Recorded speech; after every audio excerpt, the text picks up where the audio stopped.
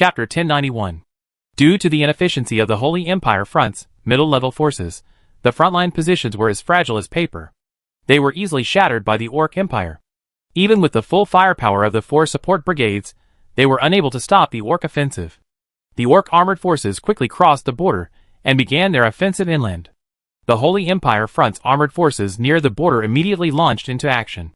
Over 300 T-55s, along with 80 T-72s, confronted the Orc armored forces advancing madly southward. A major battle was imminent. The front's armored forces, equipped with reconnaissance by the Great Flame Aerospace Force, were the first to learn of the Orcs' advance.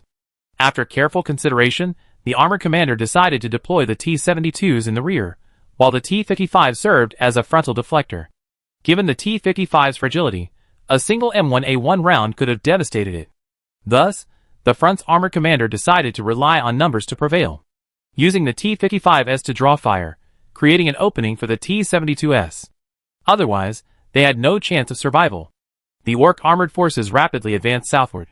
Having previously fought against the Wehrmacht, their hearts were now swelled. Because in the past, they had been completely disoriented by the Wehrmacht. This had made them deeply doubt life. But after engaging the Holy Empire front, they realized that Great Yin was Great Yin, and other nations were different. The Orcs' rapid breakthrough of the defenses restored their confidence.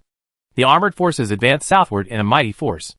And then, on the march, an M1A1 was directly hit by a precise artillery shell. After a brief pause, they continued on their way. The T-55's 100mm caliber gun was powerful enough, but it didn't do much damage to the Orc M1A1s. The Orc M1A1s weren't equipped with the original 105mm cannon, but rather a 120mm cannon. The M1A1 force quickly spotted the front's tanks. A single armor-piercing round destroyed the T-55s.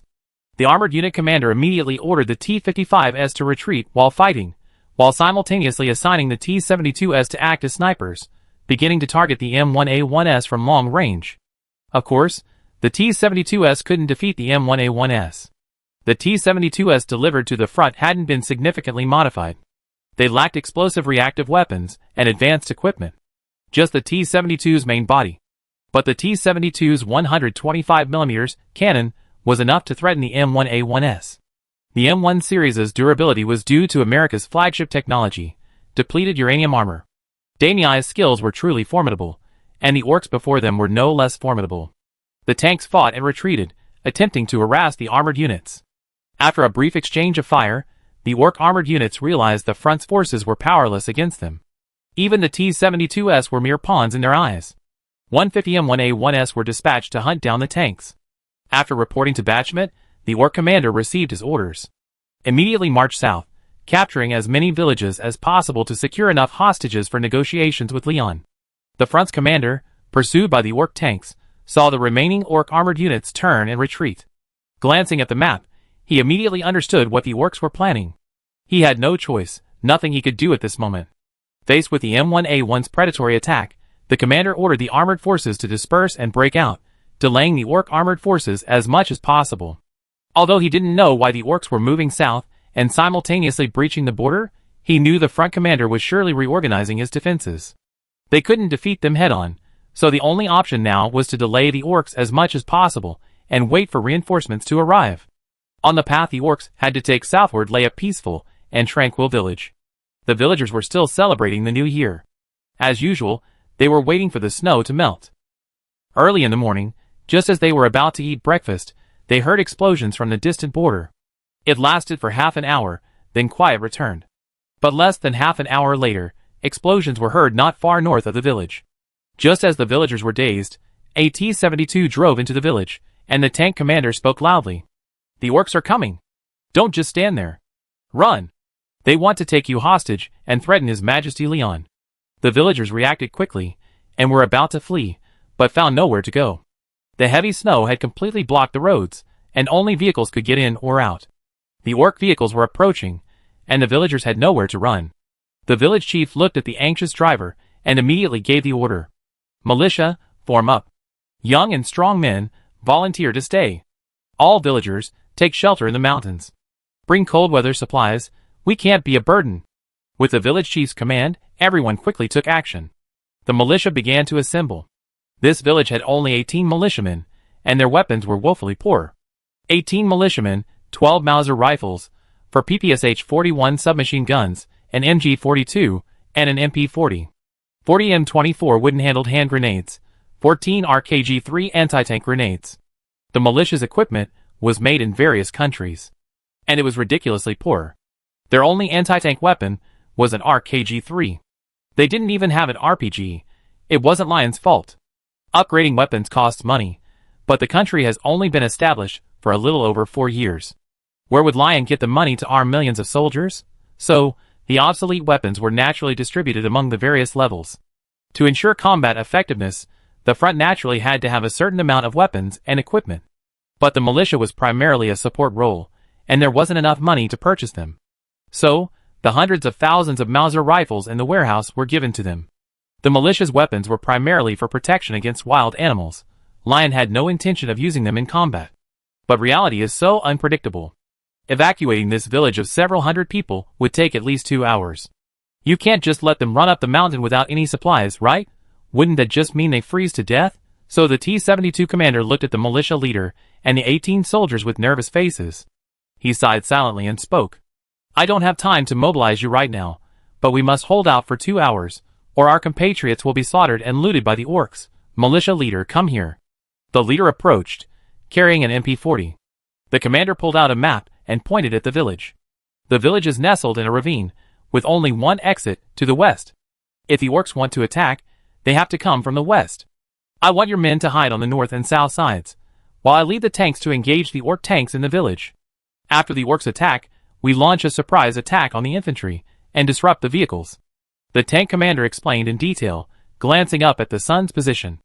The militia captain nodded. Understood. Mission accomplished. The captain was about to leave, but the tank commander stopped him. The surprise attack isn't mandatory. I only ask that you protect yourself and stay alive. The captain smiled. Got it. You too? Chapter 1092. The T-72 tank commander was now glancing solemnly at the intelligence in his hands. 1 tank, 3 men, 36 rounds of artillery shells. A conservative estimate put the number of tanks attacking the village at 8, supported by over a dozen infantry fighting vehicles, and hundreds of infantry. This was a hellish start. Because of the village's unique location, right next to the highway. If they could capture it, they could use it as a springboard, capable of both offensive and defensive maneuvers. Baumut would never let this village go. The commander knew this, and he didn't want to give up, but reality forced him to do so. Abandoning the village, protecting the villagers, and buying them time was their most important mission. The orc armored forces quickly approached the village. The lead orc tank stopped outside the village. The commander carefully observed everything in the village. As an officer in his 40s, with extensive combat experience, the orc officer checked the time, and saw it was only 8 o'clock in the morning. On the 5th day of the new year, few villagers would be out at this hour. They should be preparing breakfast. But the officer observed through his telescope for a while, but ultimately saw no trace of smoke. It was as if the entire village was completely deserted. But in reality, according to the orcs' intelligence, not only were there people, but there were hundreds of them. But now, it was eerily quiet. In fact, the houses near the village entrance were indeed empty. All the villagers were cautiously moving, sticking to the walls. They quickly evacuated from the north and south sides of the village. Initially, the village chief wanted to transport more cold weather supplies, but he discovered the orcs had already reached the village entrance. The chief could only order the villagers to carry only the necessary cold weather supplies. At this point, at least 120 villagers still hadn't evacuated. The tank commander ordered his men to prepare for battle. He had spotted 8 orc tanks approaching. He immediately ordered a single armor-piercing discarding sabot round to be loaded. As they were hiding in the shadows, they had to ensure a single strike. To ensure a successful surprise attack, the commander instructed the militia captain to lure out the enemy vehicles.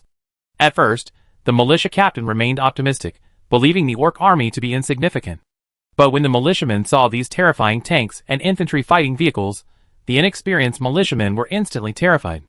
While the militiamen had no battlefield experience, the captain had received basic training from Wehrmacht officers. As the captain, he knew absolutely no panic was necessary. But his trembling hands betrayed him. The militia captain received the tank commander's order. Looking at these steel behemoths, he couldn't help but curse inwardly. What the hell was the Northern Front doing? Why would they send these steel monsters over here? The militia captain didn't order his men to die. Instead, he personally accepted an RKG-3 anti-tank grenade. The trained militia captain knew the tank's weakest point was at the top. Using an anti-tank grenade would likely kill the commander instantly. Similarly, he could attack the gun barrel. Just blast a small hole in the barrel, and if the tank dared to fire, the barrel would likely be shattered. The militia captain was no longer thinking about anything else. He simply wanted to lure the tanks, revealing their flanks. The militia captain quietly approached a tank, but the next second, he was spotted by infantrymen who had just disembarked from an infantry fighting vehicle. The orc infantrymen immediately opened fire. The militia captain could only flee in panic. But this, too, attracted the attention of the vehicles. To prevent a flank attack with anti-tank weapons, the orc armored unit commander ordered the tanks to aim their frontal fire at the fleeing militia captain. An orc gunner, without hesitation, observed the fleeing militia captain through his scope, like prey. Then, he decisively fired a round. The round landed near the militia captain, knocking him unconscious. The militiamen, upon seeing this, rushed to rescue their captain, but their movements had already been detected by the orcs. The orcs immediately began to encircle the militiamen, and just then, a cannon shot was heard in the distance. Boom! The next second, an orc tank facing north was blown up. The orcs turned their attention eastward. A white-painted T-72 was gradually starting up and rapidly moving backward. Just now, the T-72 had directly pierced the ammunition rack of an M1A1, causing it to explode. The M1A1 wouldn't fly off, but if it were hit in the ammunition rack, it would likely explode. With one tank destroyed, the other 7 orc tanks immediately began to surround the T-72. More than a dozen infantry fighting vehicles also divided half to surround the T-72. The remaining infantry fighting vehicles began to attack the militia. Looking at the militiamen, who hadn't made a single move, the tank commander couldn't help but feel sorry for them. What people fear most isn't death, but dying in obscurity. The T-72, using the village buildings as cover, began a frantic escape. 7 orc tanks began a frantic attack on the T-72. But luck favored the T-72. The 7 tanks fired 12 rounds in a row. But none of them hit the T-72. 5 of them hit the open ground, 6 hit the buildings, and only 1 hit the T-72. But it hit the T-72's turret and ricocheted. The tank commander was horrified. This wasn't just luck, it was plain love. The T-72 retreated rapidly, and the LAV infantry fighting vehicles immediately accelerated to surround and attack the T-72. The tank commander's mouth was almost crooked with smile as he watched the surrounding infantry fighting vehicles. It's okay for a tank to attack itself, but the tank can't defeat itself. But why are you, the infantry fighting vehicles, joining in the fun? The commander gave the order, directing the gunner to destroy the infantry fighting vehicles with a single shot. A LAV was instantly disabled by a single armor-piercing round. The orc armored unit commander quickly ordered the infantry fighting vehicles to withdraw. These infantry fighting vehicles might be fine in a favorable situation, but forget about a one-on-one fight. The orc armored unit commander was optimistic. 7 against 1, they couldn't possibly lose, right? Awake! Time to hunt. Chapter 1093. 7 orc tanks began to surround and destroy the T-72. The commander knew he couldn't defeat the orc tanks, so he immediately ordered his driver to enter the village and engage the orcs. The commander knew that only after the tanks had completely retreated into the village could they engage the orcs. In terms of armor and artillery, the orc tanks were clearly superior to theirs. So, from the outset, the commander hadn't intended to escape alive. The only thing they could do now was to drive the tanks and engage the orcs. The militia wasn't completely useless. The militia captain was lucky to escape the explosion. After recovering, the captain immediately ordered his men to throw smoke bombs. The smoke bombs were used to disrupt and obstruct the orc tank's vision. Since the militia squad had dispersed each member to various houses, for a moment, the infantry fighting vehicles were unable to locate the militia. They could only randomly fire at the houses, attempting to destroy the militia through suppressive fire. Several smoke bombs distracted the orc tanks, allowing the T-72 to successfully circumvent them. Under the command of the tank commander, the T-72 headed directly to the northern part of the village and hid in a warehouse. Not only that, the T-72 aimed its gun at a small window in the warehouse. Through this window, it aimed at the orc tanks in the distance. After seeing his tanks successfully hide, the militia captain immediately ordered his men to take cover. But by then, the orc commander had also realized what was happening. The militia was buying time for the T-72s to hide. The orc commander immediately ordered the soldiers in the infantry fighting vehicles to dismount and engage in combat, clearing out the infantry. The orc soldiers immediately dismounted and began sweeping through the village door to door with great force. This alarmed the militia. The militia captain immediately notified all members to evacuate. A young man, carrying a PPSH submachine gun, was moving quickly. He had just thrown 2 smoke bombs in front of an orc tank, successfully obstructing its vision. But as luck would have it, the tank in front of the young man was the one the orc commander was in. How could the orc commander tolerate this? He immediately mobilized 3 LAVs and over 20 soldiers to pursue the militiamen. The militiamen sensed the orcs pursuing him from behind and, without hesitation, took off running. The orc soldiers, seeing only one militiaman, fleeing like prey, immediately became tempted to play with him. Some orc soldiers with good marksmanship began firing at objects around the militiamen. A militiaman, sprinting frantically through the village, felt bullets whizzing past his ears, striking surrounding buildings. The militiaman was filled with fear, but he didn't hesitate at this moment. If he didn't stop, he would die. If he sprinted at full speed, he might still have a glimmer of hope. The militiaman sprinted frantically, finally seeing an intersection. If he could just cross this intersection, he would be safe. His teammates would be waiting to the north. But the next second, a LAV pulled up at the intersection, its gun trained on the militiaman. The militiaman froze. He stood there, his mind blank, filled with the uncertainty of death. But the next second, a green object flew to the top of the LAV, then unfolded a small white umbrella, landing precisely on the LAV's turret. Boom! With a resounding explosion, the LAV's top weapon station was instantly destroyed. Although the turret wasn't seriously damaged, the LAV's targeting system was. The LAV infantry fighting vehicle didn't dare linger any longer, and immediately sped away. At this moment, the militia's pursuers arrived. This time, the militia didn't hesitate, raising their PPSHs and unleashing a barrage of fire at the orc soldiers behind them. Although the PPSHs seemed inferior to the orcs' fully automatic rifles, the 75-round drum magazine wasn't something anyone could handle. Especially in a complex village like this, where the fighting was practically identical to street fighting. Submachine guns were king. 2 orc soldiers were instantly knocked down. The others immediately hid behind cover and hurled grenades at the militia. They also called for support from the infantry fighting vehicles. Without hesitation, the militia rushed north of the village after knocking out the 2 orc soldiers.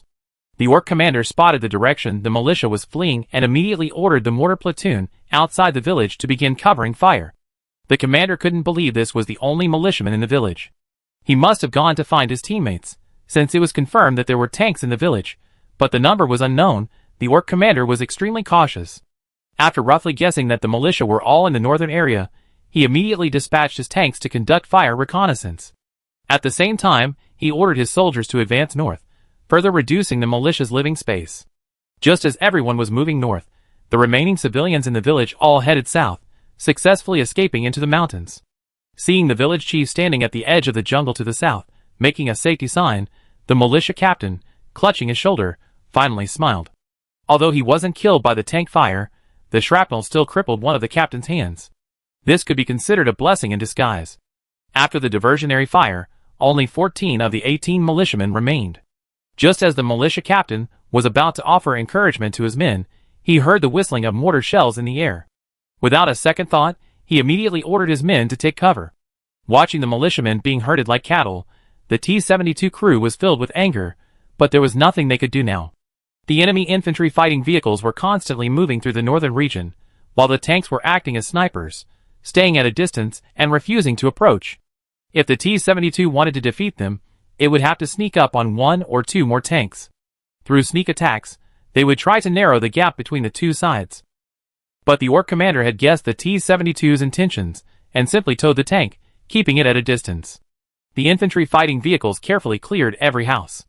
The IFEs quickly approached the warehouse, where the T-72 was located. After a quick pass through the village, several IFEs found no trace of tracks at any intersection. The only possibility was that the tank was hidden within the village's buildings. It was even possible that it was right under their noses. A lady arrived near the warehouse, but the commander had already ordered the driver to turn off the engine and stationed 4 militiamen nearby. If the orc tanks approached, they would use anti-tank grenades as signal flares. But now, no explosions were heard. The commander could only gamble that the enemy hadn't noticed him. When two meet on a narrow road, the brave prevails. Chapter 1094. The T-72 remained quietly within the warehouse. Even with the LAV right in front of it, the commander didn't order it to fire. They simply waited in silence. Luckily, the LAV didn't notice the T-72, which relieved the commander. Wait for my orders.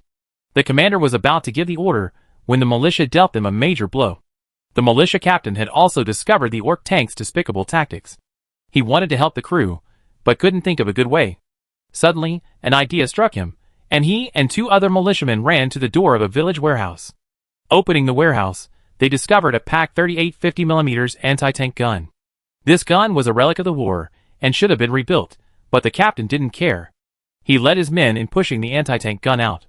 An 800 kilograms anti-tank gun could be pushed, but expecting them to run was impossible. Fortunately, the captain and his men were incredibly lucky. Due to their positioning, the anti-tank gun had just been extended 2 meters when a 1-meter gap appeared between the 2 buildings. Through this gap, an orc tank was clearly visible in the distance. The militia captain was instantly excited. They were located a few hundred meters north of the T-72. If they could lure the tank out, it would be a major achievement. The militia captain immediately began aiming at the orc tank. The sound of the LAV was nearby. The captain and his men were walking a tightrope. One misstep could lead to destruction. The orc tank was even more anxious than the T-72. If they didn't capture the village, how could they capture the hostages? The soldiers searched the village and found no one, but the stoves were hot. You're telling me there's no one? The orcs believed the villagers were hiding in the mountains, but they needed to take the village first as a base. Because the Wehrmacht's aerospace forces should be on their way. If they didn't act quickly, they'd be blown to ash. So the orc tanks were frantically searching for the T-72. They didn't want to be ambushed, and they didn't want to be stranded. The militia captain fired a blasting grenade directly at an orc tank. The shell struck the orc tank, causing a violent explosion. But the thunder was loud. But the rain was small, the orc tank wasn't damaged. However, the crew was terrified and screamed over the radio. Tank! Tank! Tank spotted. Just as the orc commander was about to order the soldiers to confirm, the militia captain's shell missed, hitting the area around the orc commander's tank. The orc commander was also stunned. The most terrifying thing isn't the enemy's weapon, but the unknown source of their attack. The militia captain fired another shot, and then took off running. The LAV infantry fighting vehicle, having just heard the gunfire, moved to confirm the situation. Instead, it was blown away by an anti-tank grenade. Unable to identify the weapon, the LAV commander decided to attack. Time was running out. The 7 orc tanks finally moved, practically brushing past the T-72 depot. Those who frequently drive tanks know that the driver's viewport is extremely limited. Even if infantry were nearby, the driver might not be able to spot them, relying solely on the commander and gunner to detect them. The driver is really just a driver. Watching the orc tanks pass nearby, the T-72 crew's hearts leaped into their throats. The commander couldn't help but exclaim, "Militia captain! I fucking love you!" Watching 7 orc tanks pass by him, the commander was overcome with excitement. 7 back-to-back attacks. 7 back-to-back attacks. The commander immediately ordered the T-72 to turn its guns, start the tank, and exit the depot. As soon as they exited, they collided with the LAV. The LAV driver was still slowly reversing. The gunner, stunned by the T-72's proximity, instinctively shook his head while manipulating the turret. "Don't shoot me." The commander didn't order an attack on the LAV, but instead ordered the gunner to immediately launch a surprise attack on an orc tank. Boom! The gunner fired an armor-piercing round directly into the rear of the orc tank's turret. The orc tank was instantly reduced to ash. The LAV also reported the situation, and the remaining 6 orc tanks began to turn. But turning a tank wasn't so simple.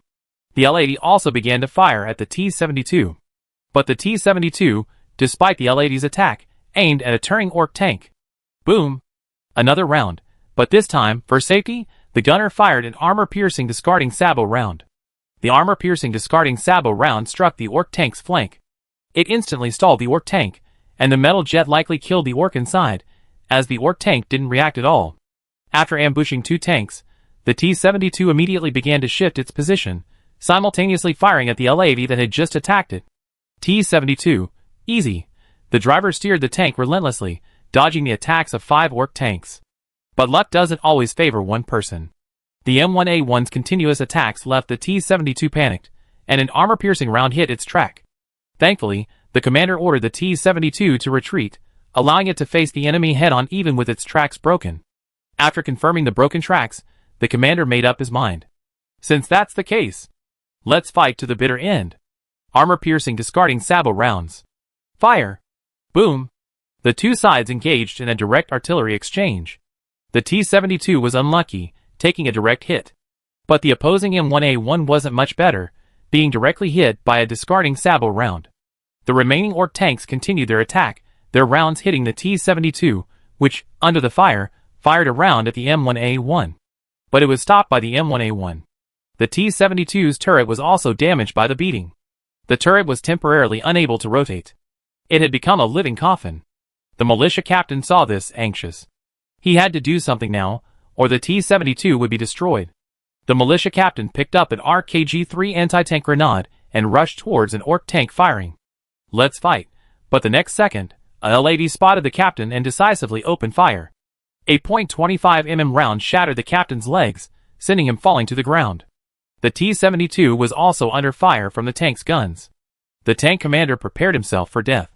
The militia captain collapsed in the snow, his blood staining the ground red. He looked at the Ork tanks with resignation. Why were the Orks so powerful? The T-72's crew also closed their eyes in resignation. It's okay, they made a killing. But in the next second, the 4 Ork tanks that had just been showing off their might were instantly destroyed. A terrifying explosion erupted in the air. Before the captain could react, 2 fighter planes flashed overhead. Report to headquarters. Destroy the target. Now we continue to eliminate the infantry fighting vehicles. Chapter 1095. With the help of the Air Force, this village was held. But the situation in other villages was bleak. The front's route allowed the Orks unimpeded access. They captured over 60 villages in one fell swoop. In many of these villages, the civilians were unable to evacuate. The Orks, harboring a long-held grudge, brutally massacred the civilians. When Leon heard the news, he was furious. The front's 300,000-man army, their painstakingly constructed defenses, had been directly breached by the Orks. If only the mid-level officers had had a bit more common sense, the battle wouldn't have ended like this.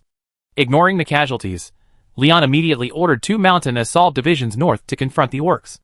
The 2 mountain assault divisions had a total of only 50,000 men, mostly light infantry, with virtually no heavy vehicles. The number of tanks they had was pitifully small, with only the BDRZD File anti-aircraft vehicle and the 2 S-25M Octopus assault gun. The 2 mountain assault divisions were originally logistics units. But now, the tragic fate of their compatriots in the north and Lion's orders forced them to charge forward without hesitation. What's wrong with the logistics troops? I'm also a member of the Wehrmacht.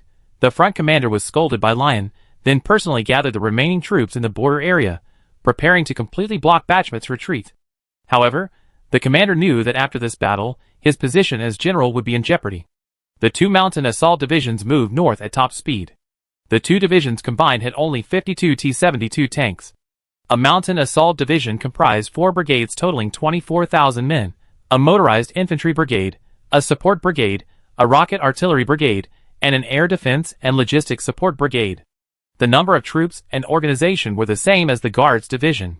But the equipment was vastly different. The North had no soldiers left to fight, so at this point, they didn't care whether they were the rear guard. Every soldier had the responsibility to defend the territory. As the mountain assault division desperately advanced north, the Orks began to revel. The Ork armored forces quickly moved south, while the follow-up troops began the slaughter. In a village, an Ork soldier whipped a little boy in front of him. The boy stood naked in the snow, and he kept moving around. Because he was standing on broken glass. The Orks whipped him recklessly, letting out a heartless laugh. In their eyes, these humans were nothing more than animals, to be beaten and killed at will. The boy's father had been killed, his body hanging at the door, and his mother had been taken aside and raped by a group of Orks. The boy cried and shielded himself, his eyes filled with anger. He was going to kill all these Orks. It wasn't just the little boy's family, the entire Ork-occupied village was the same. This scene was happening in every village. And the MQ-9 drone captured it all. The wartime headquarters at the capital of Leningrad. The commander of the Holy Empire's military zone was dazed by the pile of documents. But he didn't dare resist, because it was Lion who had lost them. The zone commander was supposed to report before the new year. But before the new year was over, this happened in the Holy Empire. Tell me, is this the situation in your zone? It's one thing for a 300,000-man front to be unable to stop 180,000 well-equipped Orks. But did they? Besides the heroes who died on the front lines, what about the others? What did they do? After the Orks broke through the border, they were still sleeping soundly in their beds. What do I need your Holy Empire front army for? Where does the annual military budget of 8 million gold coins go? Speak up. Leon's roar silenced the commander. The commander was speechless. After venting his anger, Leon spoke. Order the missile forces to strike the Orc homeland. This time, go all out. I don't want to see a single intact building in Orc territory. Also, order the 1st Infantry Army to return from the Papal States to support the Holy Empire's northern borders. Let the 1st Infantry Army loosen restrictions and kill every Orc they encounter. I want to destroy the Orcs until they are wiped out. Leon finally made up his mind to exterminate the Orcs. The staff officers at the command didn't dare to breathe. The Mountain Assault Division, stationed in the central north, rushed at top speed after receiving Leon's order. The Motorized Infantry Brigade unleashed its fastest speed ever. The Orcs launched their attack that morning, and the brigade, heading north, encountered the southbound Orcs just after noon. A large Orc force was slaughtering a city, the most prosperous of the 3 major cities in the north, Baiyuan City. This city, with a population of 100,000, was being slaughtered by the Orcs. 20 kilometers to the south, the Orc vanguard encountered 2 northbound motorized infantry brigades. The 2 brigades instantly collided head-on with the Orc vanguard. When enemies meet, their eyes are filled with jealousy. The motorized infantry brigade was eager to devour these Orcs alive. Light infantry was no match for armored units. But the Wehrmacht's motorized infantry brigades were like mad dogs, treating their 2 S-25M Octopus assault guns like tanks. The 125mm 2A-75 smoothbore cannon, though called an assault gun, was actually an armored infantry fighting vehicle with a tank gun mounted on it. The 125mm gun fired at the M1A1, causing the Orc tanks considerable pain. The File anti-aircraft vehicle, with its AA gun leveled, fiercely attacked the Orc LAVs. You call it a LAV? Have you ever heard of a AA gun leveled with twin 23mm cannons? The File anti-aircraft vehicle's firepower left the LAVs bewildered, and the Octopus assault cannon completely immobilized the M1A1S. The Orcs were completely stunned. They couldn't understand where this rabid army had come from. According to intelligence, the North only had 2 logistics divisions.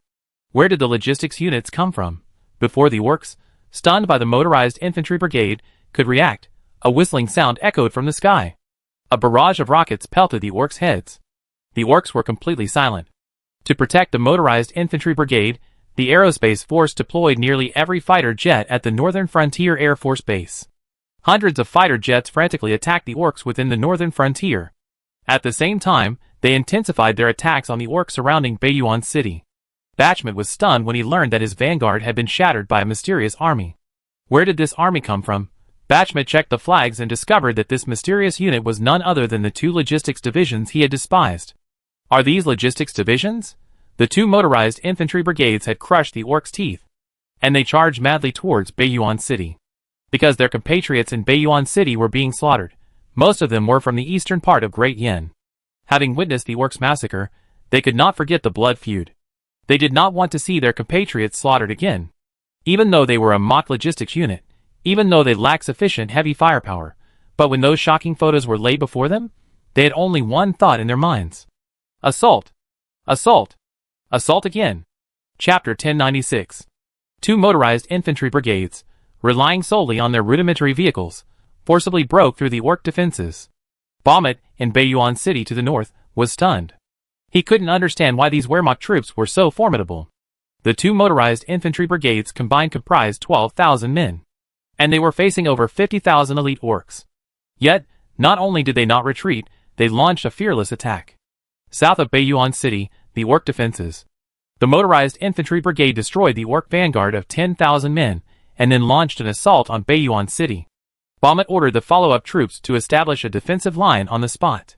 Over 40,000 Orcs stood in the south to resist the Wehrmacht's advance northward. Looking at these soldiers of the motorized infantry brigade, armed only with BMPs and BTRs, the Orcs were bewildered. How could they possibly defeat them? Just as the Orcs were puzzled, shells pounded the Orc positions. The 2 support brigades had already begun deploying artillery to provide support, attempting to carve a gap for the motorized infantry brigade. However, the Orcs were no fools. When under fire, they decisively requested artillery support. The Orc artillery attempted to counter the Wehrmacht artillery, but found their range was insufficient. Finally, they consulted Bachmet for the next step.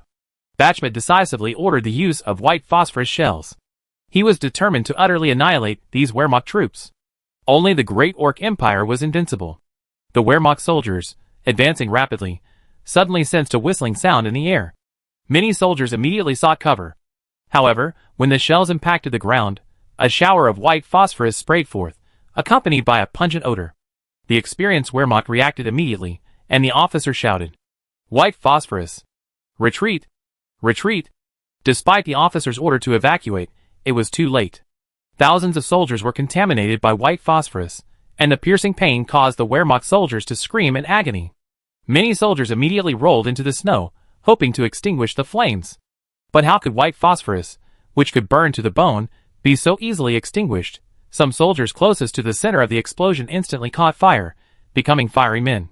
The pain contorted the soldier's expression, but as he gazed at the burning Bayuan city in the distance, he suddenly roared in anger and charged directly at the orc lines.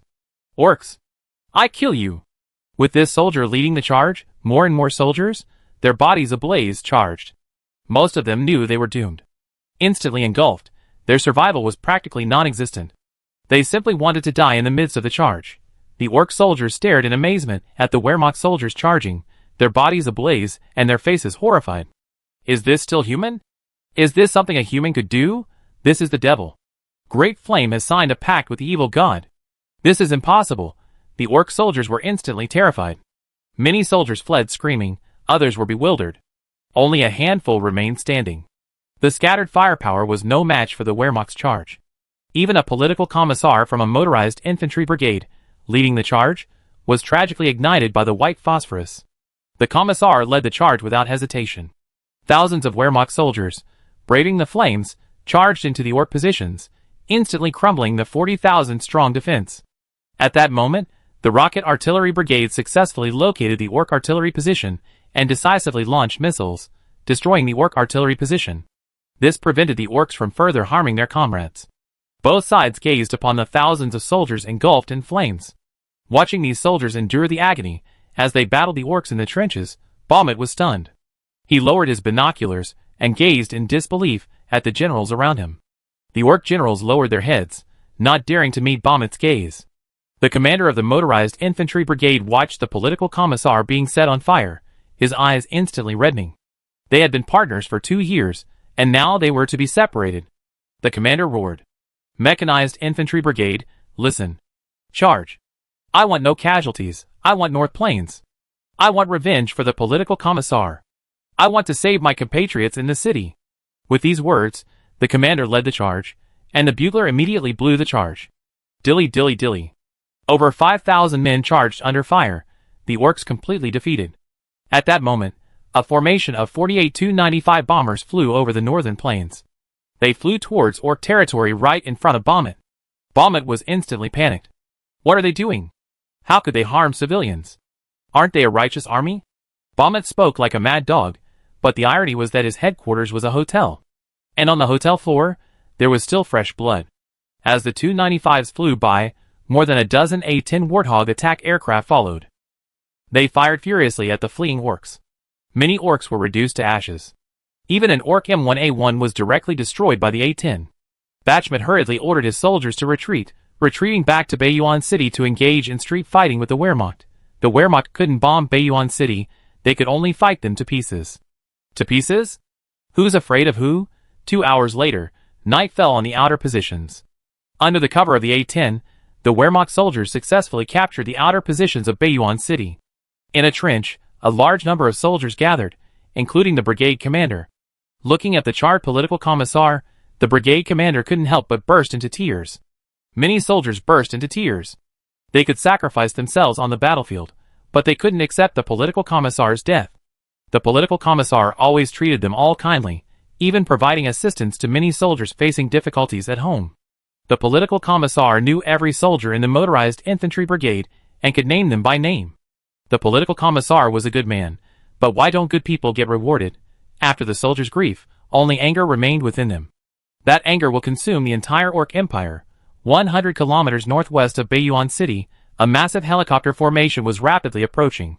They were reinforcements sent by the 1st Airborne Division of the Airborne Corps. A whole regiment of airborne troops. Marjlov's order was to land on the highlands north of Bayuan City and defend the city to the death, awaiting reinforcements. In fact, Marjoliv's original words were, "Even if the airborne troops die, they must die in Baiyuan." The Mountain Assault Division's performance was a slap in the face for the Army, Air Force, and Airborne Corps. The Army couldn't hold back. How could one's adopted son fight better than one's own? Lyon had also heard of the heroic deeds of the Motorized Infantry Brigade, and silence fell over the entire headquarters. Lyon made no comment, nor did he get angry. He simply sat in his seat, and said good 3 times in a row. Everyone present couldn't help but shudder. Lyongrad was also unexpectedly quiet today. The TV station, surprisingly, wasn't showing any entertainment programs, and no one was laughing. Everyone was observing a moment of silence for the fallen soldiers. This was because they were not only heroes, but also reminded the residents of Lyongrad of the past massacres. The Motorized Rifle Brigade, unwilling to allow another massacre to occur, launched a mad charge. This wasn't suicide. It was compassion. They had been caught in the rain before, and naturally couldn't bear to see their compatriots caught in it again. Good night, Political Commissar. Good night, brave warriors of the Motorized Rifle Brigade. Chapter 1097. The Motorized Infantry Brigade's assault stunned Baumet. Watching the 40,000-man army on the front lines being routed, Baumet wanted to organize his troops to leave the city to resist the Wehrmacht. Because if the Wehrmacht entered the city, there was no way they could be driven out easily. After years of fighting the Wehrmacht, Baumet had long since grasped their combat effectiveness. When you're ready to fight them to the death, they vanish. But sometimes, like sticky candy, they cling on, their tenacity astonishing. Baumet guessed the 2 assault divisions were planning to retake Baiyuan City, so he decided to keep the 2 motorized infantry brigades at the periphery. But the A-10s in the sky had terrified the orcs. They'd be slain if they left the city, and the M1A1s couldn't withstand the A-10 assault from the top. Baumet had no choice but to defend Baiyuan City. Inside Baiyuan City, late at night, Baumet wearily emerged from the command post. Looking at the night sky overhead, Baumet shook his head. "Let's go for a walk." Baumet and a group of guards began to move through the city. At this moment, Baiyuan City was ablaze, and corpses were everywhere. The orcs were slaughtering people, and the front's army was completely defeated. Seeing an orc about to crush a child to death, Baumet immediately called out to him. "Stop!" Baumet's words immediately stopped the orc. The guards nearby quickly stepped forward to separate the soldiers. Baumet looked at the little boy with a broad smile. "Little boy, do you want some candy?" The little boy didn't understand the orc language, but he could sense that the orc before him had ill intentions. Baumet took out a piece of candy and placed it in the boy's hand. A nearby reporter took this friendly photo without hesitation. After taking the photo, Baumet gestured for the little boy to leave. Thinking of his family, the boy hurried away. Bang! But the next second, a gunshot shattered the silence. The little boy collapsed in a pool of blood. Baumet sheathed his pistol and addressed the people nearby. "Remember, even if it's a massacre, we must glorify our actions. If you take photos, how will the Yin launch a public opinion campaign?" Baumet burst into laughter. What he didn't know was that an MQ-9 drone overhead had captured every detail. The Aerospace Force observer nearly crushed his joystick after witnessing this scene. He immediately reported this intelligence. It looked like these orcs were about to be fed mushroom bombs. Just as Baumet and his soldiers were venting their fury by slaughtering humans, the sound of numerous propellers suddenly filled the sky above Baiyuan City. Baumet looked up and saw a formation of helicopters making low-altitude penetrations, firing heat-seeking flares. The orc anti-aircraft troops were about to deploy their anti-aircraft missiles when they were interrupted by the heat-seeking flares. The airborne troops landed directly in the northern area of Baiyuan City. An airborne regiment, over 3,000 men, simply leaped directly into Baiyuan City, surrounded by a force of over 100,000. The airborne regiment's landing right in front of Baumet stunned him, and it took him a long time to react. Ha ha ha! Are these Wehrmacht troops crazy? What are they doing here? Are they seeking their own deaths? After the airborne regiment completed its landing, the helicopters made no hasty withdrawal. Attack helicopters circled, searching for orc armored units. The transport helicopters remained waiting. The airborne regiment quickly cleared the surrounding orcs and searched for civilians nearby. The orc massacre decimated nearly all of Baiyuan. After searching for half an hour, the airborne troops found only about 50 people. They then protected these 50-plus individuals and evacuated them by helicopter. The airborne troops remained in Baiyuan City to rescue more people and draw fire, relieving the pressure on the assault divisions. Baumet ordered the recapture of northern Baiyuan City. But the airborne troops, like Superman, repelled 6 attacks launched by 20,000 men overnight. The 2 motorized infantry brigades to the south took advantage of the night to rest. The support brigade and rocket artillery brigade provided continuous fire support to the airborne regiment, making it impossible for the orcs to capture the northern region. The next day dawned. The sound of gunfire rang out throughout Baiyuan City, leaving many orc soldiers ill-rested. Before they could eliminate the airborne troops, the motorized infantry brigade to the south, after a night of rest and regrouping, launched another charge, supported by the Air Force. As soon as the brigade launched its charge, the A-10s dispatched by the Aerospace Force arrived, completely daring the orc vehicles to even attempt to make a move. The brigade advanced unimpeded into Baiyuan City. Bahamut panicked. Although the combined strength of the Wehrmacht's 2 brigades and 1 regiment might be just over 10,000 men, Bahamut sensed a sense of danger. Attack from both sides. Could he withstand it? The 2 motorized infantry brigades finally managed to enter Baiyuan City. The army, originally numbering 12,000, was now reduced to just over 9,000. As soon as they entered Baiyuan City, they were attacked from the east, west, and north by over 50,000 orcs. Simultaneously, 2 armies circumvented the city, attempting to block the brigade's retreat. The brigade didn't hesitate, not even paying attention to the circumventing armies behind them. Like mad dogs, they launched an attack from 3 directions within the city. The orcs, just waiting for their allies to circumvent them, were instantly stunned. The octopus assault cannons were used like tanks. The orcs had anti-tank weapons, but seeing that the brigade had almost no heavy vehicles, they relaxed. But to their surprise, the brigade brought the octopus assault cannons in, using them as tanks as the vanguard. Before the orcs could react, they looked out of their sights, and saw the octopus assault cannons charging towards them. Oh my god! Boom! The orc soldier was blown away by a cannon before he could finish his words. The motorized infantry brigade's mad dog tactics caught the orcs off guard, leaving them powerless to retaliate. They had barely grasped their anti-tank weapons when they were crushed by BMPs and octopuses. The brigade's assault continued, and the Great Flame's retaliation never ceased. A formation of Aerospace Force bombers arrived in orc territory. Mom? Are these iron birds coming to bomb us? No, they are the Army of Justice. They won't attack civilians. The little girl nodded, half understanding. The orcs looked at the planes, unconcerned.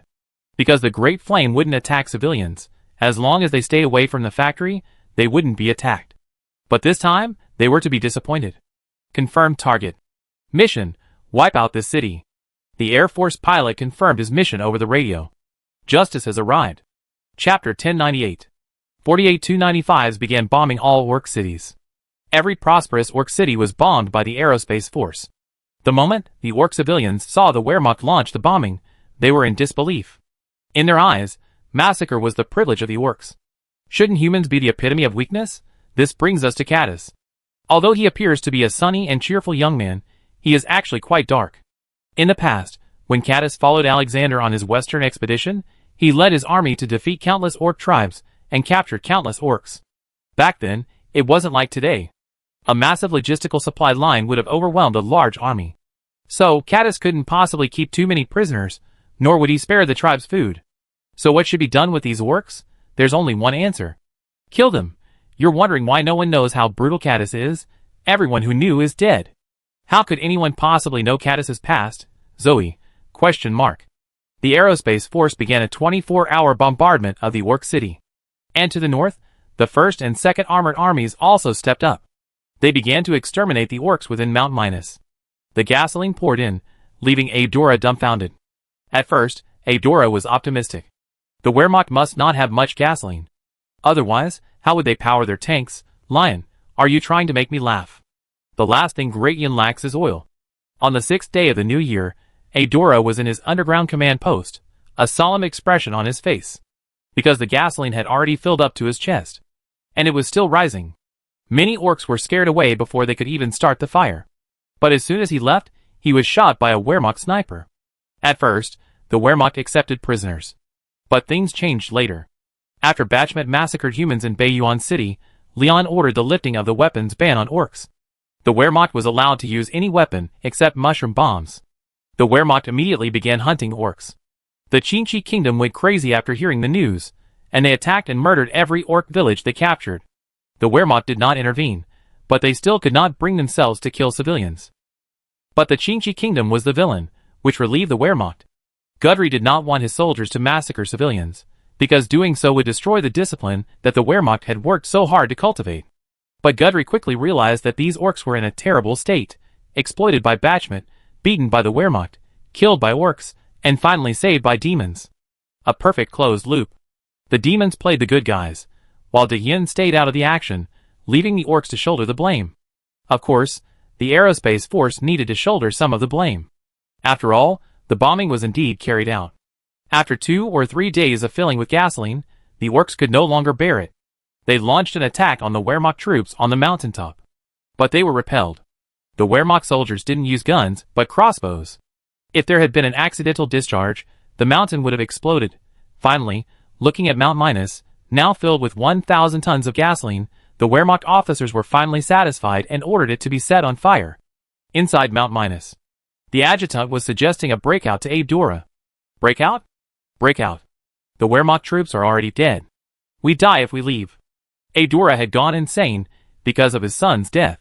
He had lost his courage, only focused on surviving, completely devoid of any sense of reason. The adjutant saw this and became extremely anxious. Just as he was about to speak, he felt a tinge of unease. A helicopter was hovering on the mountaintop. A soldier on board pulled out a flare gun and pointed it at the oil pipeline. His hands were shaking. "What are you doing? Why are you shaking so much?" "I'm scared," the soldier said. "You're scared of a hook. Aren't they just a bunch of beasts?" "I'm afraid we'd be blown away by the blast," the soldier said angrily. "Kill, kill, kill. All you know is kill. Can't you use your brain when you're out there?" The soldier who had raised his voice was stunned and hurriedly ordered the pilot to climb. After reaching a certain altitude, the soldier finally fired a flare. A red flare landed steadily on Mount Minus. The next second, Mount Minus instantly twisted. Flames erupted from every hole, like flaming dragons, their fangs bared and their claws snarled. Abe Dura was about to speak when the flames instantly engulfed him and his lieutenant. Mount Minus twisted and imploded under the ravages of the fire dragon. The extinct volcano vanished in an instant. The sky above was distorted by the intense heat, and a pungent odor filled the air. It felt like something was cooked. A Wehrmacht soldier couldn't help but ask his comrade, "Do you smell it? It smells so good. Smells like hell. It's human flesh." The soldier beside him couldn't help but curse, leaving the inquiring soldier speechless. "I was wondering why it smelled different from barbecue." Baumet's meticulously prepared defenses at Mount Minus were instantly destroyed. Not even a splash. 20,000 elite orcs were reduced to ashes in an instant.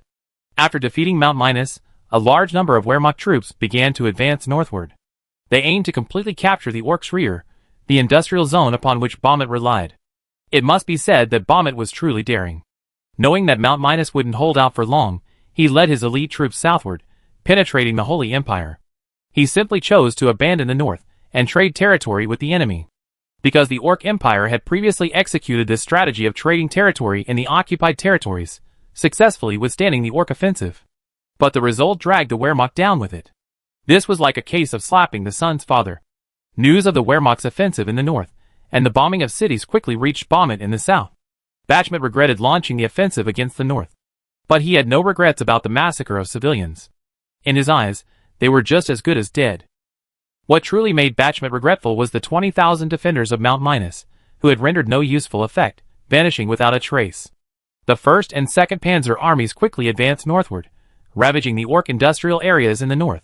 When Guthrie and his men captured the Orc industrial areas in the north, the Wehrmacht realized that the Orc weapons and equipment were almost entirely donated. For the entire northern region, only a few production lines for bullets, grenades, and bulletproof gear remained. The question then arose, where did the Orc vehicles come from? Chapter 1099. After clearing the northern region of the Orc Empire, the Wehrmacht confirmed that the Orc Empire's chariots and tanks were imported from other countries. Even within the bombed-out factory, the Wehrmacht found no trace of them. Furthermore, after questioning locals, they confirmed that no chariot production equipment had been found within the factory they had mentioned. The Orcs couldn't have destroyed all the equipment, so there would have been traces left. But after a day of searching, it was confirmed that no traces were found. The Wehrmacht reported this. Lion was still at the headquarters, observing the battle in Bayuan City. Suddenly, intelligence arrived from the armored army. This confirmed that the Orcs had received aid from other countries. Upon learning this news, Lion summoned the ministers of the Papal States. Go back and tell Holderness that he's actively provoking war. Is he trying to eat mushroom bombs again? Lion's words were emotionless, as if he were stating something that had already been decided. Everyone had long suspected that the Orc Empire's weapons and equipment came from the Papal States. But due to a lack of evidence, Lion couldn't directly impose sanctions on Holderness and the Papal States. So Lion could only wait for the National Defense Forces to find substantial evidence before imposing sanctions on the Papal States. After searching the northern factories, it was finally determined that the Orcs had no ability to produce the M1A1. Lion then launched a direct attack, ordering the Papal States ministers to inform Holderness. At the same time, economic sanctions against the Papal States were initiated. Indeed, Lion, for the first time, chose not to launch a war, but to impose economic sanctions. Because economic sanctions are far more devastating to the Papal States than launching a war. This brings us to the economic dimension of the Papal States. First, as a defeated nation, the Papal States had almost no state-owned enterprises. All were completely controlled by the Great Yen. After nearly 2 years of recuperation, the Papal States finally caught its breath, and local national enterprises began to revive, attempting to challenge the cheap industrial products of the Great Yen. But this path was extremely difficult. Due to the Great Yen's powerful industrial capacity and the quality of its products, the citizens of the Papal States were almost completely resistant to domestically produced products. It was only at Holderness's urging that the citizens began to buy products from national enterprises. But people often criticized these products, believing that they were simply profiteering. And, ironically, most of these national enterprises were backed by Holderness. This meant that virtually all the profits made by these national enterprises went to Holderness. This money was used by Holderness to strengthen his military and prepare for war. Most of these industrial products produced by national enterprises were shoddy. For example, a locally produced wrench in the Papal States cost 4 copper coins and lasted only 6 months at most. However, a wrench produced in Great Yen cost only 3 copper coins and, conservatively, lasted for over a year. The industrial levels of the two countries were completely different, but Holderness fully utilized his star power, boosting national consumption through himself. At first, Holderness was still effective, successfully acting as a sales promoter. But later, the people gradually realized that they treated the emperor as an emperor, but the emperor treated them as leeks. Gradually, the people began to lose faith. But Holderness no longer cared. He had already reaped enough money. He invested all of it in military research. A conservative estimate suggests that the Papal States currently possesses 500,000 fully armed elite troops. They also possess over 1,000 tanks, 1,500 infantry fighting vehicles, and are even developing their own fighter jets. If it is allowed to continue developing, it is very likely that the Papal States will follow the path of the Great Yen, becoming a world power in one fell swoop. But Lion cannot continue to allow the Papal States to develop unchecked. Economic sanctions are only the first step, a means of suppressing the Papal States for a year. As long as they survive this year, the National Defense Forces will be equipped with new weapons and equipment. By the end of this year, the second 5-year plan will be nearly 80% complete. With 80% of the second 5-year plan complete, we can begin preparations for the great cause of unification. It's not impossible to crush the Papal State directly. Holderness was furious when he heard about the fall of the northern region of the Orc Empire. After the fall of the northern region of the Orc Empire, Lion would undoubtedly learn of the collusion between the Papal State and the Orc Empire. The Papal State would then be in a precarious position. As expected, before Holderness could react, direct sanctions from Lion arrived. The Papal State's ministers rushed over in panic, finally speaking with a look of horror. Your Majesty, Great Yen has imposed economic sanctions on us. Our products cannot be exported, so we must turn to domestic sales. Hearing the minister's words, Holderness's face was filled with horror.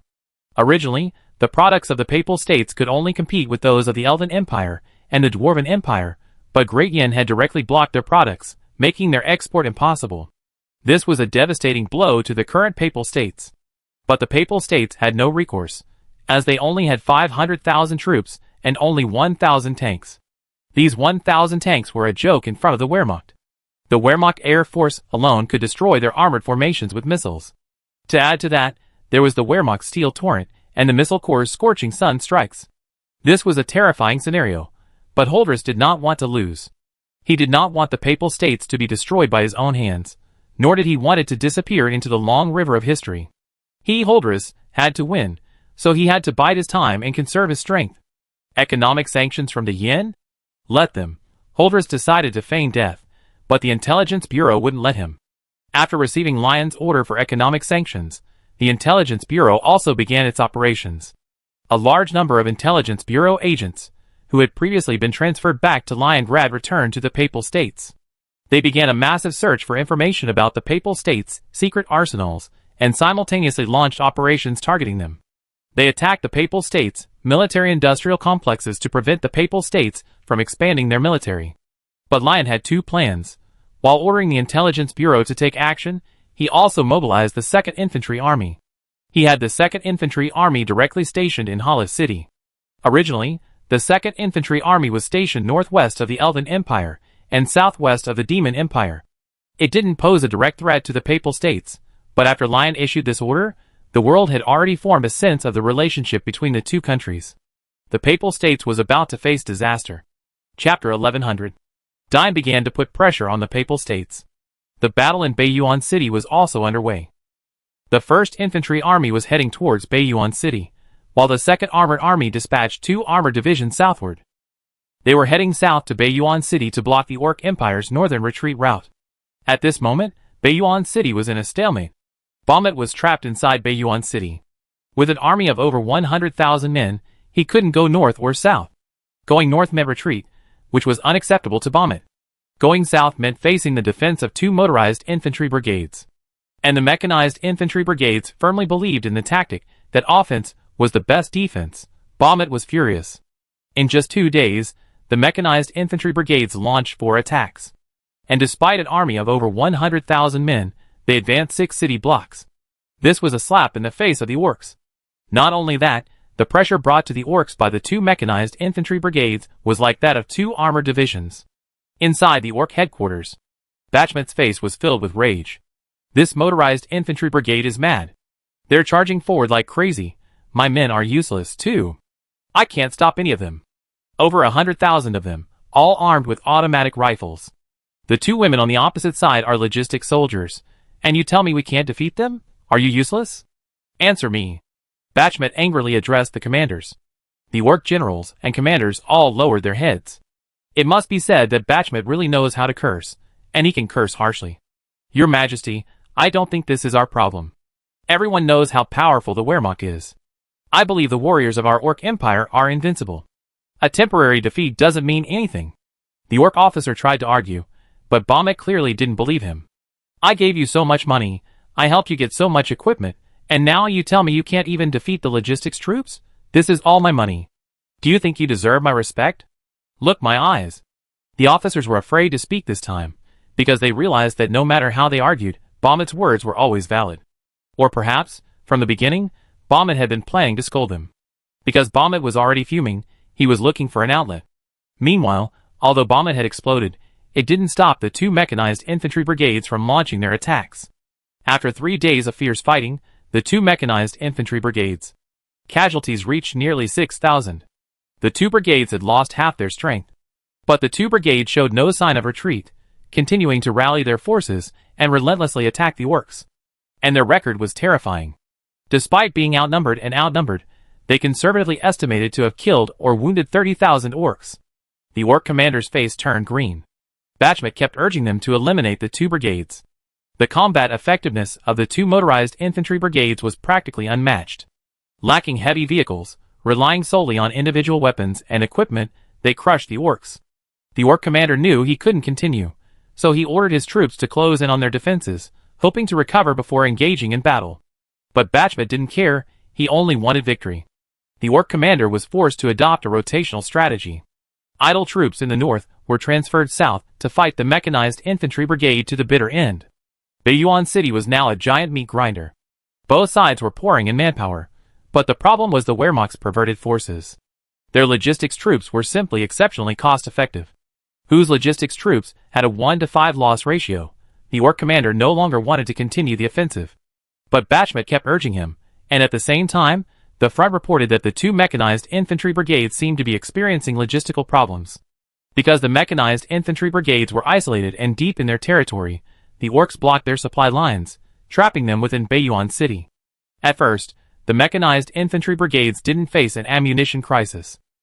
But as the war progressed, and the fighting became increasingly fierce, ammunition problems naturally arose. Even though the Air Force was continuously transporting weapons and equipment, this took time. Upon learning of the logistical problems with the mechanized infantry brigades, the Orks immediately assembled their forces to counterattack the Wehrmacht. But it was clear the Wehrmacht wouldn't give the Orks a chance. The motorized infantry brigade was in dire straits, yet they remained rooted to their positions, like a nail, impervious to the Orks' attempts to penetrate. And the airborne regiment in the north immediately launched a counterattack. Since the Ork commander had concentrated all their combat-capable troops south, the remaining troops stationed in the north were essentially half-baked. Most of them were wounded soldiers evacuated from the southern battlefield. They needed rest, and yet they were now facing the most formidable airborne troops. If the logistics troops could defeat 5 at a time, then the airborne troops could easily defeat 50. Of course, this was an exaggeration, but defeating 20 of them would be no problem. And these were only wounded soldiers freshly evacuated from the battlefield. Before the Orks, preparing to defend, could fully take over the line, the airborne regiment launched an assault. 3,000 men launched the assault from 5 directions. This stunned the Orks, who were just preparing to defend. The airborne regiment's core mission was to inflict as much casualties on the Orks as possible, not to recapture lost territory. This was to aid the motorized rifle brigade in the south. The brigade was currently under siege, and as the only Wehrmacht unit in the north, they had to respond accordingly. The airborne regiment's actions put immense pressure on the Orks in the north, forcing the Ork commander to withdraw troops from the south to support the northern city. The two sides were in a stalemate, and what most disturbed Baumit was that the northern front had regrouped. After the devastating defeat in the north, the front commander immediately went to the front to gather his troops. After the 300,000-man front was routed, it took 3 or 4 days to regroup. The front commander had gathered a total of 260,000 soldiers. The commander no longer cared about the other soldiers' whereabouts. He simply wanted to lead his troops south to provide support. But the commander soon changed his mind. While mobilizing 200,000 troops south, he led 60,000 of his own troops north, attempting to cut off the Ork supply lines. The heroic performance of the 2 motorized infantry brigades also impressed Leon. The 2 assault divisions caught Leon's attention, and to commend their soldiers, he promoted them to Guards divisions. The 7th Guards Division and the 8th Guards Division. The 2 divisions would completely shed their logistics responsibilities and receive the latest and most advanced weaponry. Chapter 1101. The 2 assault divisions, fighting tooth and nail in Baiyuan City, suddenly received an order from the Army's top brass. Their promotion to Guards divisions was a success. Even the Air Force and Navy knew the importance of the word Guards. However, what about the Army? The soldiers of the 2 assault divisions were instantly furious. They had never imagined there was such a way to become Guards divisions. This was practically destroying the jobs of the other 6 Guards divisions. From now on, they could proudly claim they earned their Guards title through hard work, while the other 6 Guards divisions would suffer. If someone asked them how they earned the title, what would they say? Although the 2 assault divisions had achieved unparalleled honors, these honors were earned at the cost of their soldiers' sacrifices. The 2 motorized infantry brigades were ultimately forced to retreat due to heavy casualties. Inside Baiyuan City, in the southern district, as night fell, both the Orks and the Wehrmacht simultaneously ceased fire. The Wehrmacht had the ability to fight at night, but they needed to rest. The Orks, on the other hand, were completely incapable of night fighting, and were forced to abandon their siege of the Wehrmacht at night. After 3 days of fierce fighting, they had managed to inflict wounds and kill 1,000 Wehrmacht soldiers. But the Orks had also suffered 4,000 casualties. With great difficulty, they had narrowed the casualty ratio from 1 to 5 to 1 to 4. But before the commander could breathe a sigh of relief, Bachmet's urgent order arrived. The Wehrmacht is already at its weakest. Why haven't you launched the attack yet? Hearing Bachmet's words, the commander was about to explode. You bunch of idiots, all you do is point fingers behind people's backs. This is war, not child's play. Due to the airborne regiment's efforts during the day, the troops that had finally reached the southern city were transferred back to the northern city, angering many soldiers. This was simply making fun of him. The Ork commander, facing Bachmet's accusations, simply played dumb and remained silent. This made Bachmet extremely anxious, so he personally traveled from the northern city to the southern city headquarters to micromanage. I am a master of micromanagement. Under my wise command, they will surely be defeated. And now, after 3 days of fierce fighting in the southern city was shattered. Artillery from both sides fell on the southern city, reducing it to rubble.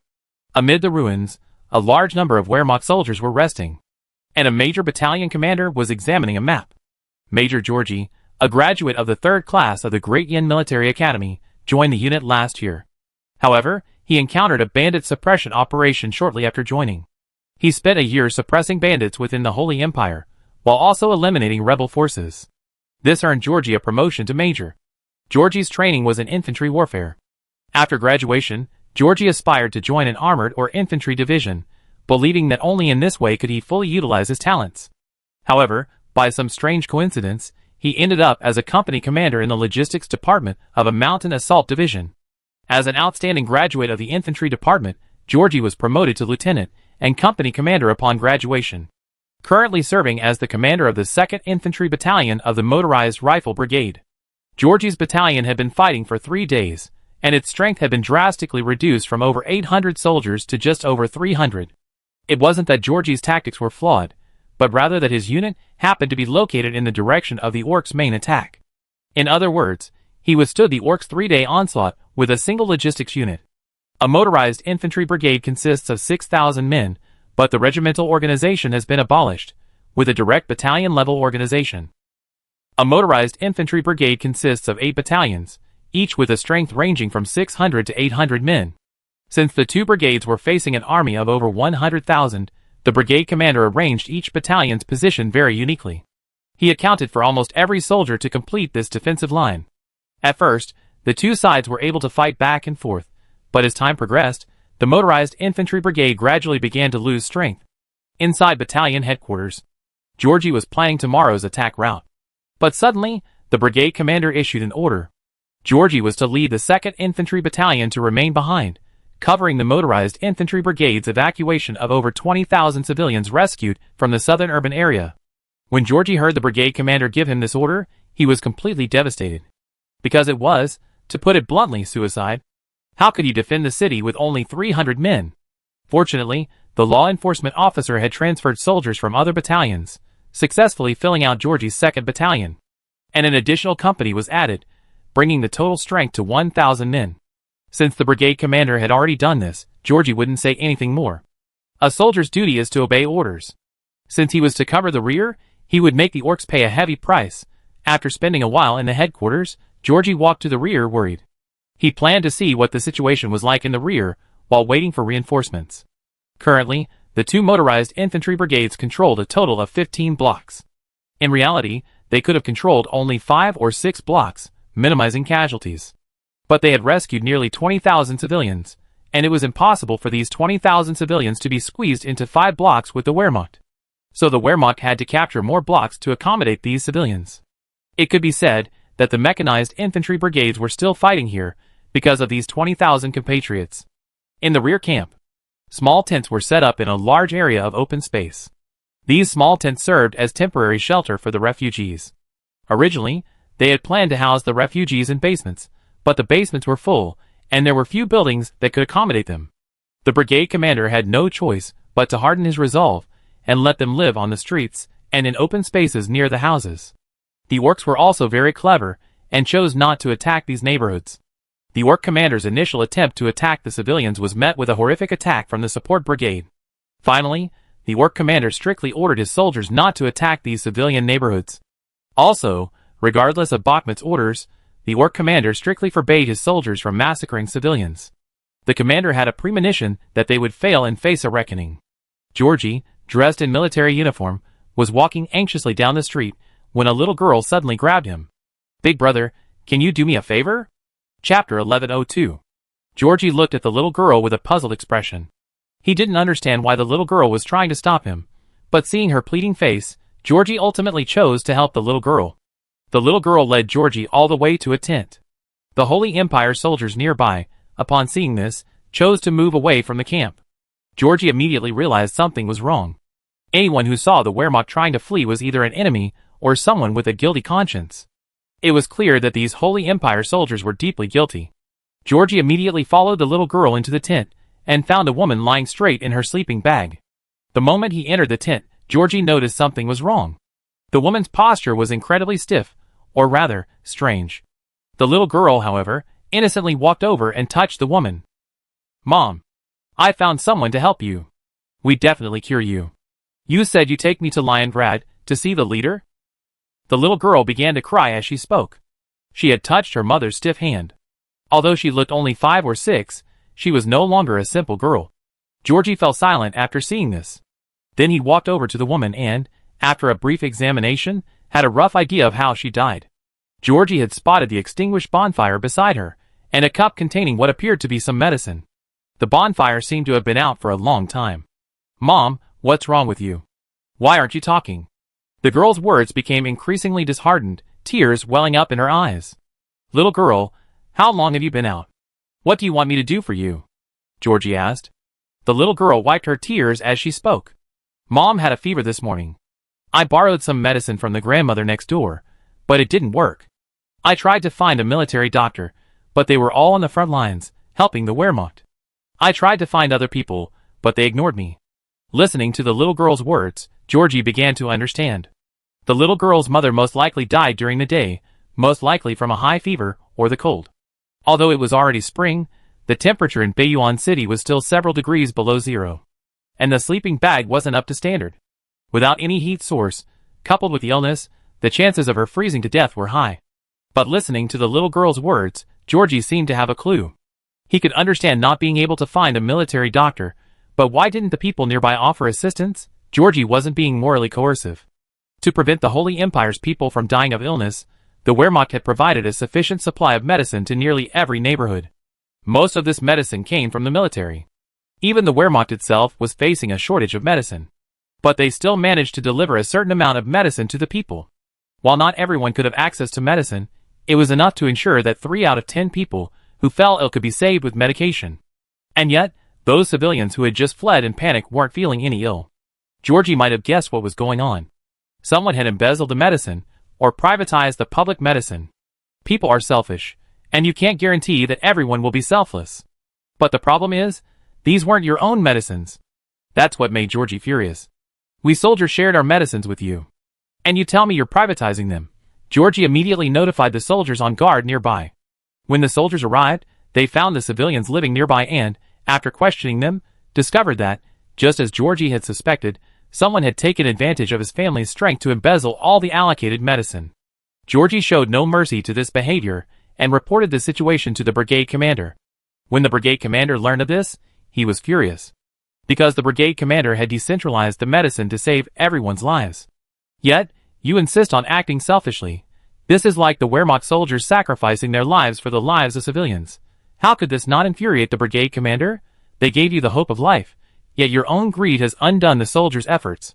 The little girl ultimately lost her mother, and Georgie was powerless to do anything about it. The little girl's last wish was to take her mother's body with her.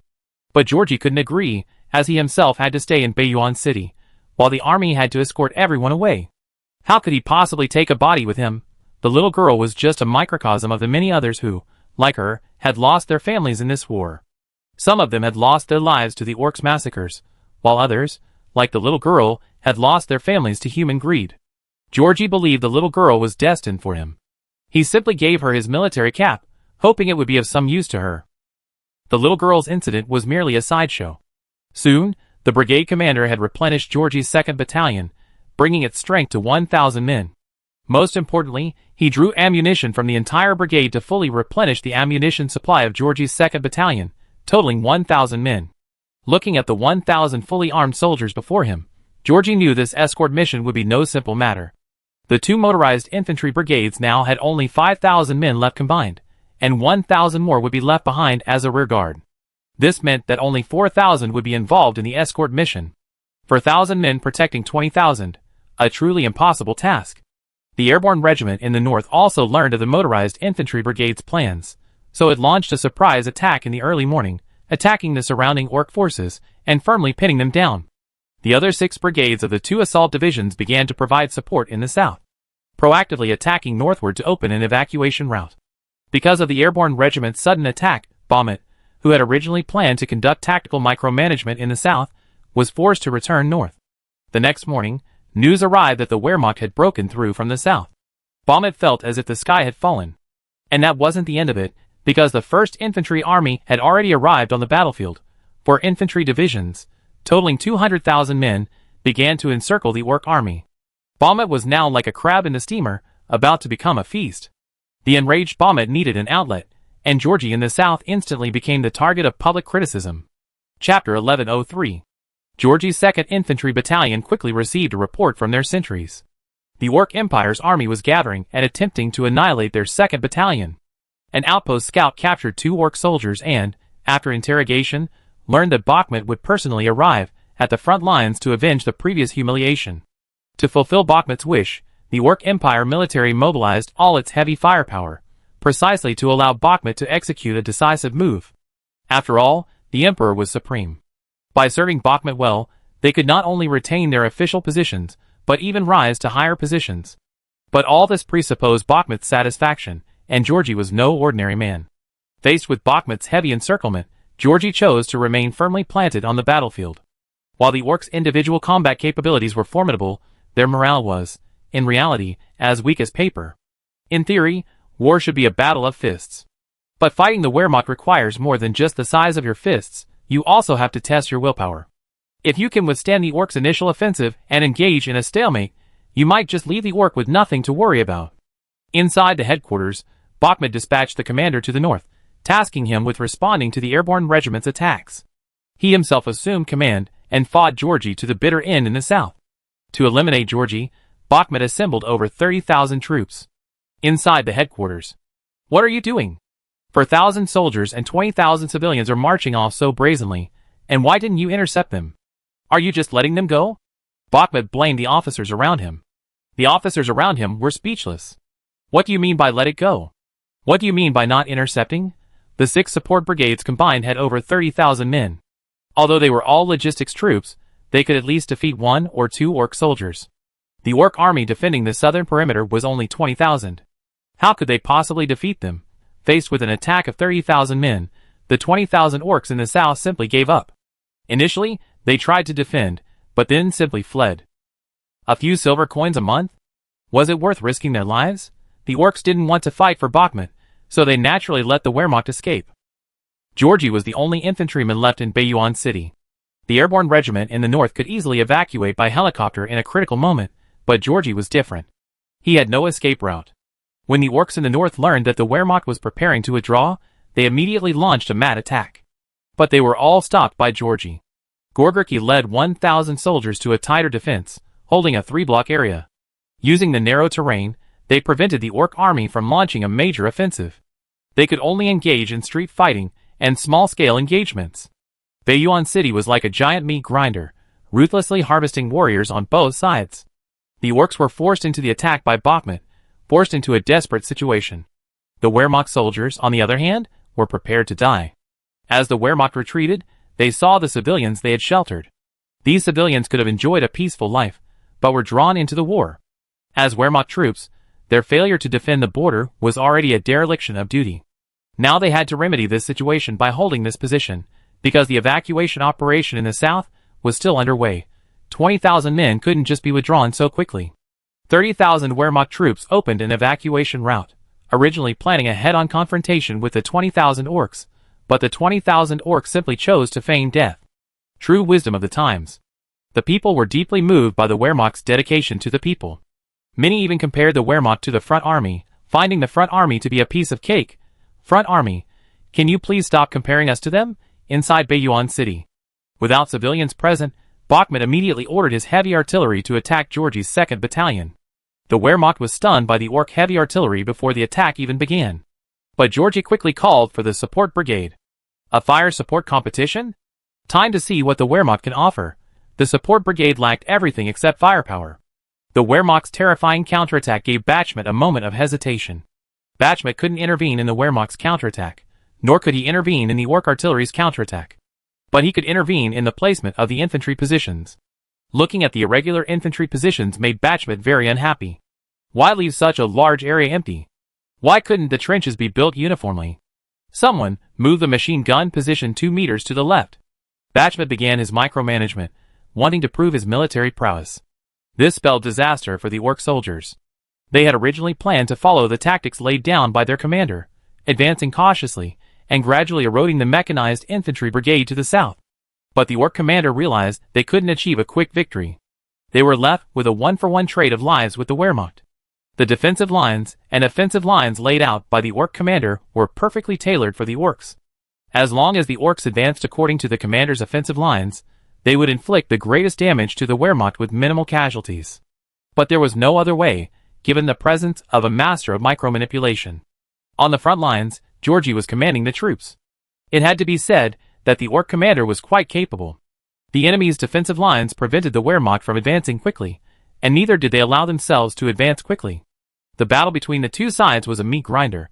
What puzzled Georgie was that the Orks, who had been holding their positions, suddenly received some order and began to operate in a confusing manner. A machine gun position inexplicably advanced half a meter, while an infantry company abandoned their recently constructed trench, ran 5 meters forward, and then began digging a new one. This left Georgie dumbfounded. This was unacceptable. Was this a tactic? Georgie believed the enemy's intentions must be more complex. No fool would command a battle like this. They must be trying to confuse him. The Wehrmacht was bewildered, and the Orks on the other side were even more furious. Even their officers, upon receiving the order, were stunned. What was the commander doing? How could he make such a foolish decision? Soon, the officers realized that the person sitting in the headquarters wasn't their commander, but their Emperor Bakhmut. Chapter 1104. The Ork soldiers were furious. They couldn't believe their emperor was treating them this way, and Bakhmut's actions had absolutely no positive effect. Abandoning the existing trenches, and advancing 5 meters to dig new ones. What was the point? This was simply a case of trying to cover one's ears, and steal the bell. Even more ridiculously, he even temporarily changed the defensive positions of each company. This was simply treating them like foot basins. Bakhmut knew that his actions were futile, and might even cost his soldiers their lives.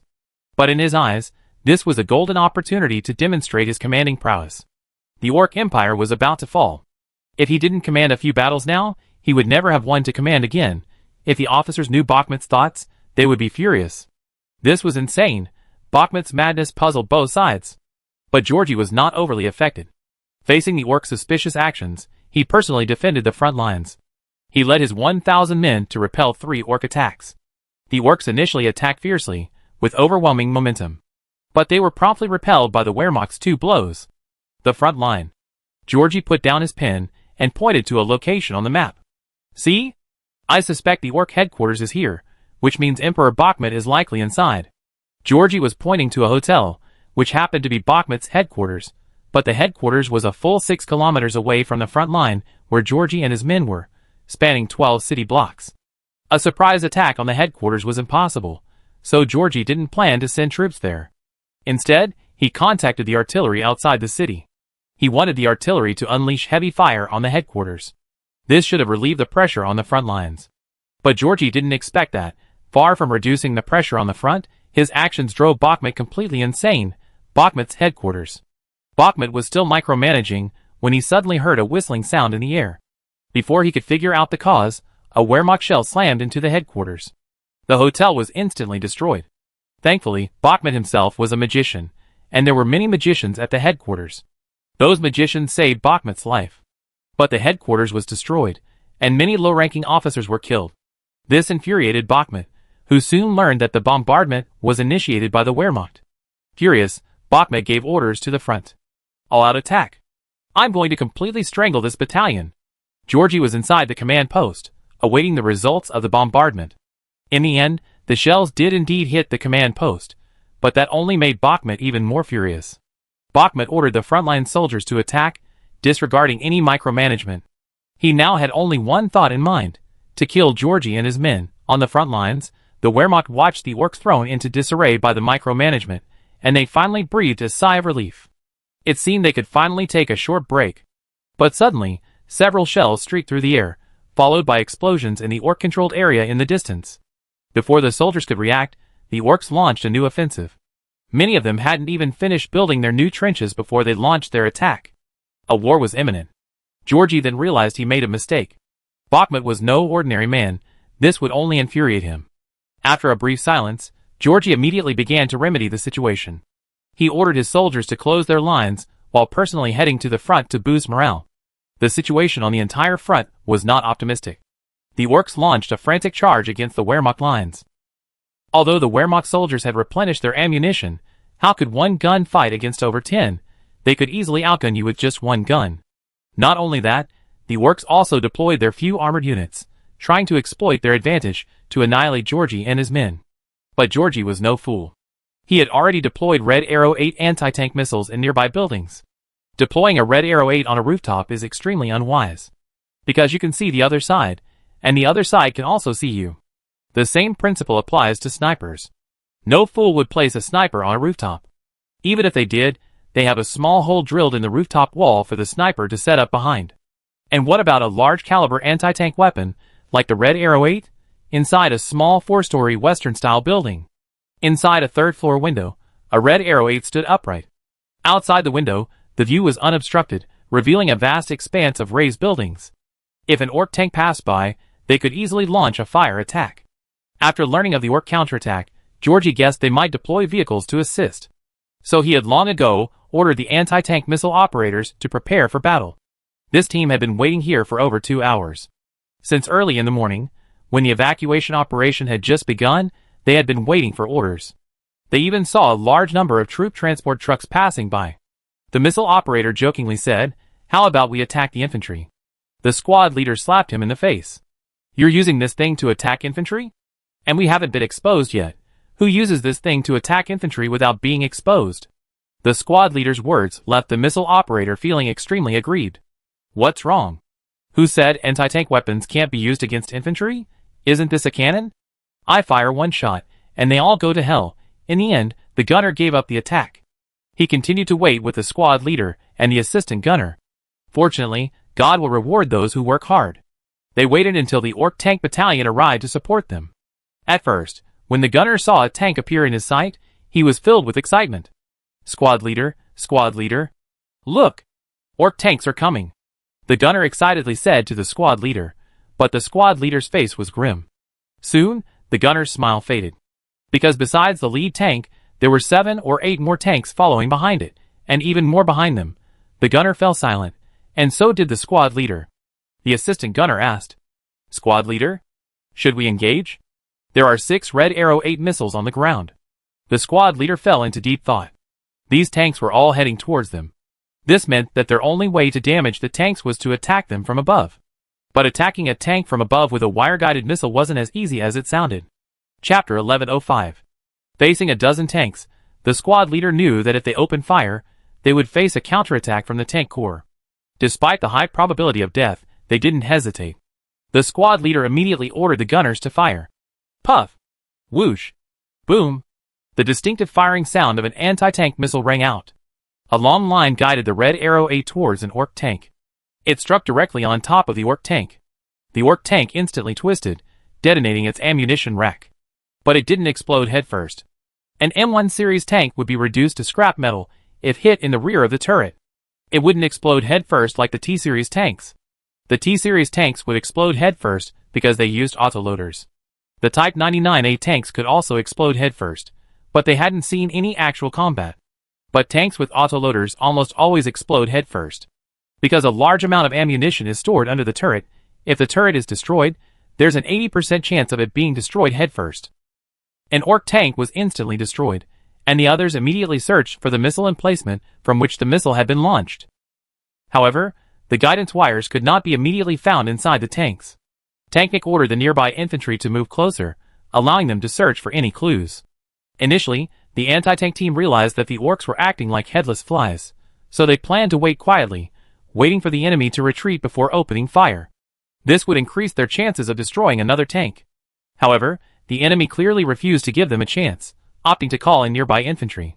As orcs who had fought the Wehrmacht before, they knew that their anti-tank missiles were wire-guided.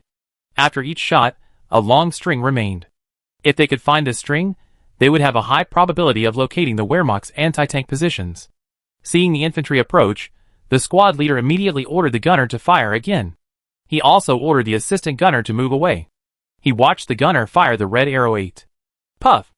Another Red Arrow 8 was fired. Under the gunner's guidance, the Red Arrow 8 accurately hit the orc tank.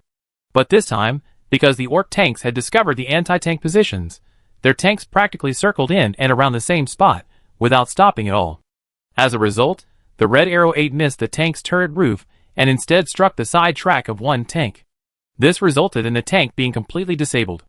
After seeing the hit, The squad leader didn't care whether the tank was destroyed or not, but simply fled with the gunner. As expected, just as the anti-tank squad was fleeing, a round landed squarely on the third floor. The Red Arrow 8 launcher was instantly shattered. But fortunately, the three of them managed to escape. Even further away, as the city raged, a new force appeared outside. However, this wasn't the 1st Infantry Army, but the long-awaited Front Army. That's right, the Front Army, absent during the defense of Baiyuan City, had finally appeared. The Front Army had been utterly routed in the initial battle, and then feigned death, unable to regroup despite calls from the Wehrmacht. It wasn't that the commander didn't want to regroup, but rather that the Front Army was a motley crew. The Front Army's best soldiers had already fallen at Leningrad, and on the first day of the northern border breach. A total of 200,000 frontier troops were dispatched to reinforce Leningrad.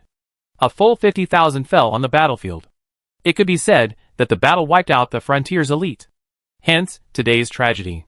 However, the most ridiculous thing is that the frontier assembled so quickly not because Baiyuan City needed reinforcements, but because the 1st Infantry Army was about to arrive on the battlefield. The commander was puzzled as to why he couldn't gather the troops for a long time, but they were all assembled in one night. It was later discovered that it was the Wehrmacht's 1st Infantry Army that arrived on the battlefield. So, they were being forced into a fight. These people weren't afraid, but they knew they were going to die. The 280,000 frontier troops successfully reached the outskirts of Baiyuan City, and subsequently launched an attack on Baiyuan City. To relieve the pressure on the frontier, the commander ordered the front's artillery to begin fiercely suppressing the orcs. But a surprising scene occurred. Even with the artillery suppression, the orc infantry was unable to launch an effective offensive. But the front remained like a wretch, afraid to charge forward. After suffering 3,000 casualties, they still hadn't taken the outer positions. The front commander was furious. What kind of person is this? 280,000 men pushing forward could drown the orcs, and you tell me they can't even take a single outer position? The front's presence forced Baumut to divert troops to support the outer positions. But only 50,000 men were currently stationed there. Just as they were about to send in reinforcements, the next moment, news broke that the front had been repelled. Baumut was stunned. What was going on? How could the front army not even defeat them? He only had 50,000 men stationed outside the city. Bakhmut began to doubt his life. Not only did the front army commander doubt his life, but so did the commander of the 1st Infantry Army, who had arrived shortly after. Were the orcs really that strong? Could they not defeat them with 250,000 men? Why couldn't they defeat them with 280,000 men? The commander of the 1st Infantry Army ordered his men to advance quickly. Although the front army's performance was poor, it was still an ally. The Wehrmacht couldn't stand by and watch them die. That afternoon, just as Georgie was about to be beaten to death, a new army finally appeared around Baiyuan City. It was the fully armed 1st Infantry Army. After seeing the arrival of this new force, the troops defending the perimeter immediately contacted Bakhmut. When Bakhmut learned that an army of at least 150,000 men had arrived outside the city, Bakhmut felt as if the sky had fallen. Because now, there were at least 500,000 troops outside the entire Baiyuan City. This was an impossible task for Bakhmut. The outcome of this war was already determined. But Bakhmut still wanted to give it a try. After all, bicycles turning into motorcycles were not uncommon. Bakhmut ordered his troops to retreat into Baiyuan City, preparing to engage in urban fighting with the Wehrmacht. At the same time, he ordered his soldiers to bury the bodies in the north of the city, and collect the remaining humans. Bakhmut and his apprentice used these humans as human shields, forcing the Wehrmacht to abandon the attack. But then an irony occurred. The orcs could not find any living humans. The orcs had almost completely killed all the humans in the entire northern city area. The only remaining humans had been transported away by the airborne helicopters. Bakhmut instantly regretted allowing the massacre. Now, what could he do to stop the Wehrmacht? Wehrmacht, you made your own choice. You have to finish this even if you cry. Chapter 1106. A 500,000-man army began to besiege Baiyuan City, and Bakhmut retreated to the city.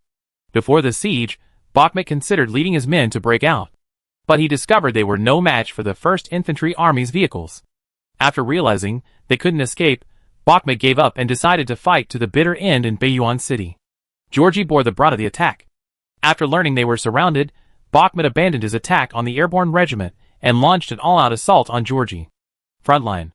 The orcs' all-out offensive forced Georgie to abandon his outer positions. He resorted to hide-and-seek with the orcs amidst the ruins. The balance of victory had already tilted in their favor, and all they had to do now was survive. But the orcs gave them no chance. Baiyuan City. Amidst the ruins, Georgie and a dozen soldiers moved swiftly. The weather wasn't kind. Baiyuan City had been warming up lately, and spring rain had begun to fall. The temperature had returned to a few degrees. The rain only made the soldiers' condition even worse. Just as Georgie and his men were moving quickly, a soldier suddenly collapsed, followed by a gunshot. "Take cover. Sniper!" Georgie reacted instantly and ordered his men to take cover. The bullet arrived before the sound, so the enemy was likely over 1,000 meters away. At a distance of 400 or 500 meters, the bullet and the gunshot arrived almost simultaneously. But there was a noticeable gap between the bullet and the sound. Georgie led his soldiers into hiding, while trying to check on their injuries. The soldier had unfortunately been shot in the neck, blood gushing from it. He opened his mouth to speak, but the bullet had pierced his trachea, rendering him speechless. Georgie pulled out the smoke grenade hanging from his chest, attempting to block his vision while he rescued the soldier. Just as he threw the smoke grenade, a bullet grazed Georgie's forehead. Georgie hurriedly searched for his weapon, and found his AK-47 in the nearby mud. Upon lifting it, the mud-covered AK-47 was pristinely unearthed. Looking at the mud-covered AK-47, Georgie's face darkened. This gun still works? There was no need to worry about that. Georgie picked up a broken mirror and used mud to stick it to a piece of wood to lure the orc sniper into firing, while he cleaned the AK-47 in a nearby ditch. Bang! A bullet accurately struck the mirror. Georgie immediately determined the enemy's position. 11 o'clock. Suppressive fire. Georgie roared, and a dozen soldiers opened fire in support. The enemy sniper, upon seeing him shatter the mirror, immediately relocated. Snipers typically move between shots, especially since this was a trap set by the enemy. Sure enough, as soon as the sniper left, he heard bullets whizzing into the room he had just been in, still in the hallway. Survived, even on the other side. After the soldiers began suppressive fire, Georgie rushed forward and dragged the wounded soldier back. "Medic!" Georgie cried out, but the soldier was already dead. The medic's arrival was useless. Everyone knew it, but no one wanted to admit it. The orcs launched a full-scale attack. The 1,000-man defense collapsed in an instant. Georgie knew he couldn't afford to send his soldiers to their deaths, so he ordered his squads to break out and hide. Georgie didn't flee, but instead led a dozen wounded soldiers to the northern city. The orcs seemed to have discovered Georgie's whereabouts, knowing he was an officer, and mobilized a large force to capture him. Georgie felt a deep sense of pain. He was still feeling regret and remorse over the soldiers' deaths when, the next second, a dozen orc soldiers rushed out of a distant house. Both sides were stunned, and a fierce exchange of fire ensued. Georgie raised his AK-47 and fired a single shot. Bang! But just as he was about to fire, he realized it had jammed. Georgie quickly ducked behind a nearby cover, unable to contain his curse. "This mud is killing me." As expected, the mud had gotten into the dust cover and clogged the recoil spring. Fully automatic switched to single shot. Georgie was just about to tinker with the AK-47, cleaning the mud from inside. But then an orc soldier suddenly appeared from behind him, ready to fire. Instantly, Georgie pulled the bolt handle to manually reload. Bang! A shot rang out, and the orc soldier fell to the ground. Georgie stared at the AK-47 in his hand, his heart ached. After some deliberation, Georgie lifted the dust cover. Looking at the mud-covered interior, Georgie's face darkened. This gun's ability to fire is a blessing from the leader. The soldiers nearby laughed at the scene. "What kind of AK is this?" The soldiers dispatched the dozen orc soldiers. But the Wehrmacht also lost 3 soldiers, and 3 more were wounded. Georgie discarded his AK-47, picked up the fallen soldier's AK-47, and led his soldiers to relocate. This wasn't just street fighting, it was practically a real-life PUBG game. Georgie and his soldiers fled, finally finding a relatively intact building. Just as they were about to rest, the door Georgie was leaning against swung open. Unsuspecting Georgie, he instantly tumbled into the room. The soldiers immediately pointed their guns at the room. But there were no orcs inside, only a family of 5 who had decisively raised their hands. The soldiers were stunned. Why were there humans here? Faced with these 5 humans, the soldiers didn't lower their guns. Because these 5 had been exposed at this moment, they must be related to them, most likely asking for help. The family of 5 wisely raised their hands. Georgie climbed from the ground and spoke. "Who are you?" the man asked. "My name is Sergenovich. These are my 3 children, and that's my wife, Sasha," Sergenovich said sincerely. The other 4 looked at Georgie and his companions with some fear. The 5 of them were all native to Baiyuan City. Naturally, they had never seen the Wehrmacht, only the front army. In their eyes, the front army was not a good person. To the point, they were terrified of the Wehrmacht. But the massacres of the past few days had made them realize that their continued hiding was not a good thing at all. The couple might die, but they still had their 3 children. The orcs were nothing more than beasts. In their eyes, their children had become their greatest source of entertainment. So they had no choice but to trust the Wehrmacht. Chapter 1107. George seemed to sense something was amiss within the family. He ordered the soldiers to lay down their weapons. Perhaps in their eyes, guns were perfectly normal. But in reality, for ordinary people, firearms existed only in words. The Holy Empire did not ban guns, but the country's firearm inventory was extremely low. Because the Holy Empire itself was in chaos, there were many bandits. Most of these bandits were rebels who had turned bandit. Some rebels remained steadfast to their original aspirations. Most of these steadfast rebels were ordered to disband or incorporated into the front. But a considerable number of them simply became bandits. The front and the National Defense Army fought for 2 years before finally suppressing all the bandits. During this period, many villages suffered from the oppression of the bandits. To protect the villages from massacres, the local government issued weapons to all villagers.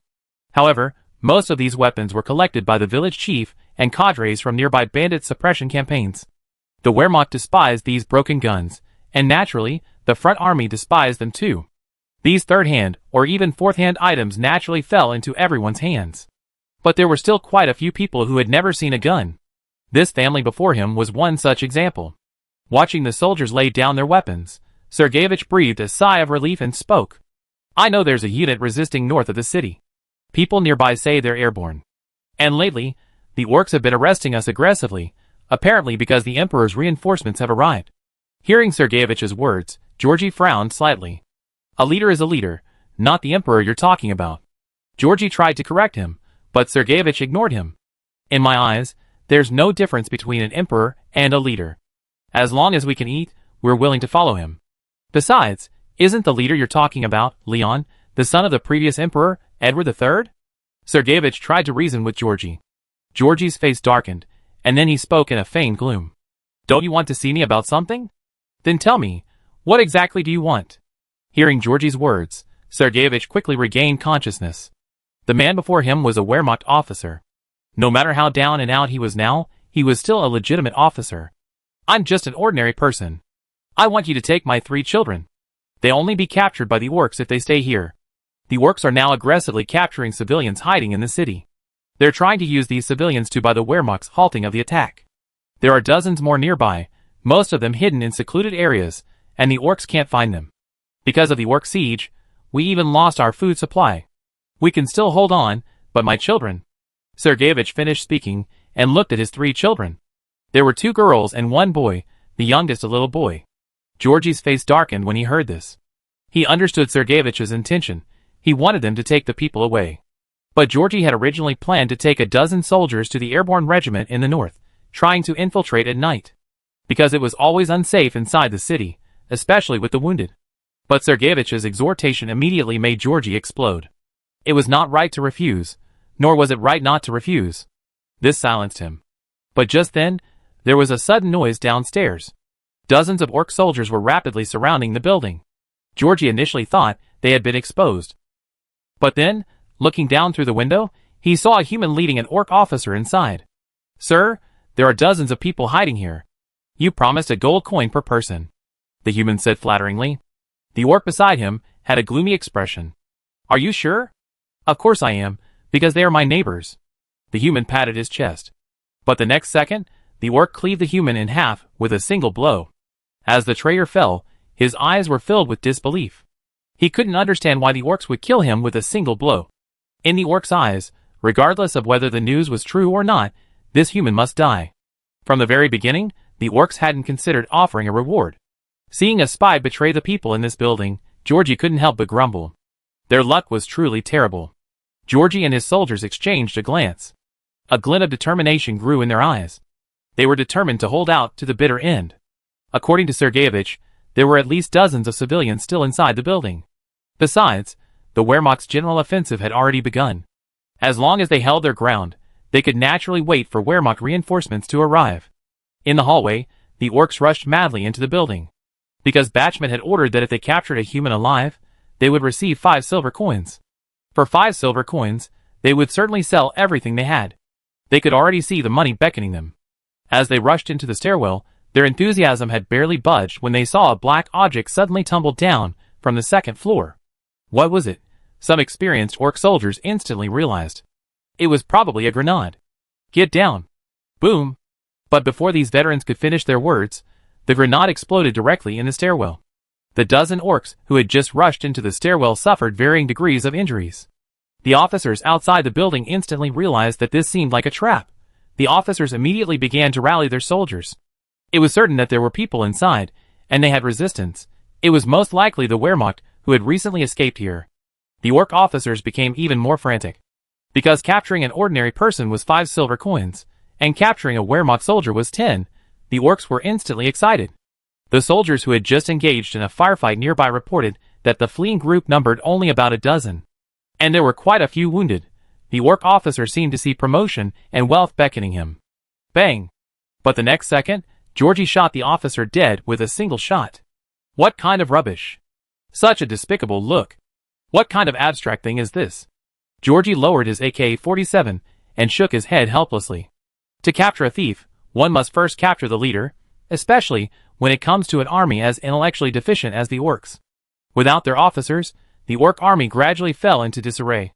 Chapter 1108. The sudden attack stunned everyone.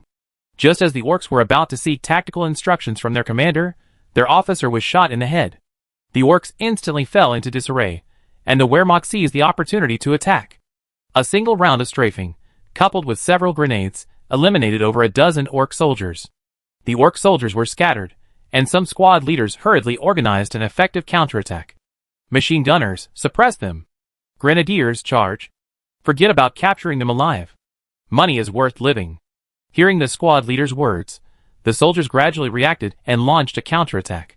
The machine gun used by the orcs was a general-purpose machine gun similar to the MG42.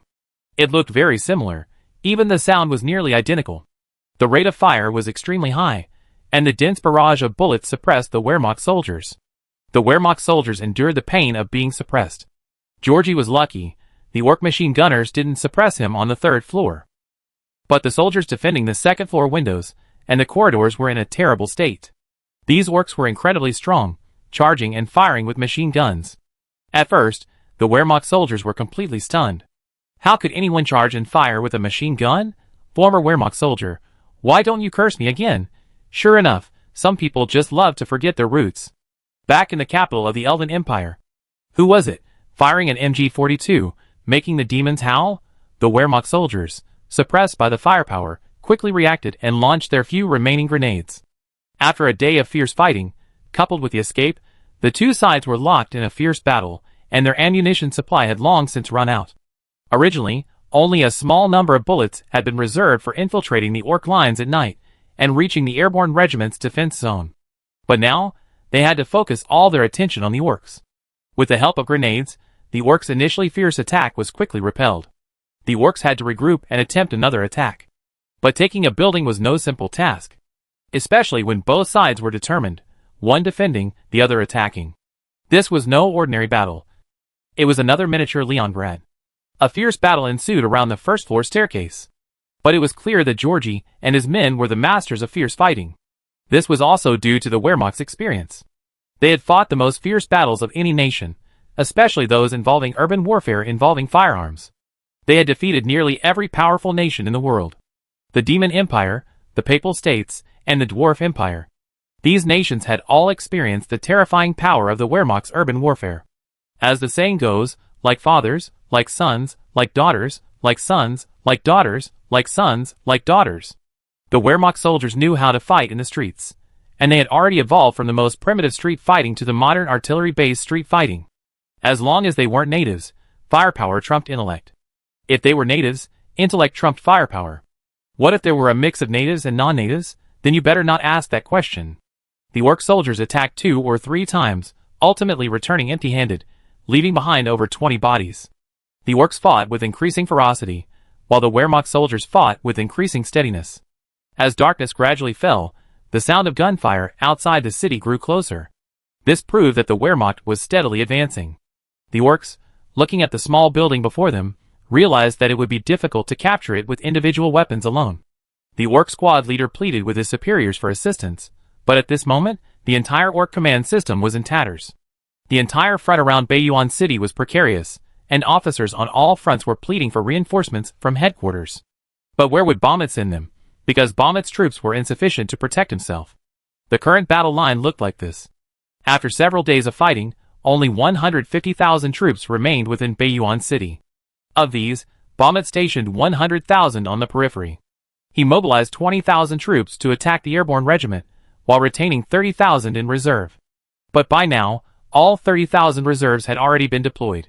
Due to the strained situation, Bahamut even withdrew some of the 20,000 troops assigned to attack the airborne regiment to reinforce the outer defenses. But even with the withdrawal of troops and the deployment of reserves, the outer defenses remained precarious. Under the onslaught of Wehrmacht bulldozers, the entire outer defense collapsed almost instantly. Night fell. The battle for the small building continued, and the Orc squad leader requested fire support from command. But now, every tank in the entire Orc army had been requisitioned. Even infantry fighting vehicles were gone, all were deployed to the front lines. But they still couldn't withstand the suppressive firepower of the 1st Infantry Army.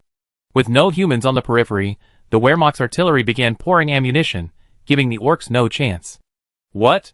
You said you wanted a fair fight? Sorry, my cannon is too long. You might not be able to handle it. The Wehrmacht's artillery range far exceeded the Orcs. The Orc artillerymen were almost dumbfounded. The Wehrmacht responded from a distance. And yet, your Orcs didn't even dare to say a word. Not only that, although the 1st Infantry Army didn't have enough tanks, it had plenty of infantry fighting vehicles. An armored army had thousands of tanks, while an infantry army might only have a little over 200. But the number of infantry fighting vehicles was 3 to 4 times that of an armored army. No matter how many infantry fighting vehicles there were, they couldn't defeat tanks. But as long as we don't lose our way, there are always more solutions than problems. The Wehrmacht immediately began modifying its BMP and BTR infantry fighting vehicles. They simply replaced their turrets with all sorts of bizarre weapons. The rocket launcher was the simplest, some even sporting 8 Red Arrow 8 rockets. They could just fire at the sky, the ground, and even the air.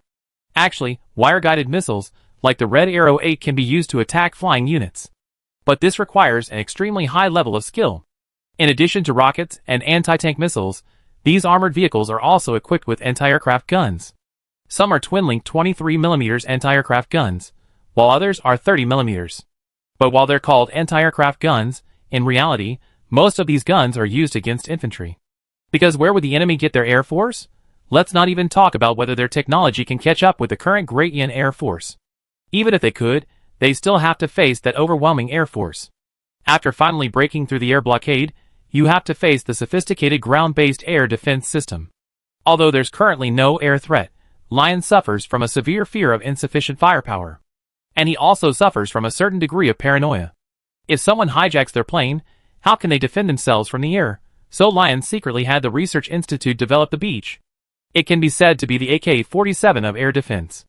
As everyone knows, the Beach can hit everything except fighter jets. Chapter 1109.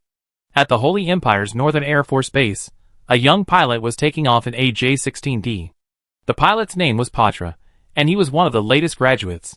However, Patra's grades at the military academy weren't particularly good. He barely graduated, barely scraping by.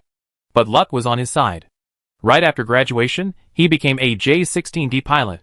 This was the Wehrmacht's most powerful fighter jet. It should have been flown by an ace pilot, but a freshman was given the job. This filled many at the Air Force Base with jealousy, because many others were flying MiG-25s. It's not enough that the Su-27 didn't catch up, but neither did the J-16D. What a shame. Despite their dissatisfaction, everyone still wished Patra a safe return. After all, he was their comrade. They could be dissatisfied, but they couldn't bully him. Patra and another J-16D formed a flight group. 2 J-16Ds took off and flew towards Orc territory. Their mission was an air patrol, as 2 armored armies had reported suspected air base structures within the Orc Empire. The soldiers had discovered the bombed-out base and its cratered runway. The Orc Empire might possess fighter jets, and judging by the runway specifications, they were likely jets, not outdated propeller-driven fighters. To determine the existence of an Orc Air Force, the Air Force dispatched 2 J-16Ds on a patrol mission. The Ork territory was a bitterly cold place. The Wehrmacht, like a bulldozer, was slowly encroaching on Ork territory. And they sent out Tu-95s to bomb the Ork Empire every day. Bahamut on the front lines was in a state of great distress. The air defense forces did nothing, just stood there, complaining about the pain when bombed. The local army just watched the bombings and watched the Wehrmacht drop petrol bombs, burning them to death. Bahamut had placed his hopes on his secret air force. The secret air force had been under construction, but due to funding constraints and the slow delivery of core components from the Papal State, the Ork Air Force had never been established. Even in the face of Wehrmacht bombing, Bahamut had no choice but to grit his teeth and endure. But the construction of the Ork Air Force had been progressing steadily, and it was completed at noon today. Over the northern region of the Ork Empire, the two J-16D seemed to have reached their maximum range and were about to return. Patra, is the intelligence department mistaken? Where does the Ork Empire get its air force? We've been flying for ages and haven't seen a single aircraft. The wingman complained. Patra shook her head. Forget about that. Just complete the mission. Patra had barely finished speaking when dozens of tiny red dots appeared on the plane's radar. Warning! Unidentified aircraft approaching. Patra's head shot up. Dozens of fighter jets were approaching from a distance, and there were far more enemy aircraft. Because there were still planes not in the radar scan area. Prepare for battle. Report to the control tower. Large numbers of enemy aircraft detected. Patra spoke without hesitation. Why are they enemy aircraft? Patra, I've been locked onto. How can I not be considered an enemy aircraft? The enemy's fire control radar had locked onto Patra. Patra could only fire heat-seeking flares to evade. As the two sides drew closer, Patra finally got a clearer look at the enemy fighter. Why does this look so much like a MiG-25? Patra muttered to himself. At this moment, inside a hotel in Liongrad, the opulent decor betrayed the hotel's extraordinary character. Scantily clad women seduced the men before them. The men inside were all in a state of ecstasy. This place didn't accept guests, or rather, ordinary people. Located in Liongrad's 6th district. This hotel, shabby on the outside but magnificent on the inside, appeared in the 6th district practically overnight. Having money didn't guarantee entry. You needed an introduction. And no one who entered disclosed anything about the hotel to anyone else. Even the 6th district chief was taken in. Someone within the intelligence agency was deeply involved. Originally, this hotel might have remained undiscovered, but nothing is certain. Remiat, the 6th district chief of the Liongrad Public Security Bureau, noticed something was amiss. He had noticed that several of his captains had been feeling listless recently. But he didn't alert them. Instead, he sent his trusted confidants to investigate these captains. They discovered that they were spending the evenings at a small hotel. Remiat personally went to the intelligence bureau, found Hans, and informed him of this unusual situation. Hans immediately understood that something was amiss. Although the captains weren't high-ranking officials, their gathering in the same place would undoubtedly leave a record for the intelligence bureau. Hans, along with his trusted confidant and Remiat, headed straight for the data room. He then found the monthly report for District 6, but after searching for a long time, he couldn't find any information about the hotel. Hans's face darkened. Who was responsible for this? Could he have gotten into the Intelligence Bureau's archives? It's understandable that he could bribe 1 or 2 Intelligence Bureau agents to keep the hotel secret. But he couldn't have bribed every agent in District 6, could he? There couldn't be any clues at all. The only explanation was that someone within the Intelligence Bureau had altered the data. Besides Hans and the 3 ministers, the only people who could have tampered with the data were the 7 directors. Hans then prepared to begin screening these directors. But before he could begin, Leon called. Hans! Why were the MiG-25 fighter blueprints leaked? Leon's furious roar stunned Hans. Because Patra reported that the speed and appearance of these Ork MiGs were indistinguishable from the MiG-25, Hans's mind raced. Having been in the political arena for so long, he already sensed a hint of danger. Remiat caught a glimpse and suddenly saw something, and he tackled Hans. Boom! The next second, the entire data room was reduced to ash. The violent explosion made the capital a conspicuous sight. Lion, who was in a meeting at the high command upstairs, felt the noise and froze. Explosion? Where did it come from? The capital was in chaos.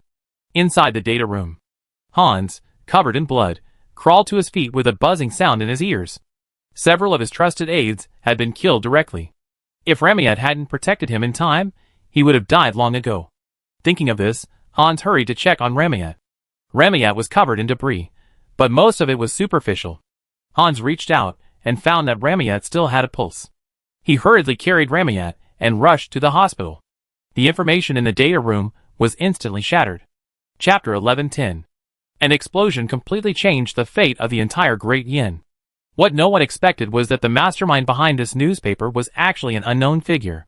The explosion in the Intelligence Bureau's data room caused chaos throughout the capital, and residents in the surrounding area witnessed the explosion. Everyone was plunged into panic. Nearby countries were asking what had happened.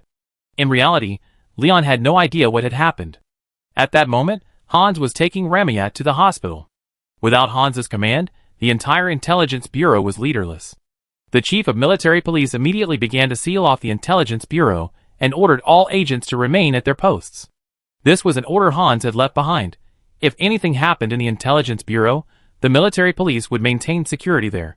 Leon rushed over upon hearing the news. You wouldn't know until you asked, and you were shocked. The Intelligence Bureau's data room had been blown up, and Hans was inside at the time. The enemy was clearly aiming to kill Hans. But why would they want to kill Hans? Or, what had Hans discovered? The military police were so quick that they stopped the spy who was about to evacuate the intelligence agency. Since Hans was injured, several directors pleaded with the military police to visit him in the hospital. But the information Hans had given the outside world was unclear whether he was alive or dead. They were all the worst of the worst. The head of the military police department, however, had a ruthless expression. He stated that he would not lift any blockades without orders from Hans or Leon. What's the point of the director of the Intelligence Bureau? Even ministers have to stay put. Leon summoned the Minister of Military Police and ordered him to continue enforcing Hans's blockade order. He also urgently contacted William, asking him to order the guards to blockade Leningrad and place the city under martial law. After receiving the order, William rushed from his home to the guard station in the suburbs. 5 guards divisions near Leningrad were mobilized. In just 10 minutes, the blockade of Leningrad was complete. Because of the coup d'état in Leningrad, most of the main roads in the suburbs were checkpoints. Be prepared for any eventuality. Leon's motto was to blockade Leningrad with just one phone call. The residents of Leningrad were not overly concerned when the city was under lockdown. While the Intelligence Bureau was indeed terrifying, it would not wrongly accuse innocent people. How could anyone with a clear conscience fear a lockdown? But today, the residents noticed something different. With the start of martial law, patrols were no longer carried out by security forces, but by guardsmen. Some who were unaware of the situation were still confused, but when they learned of the explosion at the capital, they were relieved. After all, if they could orchestrate an explosion at the capital, they could certainly orchestrate one at Lion's office. If anything went wrong at Lion, no one could afford it. Lion rushed to the hospital. The atmosphere at the first hospital was solemn. Hans had already tended to the wound, silently watching the unconscious Ramayat. Ramayat had been struck by over 40 shrapnel fragments, 27 of which had been removed, while over a dozen remained in his body and required surgery. But according to the doctor's optimistic opinion, according to the highest probability, there might still be shrapnel left in Ramayat's body. The enemy was clearly intent on killing Hans. The explosives weren't just ordinary shrapnel, they were deliberately laced with iron fragments and glass shards, and according to the information just sent by the Intelligence Bureau, the explosion source was only 1 table away from Hans. If Ramayat hadn't tackled him, his upper body would have been blown to pieces. Just as Hans fell silent, Leon rushed over. Looking at Hans's silent expression, Leon inquired about the situation. When Leon learned of a strange hotel in District 6, his brow furrowed slightly. Hans had been director of the Intelligence Bureau for so many years, and had never suffered an assassination attempt. And now, Ramayat had just found Hans, and wanted to investigate the hotel, only to be bombed. What exactly was in the hotel? Hans had no idea, because the Intelligence Bureau, which had always been successful, had been thwarted at this very hotel. Hans was like a blind man, unable to obtain any information about the hotel. Seeing Hans's face filled with frustration, Leon called William's headquarters. Upon receiving the order, William immediately dispatched a division of soldiers to surround District 6. At the same time, a large number of soldiers began to lay siege to the hotel. However, what was even more terrifying was that, just as Leon ordered the guards to surround the hotel, high-ranking officials from the Army, Navy, and even the Air Force called to order the guards to seize the siege. They even impersonated Leon and asked the guards to lift the blockade. Several of the high-ranking officials were even former superiors of the guards' division commanders. The division commanders almost believed it, but fortunately, the guards had strict rules and regulations. After receiving instructions from their former superiors, the mayors reported the situation to William and Lion without hesitation. If the Wehrmacht was the People's Army, then the Guards were Lion's army. Lion, waiting in the hospital for Ramiet's recovery, suddenly received a message from William and the Guards division commander. Someone had impersonated him and ordered the lifting of the blockade. This news made Lion laugh. This was outrageous. Lion had originally planned to directly order the Guards division to continue the blockade, but suddenly a plan came to mind. This blockade was like looking for a needle in a haystack. Why not play along with them and see what stupidity they would do? Lion informed William and the division commanders to follow their plan, but to establish a new blockade in the suburbs of Leningrad. After completing all this, Leon called Margelov again. Margelov, notify your 2 airborne divisions currently in training and have them on standby to support Leningrad. That's right, Leon wasn't confident in the Guards division. Or rather, Leon never put all his eggs in one basket. Because no one can guarantee people's hearts. In this world of pleasure, no one is immune to influence. And at this moment, a large group of people gathered in the hotel. Most of them held high positions, and they were surrounded by beautiful women. Hans has found his way here. What should we do? What else can we do? I already ordered the Guards to lift the blockade. If we can deal with Hans, we can certainly deal with Leon. Chapter 11:11. Kill the leader? A general couldn't help but ask. It was he who had just ordered the Imperial Guards to lift the blockade. What else? You killed Hans and still want to escape unscathed? What follows will surely be Leon's thundering wrath. The general fell silent, then silently looked at the others. The others nodded in agreement. The leader isn't fit to be a leader. He's too pacifistic. He clearly has the power to unify the continent, yet he insists on developing the economy first. Why should those lowly people care about them? So I plan to eliminate the leader and nominate Her Highness Yunli as the new empress. Restore the glory of the empire, then you and I will both be his followers. We will live and die together with the country. The man continued. Everyone present fell silent after hearing the man's words. The man then added fuel to the fire. Think about it, it's nice to be able to enjoy all these beauties around you now, but you can only do it in secret. When will you finally be able to openly show them? When you first arrived, you were all so hypocritical, claiming to be loyal to the leader. And now? You're playing games with more fanfare than the other. The man began.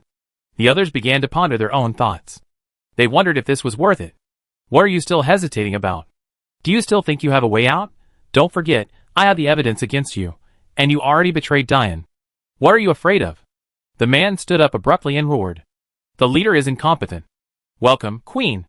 The man signaled with his eyes to his confidants, who immediately echoed him. The leader is incompetent. Welcome to the Queen. The crowd joined in the chanting. A conspiracy against Leon had begun. However, Leon, the protagonist of this story, was still unaware of this. Lion was still waiting in the hospital. After learning that the royal guards had, in a show of deceit, lifted the blockade, Lion suddenly had another plan. Since these people were intent on plotting something sinister, Leon might as well add fuel to the fire himself and drive them completely insane. To destroy them, one must drive them mad. Lion was ready. He planned to stage an assassination, deceiving everyone except the marshals Hans and Keatis. Lion didn't even intend to tell his wife, because Leon wanted to see what life would be like without his great flame. Lion then contacted Carcates, Chester, and Balian. The 3 marshals looked grave upon hearing this. Although they disapproved of this approach, it now seemed that in order to lure the snake out of its lair, Leon would have to make some sacrifice. In summary, Leon's fake death was indeed the best solution. After some discussion, Barian personally protected Leon and arranged an assassination. Leon then faked his own death and escaped, hiding in Leonger under Barian's protection, biding his time. Upon learning that Leon had mobilized the airborne troops, Keatis acted as if he had expected it, and even proposed that the 1st Armored Army, currently in the Orc Empire, immediately move south. At maximum speed, the 1st Armored Army could return to Leonger in just 1 day. But this presupposed abandoning all heavy equipment and relying solely on vehicles for a quick return. Catus and Leon contacted the commander of the 1st Armored Army directly, ordering it to move south quickly. After completing all this, Leon asked Hans to dispatch intelligence agents to coordinate his grand plan. Hans also dispatched his trusted aides and rehearsed the plan countless times. Finally, the plan was flawless. An intelligence agent, armed with a replica of a divine weapon, struck Leon with a blow. If it had been a genuine artifact, that single blow would have likely killed Leon. But the artifact was fake, and to ensure the plan was perfect, Leon secretly contacted the witch Evelyn. Evelyn gladly accepted Leon's proposal, and even gave him a life-saving piece of equipment. What if someone actually turned the fake into reality? Wouldn't that be the end of it? Thankfully, Hans's men were loyal. As Leon's convoy drove down the highway, a sudden explosion overturned Leon's car. Just as Leon climbed out of the car, a man in black tore through space and stabbed Leon in the chest. Leon's entire body shrank instantly, turning to ash almost instantly. Everyone around him was stunned. They had just seen the leader's convoy attacked, and then saw the leader die before them. Their inner world was deeply shaken. After Leon's ashes, the crowd around him instantly erupted in chaos. In Evelyn's mansion, Leon appeared in the hall, unharmed, and beside him was Barian, who had been protecting Leon. Evelyn looked at Leon with a beaming smile. "Little Leon, you truly committed yourself to this. Do you want to know the answer? I can tell you everything that's going to happen." Leon shook his head. He wanted to know, but Evelyn's predictions were abstract. When you wanted to predict, she couldn't. But when you didn't, she could accurately predict everything that would happen. Leon no longer planned to rely on Evelyn's predictions. A mascot like this wouldn't cost a fortune to raise. Soon, news of Leon's assassination spread like a tornado across Dahien. Or rather, the entire world. In the hotel, the man who had been planning a public opinion campaign froze. How could Leon suddenly disappear? But soon, a secret joy filled the man. Emperor Holdras had sent him to Dahien to divide the country, originally intending to provoke internal factional fighting. But now Leon had gone completely crazy, and the man was instantly excited. So, with the people he controlled, he could easily elect Yunli as the new leader. And then he could simply sideline Yunli and call a deer a horse. The man was thrilled, but he quickly calmed down. Because he wasn't the only one to learn of Leon's death. Other countries and forces would take action. What would happen next, whether it was undercurrents or violent storms, could only wait and see. Inside the Duke's mansion, the women who had been waiting for Leon's return were stunned when they heard the news of his assassination. They questioned him repeatedly, finally confirming that Leon had indeed been assassinated. Yuan Qingqi lost his former pride and sat sluggishly on the sofa. Shuangxing, forcing herself to stay awake, stared out the window, her mind a turmoil. Heiyu locked herself in her room, while Leia stayed by Yuan Qingqi's side. Yunli lost her usual playfulness and cried silently. At that moment, William rushed to the Duke's mansion at top speed, mobilizing a regiment of troops to blockade the perimeter. "Madam, something serious has happened. Everyone is rushing here," William said seriously. Chapter 11:12. The news of Leon's death spread throughout Dahien. As the commander of the Imperial Guards, William naturally knew what would happen next. He immediately led a regiment of soldiers to the Duke's palace to take charge. He also contacted Caddis and the others, hoping they would intervene. But Caddis and the others had no news, as if nothing had happened. William had no time to think, and could only head for the Duke's palace. The presence of the Imperial Guards immediately protected the Duke's palace. On the other hand, the reactions of various factions were mixed. Winston led the cabinet, diligently at their posts. And as Prime Minister, Winston took charge of the situation. While ordering supplies for the frontline troops, he also instructed all sectors of the economy to continue as normal. For Winston had also sensed something amiss. In a single day, Hans's life or death was unknown, and Leon was assassinated. This is simply outrageous, opening the door to outrageousness. It's outrageous to the extreme. As Prime Minister, Winston naturally knows some sensitive matters. Lion has many hidden cards up his sleeve. The Wehrmacht and the Imperial Guard are just minor ones. Because every annual financial report approved by the cabinet always contains a ton of inexplicable expenses. And these expenses aren't even clearly stated where they went. If it's corruption, they have to falsify the accounts. Winston reported this to Leon and Hans, but Leon didn't react at all. Instead, he acted as if it were perfectly normal. Winston then realized that the leader before him wasn't that simple. The three marshals of Caddis had disappeared without a trace, and the generals of the three armies were eager to take action. The National Defense Army now boasts 1 million strong soldiers. Previously, under pressure from Lion, they had little room to maneuver. Add to that the faction's lack of a marshal above them. They had no chance of rising to prominence. Unable to make money, and the army's sole command was Lion. This made these generals very uncomfortable. But now things were different. Lion was dead. Hans was dead too. They finally had their chance to rise to prominence. The three armies instantly splintered into countless factions. Some wanted to hold an election according to the laws of the Great Yin, while others sought to seize power. But the majority firmly stood by Lion. Even if Lion died, they would allow Yuan Qingqi to temporarily take charge and nominate Yunli as the next successor. Even the leaders of the People's Party publicly supported Yuan Qingqi. Although the People's Party advocated democratic centralism, they found that without Lion, they had lost their core. No one seemed a worthy successor. They could only nominate Yunli as a token of their loyalty to Lion. Winster, the chief of the Public Security Bureau, was stunned. In an instant, the two men disappeared, and the three old friends, without a word, simply feigned death. What should Winster do? Winster was terribly nervous. Because it seemed he was now the only top figure in Diyin. Winster knew he had to step up. Leon's death would trigger a chain reaction. It could very well destroy Diyin. Pass my order. All security forces in Diyin are mobilized. Maintain order and prohibit any criminal activity. Any criminals will be executed on the spot. Winster gave the order. He had to protect Diyin and help it survive this turbulent period of power transition. Evelyn's home. Caddis, the other two, and Balian were sitting on the sofa drinking tea. Lion, mulling over the map, muttered to himself. Winster has indeed given the order. Let's see who steps up next. Damn it, how could I not have known I had so many loyal followers? Lion shook his head. According to intelligence, someone rushed to the Duke's palace after Lion's death, offering tributes to the Queen and loyalty to Lion. Talking about loyalty after my death? Are you sure you don't want to bully the women of the Duke's palace? Let Yunli take the throne. Do you want to be Dongjua or something else? This made Lion laugh. Lion was pleased with William's reaction. He was worthy of being the commander of the royal guards he had chosen. He came to protect the Duke's palace the moment something happened.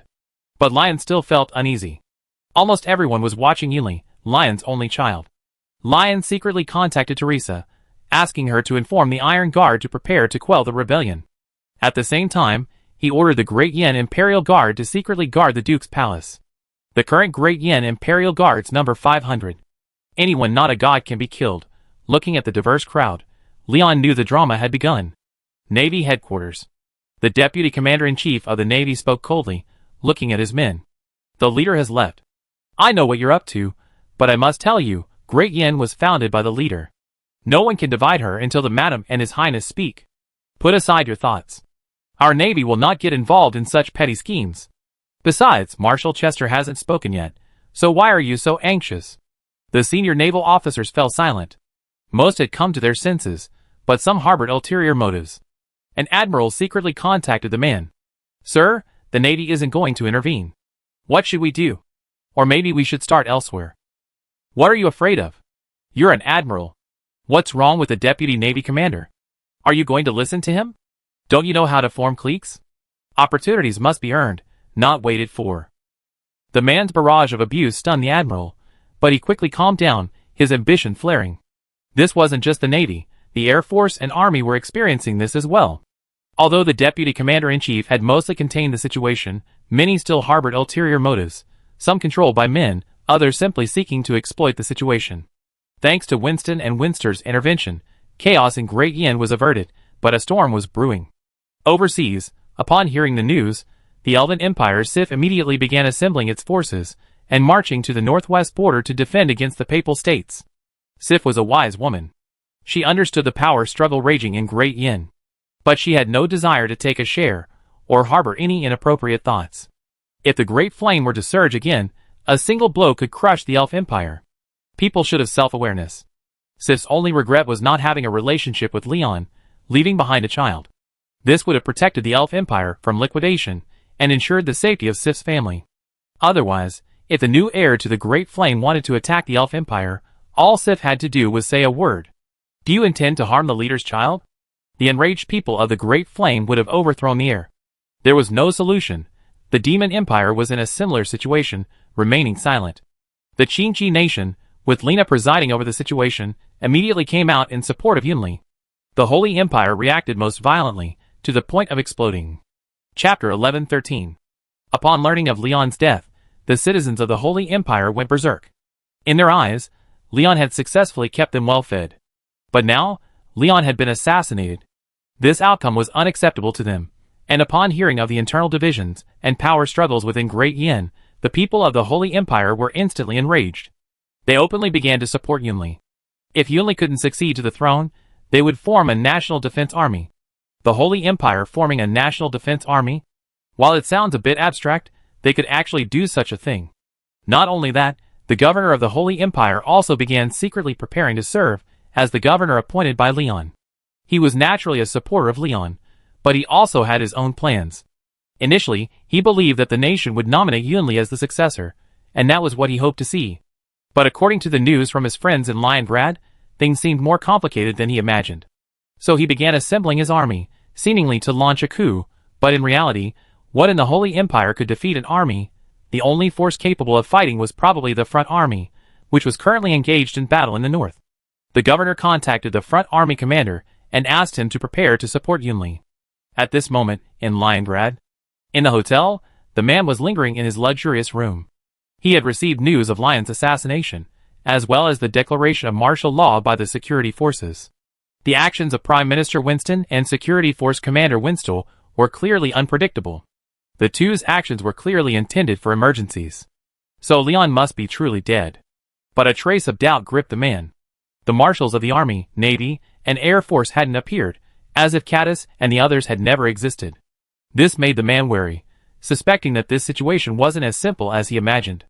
But the arrow was on the string, and it had to be shot. He had to act. So he began contacting the high-ranking officials under his control, urging them to build momentum and liaise with various forces, preparing to force the palace. At that moment, inside the Duke's palace, William had been stationed there for a day. During that time, only Winston and Winster had entered the palace. The rest were kept outside by William. After hearing from Winston and Winster about the undercurrents in Leningrad, the women's faces showed concern. But with the exception of Yun Chi-Chi, most people were still lost in their sorrow. But Yun Chi-Chi had already discovered something fishy. As Leon's bedmate, she knew what cards he held. The Great Yin Iron Guard and the Great Yin Royal Guard hadn't appeared at all, and neither had the marshals like Caddis. Even the witch hadn't appeared. This was intriguing, as if someone had deliberately exposed these women to the public. Tell everyone. The fruits of Great Yan's victory are here. Come and seize them. Yun Chi-Chi suddenly realized something and stood up abruptly. Leon didn't. Just as he was about to say it, he stopped abruptly. Because she saw the women around her. She also understood why Leon hadn't revealed his fake death to them. Everything must be done thoroughly. Just because the women are capable doesn't mean they're adept at deception. Politicians excel at deception. No one can outtweet a politician. Yun Chi-Chi wanted to confirm something, so she approached William. General William, I'd like you to do me a favor. Send a trusted person to the witch Evelyn's mansion, and tell them I want to see the witch senior. Listening to Yun Chi-Chi's instructions, William's face was solemn. After much deliberation, he decided to send his younger brother, Fleischtam, to deliver the message. Fleischtam soon returned with the news. The witch senior isn't here. The mansion's housekeeper said she's not in Leningrad. After hearing Fleischtam's message, Yun Chi-Chi had an answer in mind. Then, he decided to cooperate with Leon to pull off this grand stunt. Winston, it's time to announce Yunli as the heir. Yun Chi-Chi found the Prime Minister and asked him to begin preparations. After receiving the news, Winston offered Yun Chi-Chi some advice. Madam, it's not appropriate to be in the spotlight right now. Your Highnesses and your safety are uncertain, Winston said sincerely. Yun Chi-Chi naturally understood Winston's good intentions, but if he didn't, how could he lure the enemy out of their lair? Finally, Yun Chi-Chi decided to send the message. Just as Yun Chi-Chi was cooperating. Inside Evelyn's mansion.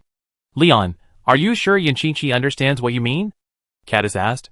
I'm sure she just came to see Senior Witch to confirm my survival, Leon said with a smile, then silently looked at the network of connections hanging on the wall.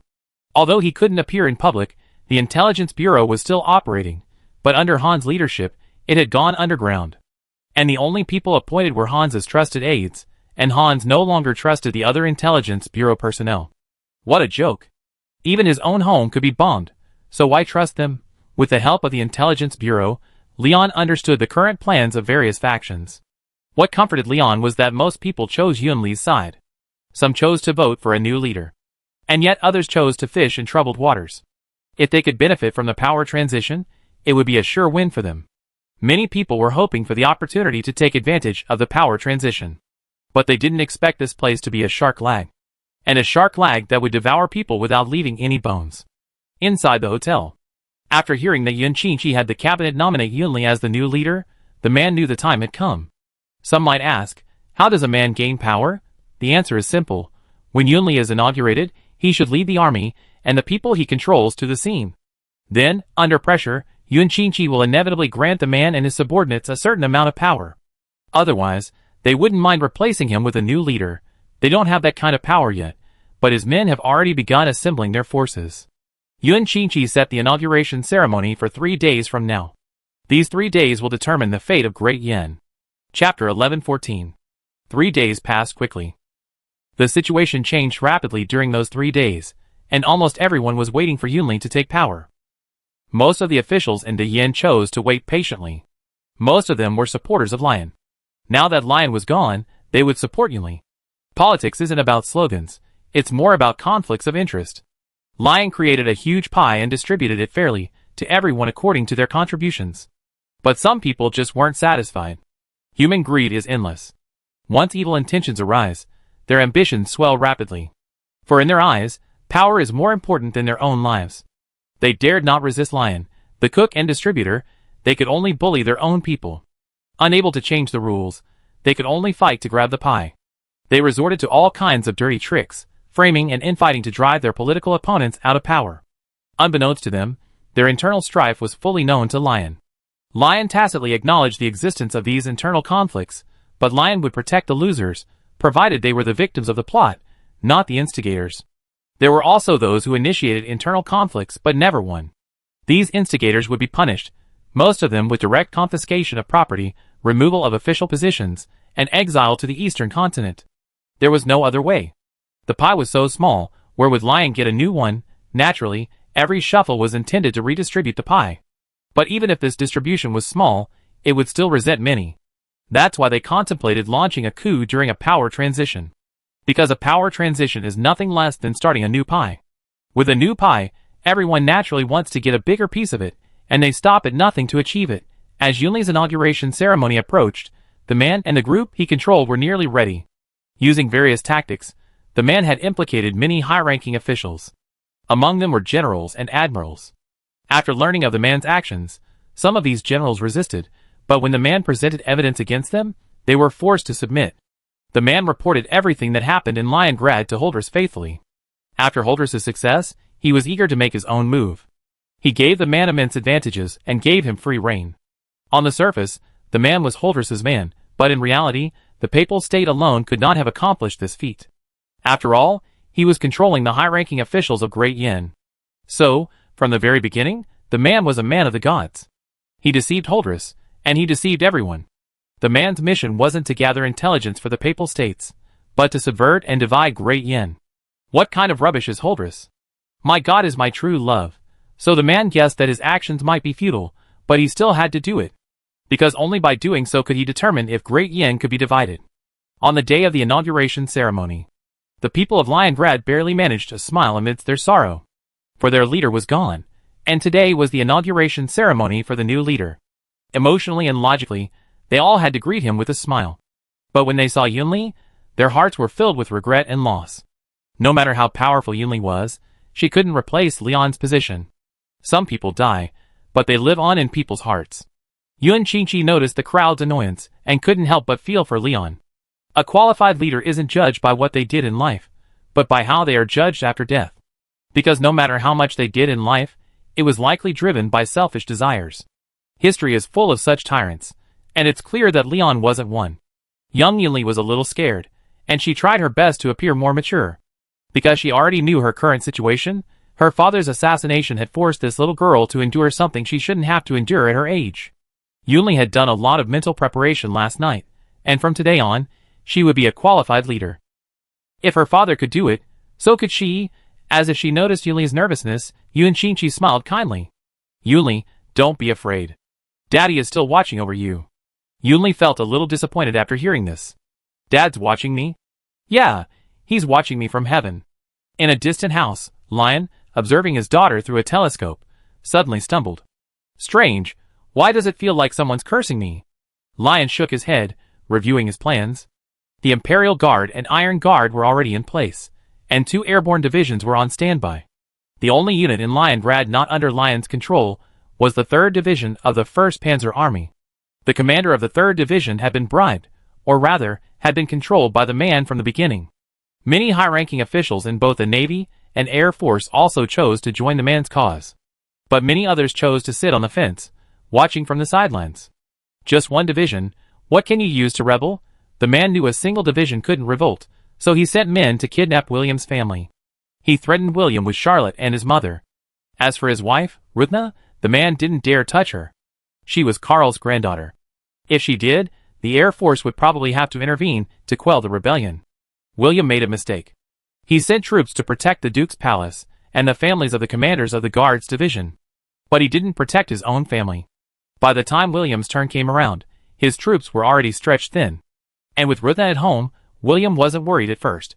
But he didn't expect someone to use Karl's name to send Ruthna away. Immediately afterwards, William's family was captured. William had spent the past few days in a state of tension.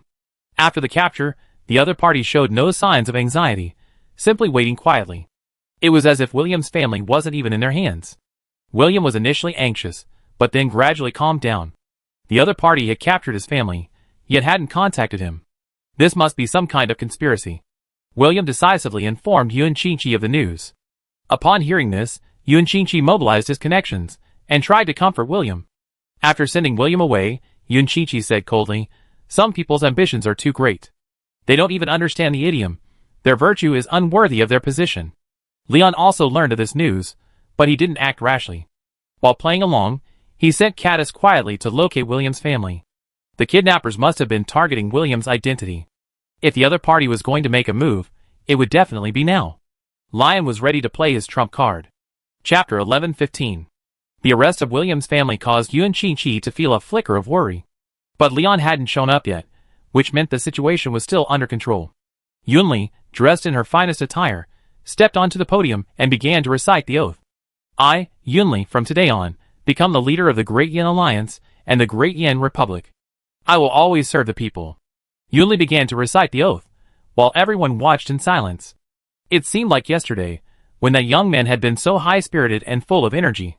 Many people burst into tears, and the security personnel were at a loss as to what to do. Could they stop them? Of course not. They were crying themselves. Just as everyone was immersed in their grief, an unexpected visitor arrived. The 3rd Armored Division marched directly into Liongrad. After receiving the news, William wanted to notify the guards to intercept them. But then a phone call came in. "William, have your men watch, or your family will be killed." William was confused and reported the news to Yuan Qingqi. Yuan Qingqi told William to put his family first and obey the call. William finally did so. When the 3rd Armored Division arrived outside the square in front of the capital, almost everyone was shocked. They couldn't believe that Yunli was still taking the oath, and these people were coming to force her to abdicate. Lion supporters and royalists were outraged, questioning William why he had let them in. William remained silent, lost in deep self-blame. Yuan Qingqi, displaying his veteran acting skills, spoke directly. "Are you planning a rebellion?" Yunli is Leon's child. The soldiers present were stunned by Yuan Qingqi's words, then turned to their commander. The commander of the 3rd Armored Division remained stubborn. "Your Highness, we are here to prevent you from being exploited by those with ulterior motives. We are your loyal subordinates." The commander attempted to deceive the child. The rebels nearby also chimed in, attempting to put pressure on the young Yunli. But children aren't so easily deceived, especially someone like Yunli, who rides on Leon's coattails and acts like a king. "Loyalty? You're worthy of even mentioning those words? You're nothing but vampires. When my father was alive, you were completely oppressed. Now, before my father's body is even cold, you're already thinking of bullying me and my mother, an orphan and a widow. Are you still human?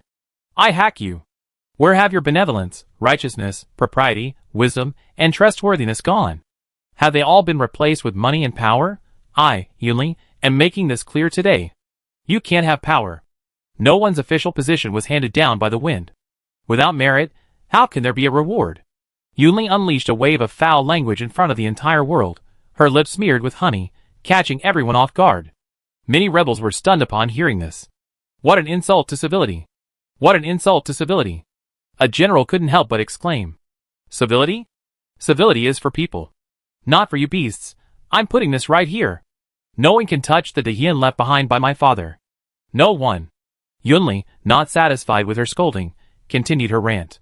She was a little girl to be sure, but she was also Leon's daughter. Influenced by Leon, she had developed a certain level of political insight. The Yin is a good country, but not all its people are good. Every country has its corrupt officials, it's inevitable. Every time Yunli saw Leon working late into the night, barely even having time to play with her, she felt a deep sense of distress. She wanted to share the burden with Leon, so that he could spend time with his family and with her. But she was too young to do anything. Every night before bed, she prayed in her heart that she would grow up quickly. And the reason she acted like a troublemaker in front of Leon was mostly to attract his attention. Everyone envied her for having a father who was a leader, but only she knew that she would rather her father, Leon, be an ordinary person. Yunli longed to grow up quickly so that she could help Leon.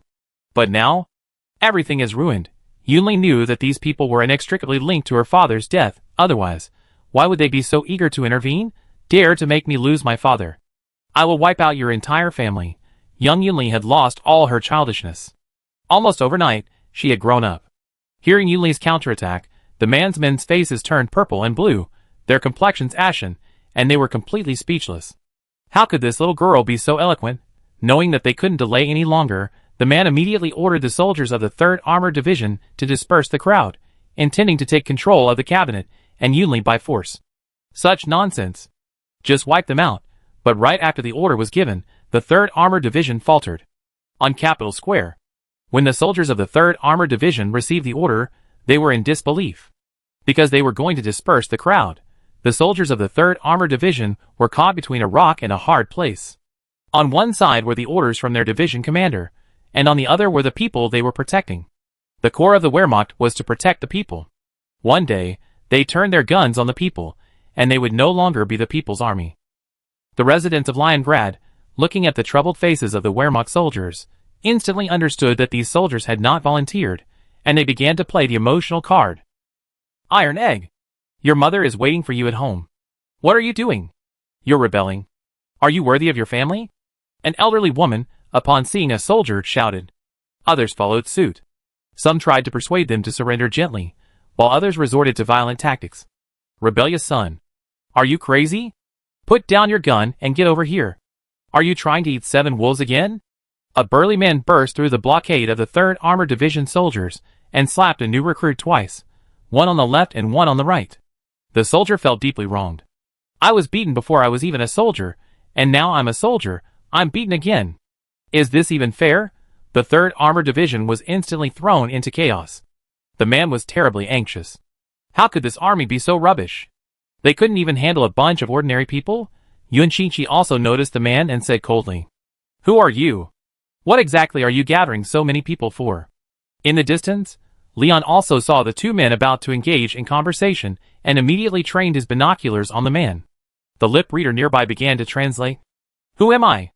I'm an ordinary person. I just can't stand Leon's tyranny, so I saw injustice and stepped forward to help. The man tried to evade, as if his name was something unspeakable. After seeing this, Leon spoke to Baryan beside him. Senior, notify the Imperial Guards and tell them to take action. It's time to close the net. Chapter 11:16. Yun Li's childish voice echoed through the square, sounding strangely amusing. But the crowd showed no disdain. For they knew that, no matter how young Yunli was, she was now a legitimate leader of the Great Yin.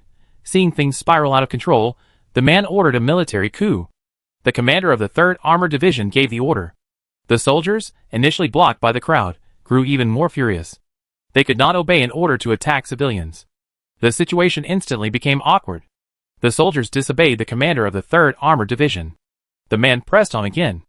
The officials, who had been coerced, turned pale. They realized their rebellion was a joke. The only reliable force, the 3rd Armored Division, had also defected at the last minute. Although the guards were being restrained by the man, they would not participate in the operation. This was because William's family had been captured, and Yuan Qingqi had given his instructions. The man overestimated William's status and underestimated Leon's cunning. Just as the man was about to strike, one of his men ran over in a panic. Sir! William's family has been rescued by Caddis. The man was stunned upon hearing this. Even if he was a bit clueless, he knew what was happening. Not good. Retreat! The man declared decisively, then prepared to flee with his confidants. As for these Great Yin officials, let them fend for themselves, but he hadn't realized yet that he couldn't escape. Just as the 3rd Armored Division turned against them, A group of silver knights appeared outside the square. They surrounded everyone in the square. Even more imposing were the dozens of massive black and gold iron lumps that descended from the sky. It landed directly around the man. The massive figure stared down at him, its red eyes filled with contempt and murderous intent. Is this the Imperial Guard? The man had considerable knowledge of the Great Yin, so he had probably guessed the identities of the Imperial Guard and the Iron Guard. The man exploded. He shook his head in disbelief, but suddenly a thought struck him, and he turned sharply to look at Yunli in the distance. The air behind Yunli rippled, and a man who had filled him with immense fear emerged with a smile on his face. He then scooped Yunli up. Who? How dare you murder me? Yunli was instantly panicked. Little Yunli can't even recognize your daddy? Leon pinched Yunli's face. The voice echoed through the loudspeaker, echoing throughout the square. Standing behind Leon was Hans, whose life or death was unknown. Clad in military uniform, Hans looked incredibly energetic, with no sign of injury at all. It's the leader. The leader is still alive. The people of Great Yin were in an uproar because their leader was still alive. Winston and Winster were filled with questions, while Yun Chi-Chi, standing nearby, looked as if he had expected nothing. And behind Leon, more and more people appeared. Baryan, Caddis, Carl. The man and the officials were dumbfounded. They finally realized they had been tricked. Soldiers of the 3rd Armored Division, are you rebelling? Lion said calmly. The soldiers of the 3rd Armored Division immediately knelt. Long live the leader. Long live Great Yin. There was no resistance, and the movements were smooth and flowing. Watching the 3rd Armored Division's reaction, the man suddenly smiled with relief. Because he finally understood. You can't succeed in a rebellion on the land of the Yin. As long as Leon lives, he's the living the Yin. Even though Leon always says that the Yin exists only because of the people, it wasn't until this moment that the man understood that the Yin existed not because of the people, but because of Leon. Without Leon, people could create many nations. But there's only one the Yin. Leon is the true ruler of the Yin. You guys are quite capable. You actually want to rebel? And you want to rebel against my daughter? Leon hugged Yunli, looking like a father standing up for his daughter, who suffered injustice. Officials nearby knelt and begged for mercy. Leader, we were wrong. We were blinded by greed. The officials' foreheads were bruised, and they regretted their actions. You're not afraid, you know you're going to die, Leon said, waving his hand and speaking gently. Children, please cover your eyes. Before the children could see clearly, their hometown covered their eyes. The next second, the Imperial Guards took action, punching a high-ranking official to death. Instantly transformed into Oni-chan. The man laughed self-deprecatingly. 2 years of painstaking effort, and in the end, nothing could compare to a single word from Leon. Lion had them in his hands from the very beginning. Those high-ranking officials were quickly slaughtered by the Imperial Guards. The man was left alone. Lion approached the man, hugged Yunli, and spoke.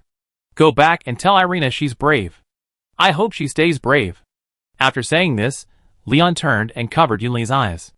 A guard thrust his spear, piercing the man. The man's body instantly disintegrated into a wisp of black air, as if it had never existed. Dad. I want to see. Children can't see. I want to see. No. Lion frowned. Leningrad 6th District. The unharmed Ramyak gazed at the hotel engulfed in flames without a flicker of emotion. A security guard nearby was collecting shell casings. Ramyak took a deep drag on his cigarette and tossed it into the flames. And the fire held not only a large number of bodies, but also the future of a nation. Director, we investigated. Most of these are women from the Papal States. And they all been ensnared in sorcery, capable of mind control. Got it. Give the report to the leader, notify the fire department, and get to work. With that, Ramyak got into his car, leaving the hotel ablaze. God realm. Inside Irina's palace. Irina, resting, suddenly opened her eyes. A vast mass of black energy appeared before her, eventually converging into a man. Lord God, I failed. Leon's great flame is a solid piece of iron. Irina's calm face instantly filled with rage. You. Cough cough. Irina was about to burst into a curse, when her face suddenly paled, and she began coughing. Lord God. What's wrong with you? The man looked anxious. Irina glanced at the blood spitting out of her hand, and suddenly burst into laughter. What a Leon! What a Kronberg! What a supreme will!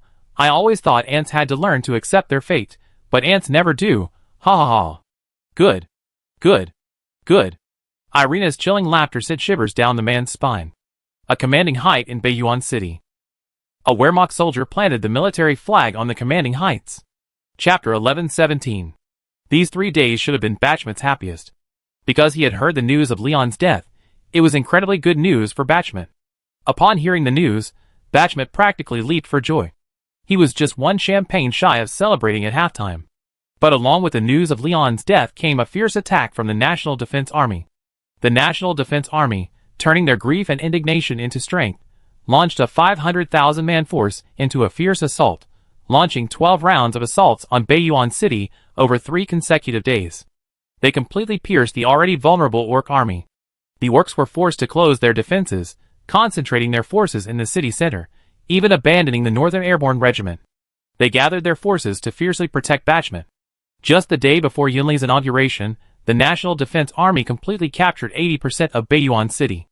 All that remained in Bachmet's hands was his headquarters and the surrounding territory. Bachmet chose not to launch a counterattack, but instead gathered his remaining 50,000 troops and defended his headquarters. 2 days. In just 2 days, the Wehrmacht had annihilated 100,000 Orcs. And these were elite troops. Some Orcs even attempted to surrender, but were mercilessly shot down by the Wehrmacht. Because Leon had already issued the order for this military operation. No Orcs within Bayonne City were to be spared, hence the record of 100,000 annihilated. Otherwise, if the surrenders were excluded, the record would likely have been only 60,000 or 70,000. There was no other way. The Orcs' morale had been completely crushed. If surrender hadn't been forbidden, the remaining 50,000 Orc soldiers would have surrendered long ago. Unable to surrender, the Orcs' blood was fully aroused. But this blood was short-lived. Because of the relentless bombardment of artillery and rockets, their blood had long since cooled. The remaining 50,000 men huddled around Bachmet's headquarters, relying on local buildings to engage in fierce battles with the Wehrmacht. On the second night, the 1st Infantry Army commander made a decision. Feed these Orcs with artillery shells.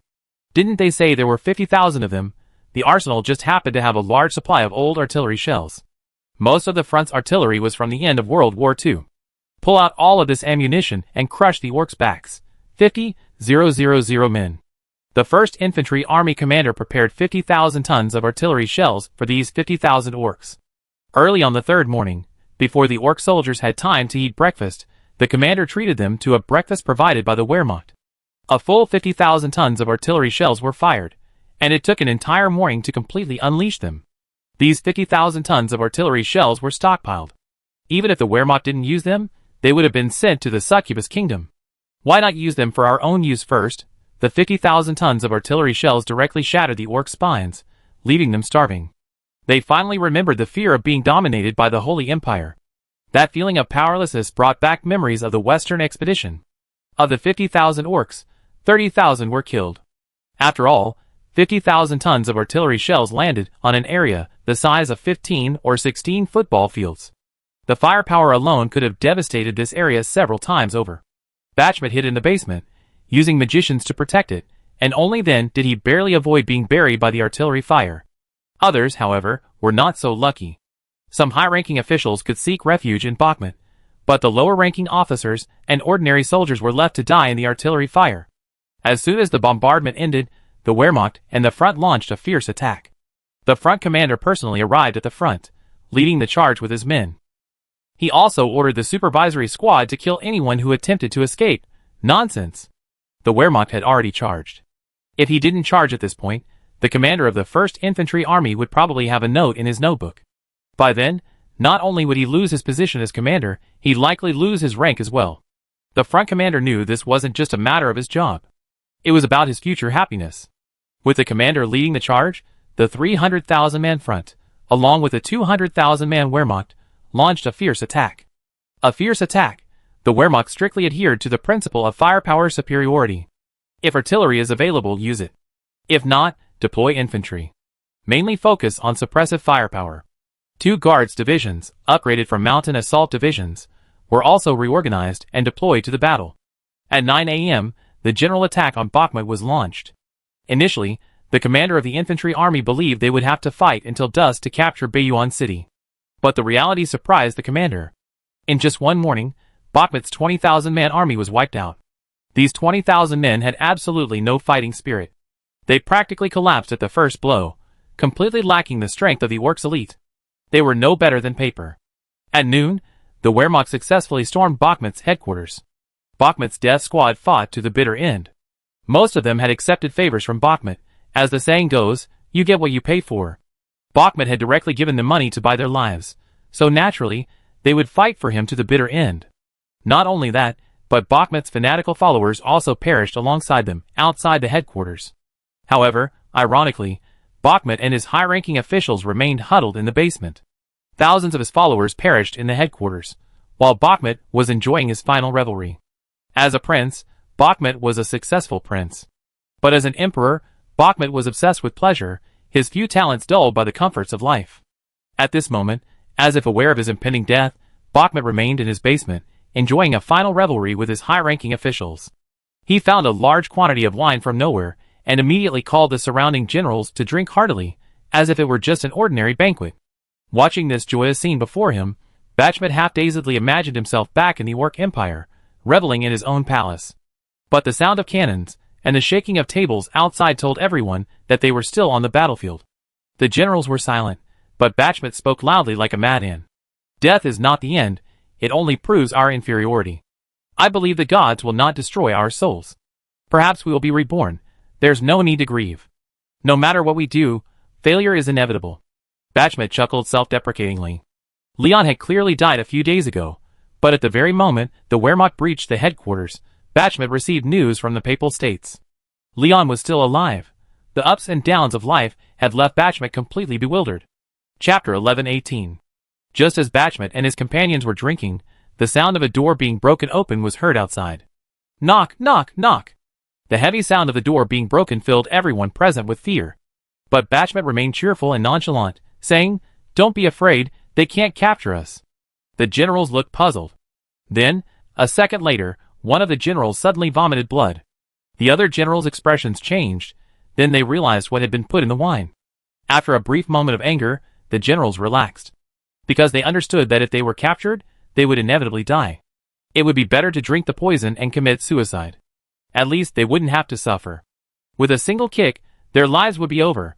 Soon, everyone present, including Bakhmut, began bleeding from all 7 orifices. Bakhmut collapsed on the sofa, relieved, recalling the moment he had humiliated Leon. The wrath of the Great Flame will consume the entire Orc Empire. Recalling Leon back then, Bakhmut never imagined that Leon would actually do it. No one, including him, could have imagined that an exiled prince could eventually become the world's hegemon. Bakhmut smiled, then slowly closed his eyes. So many stories, past and present, are now just jokes. Let future generations tell all about me. If the orcs still have descendants. Bang! With a loud bang, the door was breached by the Wehrmacht. The excitement on the Wehrmacht soldiers' faces vanished. Because Bakhmut was dead, they had planned to capture him alive, and then earn a promotion. But now, Bakhmut was dead. The soldier touched Bakhmut's body. The soldiers were shocked to discover that Bakhmut's body was rapidly cooling. The squad leader nearby spoke up. "Stop touching it, it's already hard."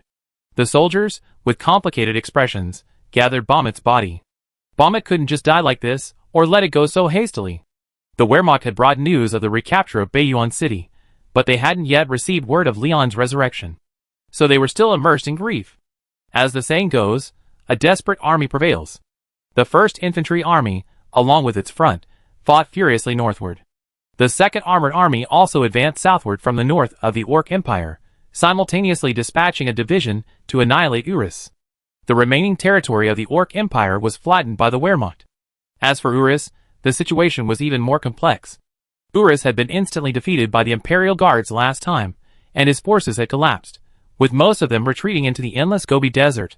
The remnants of Lano were spared by the Qinshi Kingdom because of their integrity and their resistance to the Orc Empire. The Lano army was immediately ordered to disband, and a safe zone was established at its former base. All innocent orcs within the safe zone were spared. But outside the safe zone, you have to wait and see if the orcs would let you go. Urus's remnants were no match for the enemy, and were quickly crushed by the Wehrmacht. With Bakhmut's death, the Orc Empire vanished from history. It became the first nation to be destroyed. Bonaparte's New West Empire was not included. Historians have concluded that both the New West Empire and the West Empire were essentially aristocratic states. Because both were West French states, they were lumped together. And while New Shifa was gone, the Shifa Empire still stood. The Orc Empire, however, never recovered. The Orc Empire's lands were directly swallowed up by the Qingqi nation. Except for some key military locations and mining resources controlled by Dian, almost 70% of the land was taken by the Qingqi nation. Only 25% of the land was the Lano safe zone. To commemorate the contributions of the revolutionary Lano, the Qingqi nation and Dian agreed to name the safe zone after Lano. As the name suggests, the safe zone was intended to protect the orcs. But in reality, it was a means for the orcs to monitor them. Orcs were not allowed to have any army, not even a single soldier or officer. The only person allowed within the safe zone was the man in the hat, who was responsible for maintaining law and order. And the man in the hat was unarmed. The orcs had no choice but to enter this prison. The orcs might retaliate against these orcs, and even the National Defense Forces would. But Leon couldn't care less. Blood debt must be paid with blood. Lion will only order the National Defense Forces not to shoot innocent people. Guilty orcs will be subjected to 18 different methods. The Orc Empire has completely vanished. Only the safe zone remains, but with the passage of time, even that zone may vanish into the long river of history. When future scholars of the Great Yin read this history, will one phrase come to mind? Evil deeds will inevitably lead to their own destruction. Everything the Orc Empire has today is its own fault. This should serve as a wake-up call for the people of the Great Yin. Force is not meant to bully the weak, but to protect the people. When you invade and commit massacres, then one day, that boomerang will hit you on the head. The end of the Orc Empire is a cause for regret. The once dominant power is now utterly annihilated. The Demon Empire next door, at least its name still exists, and the Elf Empire is now the second largest in the world. The Orcs? Let them remain in the history books. With the fall of the Orc Empire, Zhongzhou fell completely into the hands of the Yin. The Yan's territory has become immense. It stretches east to the eastern coast of the Holy Empire, west to the central region of the western continent, north to the extremely cold lands of the northern continent, and south to the very edge of the southern continent. The Yin has reached the size of the Holy Empire during Qunberg's time. It has even surpassed Qunberg's Holy Empire. The Yin has occupied the southeastern region of the Papal States, something Qunberg failed to accomplish. And it has also taken over a piece of the eastern continent, which is about to be taken over. Leon beamed upon receiving the news.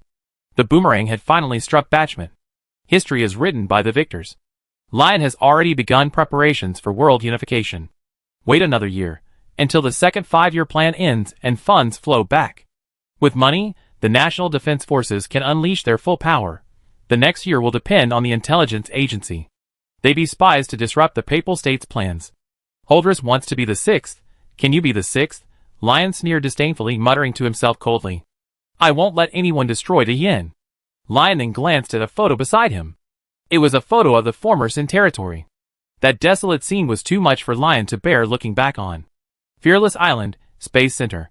With a loud roar, a massive silver warship slowly rose from the space base. The sheer size cast a shadow over the entire Space Center.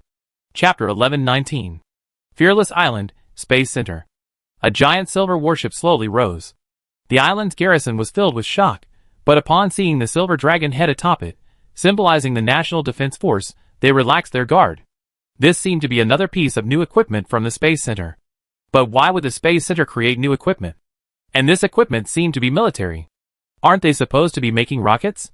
The garrison fell into deep thought, while the Navy aircraft carrier formation resting on Fearless Island was dumbfounded.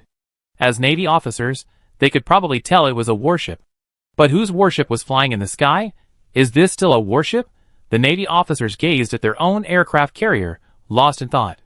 The researchers at the Space Center, however, were filled with excitement, their faces brimming with pride. They had finally created a groundbreaking weapon. The last groundbreaking weapon was the mushroom bomb created by Robert Purchett's team. And now, they could finally lead the way into Yin technology. But these people were not complacent. Although the aerospace carrier successfully launched, this was not possible without the hard work of all walks of life throughout the Yin. Qunberg did leave behind a substantial legacy. He helped Lion form the Iron Guard and the Imperial Guard. Even the aerospace carrier before us is part of Quinneberg's legacy. But compared to the Iron Guard and the Imperial Guard, the aerospace carrier was truly created from scratch. The aerospace carrier Quinneberg left behind was merely an empty shell. If the Yin had wanted to build one, it wouldn't have been difficult. So the aerospace carrier is truly the fruit of the wisdom of the people of Dehien. Lion, still sound asleep in Liongrad, jumped out of bed in excitement upon hearing the news. He had been waiting for this day for a long time, for it marked the beginning of the Great Yen Age of spaceflight. They could send troops or scientific researchers into space in an organized manner. True dominance of space. Lion then hurriedly fixed his makeup and boarded a plane to the space base. This was Lion's private plane, and Carl and Caddis were also on board. Chester, on the other hand, returned to the Nanchuan Port Naval Base the same evening after the coup. After learning of the takeoff of the aerospace carrier, Chester immediately flew from Nanchuan Port to Fearless Island. This was a landmark event for the Army, Navy, and Air Force. The reason these three were so enthusiastic was to compete for ownership of the aerospace carrier. Whoever obtained the aerospace carrier would become the undisputed leader of the Great Yen military. Lion knew what these people were planning, but he just smiled and said nothing. Go ahead and fight, and keep quiet. Lion had no intention of deciding the ownership of the aerospace carrier from the outset. Never had he considered giving the aerospace carrier to any of the three services. Because Lion wanted to form a new army. This army would draw personnel from the Navy, Army, and Air Force. To put it bluntly, it would be a downsizing of the three services to form a new one. And this new army wouldn't appear immediately, it would be the sixth in command. Even the news of the aerospace carrier's test flight had to be kept strictly confidential, at least until the completion of the second 5-year plan. The news of the successful test flight of the aerospace carrier would not be leaked. Although only one aerospace carrier has been completed and test flown, at least 9 more are under construction within the space base. The space base now employs over 200,000 workers and over 50,000 scientific researchers. This number exceeds that of Pilchard. Even the Nanchuan City shipyard to the south cannot match it. This is the confidence that allows the Space Center to build 10 aerospace carriers at once. However, these 10 aerospace carriers are only for unification. To conquer space and confront the gods, more aerospace carriers are needed. These 10 aerospace carriers are only used to attract the Navy, Army, and Air Force. Only in this way can they voluntarily give up their resources. Soon, Leon and his group arrived at Fearless Island. Looking at the aerospace carrier hovering overhead, Leon was completely shocked. Even in his previous world, such a thing existed only in science fiction movies. In this world, this type of aerospace carrier is unique to Scorpion Poop. In fact, this world does have spaceships, but they are not true spaceships. In ancient times, the Elven Empire possessed a form of aerial transportation. A wooden ship inscribed with numerous magic arrays could, through the use of magic arrays and the consumption of magic crystals, achieve flight. However, this type of ship gradually fell into disuse because it consumed too many magic crystals. It was a true magic crystal-eating beast. This was due to changes in the world. As the planet's energy was gradually drained, the production of magic crystals declined year by year. Even the vast Elven Empire could no longer supply these spaceships. As a result, only a small number of spacecraft are now controlled by powerful elves.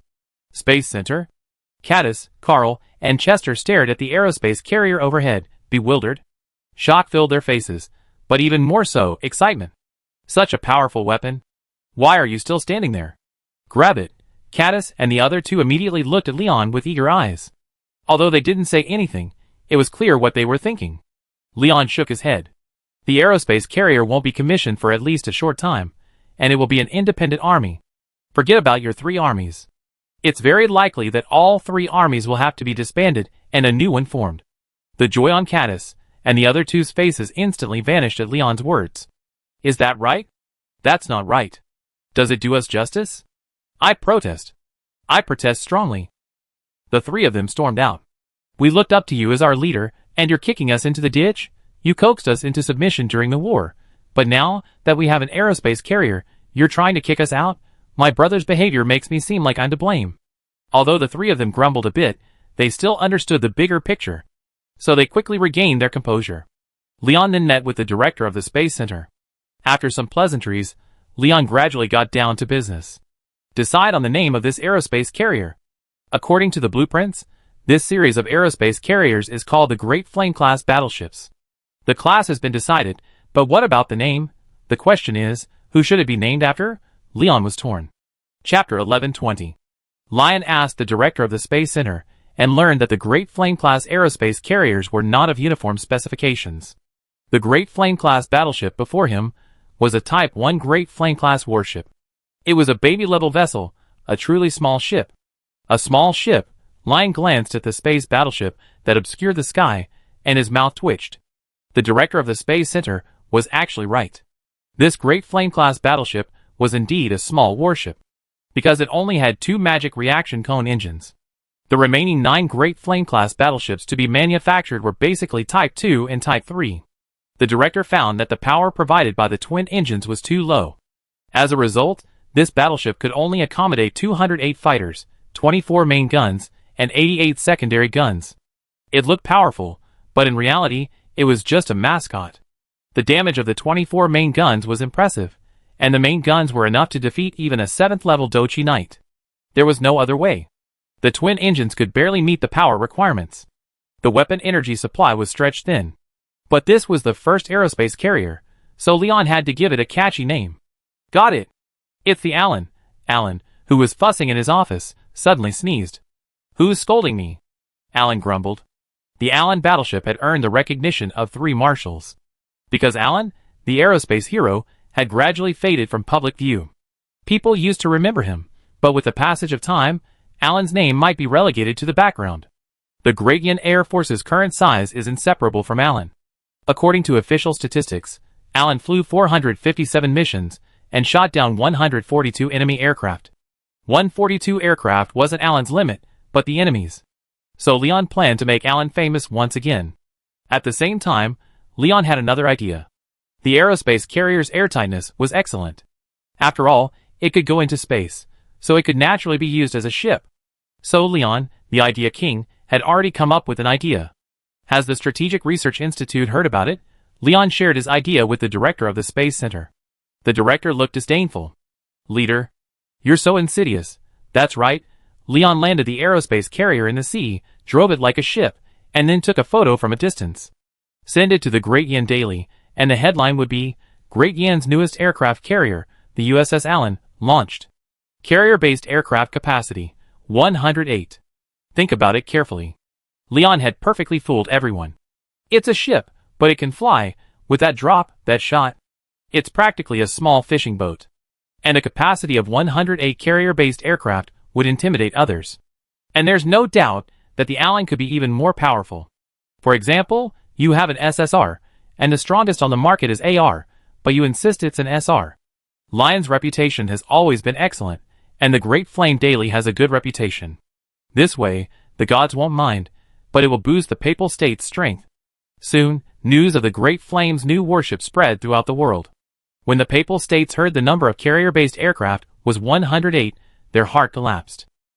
The Papal States were also developing their own aircraft carriers, but they found that no matter how they managed, they could only afford 60 at best.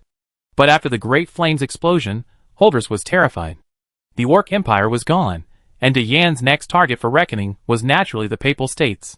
On the other hand, the gods, upon hearing the news, were immediately terrified, because they were now afraid of anything Leon could do. After all, he was about to unify the world. Who would be his target after that? The gods didn't want to be left like a dead tree. But they didn't dare to openly target Yen, because they didn't want to be ripped off by a mushroom bomb. And they didn't dare actually descend on the planet. Although they had discovered the trap set by the Supreme Will, they dared not take any action. Even if the Supreme Will had dug a trap, they would have had to accept it. Because now, the entire divine realm was almost entirely dependent on the tampered energy. If the planet was destroyed, the entire divine realm would collapse in an instant. So now, it wasn't humans begging the gods, but the gods begging humans. Humanity feared the gods' revenge, but the gods feared humans causing trouble. Now the gods were practically refusing to die. But they couldn't just sit back and do nothing, so they frantically tried to trip up Leon, while simultaneously seeking a way out. But after much deliberation, they realized they had no other options besides confronting Leon. So, they were secretly accumulating strength. Irina allocated most of her resources to the powerful main gods. The lower-level gods could only watch helplessly, as their resources were seized. This was a helpless move, as they, too, were members of the divine realm. Without making appropriate concessions, they would have no chance of defeating Leon. The next day's newspaper. The people of Yen read the contents of the newspaper, each face filled with shock. Because new equipment has been unveiled. When the residents of Liongrad saw the new battleship named Allen, they all remembered this former aerospace hero. This hero who dared to defeat the enemy with a small force. Many Leningrad residents began to discuss Alan's story. But Alan wasn't happy. He saw the report about the Alan and immediately understood that it was named after him. Alan, I'm dead? Although Alan was somewhat dissatisfied, he was mostly delighted. Who would dislike too many honors? Besides the Alan battleship, another major event occurred. Young pilot Patra received a gold medal. This was the newcomer who had collided head-on with the Orc Air Force in his J-16D. The Orc Air Force's fighter jets were all obtained from the Papal States. Before Lion faked his death and escaped, Patra and the Orc Air Force had already engaged in a battle. However, due to the sheer volume of events that had occurred in the past few days, the Great Yen Daily had suppressed this news. It wasn't until Lion reappeared and the situation stabilized that the newspaper published the news. In addition to the news about the USS Alan's entry into service, the newspaper's front page also featured a report about Patra. Top Gun. Young pilot takes on the most advanced fighter against the Papal State. The residents quickly grasped the key words. Young and the Papal State. That was enough to justify the explosive nature of this report. Looking at the young man's photo in the newspaper, everyone couldn't help but feel puzzled. This kid could win a gold medal? Many people were skeptical. Back to 3 days ago. After reporting that the Orcs possessed an air force, Patra immediately flew a J-16D to engage the Orc fighters. These Orc fighters were obtained from the Papal State. They were the second batch of aircraft developed by the Papal State, and the MiG-25 blueprints had been stolen from Great Yen. However, the Papal States had added some indigenous technology. Although based on the MiG-25, it was superior. As Patra watched dozens of fighters approach them, he and his wingmen were stunned. 2 versus 37? What kind of incredible ratio is this? Chapter 1121. Modern air combat is different from the past. On the surface, modern air combat may appear simpler and more brutal, but in reality, it places far greater demands on pilots. The pressure-bearing abilities of both sides are fundamentally on par. Why else would the Air Force's food be so much better than other militaries? If the food isn't good enough, how can training meet targets? Although the Great Yen Air Force started late, Leon was willing to spend money. They were recruiting pilots every day. There were 12 training sessions a year, with one held each month. But in reality, each monthly training session only had about 50 participants, and only 600 qualified pilots could be trained annually. This was a bit of a stretch for the rapidly increasing number of Great Yen aircraft. Not to mention the future, with space missions, the demand for pilots would be even greater. So every pilot was a treasure to the Air Force, and sacrificing one was incredibly painful for the Air Force. Before every takeoff, the base commander would give the pilots instructions. The plane crashed, so what? The most important thing is that everyone's okay, although returning home will inevitably require a review. If the pilot wasn't at fault, it should still be possible to fly again. 3 days ago, in the northern region of the Holy Empire, Patra, piloting a J-16D, watched the incoming Orc fighters, his nervousness reaching a peak. To be honest, Patra joined the Air Force because he thought it was easy. The Navy was also easy, but Patra had a slight fear of the ocean. Its bottomless depths terrified him. A childhood friend was swept away by a huge wave at the beach, and ever since then, Patra has developed a fear of the sea. As for the Army, it was known for being a lowly class. Who would want to be a lowly class member in the Army? Patra finally passed the exam and became a pilot. And his excellent performance made him somewhat arrogant. Temporarily retreating from the spotlight? When will youth be arrogant? Seeing a large number of enemy planes flying towards him, Patra felt a mixture of nervousness and excitement. The time had come to make a name for himself. Upon hearing the news, the Air Force Base immediately ordered the two to return. But they were now unable to escape. The MiG-25s were still faster. They quickly surrounded the two, forcing them to fight. The J-16D has a total of 12 hardpoints, originally designed for 8 air-to-air missiles and 4 anti-ship missiles. However, in inland areas and performing border patrol missions, so Patra and his team's J-16DS were equipped with 2 KD-88 air-to-ground missiles and 4 PL-15 air-to-air missiles. At first, Patra thought the base had given them 4 PL-15s as mere decoration. But now, Patra was hoping to lose only the PL-15S.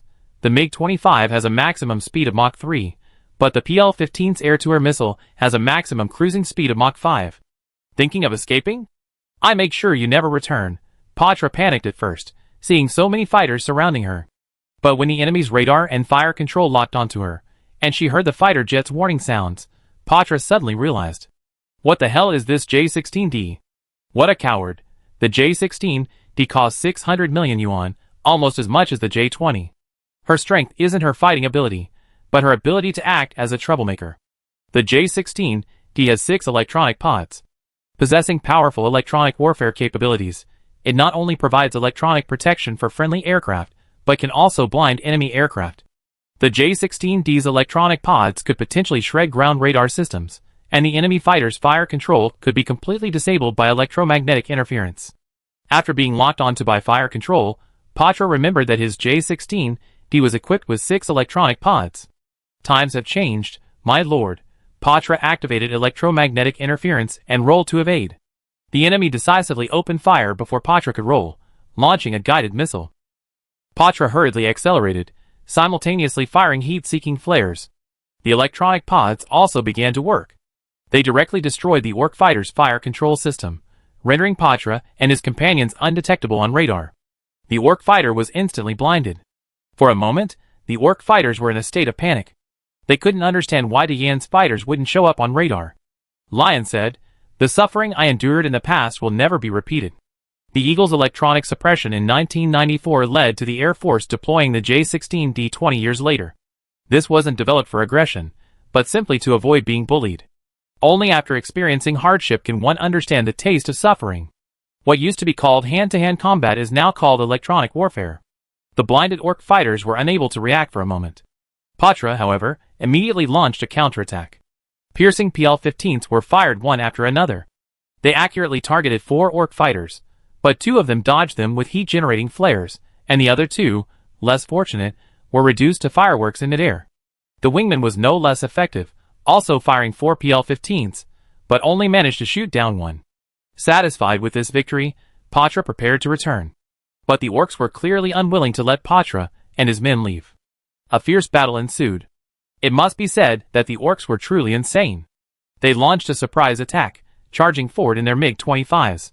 Using the MiG-25's modified cannon, they began to attack Patra and his men. The original MiG-25 didn't have a cannon, but the Papal States modified it, adding one.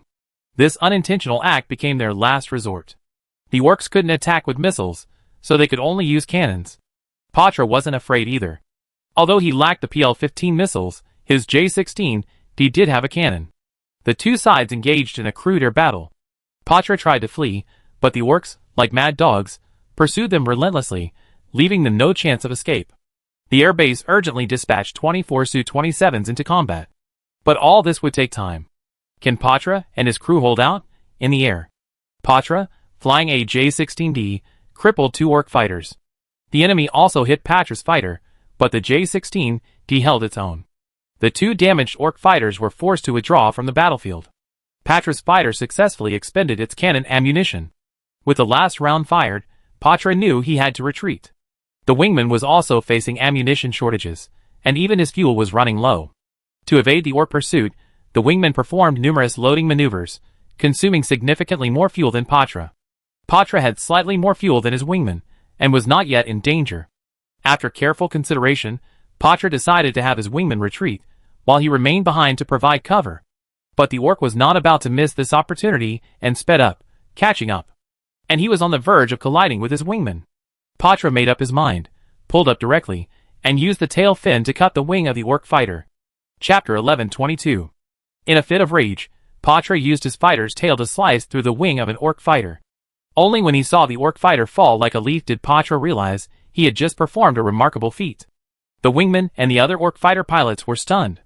Could a war be fought like this? However, the most outrageous thing was that the J-16D piloted by Patra didn't suffer much damage, only a minor dent in the tail. Patra didn't dare linger any longer, and quickly evacuated with his wingman.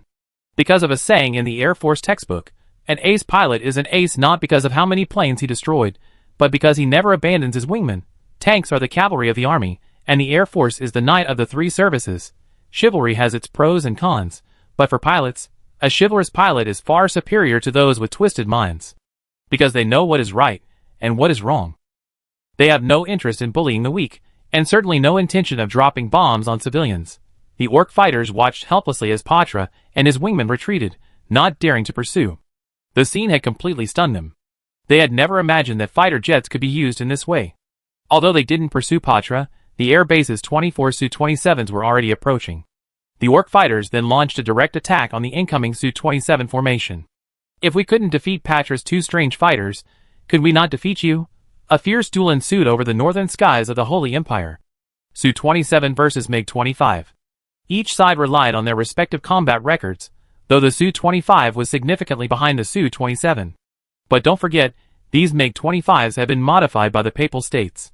Can a fighter modified by the Papal States still be called an ordinary fighter? The Papal States upgraded the MiG-25's materials, making it more agile. But this also increased the MiG-25's energy consumption. After all, given its tonnage, to make it more agile, you need not only stronger materials, but also sufficient horsepower. These Su-27 pilots engaged in a duel with these Ork pilots. The Ork Air Force pilots were not trained by Bachmet and his men, but by the Papal States. After the Papal States' defeat, when Urus gained the upper hand over the Ork Empire, the Papal States had already begun secret fighter development. But at that time, the MiG-25 blueprints had not yet been leaked. The Papal State was forced to develop its own aircraft behind closed doors, and only later, through some means, did it obtain the blueprints for the MiG-25. After learning that the Ork Empire's Bachmet was losing ground, the Papal State requested that Bachmet send a group of strong Orks. These Orks were secretly trained into qualified pilots. And, with their deep pockets, the Papal State donated 50 fighter jets to the Ork Empire in one fell swoop. Although these 50 fighters were barely enough for the Great Yin, their sudden appearance did catch the Wehrmacht off guard. Furthermore, after a brief encounter, the Su-27 pilots discovered that these Ork pilots were no simple beasts. Their familiarity with the MiG-25 was no less than that of the Aerospace Force pilots. Each side had its share of victories, and after several hours of fierce fighting, all 33 remaining Ork fighters were shot down, but the Aerospace Forces weren't feeling the same. 16 of the 24 Su-27s were shot down. On average, one Wehrmacht fighter could replace 2 Ork fighters. The loss of 16 fighters didn't distress the air base commander. On the contrary, he was overjoyed. Because the pilots of all 16 downed fighters were still alive, with only 2 or 3 suffering minor injuries and 1 seriously injured. But overall, they survived.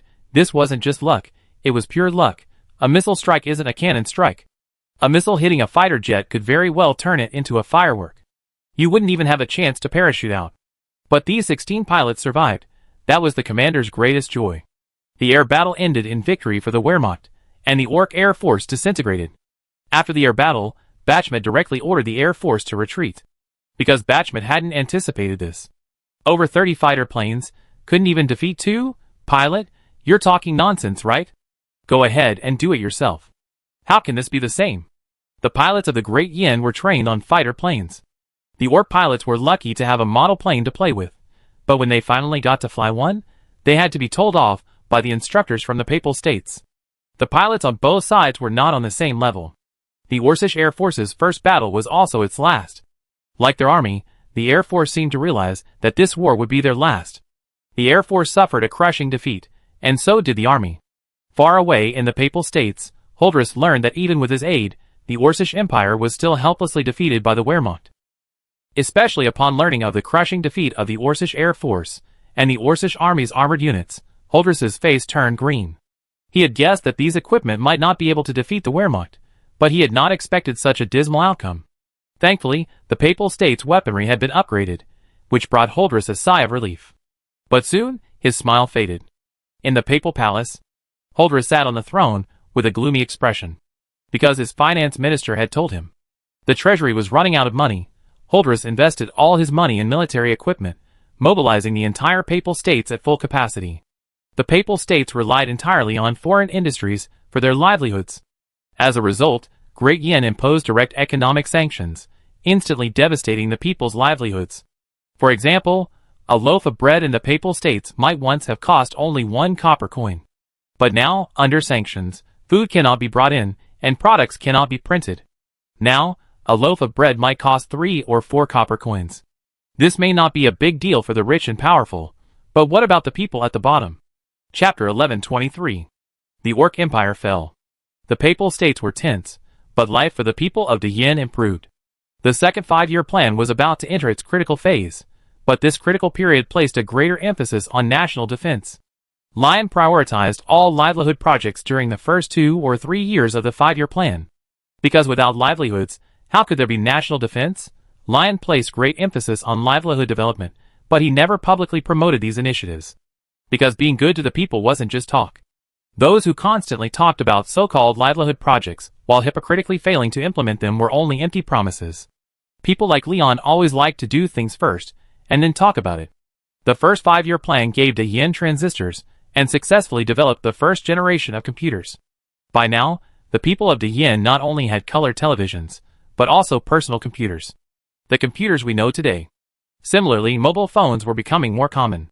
This also explains why the National Defense Forces had been so short of money for the past 2 years. Building communication-based stations, various lines, and funding for livelihoods. Simply draining the vast Great Flame dry. Leon didn't feel bad about this. Instead, he was quite happy. There's a saying, when you spend all the money in the treasury on the people, you not only save them, but also save the country. But the prerequisite is that the people of this country have a certain level of knowledge. No country can abandon the development of its military.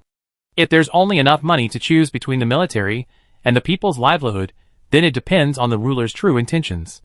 Save the people, or save the country? Damascus has already given us the answer. Some people abandoned the armed forces and exchanged all their money for flatbread. The people ate cheap flatbread, but they were led by the West. Cheap flatbread wasn't enough. They believed the rulers had impoverished the country. So now well-fed, they forgot their roots and began to succumb to incitement, choosing to overthrow their rulers.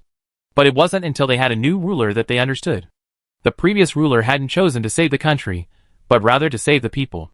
Not only had the ruler failed to save the country, he hadn't saved himself either. Some things are only appreciated after they'd lost them.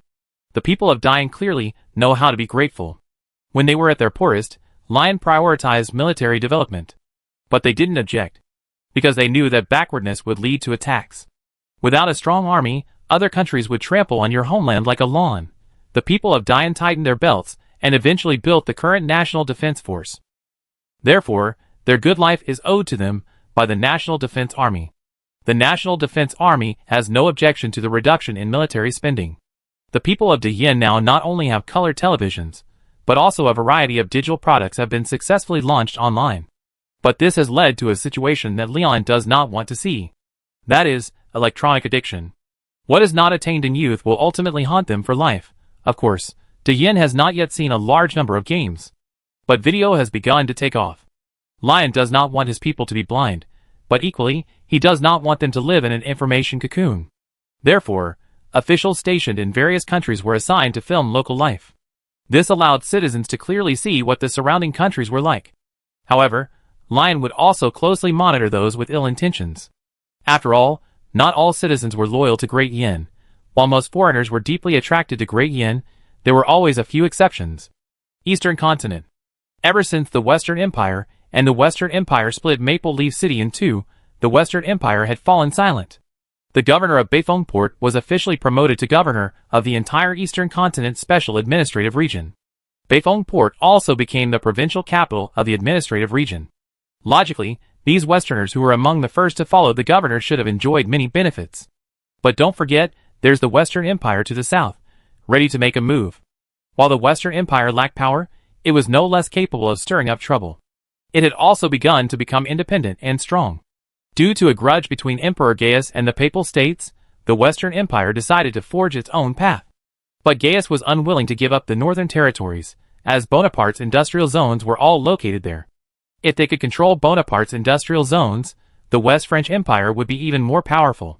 So Gaius decided to encourage the people of the north to declare independence.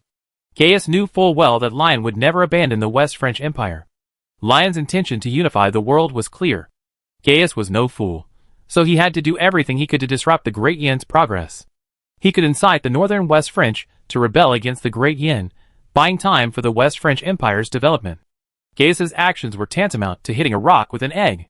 But he had to buy himself time. Unconsciously, Gaius had begun to become more Holderian. He began to focus on the nation as a whole, and the lives of the lower classes no longer mattered so much. But Gaius was much better than Holderius, because at least Gaius knew how to protect the fundamental interests of the people. Because Gaius had understood that this was a people's war. To the north, Bonaparte had proven this with his new West French Empire. In a small tavern in Northwind Harbor, a young man was giving an impassioned speech.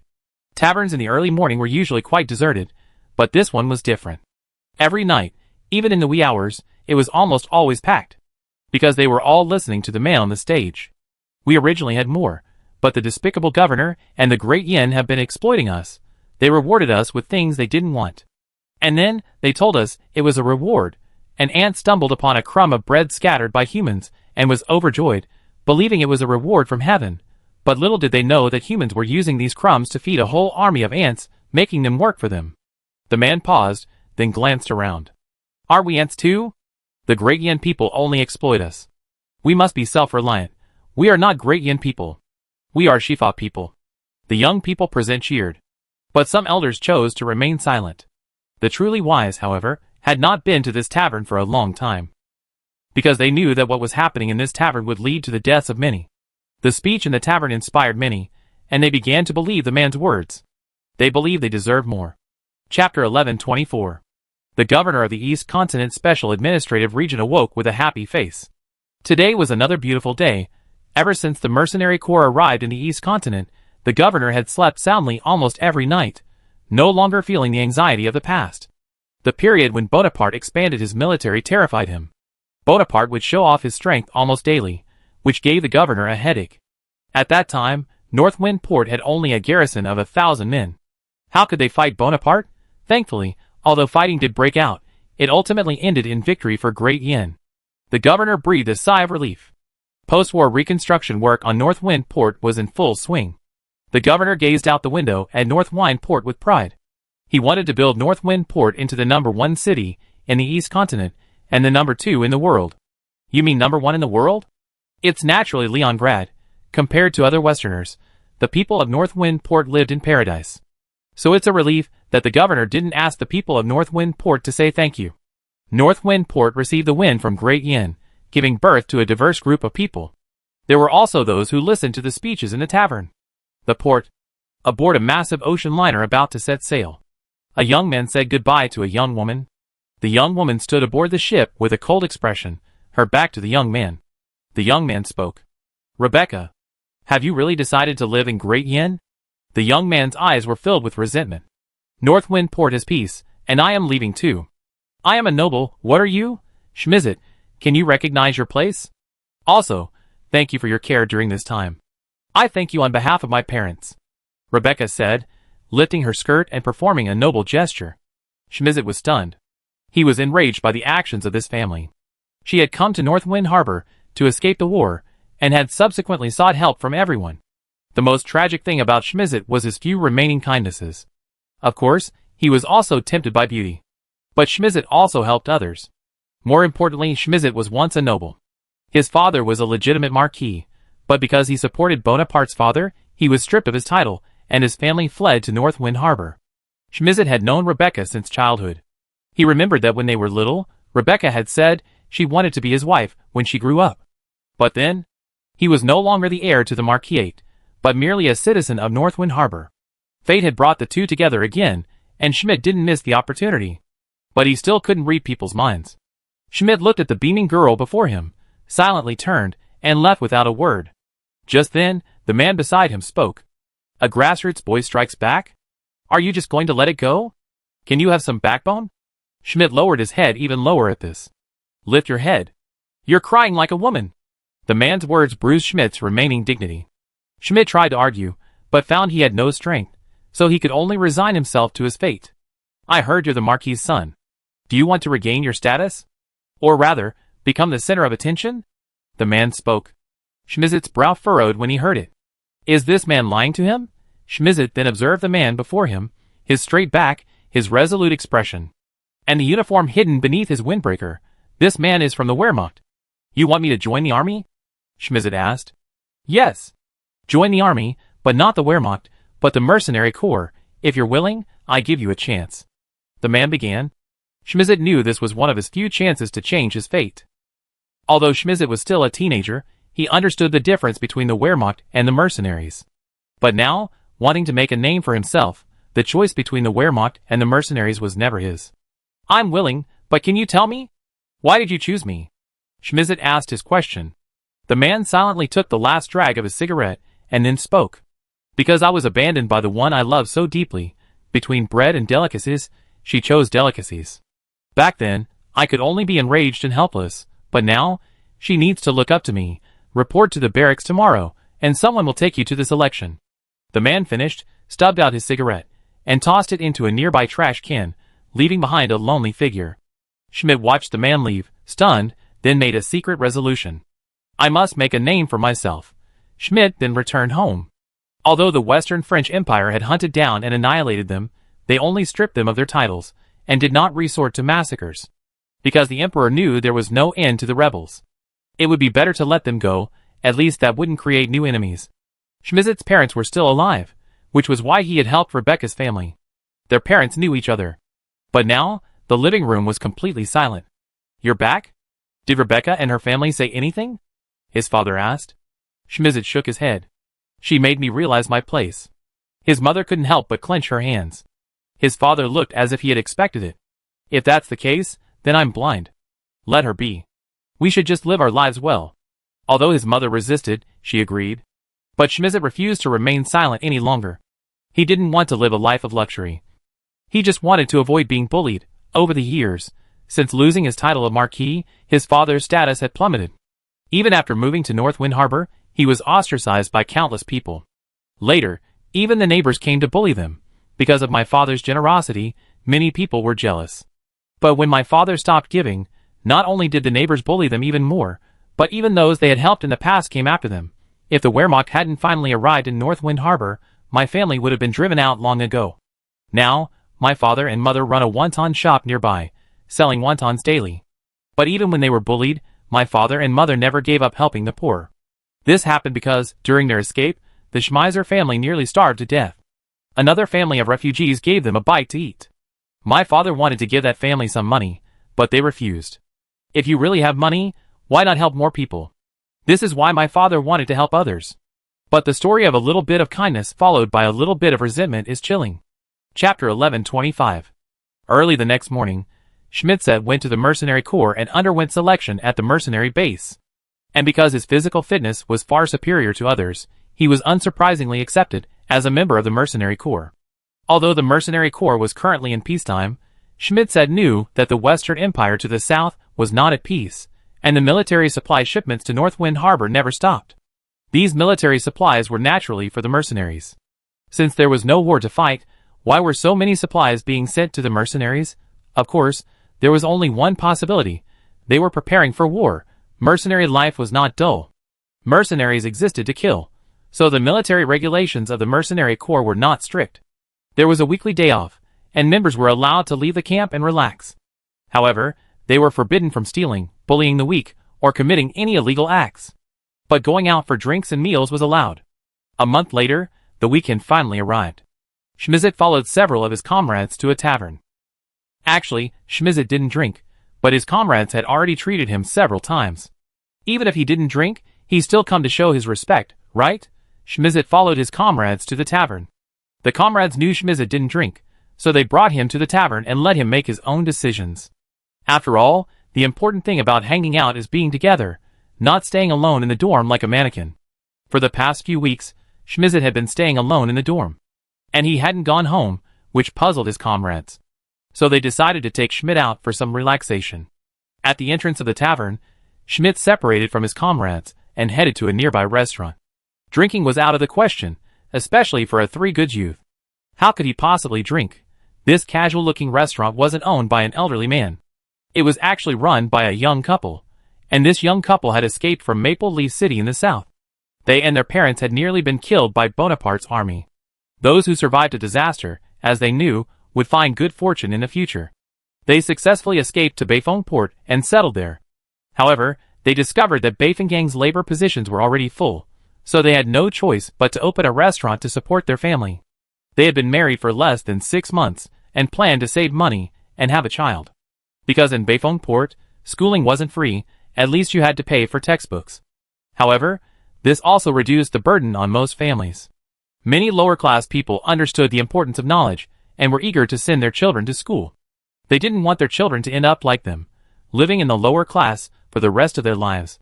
Schmizit wasn't wearing a military uniform. Instead, he ordered a few dishes at the restaurant like an ordinary person. The couple couldn't help but notice Schmizit.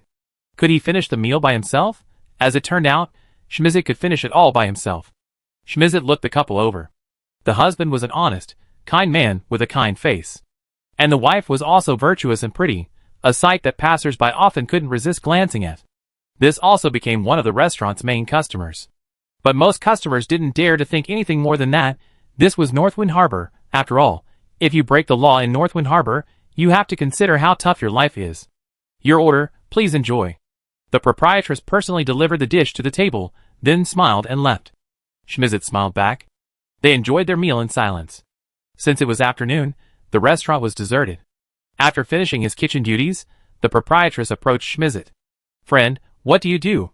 You're still on duty at this hour, aren't you? And it seems like this is the first time we met? The proprietress, curious, didn't realize the slight offense in his words. Schmizit spoke without paying attention. I'm a mercenary soldier, but don't be afraid. I'm from Northwind Harbor. After hearing Schmizit's words, the man nodded as if suddenly understanding something. By the way, is your business doing well? I heard a lot of our compatriots have arrived in Northwind Harbor. Will that affect your business? The boss shook his head as he listened to Schmizer's words. Business is already slow, and things have been getting chaotic in Northwind Harbor lately. Although the military is on guard every day, somewhere they can't see, an organization called the Restoration Society is gaining momentum. And they hold daily demonstrations, arguing that the governor should pay them more. Schmizer's brow furrowed slightly as he listened to the boss's words. Demonstrations? Why haven't they heard of them? Are the demonstrations large-scale? Schmidt questioned. It's not a big group, and it's very small. They're afraid others will know about them. The boss grew increasingly angry as he spoke, even standing up excitedly. Schmidt saw the boss's expression and guessed that the parade wasn't a good thing. Those people marching, under the pretext of a parade, are actually just looking for an excuse to loot and vandalize. The boss spoke, his expression revealing that he was deeply affected by the parade. Schmidt spoke after a moment's silence. Have you ever considered resisting? Or reporting it to someone else? The boss shook his head. I thought so too. Being with them is like being a mad dog. If you dare report them, you be treasonous, and they kill you. The boss complained. Schmidt wanted to ask more, but the next moment, a group of aggressive young people appeared in the restaurant. These young people were dressed in a very abstract style, neither in traditional Western or Dayan clothing. This gang looked like a bit of a non-mainstream group. The first thing they did after entering wasn't to order food, but to go straight to the boss and speak arrogantly. Boss, have you forgotten? It's protection money today. We in the Restoration Society are protecting you, so you should at least give us some compensation, right? Seeing the shaman looking like they were asking for a beating, Schmitz wanted to beat up the whole gang. But Schmitz didn't do anything. 1 man against 7. This wasn't a novel. Schmitz was about to call for help, but it was clear these thugs weren't going to let the boss go. Chapter 11:26. Seeing Schmizit appear to be running away, the shaman men paid him no attention. Just a gigolo, why should they care so much? However, what they didn't know was that this very gigolo they were talking about would exterminate them all. Just as Schmizit was about to leave, a shaman man kicked the boss to the ground, but the boss dared not resist. Because the Restoration Society's strength was not as simple as one might imagine. They were able to run rampant in Northwind Harbor. Naturally, they had something to rely on. Seeing her husband being kicked to the ground, the wife tried to help. But she was stopped by several other shaman men standing nearby, grinning lewdly as they looked the woman up and down. The woman instinctively protected herself, her face filled with panic. The husband, standing nearby, also wanted to protect his wife and struggled to stand. But he was pinned down by the shaman men. What are you doing? Come at me! Don't touch my wife, it's just money, isn't it? I give it to you. I give it all to you. The man was instantly anxious. His wife was a treasure to him, arguably the most important person in his life. Seeing the man's anxiety, the shaman became even more excited. Because in their eyes, this kind of person was perfect for their toy-making. Their pleasure was built on the suffering of others. The leader told them that these residents of Northwind Harbor weren't even considered Shifa people, because they had betrayed Shifa.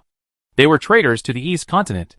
Therefore, they could have their life and death at their disposal, but they themselves didn't even understand who the traitors were. These hard-working residents of Northwind Harbor simply wanted a better life, but what about them?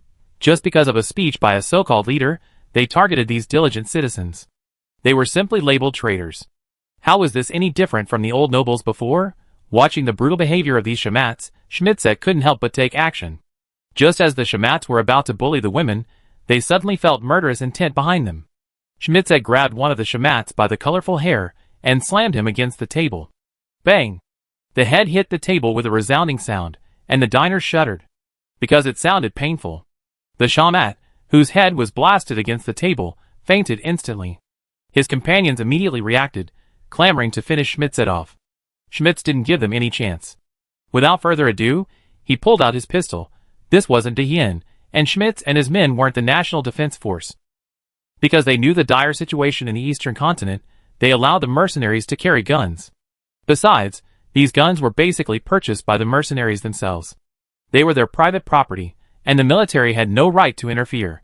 And now that these mercenaries had guns, they became even more disciplined. Because they knew they represented not only themselves, but also the entire De Hien. So, they would exercise greater self-discipline and hold themselves to a higher standard. These mercenaries wouldn't use their guns unless it was absolutely necessary. Seeing Schmitz pull out a pistol, the Shamat present were dumbfounded. You can bully the weak and fear the strong, they're no problem. But asking them to bully a tough guy like Schmitz is like hitting a rock with an egg.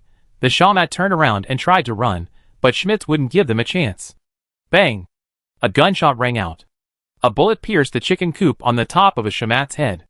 This frightened the Shamat so much that he peed himself on the spot, collapsing to the ground, yellow liquid oozing out. Everyone present couldn't help but cover their faces and pinch their noses. This was truly humiliating. The Shamat's companions ran away without a glance back, completely ignoring their fellow scoundrels. But how could Schmitz let these beasts go? As soon as the Shamat left the house, they ran into their fellow comrades, who had rushed over from the tavern after hearing the gunshots. Schmitz pointed a finger. Catch them. Don't let them get away. They're going to rebel. This slammed the Shamat's accusation directly on their heads, and their faces turned green. Upon hearing this, his comrades were instantly excited. This was like a bronze medal falling from the sky. What were they afraid of? A dozen comrades quickly subdued the Shamats. Instantly, they were pinned to the ground like dead fish. Soldiers standing guard nearby heard the gunfire and rushed over. Schmeiser then put away his gun and explained the situation to the soldiers. The soldiers questioned the couple and ultimately confirmed that the Shamats were guilty of accepting protection money and oppressing the people. With a simple wave of his hand, he loaded all the Shamats into a truck and took them away. As for where to go, the Ironstone City mines needed a lot of manpower. The criminals exiled from De Hien were no longer enough, so they could only capture some criminals within the East Continent Administrative District. Meanwhile, Schmitz reported the Restoration Society. The patrolling soldiers, realizing the situation was far from simple, reported the so-called Restoration Society to their superiors. Schmitz was told to return and await further information, believing the matter was over. But he had no idea that his courageous act would harm the couple, and the decision that would determine his fate for the rest of his life would be deeply connected to the Restoration Society. 3 days later, while undergoing training at the camp, Schmitz received a notification from the patrolling soldiers. The couple who worked in the restaurant were both dead. The owner had been beaten to death, while his wife had been brutally murdered and dismembered after being humiliated. The assailant had left a few words in the restaurant. The murderer is from the Restoration Society. Schmitz, you are a traitor to the West. Schmitz was furious upon hearing this news. If you have anything to say, come to me. Why did you attack the couple in the restaurant? Patrol soldiers and the intelligence agency investigated and discovered that one of the Shaman arrested that day seemed to be the child of a high-ranking member of the Restoration Society. This explains their vengeance on Schmitzet. They didn't dare retaliate against Schmitzet because he was in the military camp, and the Restoration Society, a bully and cowardly group, wouldn't dare provoke such a colossus. So they directed their wrath at the couple. But they didn't realize that their actions had already led to their downfall. The district governor received the investigation report on the couple's tragic murder. In the tavern that night, the leader continued his speech, but today, for the first time, he cursed. Are you pigs? Why are you provoking the army? How many heads do you have left for them? Chapter 1127. After receiving the news that the restaurant couple had been brutally murdered, Schmitzet remained vacantly in the barracks. His comrades also realized that Schmitzet had made a mistake. No, it should be said that he hadn't completed the task. He should have been more decisive and utterly annihilated the enemy, but now, nothing could be said. the people were already dead. The entire mercenary army had heard the news, most of whom were from the Great Yin.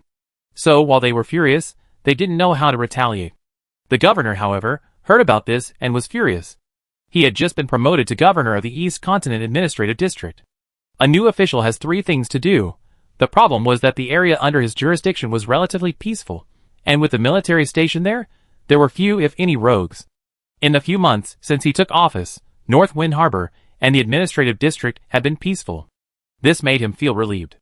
But now this incident had occurred. Wasn't this simply a disgrace to the governor? The governor was furious. He immediately ordered the North Wind Port garrison to take action. Because Bonaparte had previously attacked North Wind Port, and it had nearly fallen, Lion had increased the garrison there.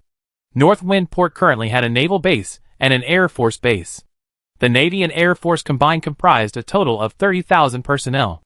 The army, on the other hand, was relatively small. Before Bonaparte's attack, the army garrison numbered only 1,500, and at its peak, only 2,000. But now, the army garrison at North Wind Port has reached 5,000. That's a whole brigade of troops, and they're the elite of the National Defense Force, distinct from mercenaries. But these 5,000 men are essentially there to protect Beifuongport. As for the rest of the administrative district, these soldiers can do nothing. But now, the governor has spoken, and this tragedy occurred within Beifuongport. As garrison troops, they couldn't afford to lose face if something like this happened. So, after contacting the Intelligence Bureau, Beifuongport launched an operation against the Restoration Society. They wanted to completely destroy the organization and uncover the mastermind behind it. And, incidentally, give these Westerners a little shockwave. To the south, the Western Empire hadn't reacted yet. Beifuongport had already begun its operation. The Western Empire in the south was still contacting the Restoration Society in the north, urging them to do everything they could to stir up chaos in Beifuongport. The Restoration Society's leaders were now as anxious as ants on a hot pan. Although he knew his ultimate mission was to unleash chaos in North Wind Harbor, the Restoration Society currently lacked the power to do so. The governor could crush them with a single flick of his finger. So the leaders had been pleading with Gaius in the south to delay their actions. Furthermore, due to the couple's death, martial law throughout North Wind Harbor skyrocketed. Even with the couple's experience as a warning, many merchants who had suffered from the Restoration Society's oppression began reporting everything about the group to the Great Yin Administrative District government. Even if they were branded traitors, they would expose everything. Treason is a serious offense, but the problem is, if this country never considered them citizens, then how could it even be considered treason? It's clear that the leader of the Restoration Society has some brains, but they can't stand up to his subordinates, who have none. Because those with brains were killed not only by Bonaparte, but also by the Intelligence Bureau. If they weren't killed, they would be playing dumb and living in hiding. The Intelligence Bureau couldn't allow such people capable of overthrowing the regime to exist within its administrative area. Those who obey me prosper, those who defy me perish. Dian is a nation, not a child's playhouse. Any threat to Dian's rule will be dealt with one by one. Submission or death. After finishing his speech in the tavern, the leader immediately ordered the Restoration Society to go into silence, to prevent them from being caught by the governor's office and subsequently betraying others. But what the leader didn't expect was that while his order was quick, the Intelligence Bureau personnel were even faster. The leader prepared to pack up and temporarily leave North Wind Harbor. I need to leave here for now. The Wehrmacht is no pushover, and the Intelligence Bureau is even less so. The leader muttered to himself, quickly packing his clothes. A pile of confidential documents was being burned in an iron basin nearby. But before he could finish, a bodyguard rushed in frantically. "Oh no, sir! Something's wrong. A lot of soldiers are coming nearby. They surrounded this place," the bodyguard said in a panic. Listening to the bodyguard's words, the leader's face grew serious, and he then glanced at the documents burning in the iron basin. "It's too late. Hurry and get your men to stop them. These documents must be burned." The leader spoke solemnly, and upon receiving the order, the bodyguard beside him immediately ran out to lead the other bodyguards to stall for time. But this operation involved more than just the Wehrmacht. The Intelligence Bureau also dispatched agents. The Intelligence Bureau had carefully formulated a plan. The Wehrmacht would draw fire from the front, while the Intelligence Bureau agents would conduct a direct assault, heading straight to the leader's room and completing the decapitation operation. The leader had a small force with him. He had only brought a dozen or so bodyguards to North Wind Harbor. Most of his so-called subordinates were civilians he had incited, and most of them were idle, angry young men. Hundreds of Wehrmacht soldiers rushed in from the door. The Restoration Society members gathered in the tavern were stunned. When they saw the black muzzles of their guns, they realized that this was all real. Without hesitation, the bodyguards drew their pistols across the crowd and opened fire on the Wehrmacht. They were gambling, betting the National Defense Force wouldn't shoot civilians, but the governor had already ordered that no member of the Restoration Society be allowed to escape tonight. The Intelligence Bureau's investigation revealed that everyone in this tavern, including the staff, was a member of the Restoration Society. With authorization to open fire, the National Defense Force would have no scruples. Bang, bang, bang. The National Defense Force stationed at Northwind Harbor wasn't using AK-47s, but M4 carbines. While there weren't fully automatic versions, the 3-round burst was more than enough for emergencies. When the bodyguards saw the National Defense Forces return fire, they were stunned. Weren't they supposed to kill civilians? Watching these Restoration Society members, struck by stray bullets and lying on the ground, clutching their wounds and wailing, the bodyguards began to question their lives for the first time. Even further down the road, the leader was facing a disaster. Chapter 1128. Before the leader could react, the intelligence agent burst through the door. No, to be more precise, through the window. Crack. With the sound of shattering glass, the intelligence agent flew in through the window. That's right. Without even a moment's preparation, he dodged and burst through the window. Before the person inside could react, the intelligence agent's gun was pressed to his forehead. The leader was stunned. He knew the Wehrmacht was fast, but he hadn't expected them to be this fast. It was obvious that the enemy had come prepared, ready to crush him. The leader glanced at the iron basin nearby, wanting to confirm whether the data had been burned. But that one look immediately alerted the intelligence agents. There was something fishy going on. The intelligence agent was even faster, kicking over the brazier and then stamping out the flames. Looking at the half-burned documents, the CIA agents knew they had seemingly won the jackpot. While interrogating the leader, the CIA agents began sorting through the documents. The leader attempted to rush over to destroy the documents, but was elbowed by a nearby CIA agent with the butt of his rifle. The leader was knocked to the ground, and before he could react, he was pinned down by other agents. The CIA team leader looked at his subordinates with disdain, his eyes as if to say, "How can you be so useless? You can't even hold one person down." The CIA agents, sensing their superior's disdain, silently lowered their heads and pinned the leader down. The intelligence team leader began analyzing and rescuing the documents. At this moment, a fierce battle was raging in the tavern downstairs. The bodyguards hadn't anticipated the National Defense Army's direct firing, so their plan to use the crowd for cover was foiled. And the National Defense Army showed no mercy, raising their guns. As soon as they saw the bodyguards fire, they aimed their rifles in the direction of the muzzle flashes and fired repeatedly. How could a dozen bodyguards armed with small pistols possibly stand up to hundreds of National Defense Army soldiers? The crowd fled in panic, and many members of the Renaissance Society were directly hit by bullets, falling to the ground and wailing. But the National Defense Army soldiers showed no mercy, for they had received orders from the governor. At the same time, they had been informed of the plans of these Renaissance Society members. These Renaissance Society members wanted to stage a coup in Northwind Harbor, or even overthrow the rule of the administrative district. As people of Great Yen, they naturally understood that their mission was to protect the interests of Great Yen. Clearly, this so-called Restoration Society threatened their interests. As protectors, they naturally had to intervene. They won't allow anyone to threaten Yen's safety. So tonight, everyone in the tavern must be eliminated. Better to kill the innocent than to let them go. The bodyguards, retreating step by step, tried to return to the office to escort the leader away, but upon turning back, they saw intelligence agents escorting the leader outside. The bodyguards attempted to rescue the leader, but were shot dead by the intelligence agents.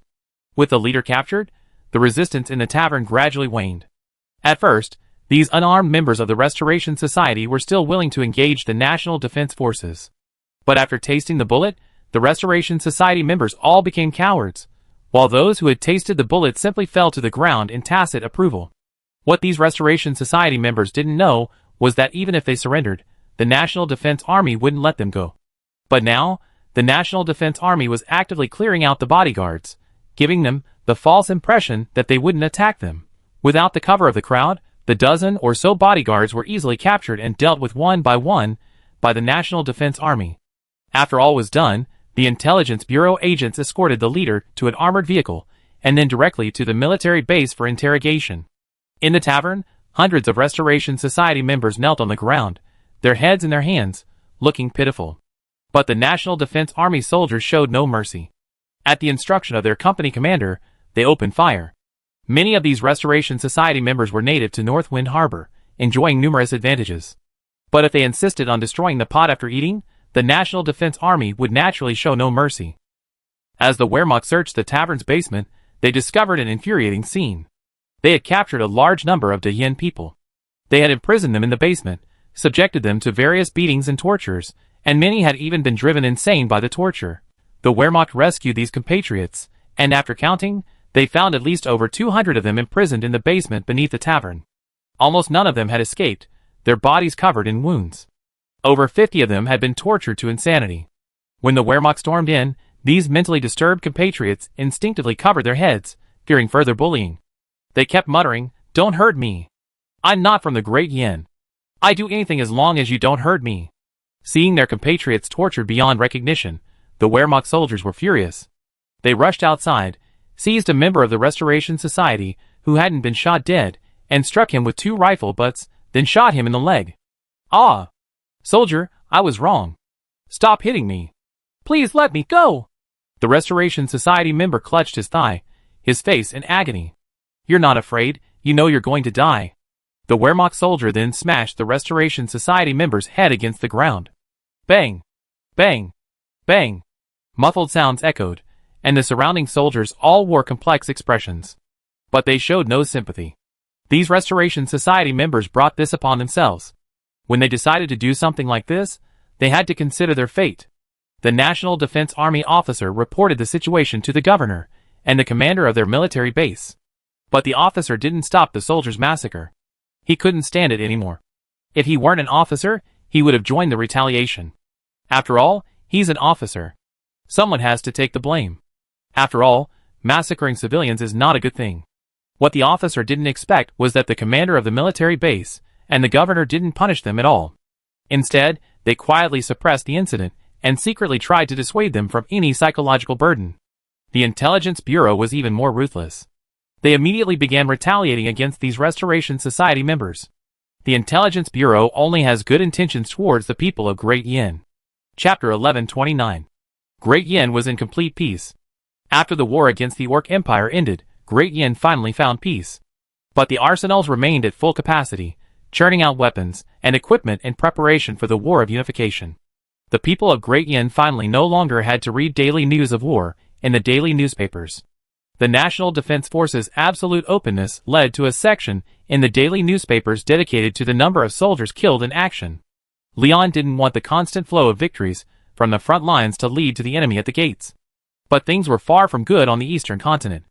The governor ordered the elimination of all members of the Restoration Society.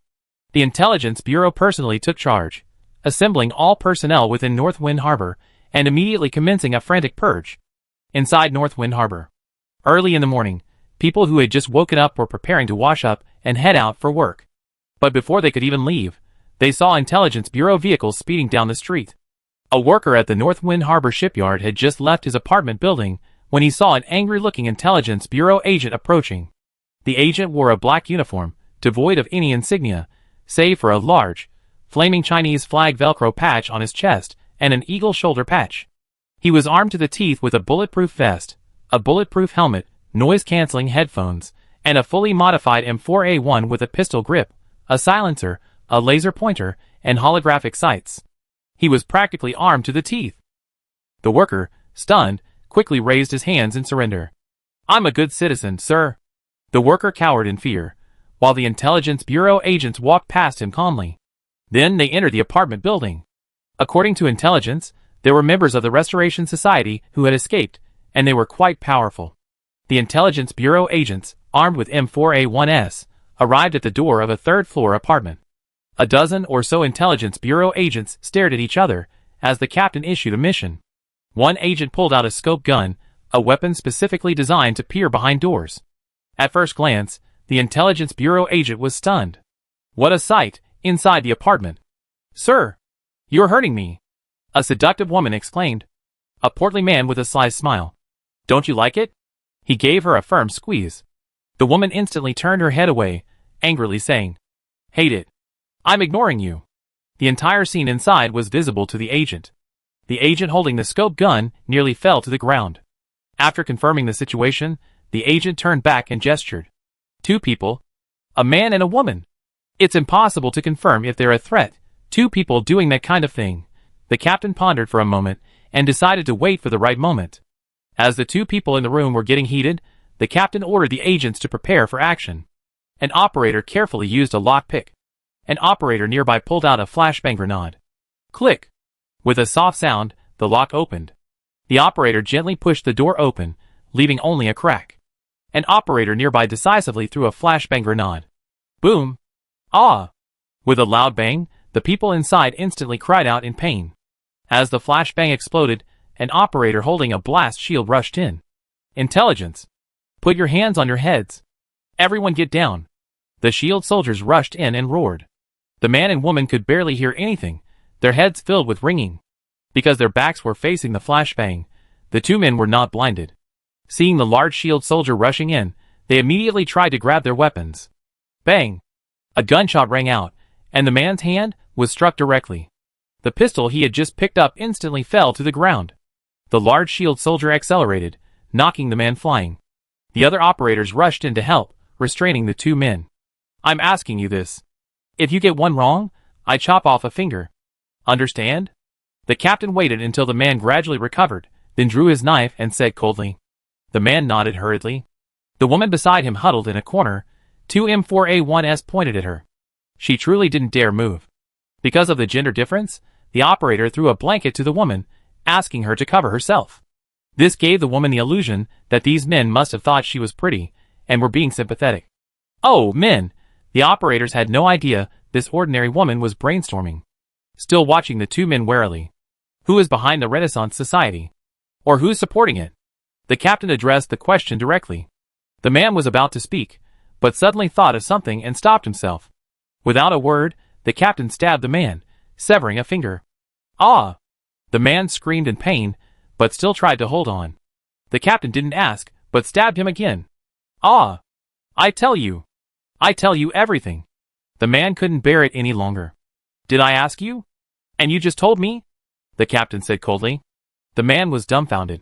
What do you mean you just tell me when I ask you? Is that even human language? Aren't you interrogating me? The man ignored him and told everything he knew. I'm His Majesty Gaius's special envoy, here to contact the leader of the Renaissance Society and urge him to act quickly. De Yen has ended the war with the orcs, so the Eastern Continent is naturally the next target. The man began. The captain paused in thought, then looked at the team members nearby. Did you record everything? Yes. The captain noticed the woman nearby and spoke. Who is this woman? The man began. Sent by the Renaissance Society, hoping to distract me and give me some extra time to act. The captain nodded, then gestured to the nearby operators. The operators, 1 on each side, dragged the woman downstairs. The woman's naked body was suddenly exposed, and before she could react, one of the operators pointed a gun at the back of her head. 2 officers, please let me go. I'd do anything. The woman, seemingly having guessed her own fate, spoke hastily. But all she got in response was a bullet. Bang! With a single gunshot, a beautiful woman was gone. What a shame. An operator sighed. What a shame. Why not kill her while she's still young? The operator said. Go to hell. You're such a pervert. The operator shook his head and covered the woman's body with a blanket. This is immoral. This is immoral. The operation against the Renaissance Society was underway. Liongrad was also experiencing rapid development. It was the weekend, and after a busy week, Leon finally had some time to rest. But before he could even climb into bed, Yun Qingqi dragged him down. Let's go shopping. I'm not going. I'm not going. Leon clung to the pillar, his last act of stubbornness. Want to escape? Yun Qingqi snorted coldly, then snapped the pillar in half. Chapter 1130. Let go! I don't want it! Inside the Duke's mansion, Leon clung to a pillar, looking extremely reluctant. Yun Qingqi, standing beside him, was furious. Are you leaving or not? No! Leon said forcefully. Nonsense! He finally gets a weekend, and this is how they deal with him. It's common knowledge that Leon only gets 1 or 2 weekends a month. Although he has weekends every week, for Leon, weekends are simply a luxury. Not only that, every weekend, Leon finally gets some time to sit down and rest. But everyone always finds various reasons to make him work like a slave. In the past, Leon could still tolerate it. After all, there had been less to do in the past few months. But this month, there had been so much going on. The war and the coup had completely drained Leon's energy. Finally, Leon had some time to sit down and rest. The women started to make trouble. Politics can wear a person down, and Leon was just that. He used to be a sunny, cheerful young man, but now, he drools even when sitting in a chair. Leon's last bit of stubbornness couldn't protect him. Yuan Qingqi grabbed Leon's leg and exerted a sudden force. The pillar was yanked down. Leon was stunned. Oh my god, that pillar. This pillar in the Duke's palace is arguably older than Leon himself. This Duke's palace was built before Leon was even born. Looking at how he damaged the pillar, Yuan Qingqi withdrew his hand somewhat embarrassedly, then smiled at everyone, trying to mask his embarrassment. Lion, heartbroken, hugged the pillar. This was an heirloom stone pillar. This was a carved white jade pillar. It was all money. This was money. A rough calculation showed that this pillar would cost at least 1 gold coin. Looking at Lion's bewilderment, Yuan Qingqi approached him. Okay, don't be upset. Can't I just pay you back? Lion glanced at Yuan Qingqi. Really? Yuan Qingqi couldn't help but hold his forehead in his hand. Because Yuan Qingqi held the family finances, and Lion's salary was already modest, Lion naturally suspected that Yuan Qingqi had secretly saved the money to give Yunli as a dowry. However, the most heartbreaking thing was that his daughter Yunli took out a gold coin and placed it in Lion's hand. Dad, I have some money. Can you take your daughter out to play? It's been ages since I played with you. Yunli lowered her head as she spoke, tears welling up in her eyes. Leon's mouth twitched as he watched his daughter, who was playing the emotional card. Then he placed his hand on Yunli's head. Okay, great dad, please bear with my precious daughter for a little while. As for your mothers... Leon glared fiercely at the girls. Just stay home. Leon's sadness vanished, and he scooped up Yunli in a 100-meter sprint, sprinting to the car. Leon left the girls bewildered. What's going on here? Is he rebelling? Yuan Qingqi saw this and said hurriedly. What are you still standing there for? Hurry and give chase. The 5 girls lifted their skirts and gave chase. But Leon and Yunli were already in the car. The driver, clearly guessing Leon's intention, floored the accelerator, leaving a long trail of taillights in the distance. But half a minute after the car drove out, Leon suddenly remembered something he'd forgotten. Then he looked at Yunli, who was standing nearby with a sweet face. My daughter is so adorable. Wait. A daughter? That's it. Had just come downstairs, Mochi opened her sleepy eyes to see an empty living room. Only her grandmother, Irina, was sitting there knitting a sweater for Leon. Grandma? Where are Mom and Dad? Hearing Mochi's voice, Irina was instantly furious. Aw? Grandma, sweetheart. Didn't you go out with your dad? Irina said, bewildered. Mochi shook his head. Dad and sister are out? And where are the mothers? Irina had an urge to beat up her son Leon. In the car, Leon, belatedly realizing what had happened, finally realized what had happened, and was about to ask the driver to turn around and go home. But suddenly, the space around him warped, and Yuan Qingqi, holding Mochi in one hand, sat down beside him. Hey, isn't this our leader? Why aren't you running away? Leon, Leon glanced helplessly at his daughter, Yunli. Yunli waved her hands like a kitten. Don't look at me. What can I do? Mochi burst into tears when she saw her father and sister. Daddy, don't you want me anymore? Mochi, sobbing and snotting, tried to rub against Leon. Leon held Mochi's little head, and no matter how she moved her hands, she couldn't reach Leon. Mochi grew angrier and angrier, and finally burst into tears. Leon then picked up Mochi and coaxed her softly. After finally coaxing Mochi into submission, Yuan Qingqi aggressively pulled Leon over. Man! Are you trying to get my attention? Looking at Yuan Qingqi before him, Leon was paralyzed. Where did this domineering CO novel come from? He was completely addicted. Leon didn't even give in, taking over. He pushed Yuan Qingqi into the back seat. Woman! You're playing with fire! Now it was Yuan Qingqi's turn to be stunned. Why was Leon so hard? Yunli, standing beside him, curled her lips in disgust. Why were her parents so abstract? As expected, Diane's future depends on herself. Dad is incompetent, Mom is clueless, and only she is the one and only king. Yunli was imagining things in her mind. Leon looked at Yunli, who was practically drooling, and gently patted her head. What's going on, kid? Why are you drooling even after being cured?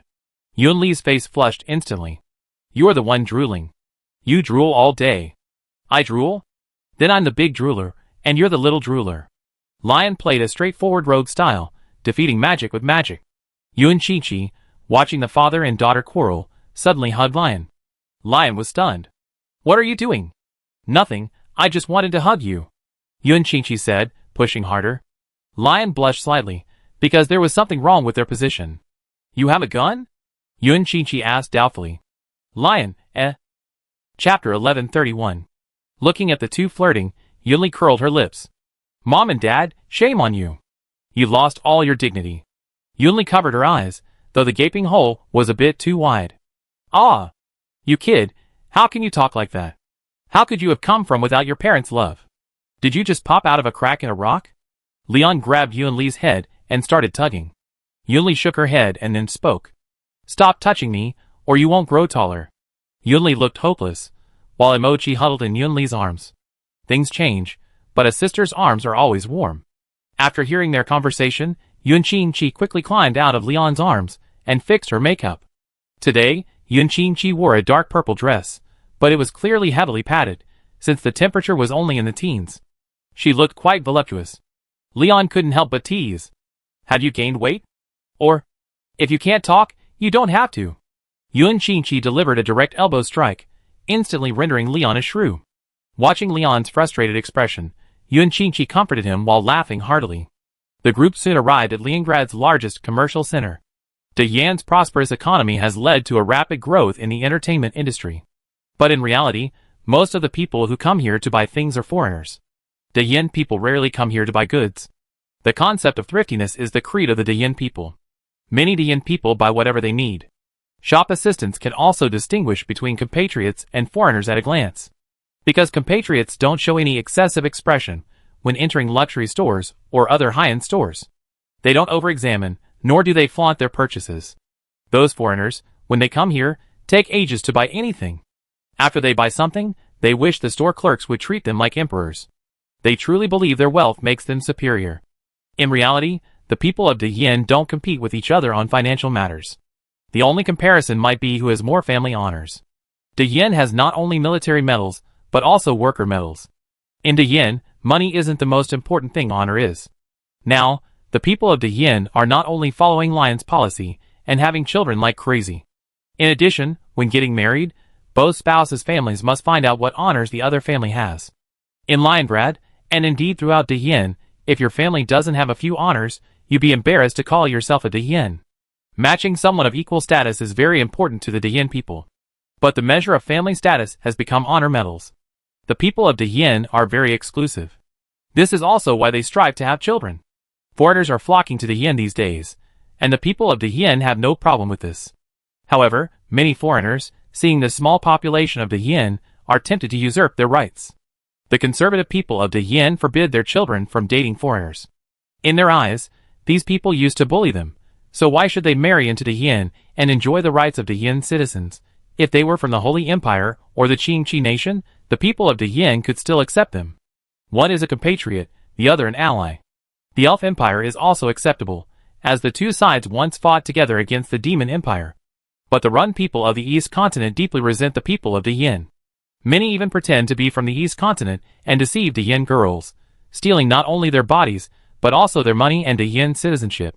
The Intelligence Bureau established a special operations division specifically for this purpose.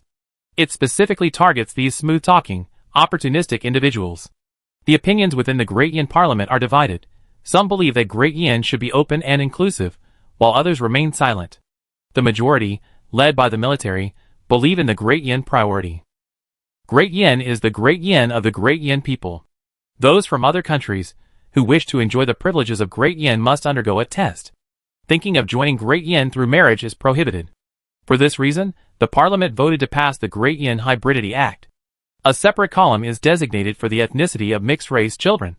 For example, people of the Holy Empire are considered human beings of the Holy Empire. Mixed-race children, except those who intermarry with the Holy Empire, must indicate their mixed-race origins from other countries. This is to prevent parents from abroad from exploiting the Great Yin people and then absconding with their children. Then Great Yin will raise the child and encourage them to contribute to Great Yin when they grow up. If the child participates in politics, they will be sent to the other country where they are mixed race. The sins of the past are now being repaid. After all, this child was raised by De Yin. What connection does he have with your country?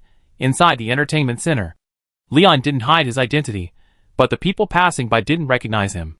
Because most of these people were foreigners, and Leon didn't have any special hobbies, he wouldn't hang his photos everywhere. More importantly, Leon was unusually not wearing a military uniform. Leon was wearing casual clothes. The most common photos of Leon and De Yin were of him in military uniform. After all, there's a saying, the leader of De Yin serves for 5 years, 3 in military uniform, 1 in hospital gown, and 1 in work clothes. There wasn't much coverage of Lion's factory visits. After all, most of them went to military-industrial enterprises. Who would dare leak secrets? Looking at Lion, dressed in casual clothes and looking much younger, Yuan Qingqi couldn't help but turn around and say to the women, "You know what? My husband looks like a gigolo when he's not in uniform." "Yeah, it's true. My husband looks like a pretty boy now." Xuanxing couldn't help but agree. Yuan Qingqi's words not only silenced Lion, but also stunned the people around him. What did they see? 5 beautiful women surrounding one man. And calling him husband? The sky fell. De Yin hadn't abolished polygamy, but it hadn't legalized it either. And the staff at the Civil Affairs Bureau advocated monogamy. There was no way around it. Lion's example was there, and many generals, admirals, and high-ranking officials had practiced polygamy before De Yin was founded. They couldn't possibly let these high-ranking officials divorce their other wives, could they? While some women were treated poorly, some had harmonious harems. There's even some harem chaos. I'm not who I am, and don't tell me, Lion, Looking at Lion, who looked 20 years younger, Yuan Qingqi and the others were stunned. "Daddy! Windmill! Fly!" Yunli held a windmill, and tried to ride on Lion's neck. Lion smiled, and let Yunli ride on him. "Hold on tight, little Yunli. The fighter jet is about to take off," Lion said, carrying Yunli around the square. "Daddy, slow down. The wind is blowing on my face, it hurts." Yunli's cheerful laughter stopped many passers-by. "Whose child is this? How can she be so adorable? I want to sack her." Some of the sharp-eyed Great Yin people recognized their leader, Lion. But seeing Lion being ridden by his daughter, the Leongrad residents didn't dare approach or speak. If they really yelled, then tomorrow, the photo of Leon being ridden will spread throughout De Yin. After playing for a while, Leon pretended to be out of breath and looked at Yunli. "Daddy has been carrying you for so long, shouldn't I give him some money?" Yunli, looking torn, suddenly noticed Emochi standing nearby and lifted him up. "Daddy, I give you Emochi's sister? She smells so good." "Leon, ? The Yuan Qingqi girls, ? Emochi, Leon couldn't help but hold his head. Even after this treatment, he's drooling. Chapter 1132. Lion, along with his 2 children and his women, began his shopping trip. At first, Lion walked in front.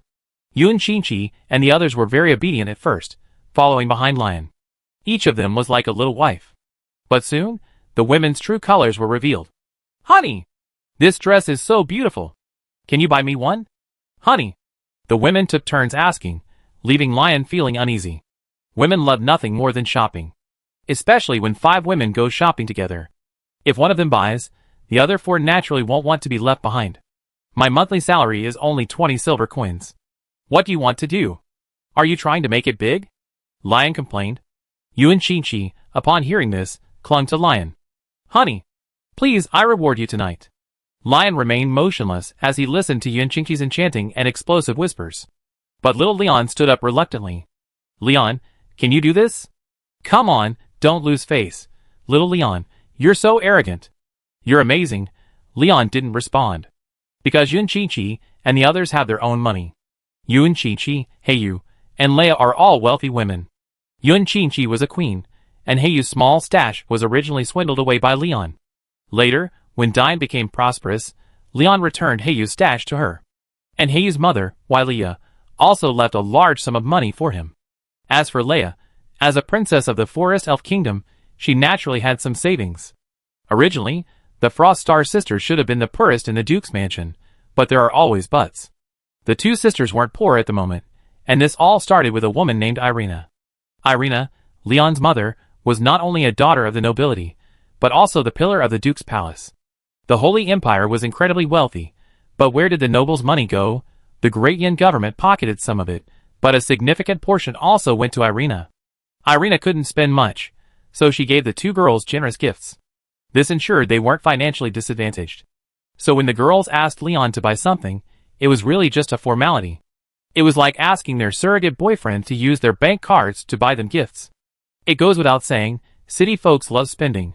Why did Leon refuse? Because Leon didn't want to die. When 5 girls go shopping, they're bound to compare. Who's the judge? How can they have fun if they're all offending each other? Leon, feed me peanuts. Feed me peanuts? No. Hubby. Don't you love us anymore? Yun Qingqi was about to drop her pearls. Just as Leon rejected the women's plot, the people around him couldn't stand it anymore. A few foreigners, seemingly well off, stepped forward, trying to act like gentlemen. How could they bully a woman? These self-proclaimed gentlemen wanted to show off in front of the women, to display their gentlemanly demeanor. But after taking a few steps forward, before they could even get close, they were stopped by several ordinary-looking tourists. They were agents from the intelligence agency, specifically responsible for protecting Leon's travels. Although Leon didn't have bodyguards with him, the intelligence agency still sent people to covertly protect him. These people didn't need to actually protect Leon, they just needed to prevent unnecessary trouble. That way they can make progress. Several foreigners were dragged away before they could react. As for their ending, Leon accompanied the women to a bridal shop. Looking at the wedding dresses in the window, Leon felt a little dazed. It felt like he hadn't given the women a real wedding yet, hadn't he? Looking at Yunli, who was holding his hand, then at Yun Qingqi, who was bargaining with the shop owner nearby. The woman who supported him the most was also the one he owed the most. Leon treated all 5 women equally, but he loved Yun Qingqi the most. Not because she was passionate, but because Leon owed her so much. To help Leon, she gave up her queen status and obediently took care of Leon's husband and children. A strong woman who should have been queen, but instead became a caged canary. But she had no complaints. In fact, Leon owed Shuangxing a great deal, and Leon hadn't forgotten that. But even that meant he owed Leia a lot. Leia had brought him his first pot of gold, and she had quietly stayed in the Duke's mansion, never crying or making a fuss, never competing for favor. Looking at the wedding dresses in the bridal shop, Leon suddenly slapped himself. Yunli was stunned, and so was the nearby intelligence recorder. He hurriedly tore off a piece of paper, because he had just written that the leader had slapped him. Dad, why did you hit yourself? Yunli asked, puzzled. Because Dad is a bit of a jerk. Leon glanced at the women still shopping in the clothing store, then stealthily entered the bridal shop. Sir. Oh my. Leader. The receptionist was just about to greet him politely when she realized it was the leader. Leon quickly made a shushing gesture. Don't make a sound, the ladies are next door. The lady nodded hurriedly. How much are 5 wedding dresses? I want to give the ladies a wedding. Leon had never bought a wedding dress before, and didn't know the procedures at a bridal shop. The lady, almost laughing at Leon's blunt words, quipped. I can't believe the leader is such a fool. Your Highness is the leader, and you haven't given the ladies a wedding yet? Leon watched the lady burst into laughter, and couldn't help but clench his fist.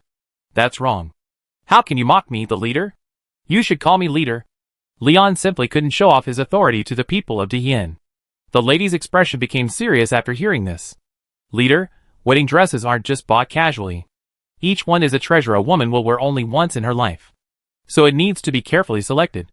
Why don't you come with the ladies? The young lady asked tentatively.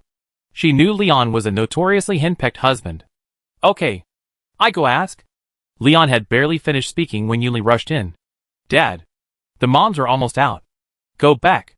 Yunli knew her father wanted to give them a surprise, so she decisively helped Leon keep a distance. Send someone to the Duke's mansion to find me. We talk then, Leon said, and fled with Yunli in a panic. Outside the clothing store, the 5 women who had just emerged looked at the breathless Leon with some confusion. What was Leon doing here? Why did he look like that? Did he cheat on her? Little Yunli.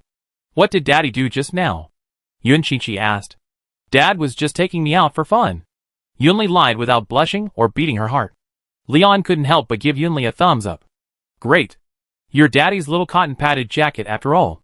No homework for today. Dad will call your teacher. If she dares to ask you to do your homework, I personally take care of her. Teacher, the sky is falling. Yun Qingqi was a little suspicious, but let it go. At this moment, He Yu's voice came over. Leon, When are you going to give us a wedding? Hayu said, standing at the door of the bridal shop, a look of regret on his face. Leon's heart skipped a beat. Chapter 1133. Leon's heart skipped a beat at Hayu's question. He had originally planned to give the girls a sneaky surprise. But Hayu's question drew everyone's attention to Leon, instantly putting him on the spot. Determined to surprise the girls, Leon opted to bluff his way through. Well, it will happen. It will happen. Leon rubbed the back of his head, looking guilty. Yuan Qingqi couldn't help but shake his head upon seeing this. Leon, this steely man, is simply a blockhead. A rotten tree can't be carved. Yuan Qingqi shook his head, and Hayu, standing beside him, went berserk upon hearing this. It will happen, everything will happen. What else can you say besides this? I heard you're tough. Everyone calls you a straight man of steel? Hayu grabbed a nearby telephone pole and, with a dragon claw hand, twisted it into the shape of Hayu. Leon, do you understand? Watching Hayu's increasingly sickly expression, Leon decided to confront him head-on. I don't understand, Smite. Before he could finish, Hayu landed another punch. The telephone pole was instantly broken in two. Leon immediately changed his tune. I understand. I come find you tonight. Leon's desperate desire to survive was overwhelming. He had initially assumed Hayu was a lazy, silly, and cute little dragon. To his surprise, his true nature was gradually revealed. A female Tyrannosaurus. Yuan Qingqi and the others looked at each other, unsure how to mediate. Yanqing wanted to help Leon, but was stopped by her sister Shuangxing. Sister, you're just too kind. You were tricked by that jerk Leon with a few candies, and now you're speaking up for him. Isn't this a classic example of being sold out by him, and still having to help him count the money? Froststar grabbed her sister and couldn't help but speak. Lion almost cried when he heard this. What do you mean I kidnapped your sister with a few pieces of candy? Your sister just flew over me and snatched my candy. What can I do? Well, let me ask you, if a robber robbed your house and you couldn't beat them, would you still speak for them? Lion, feed me peanuts. In the end, it was Leia who intervened to put a stop to the farce. After all, in everyone's eyes, Leia was the kindest. If Blackfeather was a moody female Tyrannosaurus, then Froststar was an iceberg, and Yanqing, who had regained his memory, was a blank slate. And Yuan Qingqi was a cannibalistic demon, while Leia was the kindest. Similarly, she was the least competitive. I'm not going to fight for it. Okay, stop arguing. It's no use arguing any further. Everyone's watching, Leia said, separating the two. Then, she took Leon's hand and led him away from the battlefield. Yuan Qingqi smiled at the two hand in hand. Shuangxing rarely smiled either. Only Hayu realized it later. I'm done. I have old six. Hayu finally realized that Leia wasn't coming for her, but had been after Leon from the beginning. On the street, the usually dignified and elegant Leia laughed non-stop. My noble princess, are you satisfied now? How does it feel to deceive an unscrupulous girl? Leon couldn't help but jokingly asked. What do you mean by deceiving an unscrupulous girl? Can the affairs of the harem be considered deceiving? That's called scheming. Leia puffed out her chest and said with a hint of pride. Yes, it's not scheming, it's scheming. Isn't that what I mean? Leia, a little irritated, punched Leon. After a moment of arguing, Leia paused and looked at Leon. My mother wants me to go back because the successor to the Forest Elf Kingdom is about to be chosen. My mother doesn't want me to give up. What about you, Leon? Do you want me to come down or go back? Before Leia could finish her words, Leon hugged her. Leia instantly turned into a steam engine, her face flushed. Although they were considered an old married couple, Leia still had the initial yearning for love. In a week, I give you what you want most. The thing that's 3 years late. Looking at Leon's determined face, Leia seemed to have guessed what he was going to do. Just as she was about to speak, Leon covered her mouth. Don't tell anyone. I wanted to give you a surprise. Leia nodded hurriedly. Leon finally released his hand and continued shopping with Leia, leaving the girls tossed and turned in the wind. All the way, Leia looked around like a little girl, as if she had never seen anything here before. Are the things here really that good? And I don't think you need anything either? Leon asked, and Leia smiled. I don't need anything, but I'm here with you. If we don't find something, we'll be back soon. Leia lowered her head. After hearing Leon's explanation, he paused for a moment before speaking. In that case, let's go get something to eat. Leave them alone, Leon said, then took Lee's hand and led her to a restaurant. This restaurant was the same one where Dudley had once worked. Although De Yan's rapid development has eliminated many things, some remain. This is because many people are nostalgic, and old things aren't necessarily bad. Although the restaurant owner remained the same, after all, this place had produced a general, so the owner invested heavily in expanding the restaurant. He bought 2 nearby storefronts and connected them, doubling and tripling the restaurant's size. When the restaurant owner saw Leon arrive, he nearly fainted. Since the first time he met Leon, he had been looking forward to his visit every day. But over time, Leon didn't show up for a long time. The restaurant owner gradually calmed down. But after the owner had let go of his worries, Leon appeared. Chapter 1134. Although the restaurant had undergone an expansion, the central building retained its original layout. When the restaurant owner saw Leon, he was shocked. Leon. As soon as the restaurant owner began to speak, Leon made a shushing gesture, telling the owner to be quiet. The owner, naturally understanding Leon's meaning, immediately shut up. He hurried over and asked Leon what he wanted. 2 bowls of beef noodles, just like before, Leon said, and the owner smiled. Because the first bowl of noodles Leon had ordered was also beef noodles. Do you remember what you ordered? The owner was a little shocked. Leon nodded, then said nonchalantly, Some things haven't changed, but some people have. The owner then personally brought the beef noodles over. Looking at the same noodles as before, he ordered 10 more pieces of beef and couldn't help but sigh. The beef's here, but the person isn't.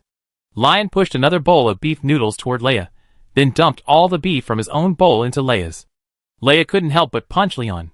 You're treating me like a pig. Lion curled his lips, then spoke. Even if I become a pig, I still treat you well. Lion then swapped her beef noodles with Leon's. Lion quickly switched the beef back. Eat more. You're still growing. Lion's words nearly amused Leia. What do you mean by still growing? It was as if he hadn't said anything at all. Leia then remembered what Leon had just said. What did you mean just now? What do you mean by no longer here? Lion then looked towards the military academy across from the restaurant, and couldn't help but speak. Because many of these graduates leave, and never come back. Listening to Lion's words, Leia pressed. Why? Are they too busy with official duties? Lion shook his head. In the Wehrmacht, the casualty rate for junior officers is far higher than that for mid-level and senior officers. In the Wehrmacht, all company and platoon leaders are expected to lead by example.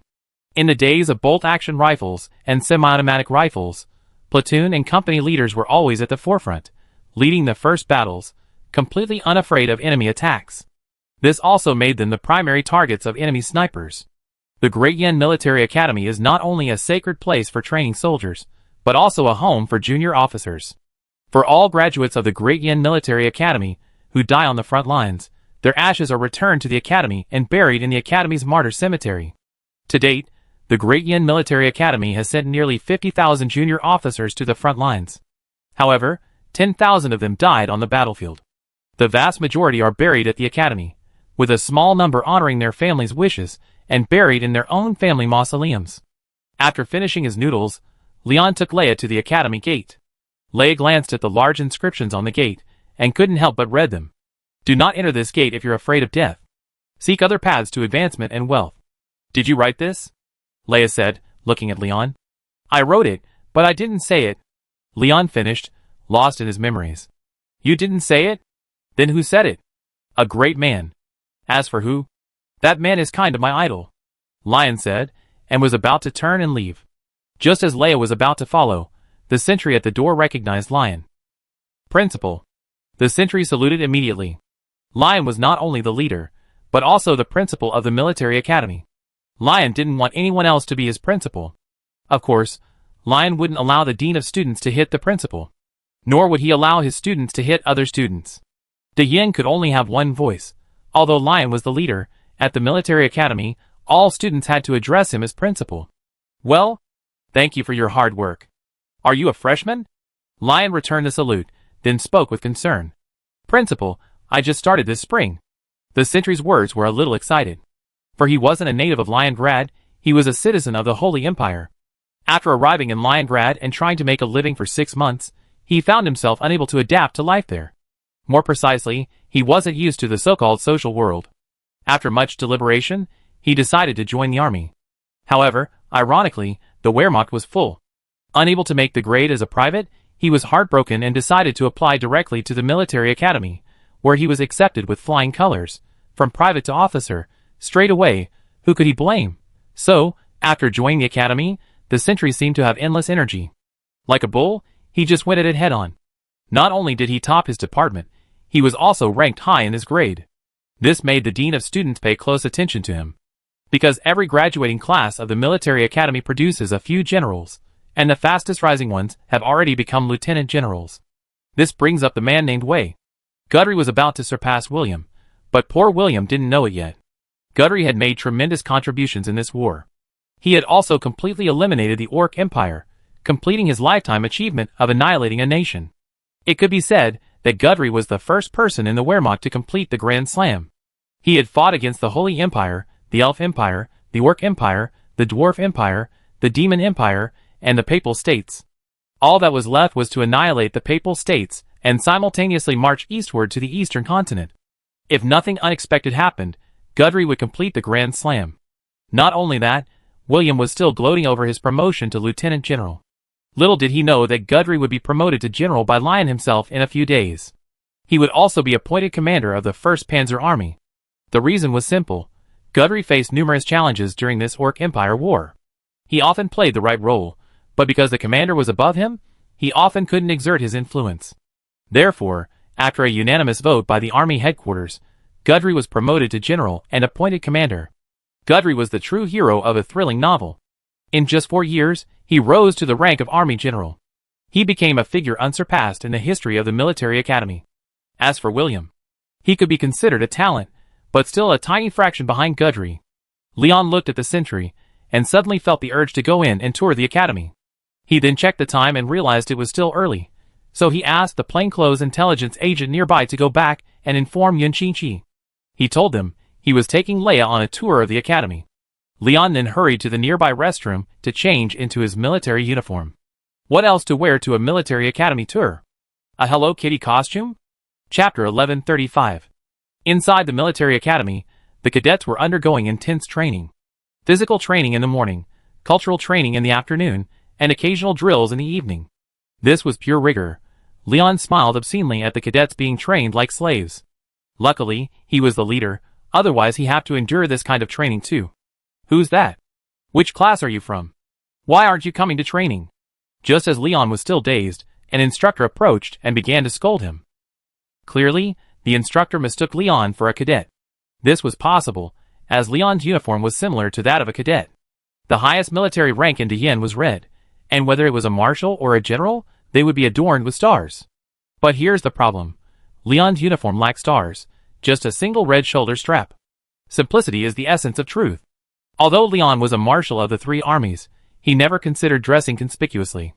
As luck would have it, the cadets at the Great Yen Military Academy also wore red epaulets. But a closer look revealed a difference. But the instructor didn't recognize him. He mistook Leon for a cadet, and, seeing him idling around, he immediately started to scold him. The officer was no ordinary figure, for he was considered the academy's top instructor.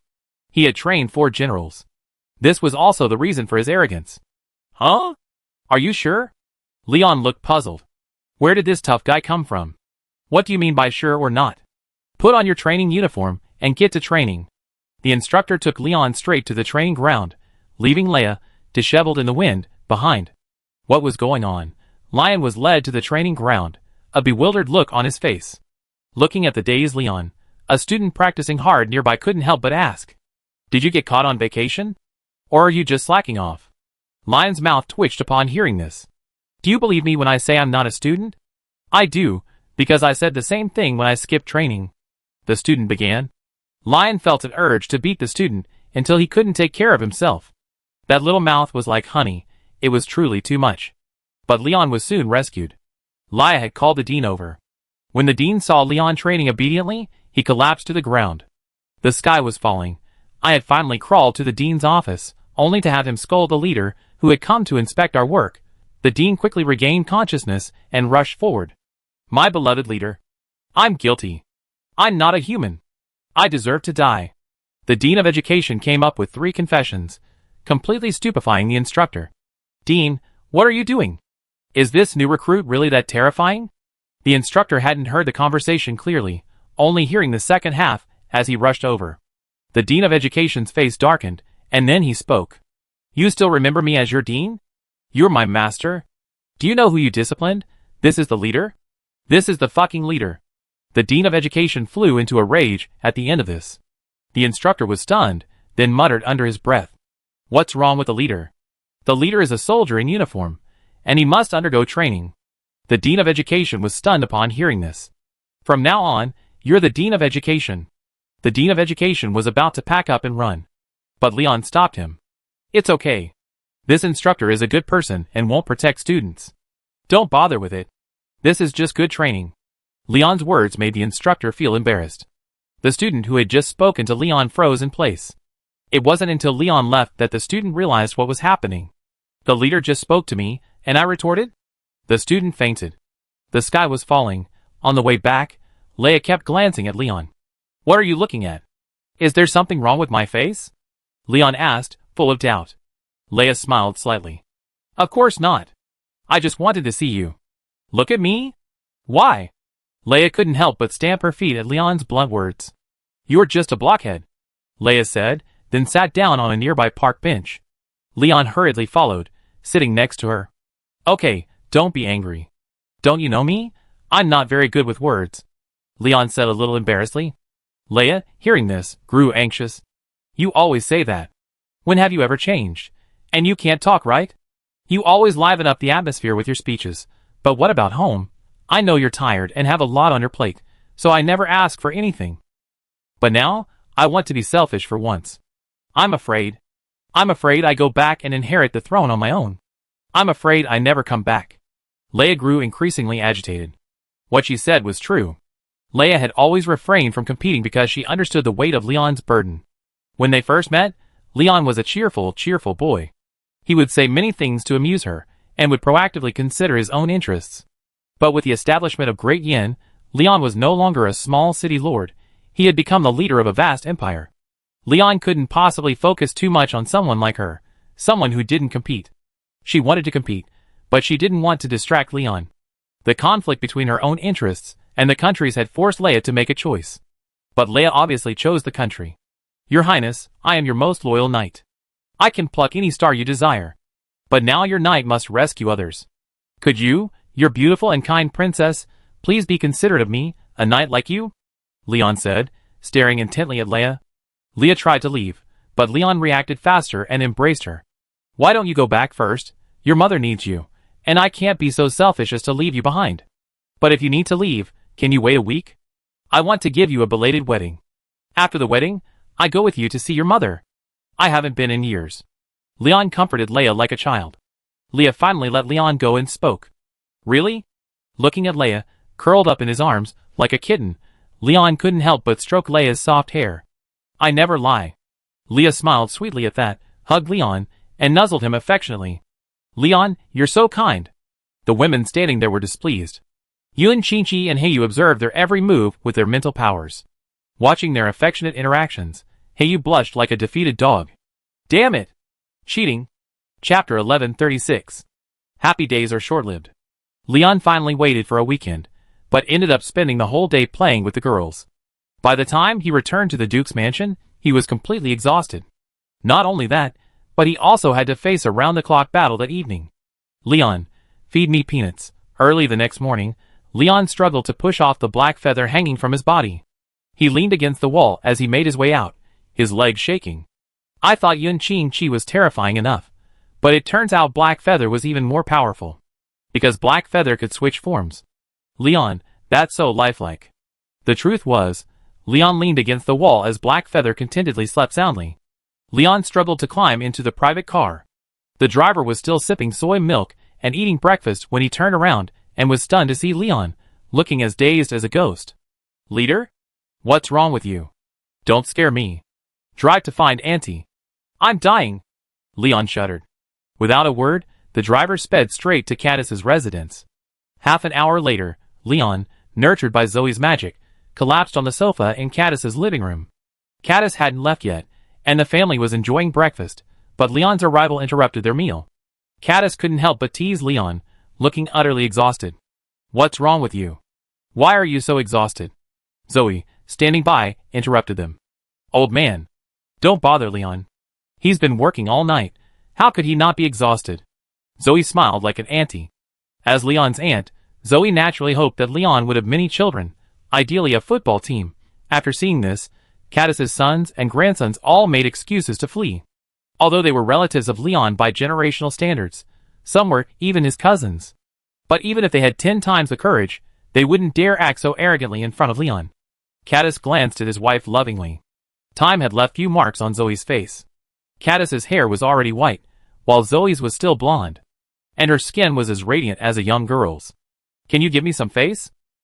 Cadis said weakly. "Give you face? Leon's not a stranger. Give me a damn face. Stand still, or you won't get in my bed tonight." Zoe's lips were filled with sweet nothings. This was completely different from the image Zoe presented to everyone. To everyone, Zoe was Cadis's darling wife, the epitome of a devoted wife and mother. She was completely different from the current female Tyrannosaurus. Leon instinctively prepared to flee. As the saying goes, family disgrace shouldn't be made public. There's no reason for me to be silenced. After receiving Zoe's treatment, Leon rushed to the Capitol.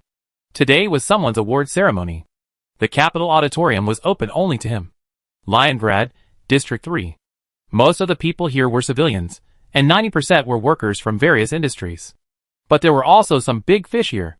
In an apartment, Gudry was examining his military uniform, repeatedly checking it in a mirror. He was deeply worried that his uniform wouldn't look right. He would be embarrassed in front of the whole nation.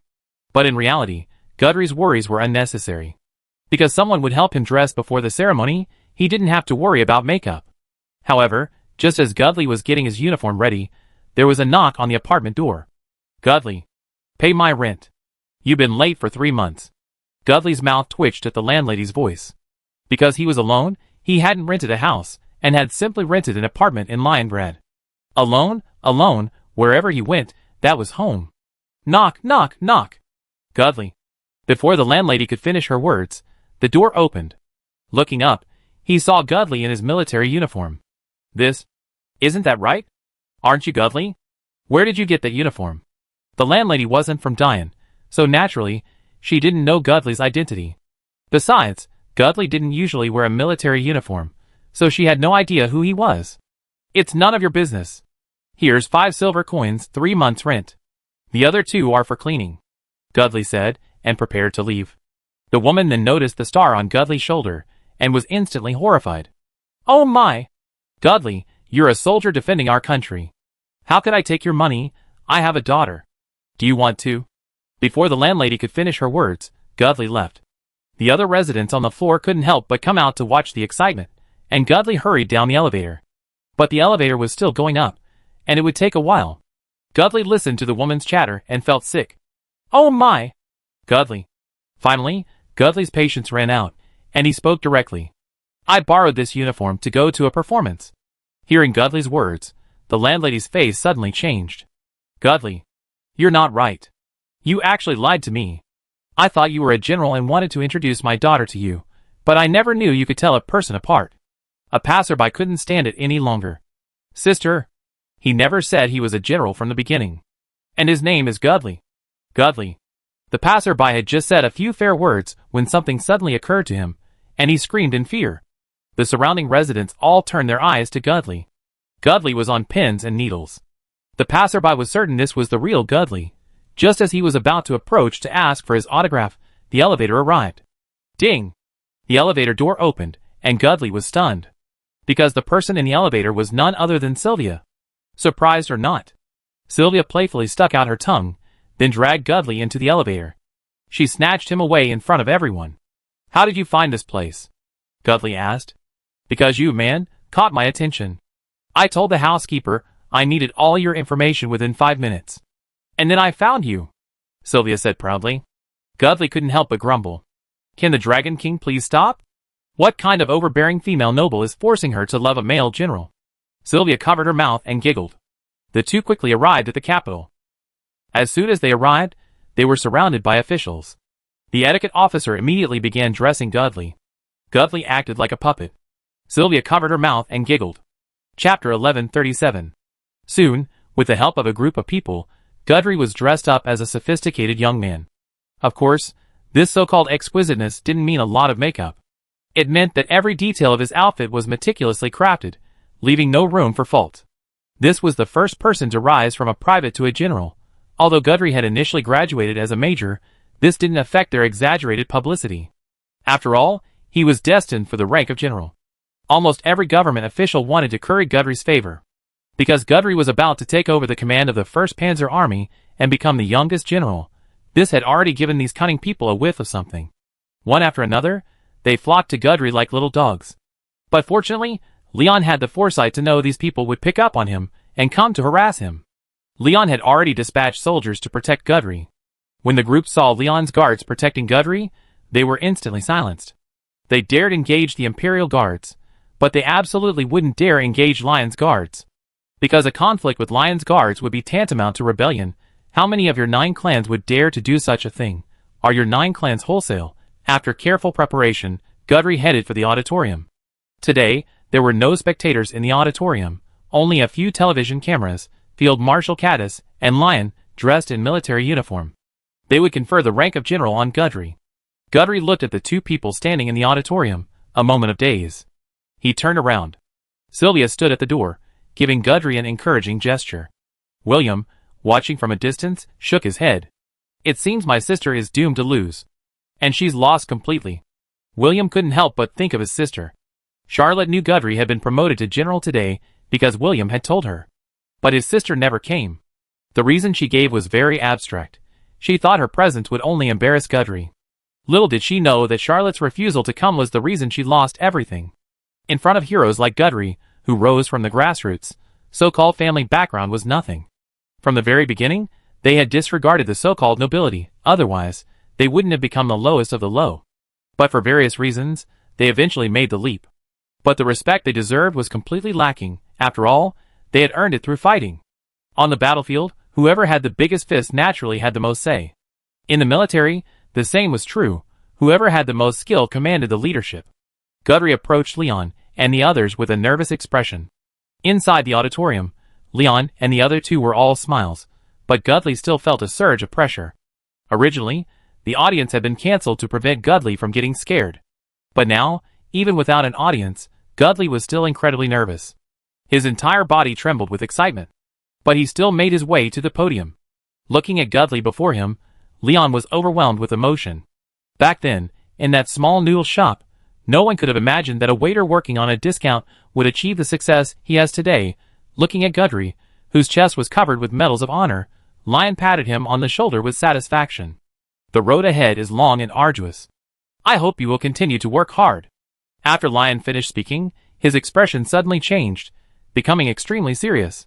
Major General Guthrie of the Great Yin National Defense Army has served in hundreds of battles, large and small, during his 4 years of service. These included the most common, scattered conflicts, as well as those that were formidable. But no matter what, you stand here today. You have proven yourself and surpassed countless others. Your achievements will be recorded in history, and your name will be sung.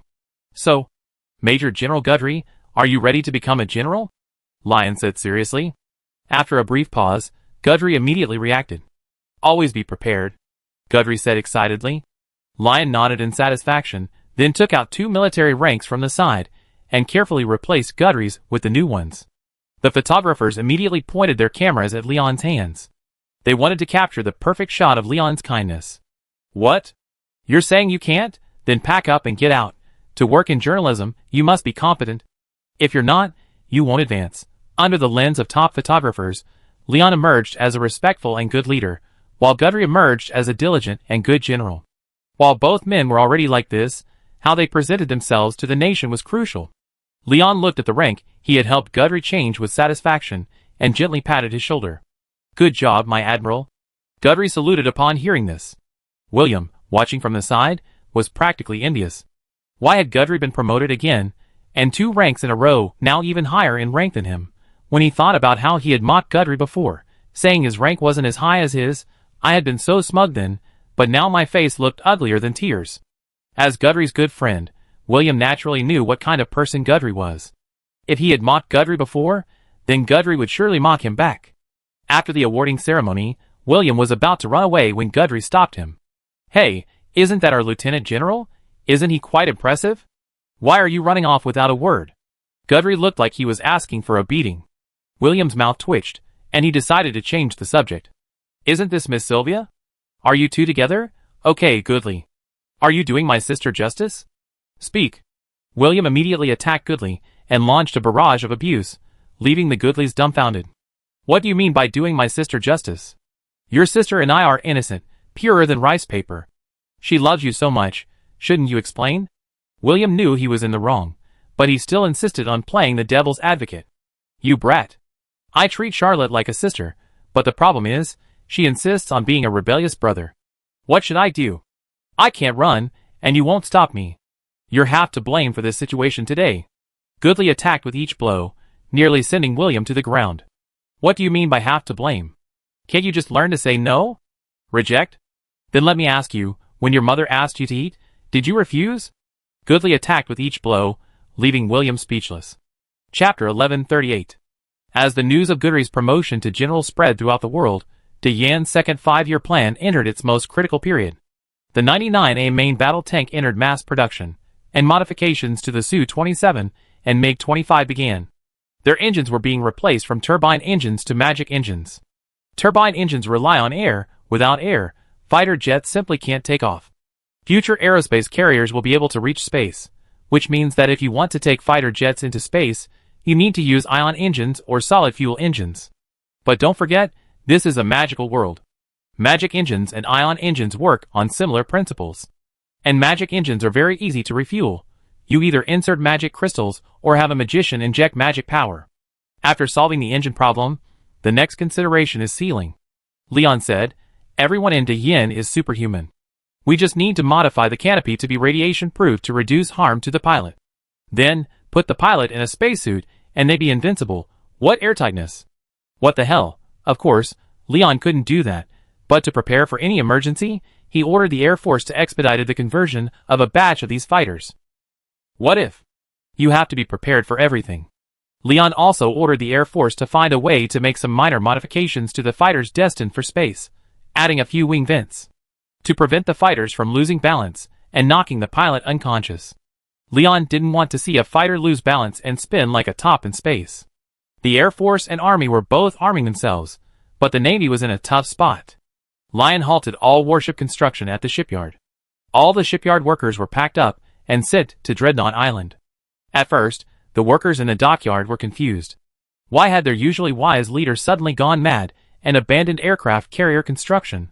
When they arrived at Dreadnought Island and saw the massive aerospace carriers, they were all shocked. Then, they decisively joined the work. The Navy had no new ships being launched, but Lion was not in a hurry to dismantle the Navy, because the Navy was needed to conquer the eastern continent and the Papal States. To the west of the Papal States was the ocean, and the planet was round. This meant that if the High Seas Fleet advanced 4,500 kilometers east from Northwind Harbor, they would collide with the Dragon's Lair. If they bypassed the Dragon's Lair, after passing the Dragon's Lair and advancing another 4,000 kilometers, they would see the western coast of the Papal States. So Lion had already begun planning for next year's War of Unification. He found Vilja and, through negotiation, secured an enclave off the coast of Dragon's Lair. A naval base was built there. This naval base would serve as a staging post for the High Seas Fleet. Approximately 2,500 kilometers east of Dragon's Lair, within the deep sea less than 1,500 kilometers from the Papal States, High Seas Fleet reconnaissance drones had discovered several unknown islands. One of these islands was large enough to accommodate an airfield. This would allow Wehrmacht fighters to directly attack the Papal States' western coast. The maximum combat radius of the Su-27 and J-16D is approximately 1,700 to 1,800 kilometers. This small island became a battleground for De Yin. A Tu-95 bomber could take off directly from the Dragon's Nest naval base and bombard the coastal areas of the Papal States. The Tu-95's combat radius is 6,400 kilometers, and with aerial refueling, it could reach over 8,000 kilometers. Without aerial refueling, a Tu-95 taking off from the Dragon's Nest could bombard half of the Papal States. If it took off from the island's airfield, it could bombard the entire Papal States. Holdress was naturally aware of the High Seas Fleet's movements. Holdress was extremely anxious. He wanted to build a navy to rival the Wehrmacht. But when he learned that the massive High Seas Fleet boasted over 500 ships, Holdress was stunned. Thanks to the magician's assistance, De Yin could build a battleship almost every day and an aircraft carrier every 2 days. At this rate of construction, which country in the world would dare to confront them head-on? The High Seas Fleet possesses nearly 600 ships, while the Inner Seas Fleet possesses over 300. The Inner Seas Fleet's warships are mostly missile frigates, and its aircraft carrier count is 4 times smaller than that of the High Seas Fleet. The High Seas Fleet possesses a total of over 20 aircraft carriers. The Inner Seas Fleet, on the other hand, possesses only 6. The two sides are positioned differently. The High Seas Fleet is used to suppress the eastern continent, while the Inner Seas Fleet is used to defend the coastal areas of Great Yen. Although the Inner Seas Fleet has half the number of ships as the High Seas Fleet, it possesses 24 Type 055 frigates. The High Seas Fleet has a meager 18. Even one aircraft carrier can't get a Type 055 escort. Chester has been arguing with Leon over the Type 055 issue. He hoped to transfer the Type 055s from the inland fleet to the High Seas Fleet. But how could Leon agree? At least not before the war broke out. Leon would not touch these Type 055s. Unwilling to yield, Holder has decided to take a different approach, developing fighter jets, while also manufacturing mushroom bombs. But the CIA agents had already learned of all this, and were preparing to sabotage the Papal States mushroom bomb project. More than the mushroom bomb, Leon feared a certain madwoman in an underground laboratory. Because she had been silent for over a year, she had unearthed a weapon that Leon believed was even more terrifying than the mushroom bomb. Inside the underground laboratory, Leon stared with shame at the cylinder before him, which shone with an eerie gray light. Leader, this is a god-killing weapon our underground research lab spent a year developing. It surpasses Thanatos and Hades. In terms of power, it may not be as powerful as the shroom bomb, but in terms of lethality, it's second to none. Teresa said excitedly, her body trembling with excitement. Leon couldn't help but ask after hearing this. What's the name of this weapon? Great Flames Fury. Teresa said excitedly, then began to explain the Great Flames Fury. The Great Flames Fury, a combination of the Thanatos and Hades series, can not only detonate all the magic in the air, but can even mutate it. Once contaminated by mutated magic, even a god cannot escape death. This is because it will cause the magic within your body to mutate, similar to a distortion factor. Furthermore, this mutated magic will be carried by the wind and will not dissipate quickly. If launched against the Papal States, a single missile could annihilate them. Listening to Teresa's words, Leon's back was already wet. Chapter 1139. Are you telling the truth? Is the Great Flame's wrath really as terrifying as you say? Leon asked. He knew Teresa wouldn't lie, but he had to get to the bottom of it. Because he wanted to confirm one thing, was the Great Flame's wrath truly as terrifying as they said? Leader, the Great Flame's wrath's power can only get greater, Teresa said sincerely. After hearing Teresa's words, Leon gained a preliminary understanding of the Great Flame's wrath. Teresa breathed a sigh of relief at Leon, who believed her words. Because Teresa had actually lied, the Great Flame's wrath was incredibly powerful. Even Teresa herself didn't know its true strength. After all, this thing had never been used in actual combat, so she had to find someone to test it. And at that moment, in the god realm. After waking up, Irina suddenly felt a chill on her back, and her expression changed. Because she could sense that Leon had come up with something new, and it was targeting the gods. Irina ignored him, and immediately contacted Holdress, trying to get some information from him. But Holdress had no news either. The Papal States. Holdress awoke from his sleep, and as soon as he opened his eyes, a palace guard beside him immediately handed him a piece of intelligence. Written in large letters, Dine has established a new naval base in the Dragon's Lair, and has begun construction on a new airport on an island to the east. Holdress gave a wry smile. Needless to say, this naval base and airport are both aimed at the Papal States. And the southeastern part of the Papal States is controlled by the National Defense Forces. The National Defense Army troops within the controlled area also began to move. Since the coup, they had been conducting small military exercises every week. At first, their small exercises immediately alarmed the Papal States. To prevent Leon from turning his pretense into a real one, Holdress dispatched his own secret army. A total of 200,000 troops quietly infiltrated the border areas of the controlled area. They hid in the mountains and forests near the border. If the National Defense Army launched an attack, they would stop it.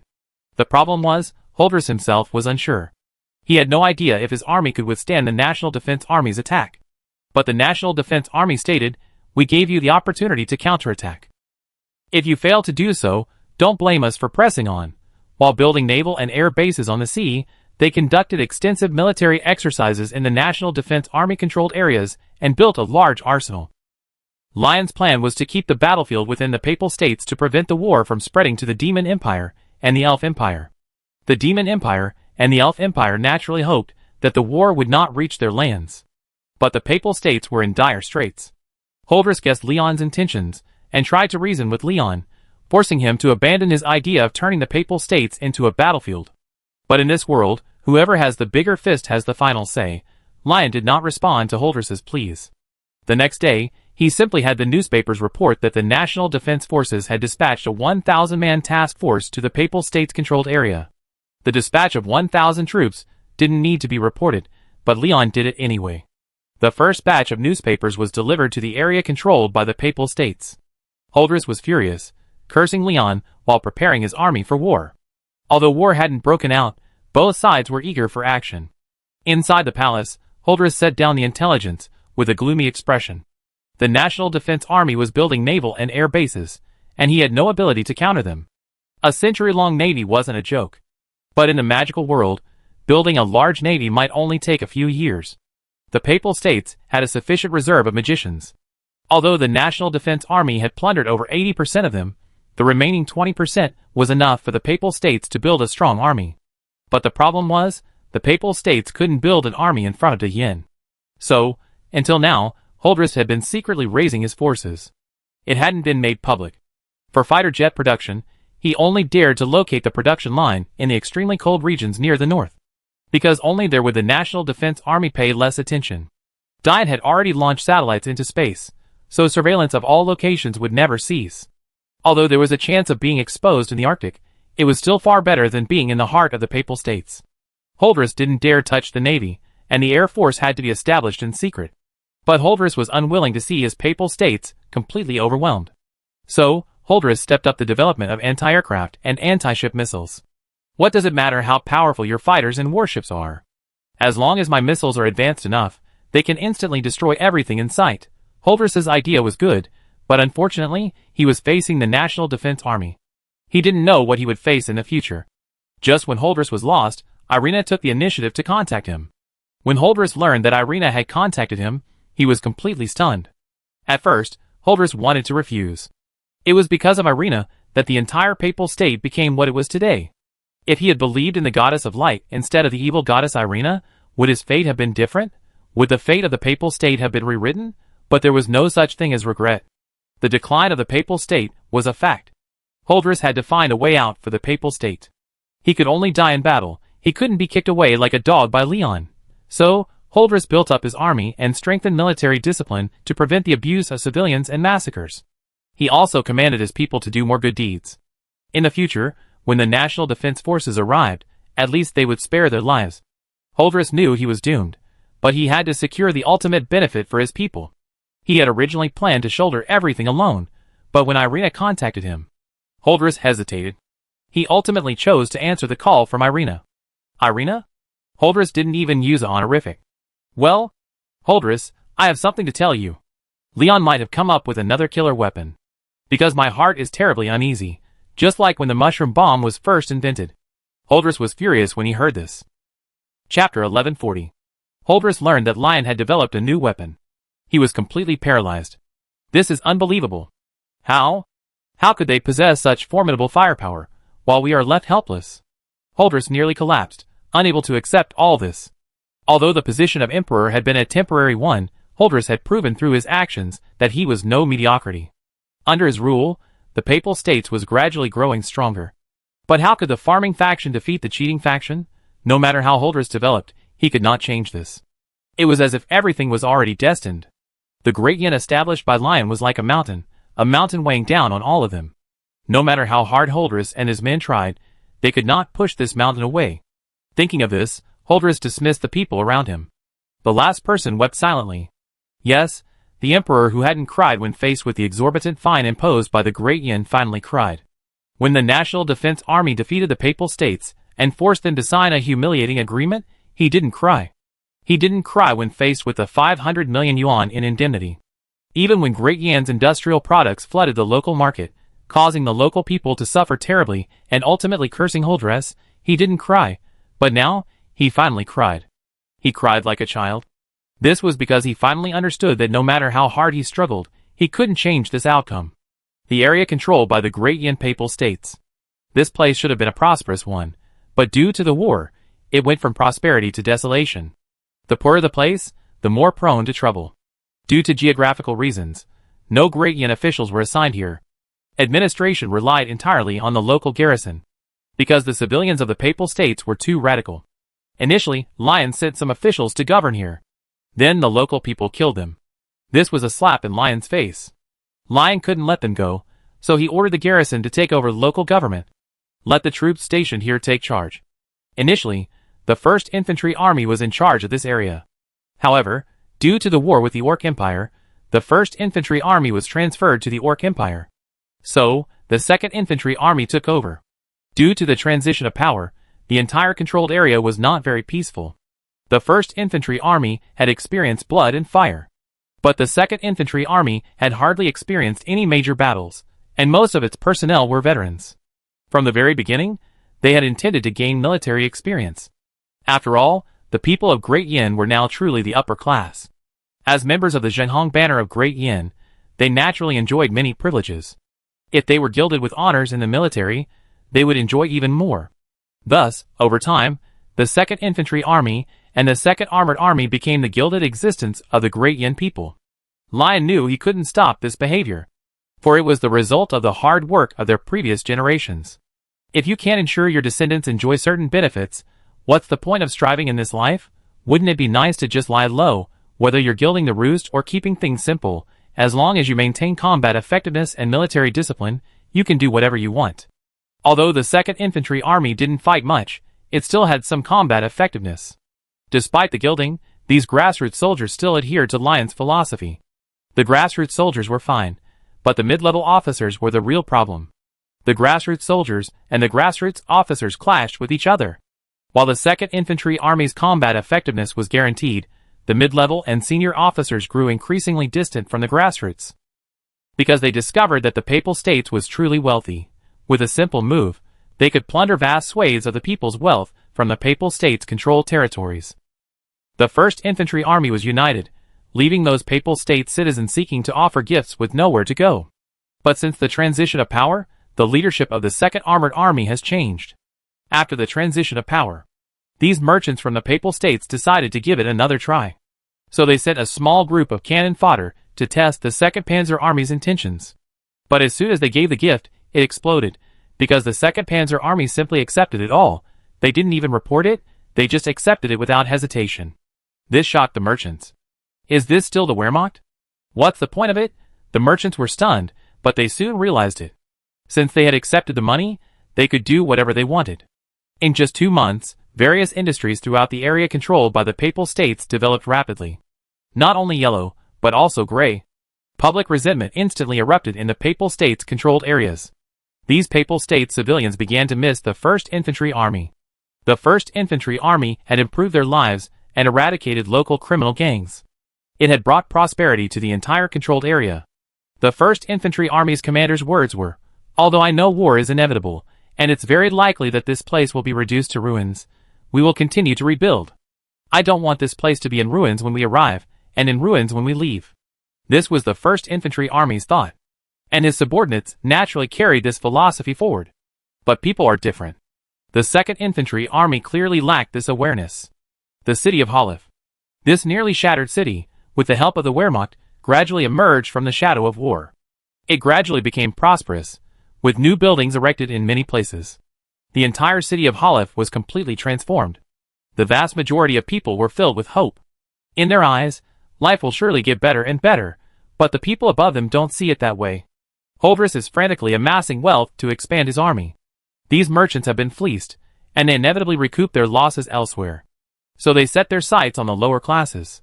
Inside the city, in a splendid nightclub, a young man was being held down by 2 burly men. In front of him stood an incredibly portly middle-aged man. The fat on his belly was so thick it could be kicked around like a ball, and the fat on his face made it almost impossible to see his eyes. "Zero-eyed, you lent me some money. Isn't it time to pay it back?" The fat man spoke. Although his tone was calm, it was clear he was going to kill. Chapter 1141. Celoid looked at the fat man before him, his face filled with anger. What do you mean he owed him 50,000 gold coins? The fat man had deliberately set a trap, tricking Celoid into lending him the money. Originally, the 10,000 gold coins were to be used to purchase goods, which would then be shipped to the west coast and sold for at least 20,000 gold coins. But with the sanctions from Great Yin, Celoid could no longer buy the goods. So, he had no choice but to pay the money back. But the fat man said Celoid owed him 50,000 gold coins. When Celoid heard this, he was completely stunned. You can't make 5 out of 1 loan, can't you? You don't even play 9 out and get 13 back like that. Celoid wanted to resist, but the fat man went one step further. She took control of his sister. Celoid's sister was only 16 years old, and still in school. Although Celoid had previously been unable to afford to send his sister to school, the Wehrmacht's provisional military government had now opened a school within the city. Anyone who wished to attend could enroll for free. The Wehrmacht also provided free textbooks, but they couldn't be taken away. If you ever stopped studying, you returned them, and they were given to the next batch of students. There was no other way. The Wehrmacht couldn't afford to do something so thankless. Running a school was already their limit. As for the Wehrmacht's money, they possessed a certain amount of power. They could even provide protection for some foreign caravans. So, collecting protection fees from these caravans wasn't excessive, was it? However, the Wehrmacht was clever. They reported every protection fee collected to Lion and the intelligence agency.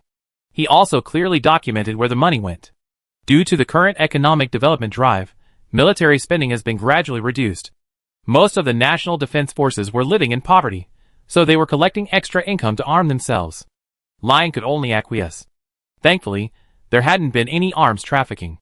If there had been, the Intelligence Bureau would have been knocking on the door. Although Celoid's sister had only 1 year of education, she was still ignorant. When the fat man's men found her, they bluntly told her, "Your brother owes me 50,000 gold coins. You must help him pay his debt." Then, the fat man took her, like a young and beautiful girl, to his nightclub. When Celoid finally gathered the 50,000 gold coins and tried to redeem his sister, Celoid simply had him abducted. Then, with a pretense, he sent someone to fetch Celoid and questioned why he hadn't paid back. Celoid was completely stunned. "Is this something a human being could do? You asked for 50,000 gold coins, and I got them for you. But now? You robbed me, and you want me to pay you back another 50,000 gold coins?" Celoid was furious, wanting to tear the fat man in front of him to pieces. But the fat man had obviously guessed what Celoid was thinking, and looked at him with amusement. The fat man simply loved watching these people run amok in their impotence and rage. Torturing these impotent and furious people gave him a sense of satisfaction. The fat man decided to kill them and destroy their hearts, and then ordered his men to bring Celoid's sister up. When Celoid saw his sister, heavily made up and skimpily dressed, he was stunned. The younger sister was smiling and fawning over her 2 subordinates. But when she saw her brother, Celoid, kneeling on the ground, the smile vanished. "Ina, my dear, come and see your useless brother.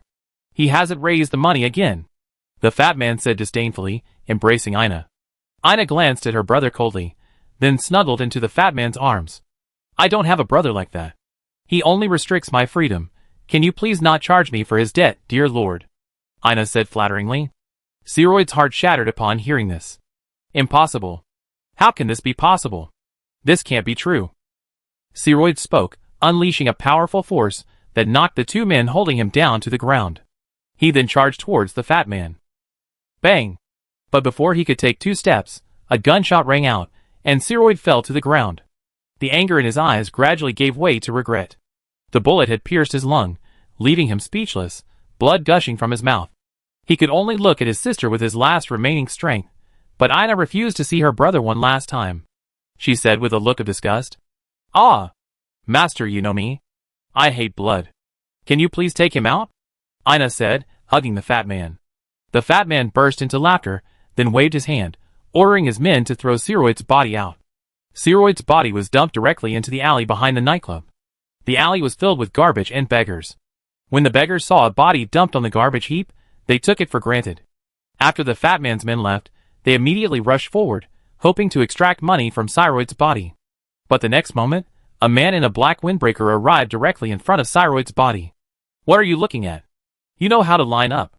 A beggar, sensing the man's presence behind him and thinking he was going to steal his belongings, angrily said, "I told you to get out." "Did you hear me?" the man said coldly. The beggar, instantly enraged, turned around, wanting to argue with the man. But the next moment, he faltered. A pistol was pressed against his forehead. The beggar instantly gave in. "Sir, I was wrong." The man then gestured for the beggars to get out, and they hurriedly ran off. The man squatted over Cyroid's body, pulled out a mini camera, and began taking pictures. Intelligence Agency Log, Day 1465, Sunny Day. Another murder in the nightclub today. The victim's name is Cyroid. He was a businessman, but his family was ruined by the loan sharking of the nightclub owner, nicknamed Fatty. And his sister appears to have been brainwashed by the nightclub. According to the investigation, several mid- and high-ranking officers in the 2nd Infantry Army acted as protectors for Fatty. How to eradicate this network of protectors within the 2nd Infantry Army remains to be considered. The intelligence agent wrote all this down in his notebook, then glanced at the photos he had just taken and prepared to leave. But the next second, Cyroid's body moved. The intelligence agent was instantly terrified and quickly drew his pistol, aiming it at the corpse. "Are you human or a ghost?" the intelligence agent asked. "Just treat me like a ghost. I just came back from hell," Cyroid said angrily, his eyes gleaming with gold. Chapter 1142. After an unknown amount of time, Cyroid opened his eyes, only to find himself in complete darkness. He couldn't see anything around him. It was as if he had never opened his eyes at all. But Cyroid was certain he had. So where exactly was this place? But before Cyroid could even think, he suddenly felt suffocated, as if he'd been thrown into water. As soon as Cyroid opened his mouth to speak, a large amount of liquid poured into him, and in an instant, Cyroid was drowning. Feeling himself sinking, Cyroid thrashed his limbs, trying to swim to the surface. But no matter how hard he struggled, he found he couldn't get to the surface. Gradually, without air, Cyroid's movement slowed, and his consciousness faded. Just as Cyroid was about to lose consciousness, a strong hand lifted him out of the water. Only then did Cyroid finally see his surroundings clearly. Lava was everywhere, and demons with wings on their backs and horns. Why did Cyroid recognize these demons so clearly? Because they often appear in murals throughout the Papal States. Since there are demons here, this must be hell, right? Cyroid seemed to react, and when he looked up, he was confronted by a vampire-like being. Cyroid, only 19 years old, a Papal State native, skilled in speculation and reselling. The vampire seemed to be listing Cyroid's crimes, but in reality, Cyroid's actions were, at best, immoral. Listening to the vampire's story, Cyroid's expression was rich with emotion. He also realized that everything the vampire said seemed completely insignificant, because he was surrounded by a group of extremely vicious people, and in front of them was a vampire, recounting their crimes. Listening to the vampire's testimony and comparing the evidence, Cyroid wondered if he had strayed into hell. Surrounded by murderers, how could a mere dealer like him deserve to be thrown into hell? Cyroid was stunned, and so was the vampire before him. As he read on, he realized that Cyroid's actions were not worthy of hell at all. Now it was the vampire's turn to stare blankly. The vampire then contacted his superior, a fiery demon who rushed over. Finally, he grabbed the evidence Cyroid had left behind. After carefully perusing it, he looked at Cyroid as if he had seen a ghost. "Why did you go to hell?" The lava demon's first words immediately silenced Cyroid. "Why did I go to hell? I don't know. I figured since I can't go to heaven, I don't need to go to hell, right?" Cyroid said somewhat dissatisfiedly. The lava demon didn't react immediately, then spoke in a gloomy voice. "If you can't go to heaven, where else can you go but hell?" Now it was Cyroid's turn to be stunned. "But looking at you, I don't think I should be here," Cyroid added. The lava demon nodded. "That's right. Because those of you with lesser sins were already carried away by the Styx, you can't even enter hell." The lava demon's words left Cyroid even more confused. What on earth was this supposed to be? But the next second, the entire area began to shake. The lava demon frowned, then immediately took flight. Who's playing tricks? But the next second, the lava demon was timid. Because a human man was approaching, dressed in a gray suit, his face handsome but rather pale. He looked completely out of place in this world. The lava demon immediately knelt. "Lord Pluto." The man waved his hand, signaling the demons to stand, then approached Cyroid. "Cyroid, do you know me?" The man touched Cyroid's face and asked seriously. "Are you Hades?" Cyroid recalled the mural he had seen. Hades nodded, then spoke. "I am Hades, the god of the underworld, but I prefer you call me Hades, because it reminds me I'm still human." Hades then helped Cyroid to his feet, and turned back to walk off into the distance. Cyroid glanced at the demons beside him. The lava demon gestured for Cyroid to follow. Cyroid immediately followed Hades' lead. Are you wondering why I, the god of the underworld, would rule hell? Hades began, but Cyroid clearly didn't dare to breathe, his expression submissive.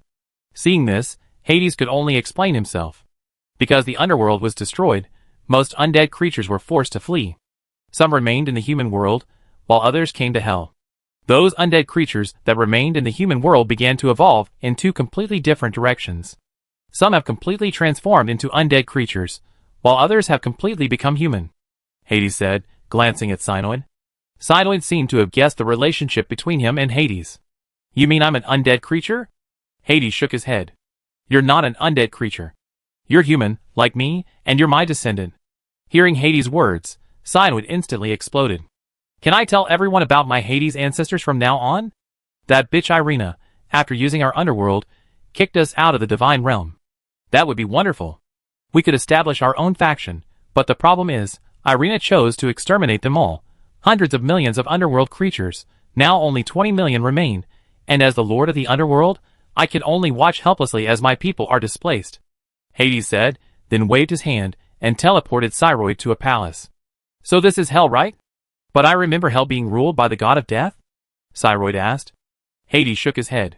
Satan was killed by me, then resurrected by Irina in the divine realm, like a lost dog. Hearing Hades' careless words, Cyroid was speechless. Satan was killed by you. Hades suddenly realized he had strayed from the topic, and looked at Cyroid. Enough of this nonsense. I need to get you back quickly to help Leon. Reclaim everything that belongs to us in the underworld. Chapter 1143. Cyroid looked at Hades, who patted Cynoid's shoulder. The road ahead is long and arduous. Be prepared for anything. You are our pioneer of the underworld and our messenger to Leon. Don't be too self-deprecating. You represent our underworld, and let me tell you the truth, your sister isn't your biological sister. Hades' words completely stupefied Cynoid. Not a buddy? Is that even human language? These loaded words completely overwhelmed Cynoid's CPU. Looking at Cynoid's dazed expression, Hades finally realized that his words had been a bit overwhelming. My sister isn't my biological sister? Cyroid was stunned, dazed, and then collapsed to the ground. Hades didn't know how to comfort him. After a moment's wait, Hades began to explain. It has something to do with your parents. After you were born, your mother lost her fertility. That's why they wanted to adopt a child. By some strange coincidence, your mother found your sister, and so you have a sister. But what I didn't expect was that your sister actually... Hades fell silent as he spoke, because he couldn't accept such a ridiculous thing. This was like a knife stabbing you in the ass. It opened my eyes. Hades was silent, but Cyroid gradually came to his senses. His sister wasn't his biological sister. This was a huge blow to him, but that was all. Because Cyroid had come to understand that in this world, without great power, everything you care about is meaningless. Others can crush everything you cherish with a simple wave of their hands. Cyroid abruptly stood up and looked at Hades. Ancestor, please send me back. I will complete your mission. Hearing Cyroid's words, Hades smiled with relief, but spoke deliberately. So you don't want to go back for revenge? Are you giving up just like that? Hearing Hades' words, Cyroid felt a little dazed. Yes, wasn't he going to take revenge? Of course Cyroid wanted revenge, but he had no chance of it now. As if sensing Cyroid's inner struggle, Hades patted Cyroid's shoulder. Young man, you're my descendant after all. Besides, I can't let you go back empty-handed, can I? What ancestor wouldn't leave some tricks for their descendants? Hades then pulled a dazzlingly bright stone from his sleeve. With a flick of his finger, the light from the stone instantly transformed into a magic circle, enveloping the two of them. Cyroid was shocked upon seeing this. What is this? It looked so advanced. Before Cyroid could react, Hades gently pushed the stone towards him. Then, the stone melted directly into Cyroid's body, eventually carving a small silver-gray sword tattoo on his back. Cyroid instantly felt a burning pain on his back. But before he could check, Hades suddenly pushed Cyroid. Then, Cyroid heard the intelligence agent ask him, "Just think of me as a ghost. I just returned from hell."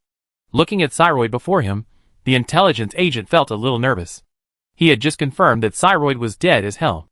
How could he still be alive when his body was stiff? But the reality was clear. Cyroid was alive. Now it was the intelligence agent's turn to be stunned. But seeing that Cyroid didn't seem to have changed much, the agent bravely asked, "What is your purpose? Who resurrected you?" After hearing the agent's words, Cyroid spoke directly. Are you from the Yin? The agent nodded. Cyroid's expression instantly transformed into joy. Wow, I found the organization the moment I left the house. Then, with a look of ecstasy, he grabbed the intelligence agent's hand, his eyes blazing. I finally found you. Seeing Cyroid's enthusiasm, the intelligence agent was stunned. What was he doing? Well, you can find us, but can you please move your hand away first? After hearing the intelligence agent's words, Cyroid realized that his grip seemed a little tight. Cyroid quickly realized, then feigned indifference. Cyroid released his hand and looked at the agent apologetically.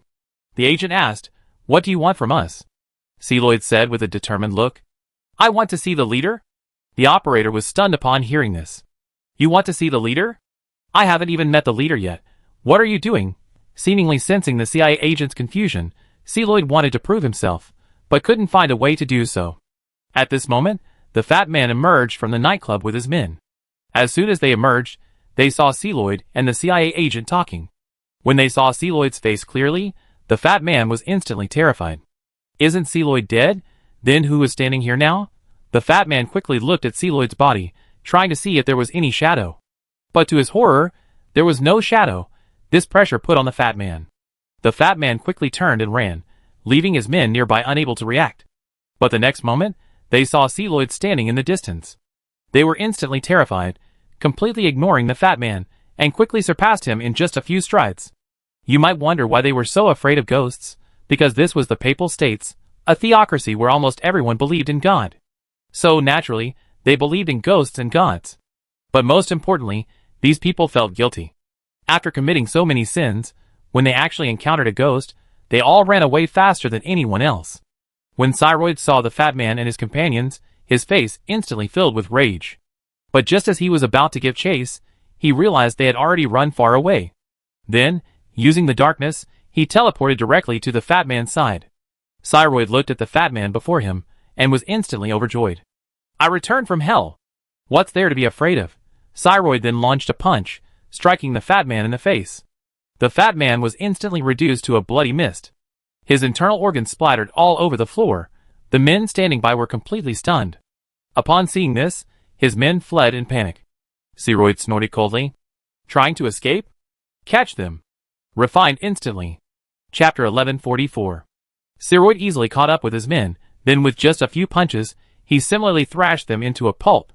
Their blood was evenly spread across the ground, so much so that it couldn't even be put back together. The nearby operator was dumbfounded. He couldn't understand why Cyroid, after resurrecting, had become a superhuman. Even Cyroid himself was a bit dazed. He knew that Hades had bestowed upon him a certain power, but he hadn't imagined he would become so powerful. After all, several of the fat man's men were mages. While not high-ranking, they still possessed considerable strength. And yet, even these mages were easily crushed by Cyroid. How could this not shock Cyroid? The nearby intelligence agent didn't hesitate and immediately contacted his superiors.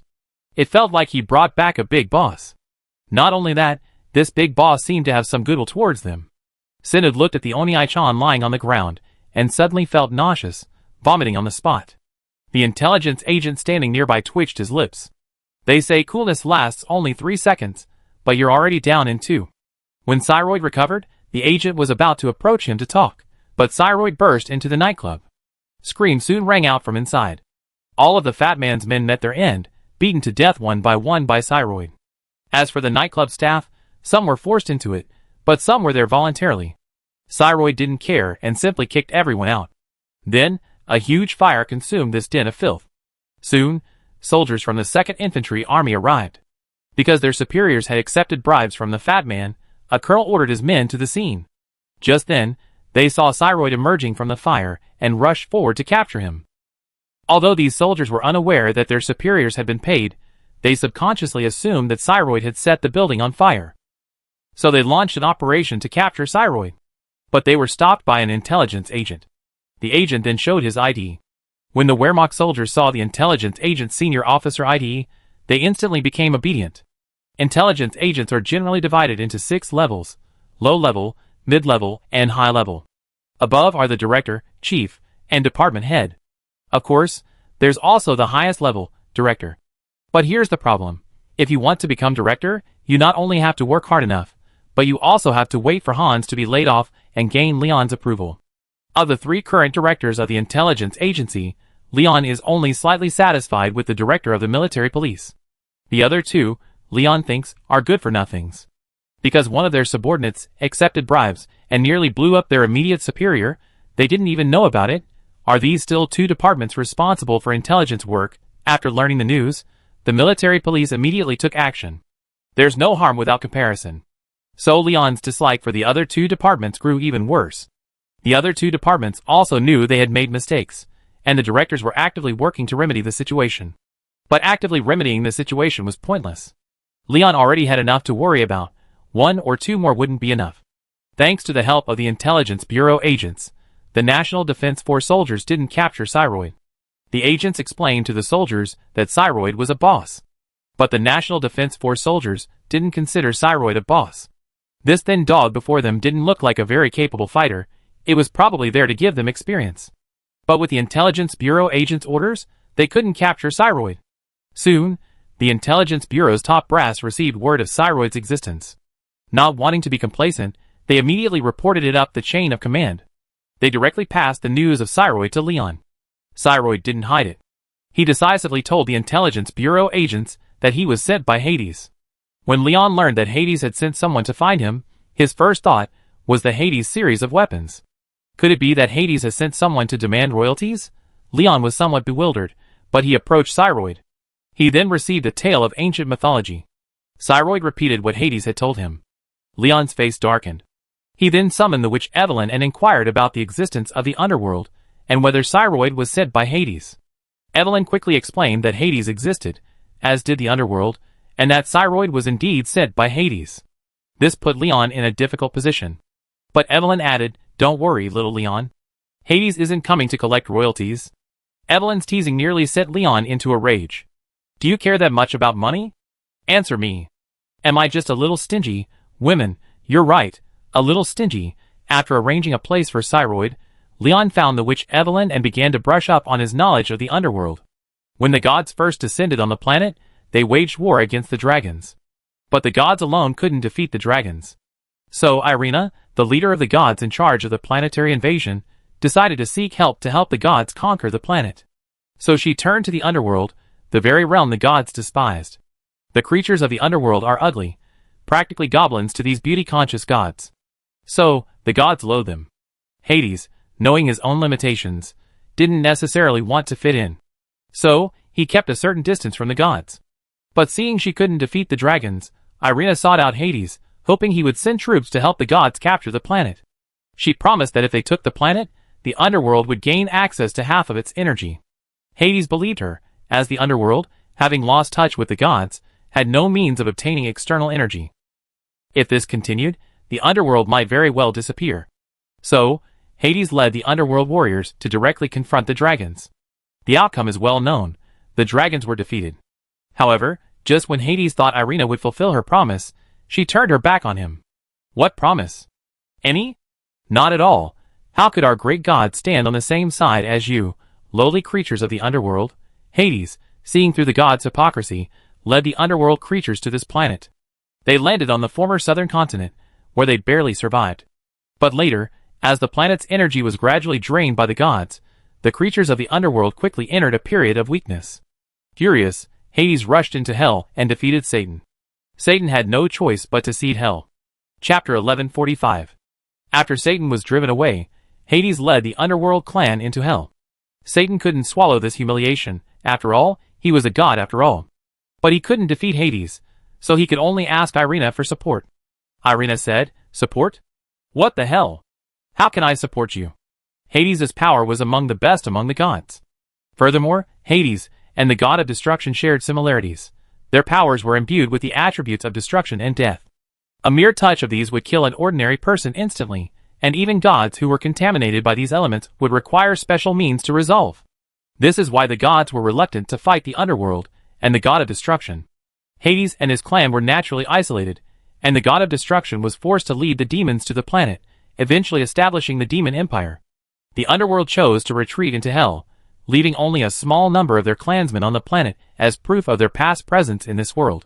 Most of the underworld creatures descended to the western continent, where the Papal States now stand. However, over time, these underworld creatures merged with the local human population, eventually becoming ordinary people. Many of these underworld creatures, under Hades' guidance, gradually evolved into humans. Only a small number of underworld creatures became necromancers. The underworld doesn't have just one god. While Hades is considered the lord of the underworld, there are other voices within it. Some believe that they should spread the knowledge of the underworld to the world, and so they tasked these necromancers with expanding the ranks of the undead. As time passed, Hades remained in the underworld, so the underworld creatures of the western continent were unable to establish a complete political power. It wasn't until later that the goddess of light intervened to mediate the conflict between the underworld, the demon realm, and the god realm. The Papal States were established on the western continent. The first pope was an angel, a true messenger of the goddess of light. But later, Irina eventually seized power from the Papal States. The Papal States were subsequently reorganized several times, and over tens of thousands of years, nearly 20 Papal States were established. The last Papal State, the current Papal States, was established 2,000 years ago, and continues to this day. The reason for so many Papal States is that there are numerous sects within the Church of the Goddess of Light. With the Goddess of Light imprisoned, internal strife began within them. Until Irina took advantage of this opportunity. The ancestors of the demon realm naturally noticed something was going on, and informed the successor of the demon empire. Thus, the millennia-long war between the Papal States and the demon empire unfolded. To use a simple example, someone drives you from your home, and after you finally find a new one, they come to claim your new home. How can you tolerate this? Honest people wouldn't be bullied like this. The war between the demon realm and the god realm raged for a long time, but the underworld stayed out of it. This was because Hades predicted that someone would intervene. Hades' prediction proved correct. Afterward, Kuenberg indeed muddied the waters. And it forced Irina to personally intervene to eliminate Kuenberg. Just when Hades thought the matter was over, the goddess of light sent a clone to personally find Hades and speak to him. From then on, Hades remained a lowly figure, waiting for a full 1,000 years. Finally, Leon arrived. Hades then began deliberately encouraging the planet's undead creatures to aid Leon. Those over 20 million undead creatures were Hades' deliberate gift to Leon. After all, as the lord of the underworld, Hades naturally understood that the undead creatures were considered top-tier beasts of burden. Why else would the gods have chosen them for the fight? It was because they valued their oxen's physique. Working tirelessly and uncomplainingly, what possesses the patience of an ox and the ability of a horse? The answer is self-evident. So, if a nation is diligent and capable, but lacks sufficient strength, it will eventually be targeted by others, sparking a frenzy of division. Hades had already failed once, and he didn't want to lead the underworld's inhabitants into another mistake. He must win this time. And he would take back everything that belonged to the underworld, in hell. Hades sat on his throne, eyes closed, resting.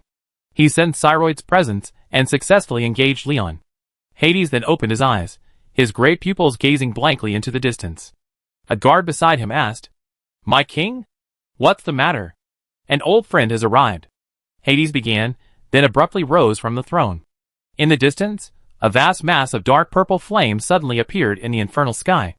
The warriors guarding Hades' palace immediately raised their weapons, ready to meet the enemy. But Hades waved his hand, signaling them to lay down their weapons. Because they weren't enemies. "Perseus, aren't you dead?" Hades asked, puzzled. "You're the one who's dead? I faked my own death to get away. If I hadn't died, wouldn't that bitch Irina have wreaked havoc on my demon world?" A handsome man with black hair and purple eyes appeared before Hades, his mouth emitting a sweet aroma. Hades smiled. Still laughing. "You know I faked my own death. How could I have escaped the Yandra Irina without faking it?" Perseus casually picked up some fruit from the table and began to eat it. Hades teased. "What's wrong with Irina liking you? She wants to pursue her own love, isn't that right? Love you with all your heart. Is she asking for my affection? She's asking for my life." Perseus spat out the grapes in his mouth upon hearing this, then burst into a tirade of curses. Hades remained silent, only laughing. This broke Perseus' defense. "What are you laughing at?" "That's right, you cold corpse. Have you ever felt the sensation of being fought over by two women? Oh, someone hasn't. Who is it?" Perseus launched a magic counterattack. Now it was Hades' turn to break his defense. His face darkened instantly, and he walked over to Perseus and took the fruit plate away. "Hades, are you too good to be true?" Perseus' face was filled with anger. "I am indeed broken. When you were being fed grapes by two women, why didn't you think about today?" Hades said, Then he slammed the fruit plate down. Persis instantly acquired a fruit plate helmet. Your woman. Persis withdrew a horse. Chapter 1146. Looking at the exasperated Hades, Persis wasn't angry, but rather somewhat amused. As Hades' friend, Persis naturally knew what kind of person Hades was. Hades was completely expressionless. In all the years he had known him, Persis had rarely seen Hades smile, as if he simply couldn't smile. Why aren't you smiling? Is it just that he naturally doesn't like to laugh? To make Hades smile, Persis had often gone to make him laugh every day during their time together in the god realm. In the past, the gods weren't particularly busy. Because in the god realm of the past, there was no intrigue or petty manipulation. While there were minor frictions within the three realms, they were generally peaceful. But things were different now. The three realms would never be the same again. Looking at the somewhat happy Persis before him, Hades finally realized what was happening. It seemed as if Persis had said this deliberately, to break his defenses. Suddenly realizing Persis's intentions, Hades smiled knowingly, and sat down beside him. When do you think we end this? I don't want to live like this anymore, Hades said, as if suddenly enlightened. Persis looked at him with disdain. Have you realized this? You want to just lie down. Hades' mouth twitched at his friend's merciless attack. Whose subordinate is this? So brave? So talkative. Then say more, Hades said, and was about to stand and leave. Persis realized it was time to get to the point, and spoke. The Demon Empire is ready. 50,000 Bloodblade black armored soldiers have completed their evolution, and are ready to help Leon resolve the problems from the god realm. So you don't plan to resurrect Latifas? Hades was a little surprised. After all, Latifas was the closest heir Persis had cultivated over the years. Although Persis had remained behind the scenes, watching the rise and fall of the Demon Empire, Hades knew that Persis cared deeply about his Demon Empire. But as someone who had faked his own death and escaped, he couldn't appear before the eyes of the world again. So even if he witnessed the Demon Empire's defeat, he could do nothing. He could only send dreams to his successors, telling them to follow his own ideas. After all, Persis had a god's perspective, seeing everything from above. But the people of the Demon Empire didn't have that kind of god's vision. If the Demon Empire's successors had followed Persis' instructions, not to mention world domination, it could even rival the Papal States and crush the Pope. But there are exceptions to everything, and Leon's cheating is indeed a bit problematic. What's wrong with your god's vision being able to see through things?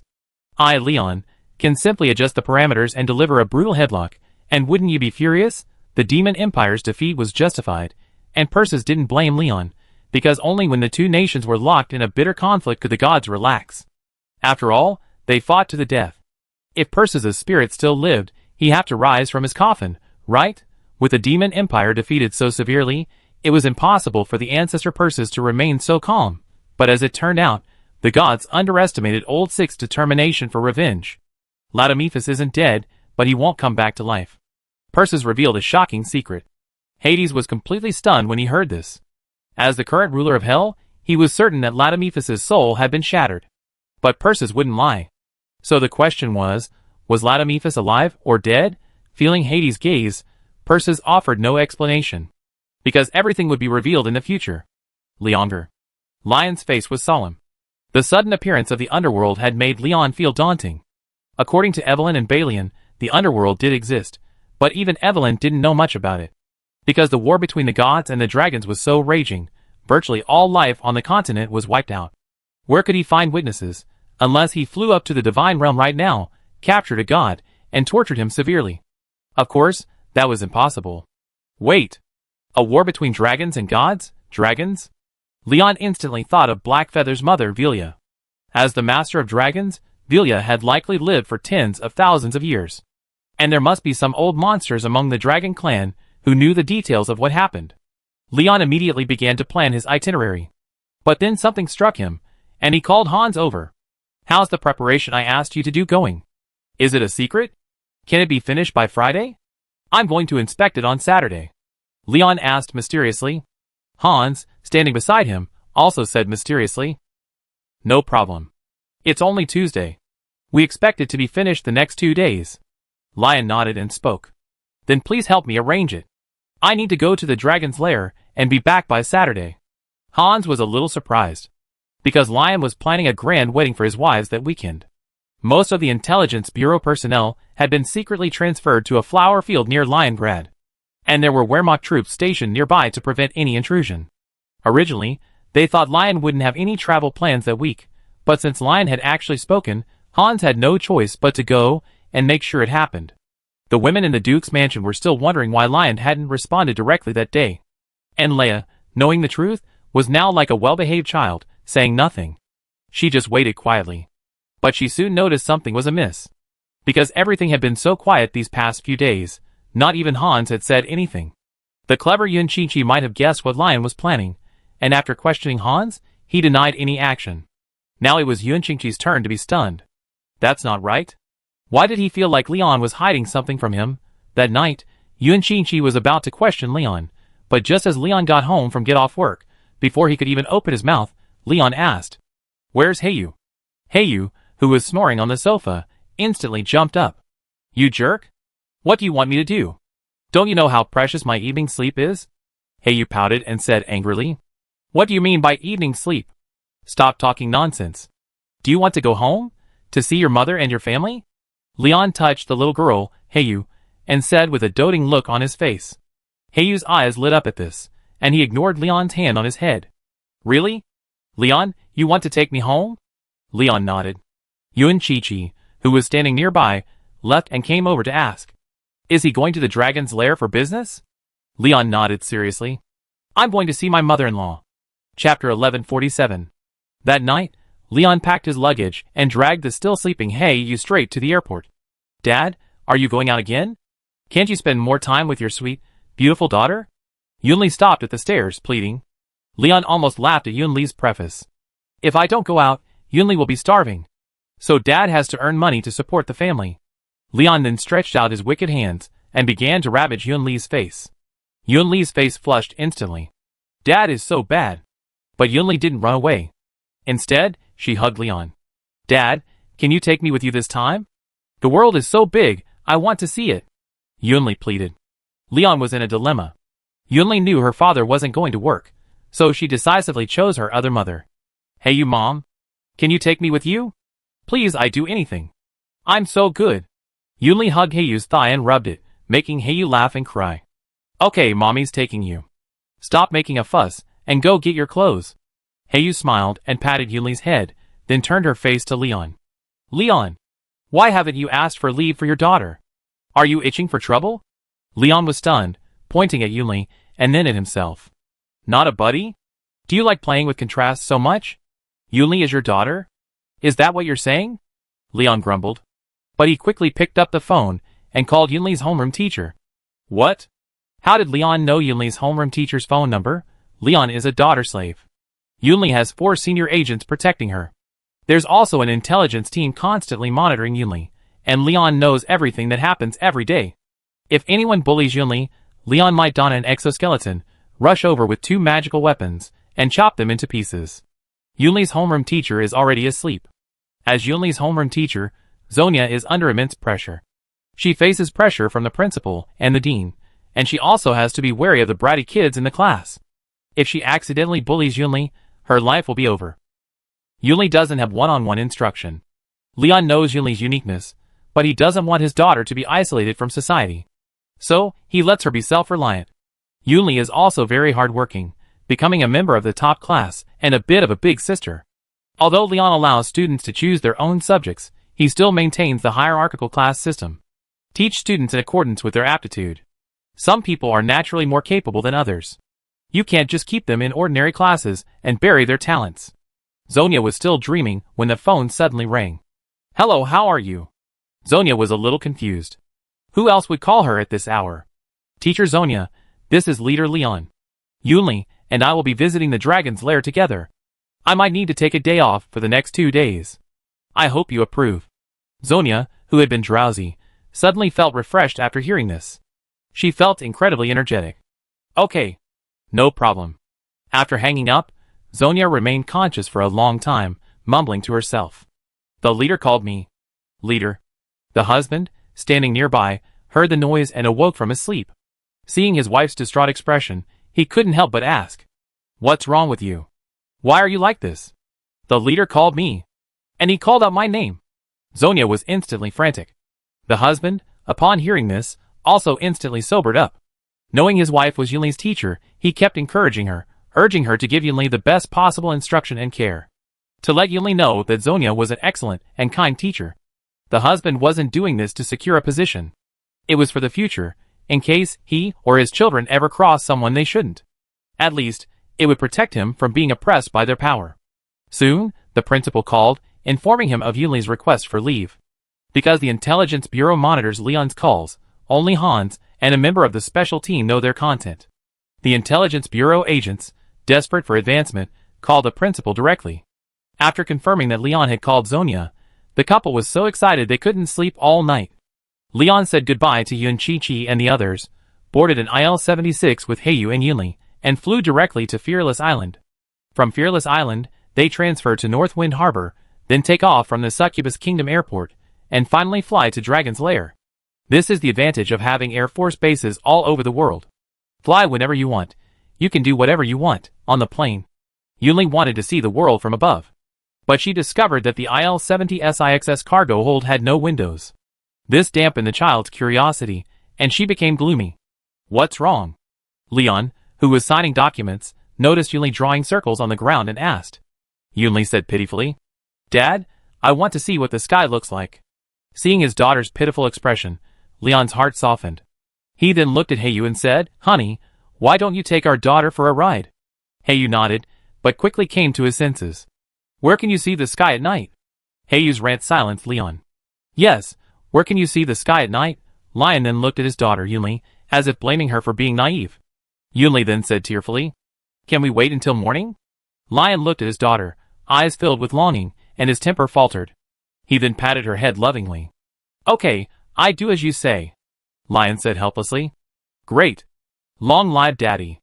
Yunli instantly cheered, while Hayu beside her smiled silently. At this moment, inside the dragon's lair, Vilya stood before a giant statue, quietly gazing at it. Has this day finally arrived? The underworld and the demon realm have finally surfaced. We, the Dragon Clan, have waited for this day for a long time. We fought tooth and nail here, but in the end, the gods took advantage. We, the Dragon Clan, will make the gods pay.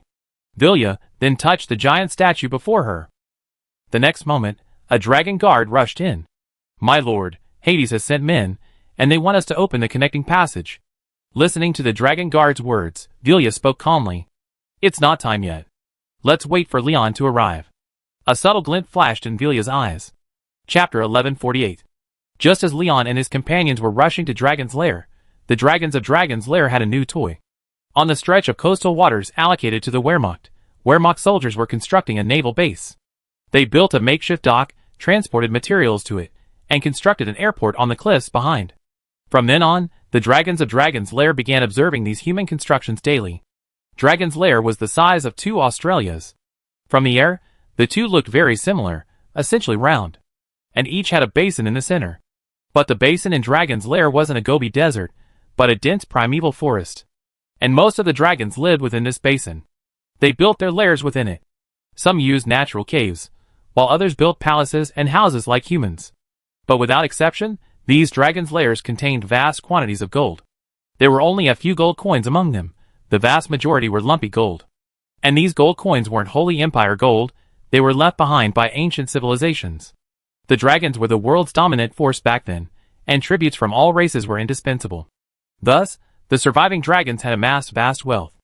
Luckily, Leon didn't know these dragons possessed such vast wealth. Otherwise, these dragons would likely have lost their fortunes. The mere presence of all this gold was enough to drive Leon insane. There are currently approximately 200,000 dragons in Dragon's Lair. The male-to-female ratio is roughly 0.8 to 1.2. This is because many dragons perished in the War of the Gods. As a result, the dragon race subsequently dwindled, and many dragons, to prevent their offspring from fighting, gave birth to as many females as possible. This explains the scarcity of males among the dragon race. With the arrival of dawn, the dragons of the Dragon's Lair awoke from their slumber. Only the older monsters chose to enter a deep slumber.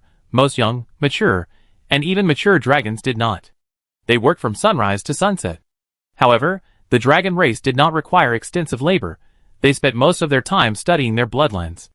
This was because the dragon race was composed entirely of naturally gifted individuals. As the saying goes, the laws of their ancestors cannot be changed. The ancestors of the dragon race left behind a wealth of cultivation methods and various experiences in their bloodlines. They were born with the innate ability to cultivate, and with only a little effort, they could become 9th level warriors. What should they do after reaching 9th level power? The answer, of course, is to lie down. Because the dragon race cannot break free from their shackles. So, after reaching the peak of the 9th level, they basically just eat and sleep and eat. The only pleasure they had was fighting with their neighbors. But now things were different, because there was a human friend on the seashore. It was Dawn. Construction was underway at the seaside dock. Lion had envisioned a 3-shift system, working day and night. But considering the nearby dragons, they eventually switched to daytime work. Workers were digging the foundations on the shore. Some young workers occasionally glanced at the dense forest behind them. Although they had signed a confidentiality agreement prohibiting them from entering the dragon's territory, this didn't stop them from being filled with curiosity. After all, dragons were mythical creatures. If they could see one in their lifetime, their life would be complete. But these workers had been working here for over a month and still hadn't seen a single dragon. They couldn't see the dragons, but the dragons could see them. In the forest on the shore, 5 young dragons lay on the back of a hillside, quietly watching the little people at work. 2 black dragons, 1 white dragon, 1 red dragon, and 1 green dragon. The 5 dragons, their butts pouting, surreptitiously observed the humans' movements. Sister Honglian, what do you think these humans are doing? Why are they digging up the sand? And then putting those iron cage-like things in it? The white dragon couldn't help but ask. The red dragon beside him scratched his head. She didn't actually know, but the pride of the red dragon clan prevented her from uttering the word not knowing. She's probably preparing food. After all, I love eating. When Bai Long heard this, he nodded in agreement without even thinking. Sister Honglian is right. I, Bai Tang, wholeheartedly agree. After saying this, Bai Long actually raised his hands and feet and tumbled down the hillside. The 2 black dragons nearby made a human-like gesture of covering their faces. Brother, why are we bringing Bai Tang with us? Won't this silly girl expose us? Brother, Bai Tang is the daughter of the White Dragon clan leader. If you look down on me, I, your brother, am striving for progress. The slightly larger black dragon couldn't help but knock on his brother's head.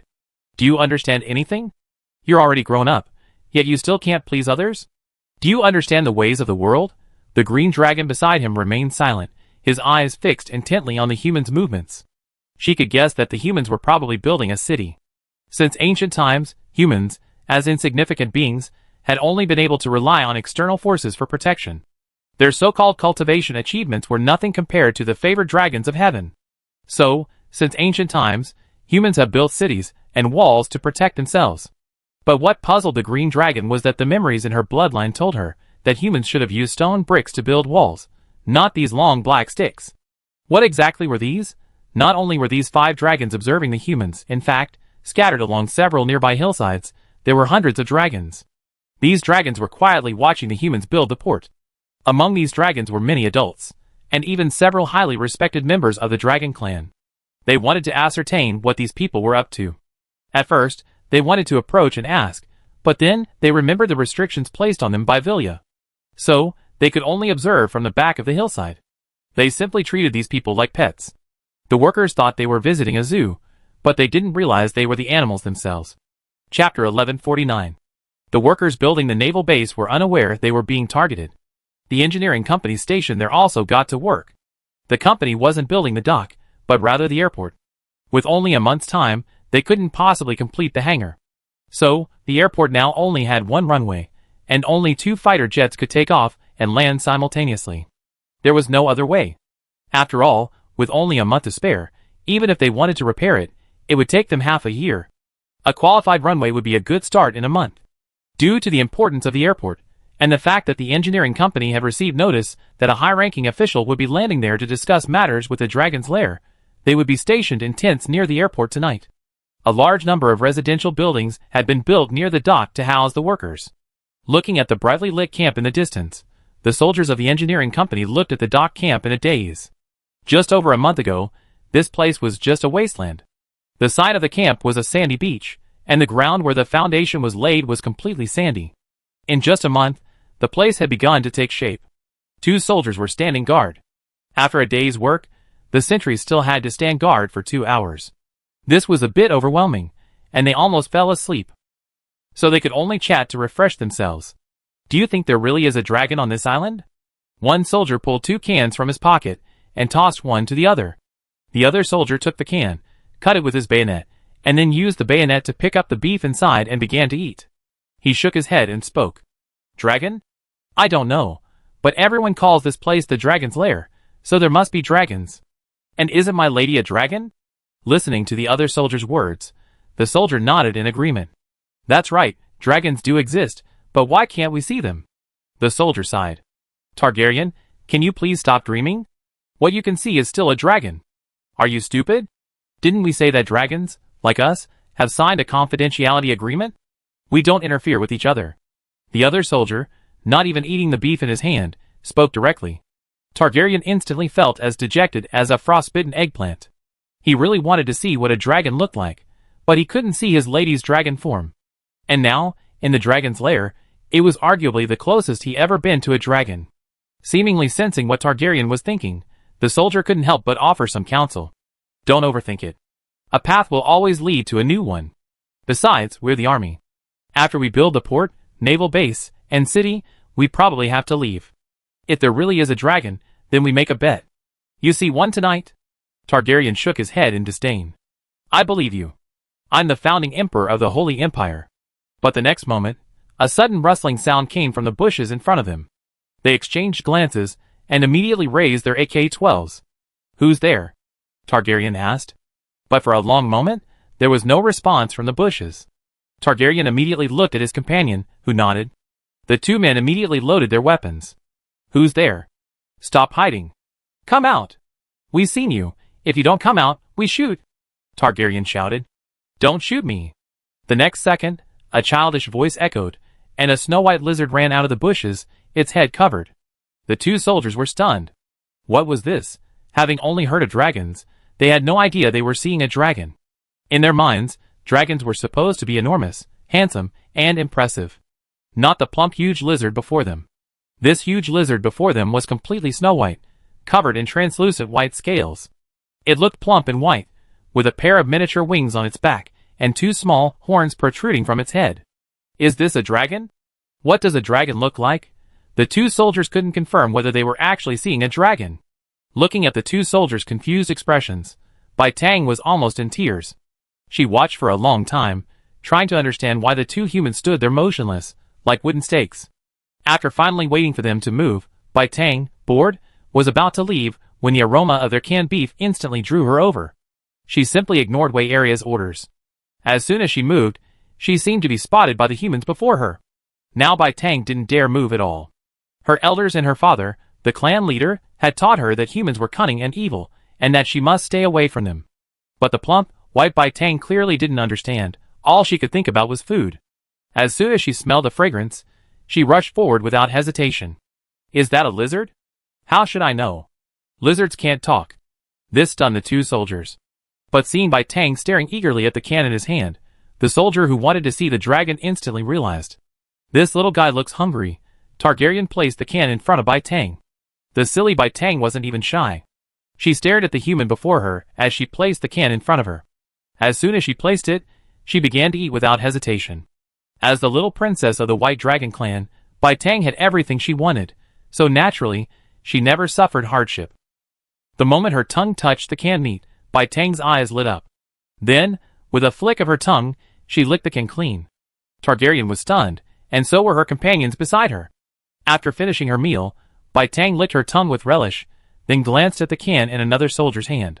Targaryen snatched the can from his companion and placed it in front of Bai Tang. Bai Tang continued to eat her canned food with an obedient expression. Targaryen looked at the large lizard before him, then bravely reached out and touched Bai Tang's head. It felt icy cold. Bai Tang, feeling the human's touch, instantly raised her head. Targaryen was a little frightened. Bai Tang tilted her head and looked at the human before her, as if curious about why he was touching her head. Bai Tang blinked, then continued to eat her canned food. Of all things, eating is the most important thing. Seeing that Bai Tang didn't resist, Targaryen continued to caress her. In the distance, the company commander approached. The moment he saw Bai Tang, he was stunned. Doesn't that look like a dragon? Targaryen also noticed the captain, then waved his hand and shouted. Captain! Look at the giant lizard I caught. Captain, it's over. At this moment, within the White Dragon clan, the clan leader was questioning two guards. Where's Her Royal Highness? The two dragon guards, feeling the pressure from the clan leader, slammed their heads against the ground. Targaryen, who was petting the dragon, suddenly sneezed. Who's scolding me? Chapter 1150. When the White Dragon clan's leaders saw their little princess hadn't returned, they immediately became anxious. While their white dragons were a bit foolish, they were still dragons. Clan leader Bai Yi was no good. He had once followed the first great dragon lord and fought against the gods. Hundreds, if not thousands, of gods had perished at his hands. And not only gods, but also many dragons. Bai Yi was once responsible for overseeing the punishments of the great dragon clan, slaying countless sinful dragons. He looked intimidating from afar. Otherwise, he wouldn't have been able to control the White Dragon clan for so long. Perhaps it was because of his excessive killings that even the heavens could no longer bear it. As a result, Bai Yi remained childless. Even after thousands of years of hard work, his wife showed no signs of pregnancy. After unremitting efforts, Bai Tang was finally born decades ago. Bai Yi was instantly overjoyed and treated Bai Tang like the apple of his eye. The ruthless father instantly became a nanny, fearing someone might kidnap his daughter. Thanks to Bai Yi's doting, Bai Tang had no worries within the White Dragon clan. She often sneaked out to play. The dragon's lair was filled with dragons, so even if she went out to play, nothing would happen. Bai Tang was also very sensible, returning home at the appointed time every day. But now things were different. It was already dark, and Bai Tang hadn't returned yet. The other young dragons who had gone out with her had all returned, but there was still no sign of Bai Tang. Bai Yi's face changed. He seemed to have guessed where his daughter had gone. My naive daughter must have gone to the human camp. Despicable humans. How dare you capture my daughter? I make you pay. Bai Yi then began to call out his troops, leading hundreds of dragons towards the port camp. At this moment in the camp, the soldiers of the engineering company were on the verge of tears. Targaryen was even more confused and at a loss for words. The entire company was sitting in the mess hall, but their plates were completely empty. The cook was dumbfounded as he watched Bai Tang, leaning over the window, burying his head in a bucket and devouring the food. The company commander stood nearby, his hands covering his face. Bai Tang devoured the dinner of over 200 soldiers in the entire engineering company. Bai Tang devoured 5 large buckets of food. The squad leader clung to the last bucket tightly. He had to protect his comrades' food. Bai Tang licked the 5th bucket clean, patted his belly, and then licked his lips with a satisfied look, his eyes fixed on the last bucket in the squad leader's hand. The squad leader was on the verge of tears. Can you leave some for us? Bai Tang tilted his head, somewhat puzzled by the behavior of the two-legged creatures before him. Isn't food meant to be eaten? Bai Tang's expression changed, his eyes fluttering as he looked at the squad leader pitifully. Seeing Bai Tang pleading and acting cute before him, the 40-something cook squad leader's heart instantly melted. Then he looked at the company commander. Feed her. Make it for me. I want to see how much the big bucket Targaryen brought back can eat. The company commander suddenly flew into a rage and rushed towards Targaryen. Targaryen, you're such a good soldier. You just kidnapped a dragon. Aren't you afraid of retaliation from the dragon clan? Targaryen was almost in tears after hearing the company commander's words. Captain, I didn't know. She just grabbed my can. Bai Tang, who was enjoying his food, suddenly stopped when he heard Targaryen's sobs and turned back to his side. The captain's voice went silent instantly. Targaryen was a bit confused. Bai Tang looked at the two-legged beast before him and rubbed his head against Targaryen's thigh. Don't be sad, I let you touch it. Bai Tang spoke in human language, then stretched his head forward, looking as if to say, come on, touch me. Targaryen was stunned, and the captain beside him was dumbfounded. Not a buddy? Did you save the world in your past life? Why is Bai Long so attached to you? The other comrades didn't dare to breathe. Targaryen touched it with trembling hands, then withdrew his hand, as if he had been electrocuted. Before, he had been free because he thought Bai Tang was a giant lizard. But now it was different. Bai Tang was a dragon. A giant dragon. Bai Tang looked at Targaryen, who had withdrawn his hand, somewhat annoyed. Two-legged beast. Did I tell you to stop? Looking at the angry Bai Tang, Targaryen could only reach out and touch it again. Bai Tang finally revealed a satisfied expression. But the next second, a violent gust of wind suddenly swept through the camp. The tents were instantly blown away. The soldiers, noticing something was amiss, rushed to the armory. As the dust cleared, everyone could finally see the situation in the sky. Hundreds of dragons hovered in the air, and one, 100-meter-tall dragon, stood before the soldiers. Targaryen was stunned. The dragon before him stared intently at him, its eyes filled with murderous intent. Bai Yi stared intently at Targaryen's hand touching Bai Tang. Despicable human. How dare you touch my precious daughter? Bai Yi was about to slap Targaryen to death. But just then, Bai Tang approached Bai Yi and nudged him. Dad. Bai Yi instantly cooled down, transforming from a red-hot dragon into a kindly one. Baby, were you imprisoned by these humans? Bai Yi asked gently. No, the human food was so delicious, I couldn't resist. Bai Tang lowered her head somewhat embarrassedly. Oh, so you let the humans touch you? Bai Yi's true intentions were revealed. Bai Tang tilted her head at this. What's wrong with a touch? That biped made me feel so good. Bai Yi looked at Bai Tang, looking at her puzzled face, and inexplicably felt a surge of grief and indignation. My little cabbage was taken away. I haven't even touched your head. Bai Yi wanted to find a piece of tofu to play dead. Looking at his daughter, Bai Yi felt helpless, then turned to Targaryen. I can't do anything to my daughter, but can't I deal with you, a human? Although Bai Tang was stunned, she knew what kind of man her father was, and immediately stood in front of Targaryen. Bai Yi was furious at this scene. The captain stepped forward. The Targaryens were his soldiers. They couldn't be bullied by outsiders. Dragon. What's the matter? You seem to have violated the treaty. Bai Yi snorted disdainfully. I did what I did. Why should I explain? Bai Yi was about to leave with Bai Tang when the roar of an airplane engine suddenly reached the sky. An IL-76, escorted by two Su-30 carrier-based aircraft, slowly approached from a distance. The dragon's faces changed. The captain and his men were delighted. The big shot from Leongrad has arrived. Lion, aboard the plane, received the pilot's report. A large number of dragons were circling above the airport, and one had even appeared inside. Lion inquired about the details of the incident at the ground base. After finding out, Leon was left in a state of confusion. You're going to be a dragon rider. Excellent. You're worthy of being a soldier of Great Yin. Lion gazed at the majestic dragon, pondered for a moment, then ordered the two escort fighters to come and help. This is the Great Yin Aerospace Force. You have invaded Great Yin state-owned property. Please leave immediately. Otherwise, you will face the consequences. The two Su-30 carrier-based aircraft immediately began shouting, completely unfazed by the dragon's terrifying pressure. Chapter 1151. Two Su-30 carrier-based aircraft flew toward the dragon with unstoppable momentum. As pilots of the newly reorganized aerospace force, they were now fearless. According to Carl, within a missile silo on the mainland lay an intercontinental missile capable of reaching anywhere in the world. With a single command from Leon, this missile could land anywhere in the world within an hour. And they could choose from a variety of warheads, not only conventional mushroom bombs, but also the Thanatos or Hades series. Of course, if they didn't want this land, they could opt for the latest product, the Great Flame Fury. This was the reason the aerospace force was fearless. They had a powerful country behind them. Having become the world's #1, if they didn't act arrogantly, wouldn't the country behind them be just a decoration? As a world hegemon, one must possess the aura of a world hegemon. Peace is because we're not strong enough. When we're strong enough, only when we speak of peace can we usher in true peace. Bai Yi saw the two carrier-based aircraft rapidly approaching and stopped his attack on the humans. He then locked onto the IL-76 transport plane behind him, because he could smell the scent of his own kind on the transport plane. Are there fellow dragons aboard? But before Bai Yi could even think, movement came from the dragon's lair. Vilya sensed her daughter Hei's presence and immediately released her spiritual sense. The result of this sweep was that Vilya felt as if the sky had fallen. Not to mention that Bai Tang had actively broken the rules.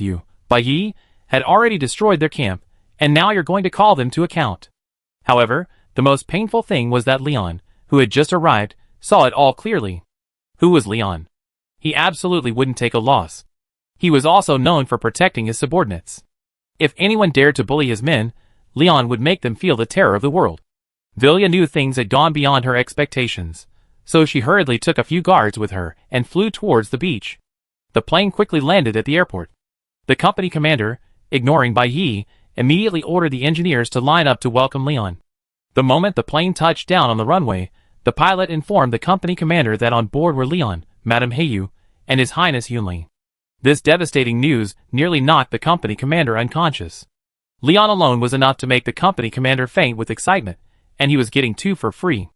The company commander immediately informed his soldiers, telling them to be as energetic as possible. Even if you haven't eaten, you have to keep your back straight.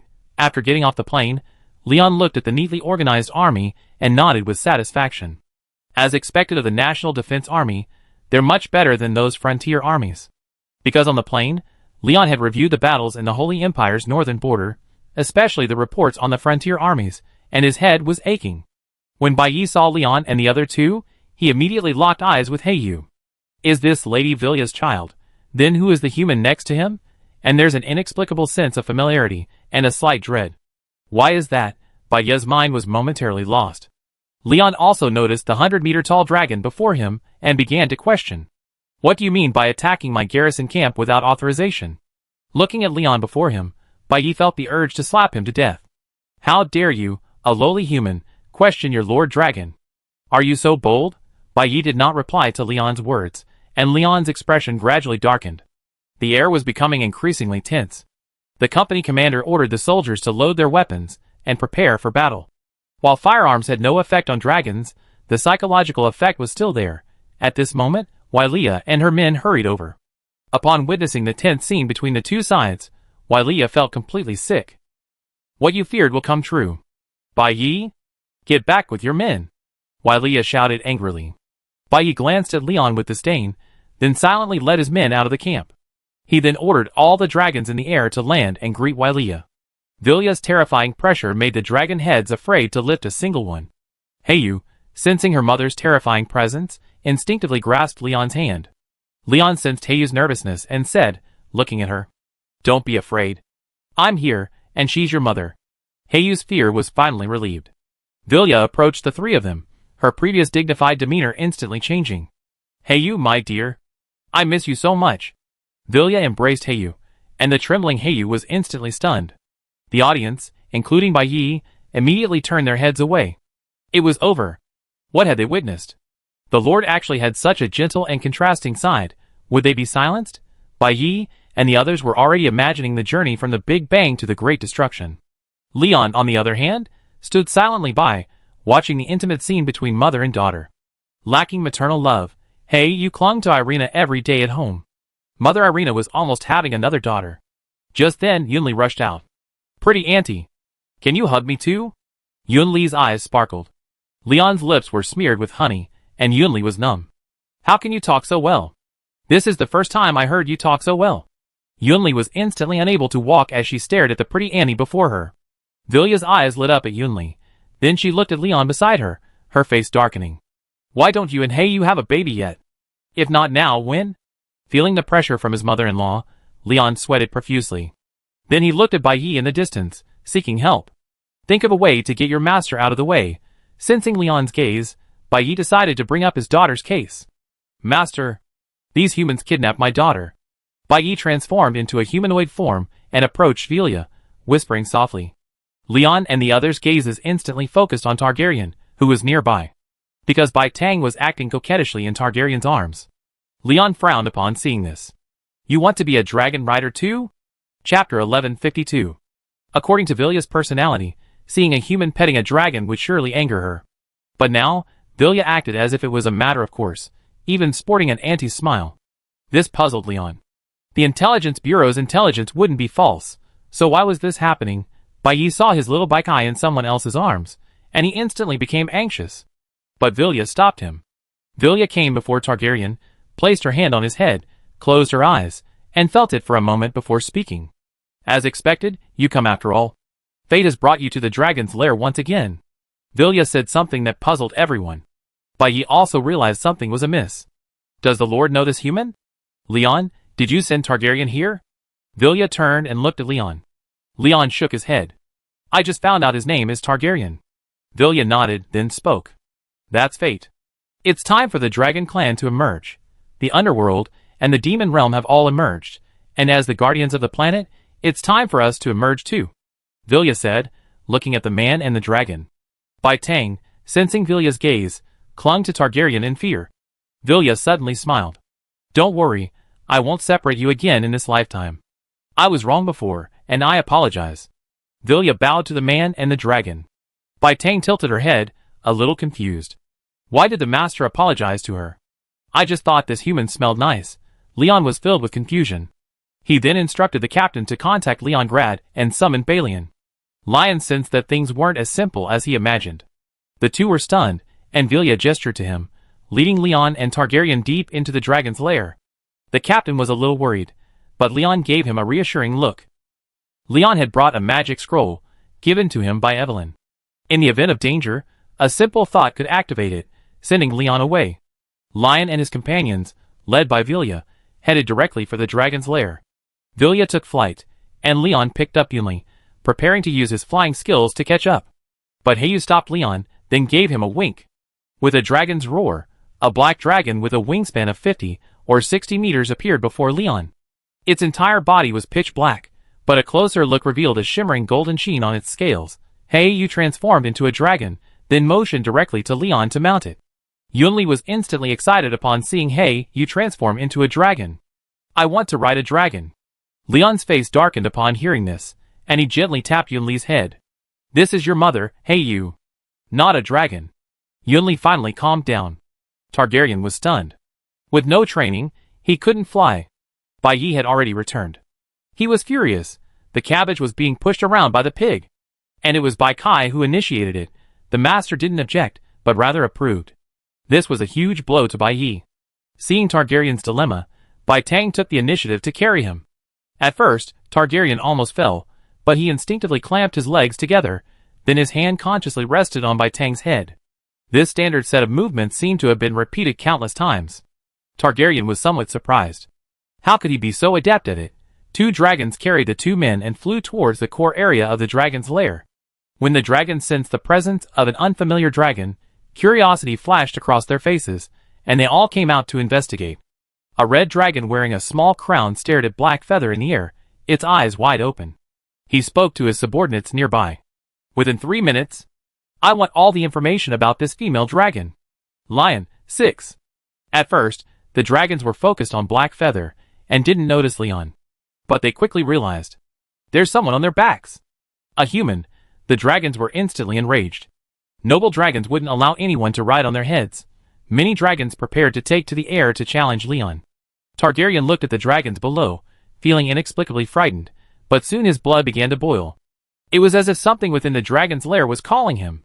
Just as the dragons were about to take off for battle, Vilya halted them in dragon language. The dragons finally quieted down. Some older monsters also poked their heads out. As soon as they glanced up at the sky, their souls instantly trembled. They saw that man. Lion felt several terrifying auras sweep across their area before disappearing in an instant. It seemed they were frightened away, but they definitely weren't scared off by themselves. Lion glanced at Targaryen, who stood not far behind him, looking curious. "Targaryen, that name sounds familiar." "Wait," Lion was about to speak when Black Feather landed. Then, dozens of beautiful maids came forward and welcomed Leon and his group inside. Hayu had Yunli play with the maids while he led Leon, Targaryen, and Bai Tang deeper into the dragon's lair. Entering a tunnel, Leon grew even more alert. The tunnel was lined with murals, and the ceiling seemed to harbor terrifying beings, yet these beings retreated after a single glance. Leon's questions grew as he journeyed. But Vilya offered no explanation. Targaryen and Bai Tang continued to survey the murals. Leon soon began to notice them, too, and nearing the end of the tunnel, he understood what they were saying. It seemed a human had fallen in love with a white dragon, and for its sake, he had overturned the dragon's lair. Thinking of this, Leon turned sharply, looking meaningfully at the man and the dragon. Then, looking at Vilya, he instantly understood everything. After passing through the tunnel, an open space appeared before them. It was night, the entire clearing shrouded in darkness, but a beam of moonlight fell precisely into the center. In the center stood a figure in silver armor, a greatsword held in reverse in both hands, thrust into the ground. The silver armor was covered with lily-of-the-valley flowers. The lily-of-the-valley flowers seemed to merge with the armor. The armor's helmet pointed into the distance. And in the distance, a massive stone gate stood, as if behind it lay the owner of the armor, eagerly awaiting his presence. What was this? Lion looked puzzled. Vilya stepped aside, leaving the stage to the man and the dragon. Targaryen froze in place the moment he saw the armor, while Bai Tang felt an inexplicable wave of sadness. She walked over to the armor and wailed.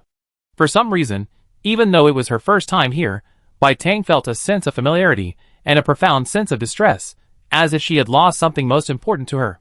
Targaryen was stunned for a moment, then walked towards the armor, a calm look in his eyes. The moment his fingertips touched the armor, The lily of the valley instantly dissipated, and the armor transformed into a stream of light that clung to Targaryen's body. Leon then remembered where he had heard Targaryen's name before. The first dragon rider, Targaryen Dane. Oh my god. I got a gold prize from the card draw? Chapter 1153. 10,000 years ago, on the Zhongzhou continent, dense primeval forests covered the land. Powerful demonic beasts roamed everywhere, while humans struggled to survive. Though the Zhongzhou continent was occupied by demonic beasts tens of thousands of years ago, humans also possessed political power, and several city-states had already occupied portions of the land, gradually growing stronger. But even within the city-state system, slaves existed. And their numbers were so large that they became indispensable to the city-states. City-state residents rarely engaged in production, as nearly every household had 3 slaves to work for them. In some powerful city-states, their residents took time off from work to engage in military training, thus cultivating powerful armies. On the Zhongzhou Plains, a city stood on the fertile black soil. This city stood somewhat out of place amidst the surrounding primeval forest. This was the earliest imperial capital. And 1,000 kilometers west of the imperial capital lay an even more fertile land. People called it the God-given land because it was covered in fertile soil, boasting abundant rainfall and abundant harvests year after year, without any natural disasters. Such a fertile land naturally attracted people of all races. Whether humans, elves, or demons, they all desperately sought to enter the God-given land. The border of the God-given land. A young man gazed upon the God-given land before him, his eyes filled with excitement. This was his first time in the God-given land, and his parents beside him were also astonished. For everywhere he looked, there was golden wheat. The plump wheat seemed to symbolize their bright future. But things can go awry. As soon as the boy and his parents set foot on the God-given land, they were targeted. A group of orcs stopped the family of 3. The 3 of them looked nervous. Humans? Looks like they fetch a good price. Before the boy and his family could react, the orcs knocked them unconscious. A year later, in the heart of the God-given land, in a bustling arena, the boy stared blankly at a corpse being dragged away from the iron fence. A year ago, as soon as he and his family set foot on the God-given land, they were abducted by orcs, and the 3 of them were enslaved. The boy was sold to the arena, while his parents were sold elsewhere. For the past year, the boy has fought tooth and nail in the arena, hoping to see his parents alive. But yesterday, he learned of his parents' death from an elven noble.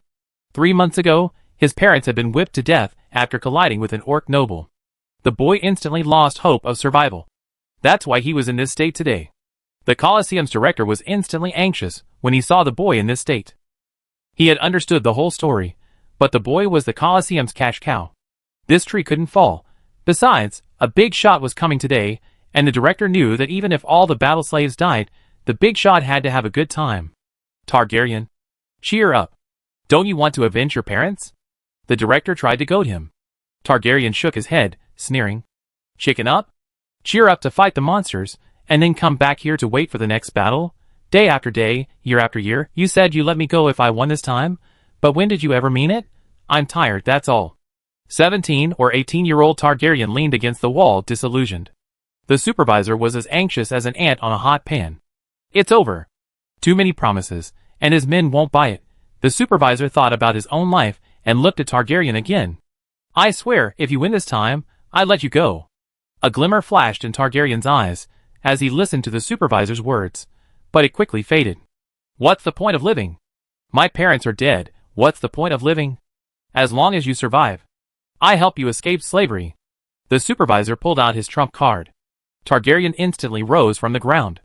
Slaves have no freedom, and they are branded with a mark. Their descendants will be slaves for life. Only by escaping slavery. Only then would Targaryen be able to do something. Only then would he have a chance to avenge his parents. This time, he trusted his supervisor once more. Half an hour later, inside the Colosseum, the 12 combat slaves stared at each other. They couldn't understand why no monsters had appeared today, but instead they were all on stage. Targaryen had already realized that this was a plan to make them slaughter each other. In the auditorium, a young girl with silver dragon horn sat impassively on a plush sofa. The maids beside her dared not breathe. What? So boring. And you're talking about something beautiful. The girl began. The maid spoke cautiously. Maybe it hasn't started yet? The girl paused in her movements and returned to her seat, quietly observing the humans on the field. The next moment, her gaze fixed on Targaryen. Because she could sense the man's heart was broken. The girl tilted her head, a little confused. What kind of person would have a broken heart? Wouldn't it be painful? I would never let anyone else have a broken heart. The girl looked disdainful, yet a hint of pride lay within. At the supervisor's command, the 12 battle slaves began to clash. They knew that if the other didn't die, they would be the ones to die. Half an hour later, only Targaryen remained on the field, and the cheers of the surrounding elves and orcs ceased. Because Targaryen made a mocking gesture. Targaryen had had enough of this life of being a source of entertainment. Just now, he had even killed the only battle slave he had ever fought alongside. This had completely darkened Targaryen. He had no more worries, no more life, no more fear. The audience was instantly enraged, demanding an explanation from the supervisor. Targaryen appeared to be heading for his death, with a calm demeanor. This infuriated the audience even more. But the girl piqued her interest. Someone, bring this human back to me. He's a great toy. I want to see if he's just pretending. The dragon girl's words saved Targaryen. But the dragon girl never imagined she would later regret her decision for this seemingly weak human. Targaryen was taken away, but his slavery remained intact. Targaryen didn't mind, but he still had some feelings for the dragon girl. After all, she had saved him, and hadn't mistreated him during the days she brought him home. Your name is Targaryen? My name is Bai Tang. Tell me your story. I promised you a generous reward. Targaryen hesitated, but still told her everything. Bai Tang was a little dazed after hearing Targaryen's story. How could this man be so miserable? A friend nearby began to tease him. Bai Tang, let's make a bet. I bet you fall in love with him. Bai Tang's face turned cold upon hearing this. Impossible. If I fall in love with him, I return to the dragon's lair immediately. Do you dare to swear? Of course. Chapter 1154. Due to the bet, Bai Tang had been actively caring for Targaryen, intentionally or unintentionally. As a slave who had fought in the Colosseum for a whole year, Targaryen naturally lacked a sense of security. Under these circumstances, Bai Tang provided Targaryen with meticulous care. Although the bet had prompted Bai Tang to approach Targaryen during her time with him, Bai Tang gradually discovered that Targaryen was different from ordinary slaves. Targaryen was actually a person of great inner richness and an incredibly delicate nature. Bai Tang later became happy to spend time with Targaryen. Because Bai Tang was a favored daughter of the White Dragon clan, she was crowned a princess by the Dragon Lord Valia at birth. Her status within the White Dragon clan was even higher than that of the clan leader. The dragon hierarchy is roughly as follows. There are 7 major dragon clans, the 5-color dragons, plus the gold and silver dragons. Each of the 7 major dragon clans has a leader, elected by the dragons within the clan. But it's likely that the strongest reigns supreme. Whoever has the biggest fist becomes the leader. And the 7 leaders must obey the Dragon Lord. The Dragon Lord's children are called young masters, and if they are female, they can also be called princesses. Vilya has no children, so she selects the best children from the 7 major clans to raise as her own. Birdwell and Blackfeather are things to come. At least for now, Vilya has no children. So, after Bai Tang was born, because her mother was hunted by the gods, Vilya adopted her as her daughter and named her a princess. If Bai Tang hadn't had talent, Vilya might not have adopted her as her daughter. Vilya isn't a serious, honest-to-God person. In her eyes, profit comes first. Family affection? Sorry, I don't have any. Ever since becoming a princess, more and more people have wanted to see Bai Tang and curry her favor. But Bai Tang has grown tired of all this intrigue. Bai Tang started out as a naive, innocent girl, but after being influenced by those who chase fame and fortune, she's gradually become less innocent. But after meeting Targaryen, Bai Tang found herself finally returning to her innocent, carefree days. Because Targaryen wouldn't play tricks on her, he'd do anything she asked him to do without hesitation. On the streets of the God-given land, every race has found a place here. Many people make a living in the shops along the main street. When Targaryen, bearing the slave mark, walked down the street, people around him initially tried to drive him away, but when they saw Bai Tang behind him, they instantly became obedient. Targaryen, I want this. This. Bai Tang said, dragging Targaryen forward. They began a shopping spree at the vendors. Huh? There's actually a set of armor for sale here. And it's the kind you humans, Targaryen, would wear. Targaryen, look. Bai Tang suddenly spotted an elven vendor squatting next to his stall, a suit of silver armor splayed across it. Bai Tang immediately recognized it as human armor. A demon's armor wouldn't be this simple, and a dwarf's wouldn't be this tall. And as for the elf? The decoration on the helmet wasn't at all elven. Bai Tang glanced at Targaryen, who was looking around a little distance behind her, and then pouted. You didn't listen to me, did you? You big fool. Bai Tang then turned sharply, and had her men call Targaryen over. Targaryen? I just called you, didn't you hear me? Bai Tang looked up angrily at Targaryen, who was 2 heads taller than her, and said angrily. I was just looking at something. Targaryen began to explain. What is it? Does it matter to me, the princess? I'm your master. My parents' belongings. Targaryen's words left Bai Tang stunned. Bai Tang stared at the lost Targaryen stunned. But Bai Tang quickly came to her senses, and tried to make amends for the damage she had done to Targaryen. How about I buy it back for you? No need, it's all in the past. Targaryen shook his head, and walked forward. Bai Tang glanced at the elven merchant nearby and ordered the maid to buy the armor. Then, he hurriedly caught up with Targaryen ahead. Targaryen? Is it really okay? Really? Targaryen smiled, but to Bai Tang, it seemed so feeble. Targaryen's reluctance to accept Bai Tang's offer wasn't just to avoid relying on others, but also to remind himself that he currently had no power. To avenge his parents, he had to be powerful enough. Powerful enough to scare everyone. Back at the princess's mansion, Targaryen was stunned by the silver armor before him. Your Highness. What are you doing? Bai Tang wanted to pat Targaryen's shoulder, but even standing on tiptoe, she couldn't seem to reach. So she brought a small stool, stepped on it, and patted Targaryen's shoulder. Human, this princess has high hopes for you. You must keep working hard and become stronger. I believe in you. You will be able to protect me one day. Why choose to trust me? I'm just a slave, Targaryen said, somewhat unsure. Is it so hard to trust someone? If you can't even trust yourself, then is there any sincerity left in this world? I believe I won't be wrong about you. And you won't bully me, right? Bai Tang said with a carefree air. The next day, Targaryen donned the armor Bai Tang had given him. But what Targaryen didn't expect was that he would be bound to this armor for the rest of his life, and perhaps even the next. Bai Tang had encouraged Targaryen at his lowest point. Targaryen secretly vowed to protect Bai Tang. From then on, Targaryen seemed to have a sudden realization, and his strength soared. His relationship with Bai Tang grew stronger and stronger. Bai Tang also grew increasingly attached to Targaryen, but the bet remained. And Vilya couldn't allow a human to get too close to her precious daughter. Chapter 1155. Targaryen found himself increasingly dependent on Bai Tang. Bai Tang, like an angel, resided in his heart.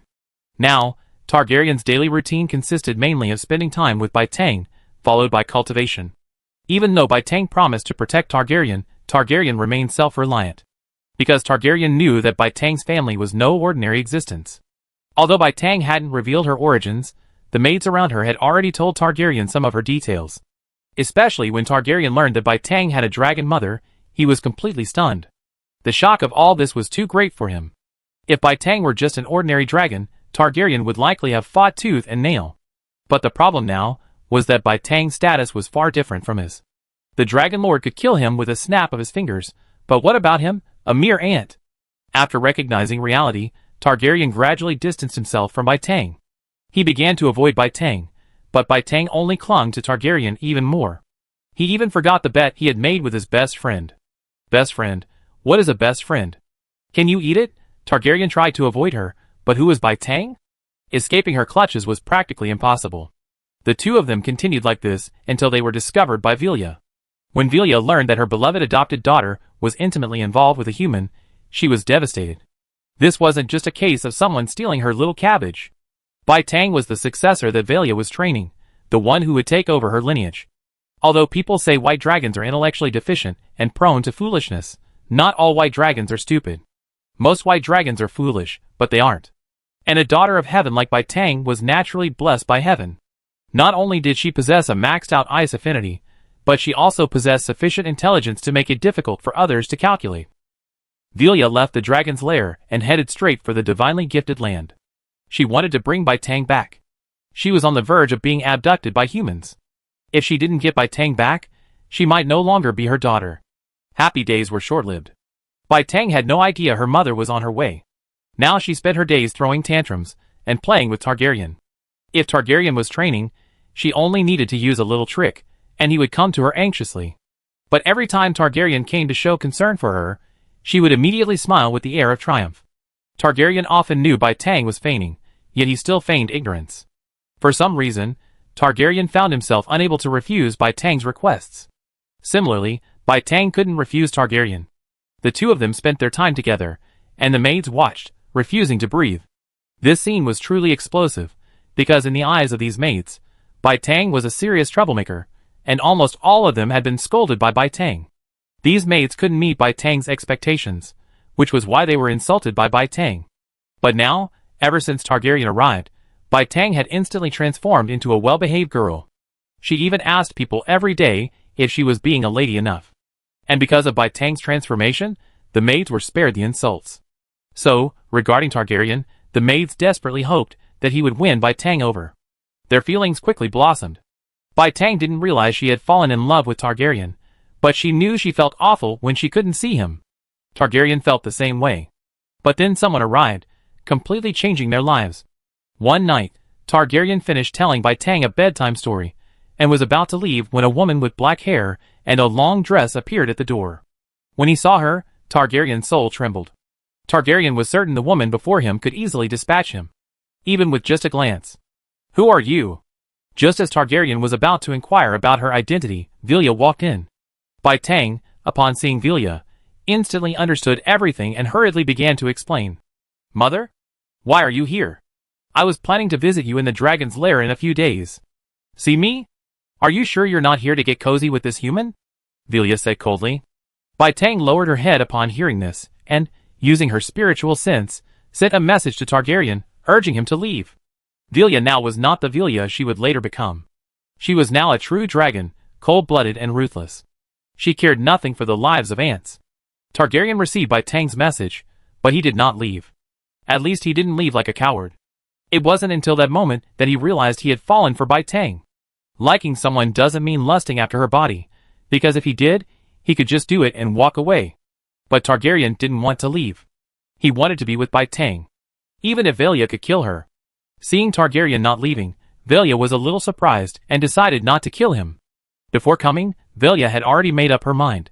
If Targaryen ran away, she would kill him without hesitation. But now, like a man, he stayed. This successfully saved his life. But Vilya wouldn't let the dragon's bloodline be tainted, so she took Bai Tang with her. Vilya grabbed Bai Tang and teleported away.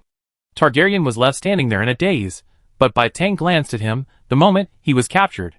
That was the first time Targaryen had seen Bai Tang with that expression. Despair, reluctance, and a hint of regret. Targaryen wanted to chase Bai Tang, but found he didn't even know where the dragon's lair was. What right did he have to chase Bai Tang? With Bai Tang's departure, the entire princess's mansion was thrown into chaos.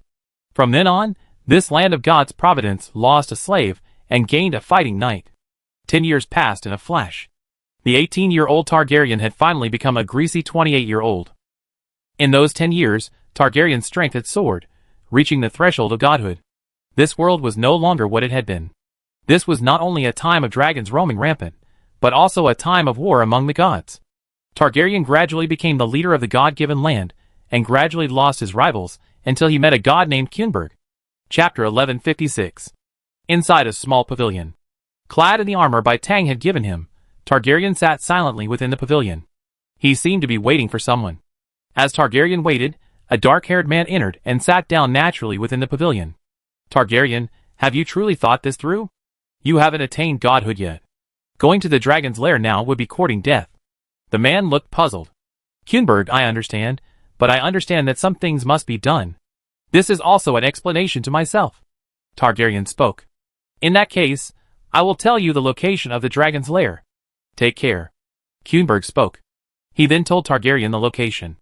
After learning the location, Targaryen didn't rush out, but instead made final preparations.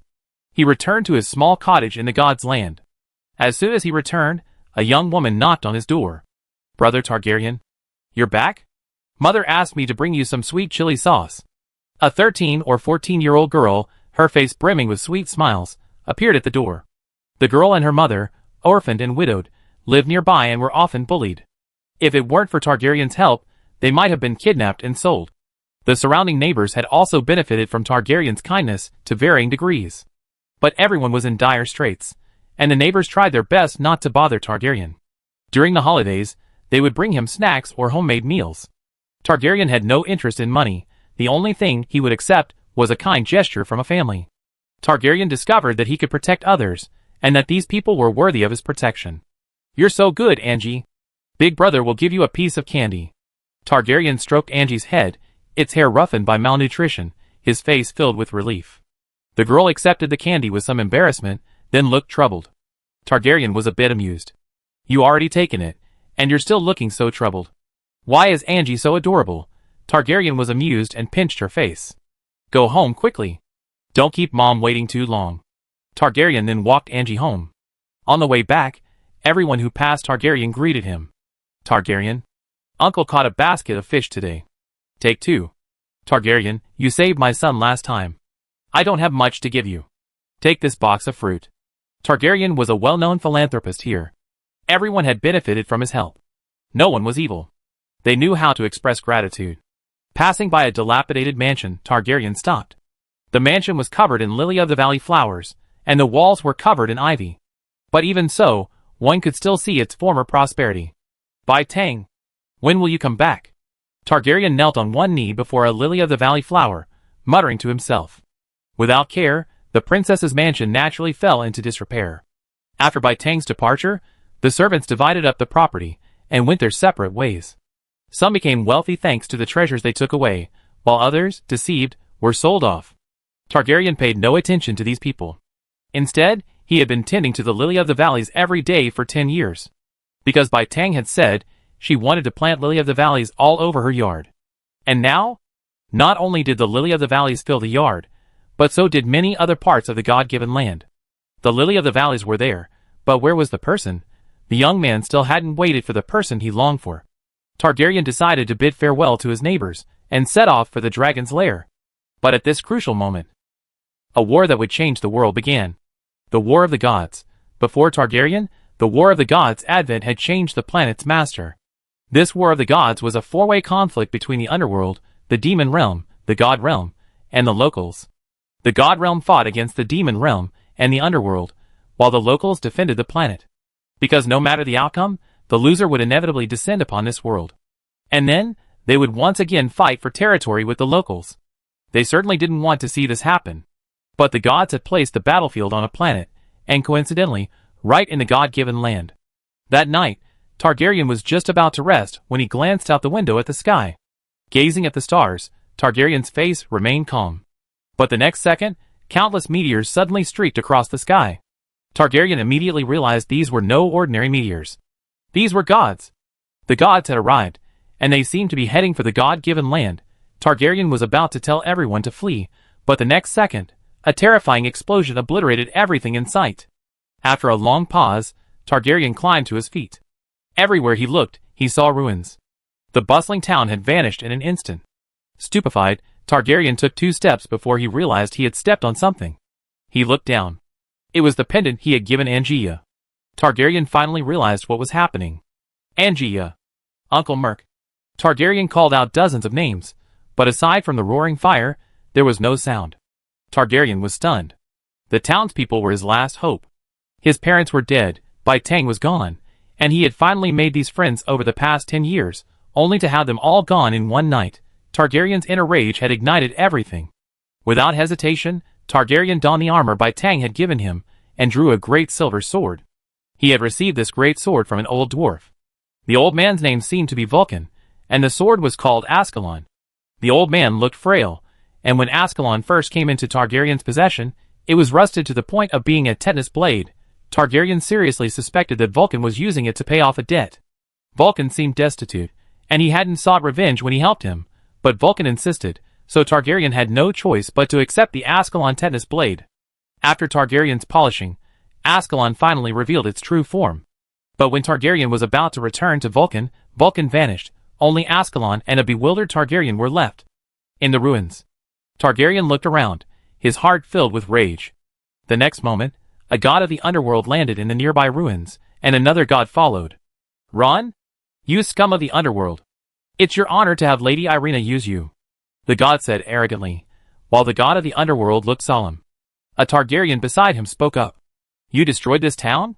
Chapter 1157. So what?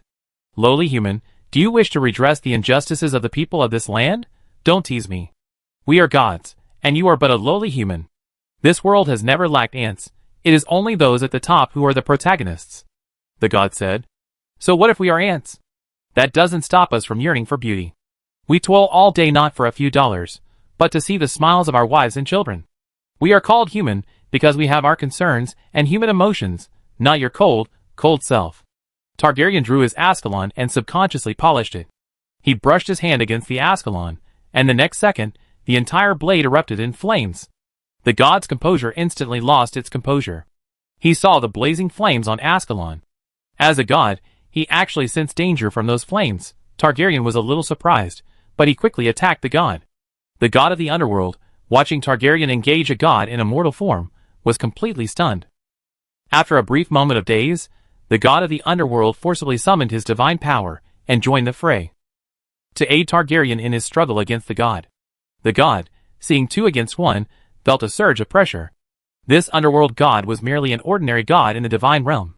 He was able to bully him because he was currently weakened, giving him an opportunity to exploit his weakness. Now, a fierce man appeared from nowhere, charging towards them with a flaming sword. The wind blew. The god prepared to flee. But the next second, more and more meteors began to fall from the sky. Targaryen looked closely and saw that they were all fighting gods. These gods descended upon the god-given land, destroying everything within. Each god's fall destroyed a large section of the buildings within the god-given land. The sounds of weeping filled the air, the screams echoing against the surrounding ruins. And a painting nearby depicted the beautiful scenery of the god-given land before. Targaryen and Hades were stunned. More and more gods joined the battle, and they were instantly outnumbered. Targaryen wasn't afraid, but instead, his fighting spirit ignited. What if they were gods? Today, Angia and the uncle must avenge their lives. The gods looked disdainful.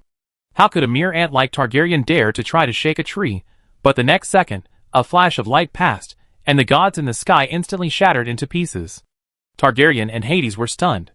The 2 surviving gods gazed warily at the distance behind Targaryen. Targaryen turned to see Kynberg appear, clutching a black long sword. As if witnessing something terrifying, the 2 surviving gods hurriedly prepared to flee.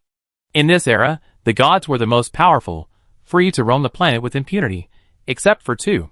Kynberg on land, Poseidon in the sea. These 2 were native gods. A normal god would have prepared their graves upon encountering them, because they beat you to a pulp. The gods fled in terror, but Kynberg had no intention of letting them go.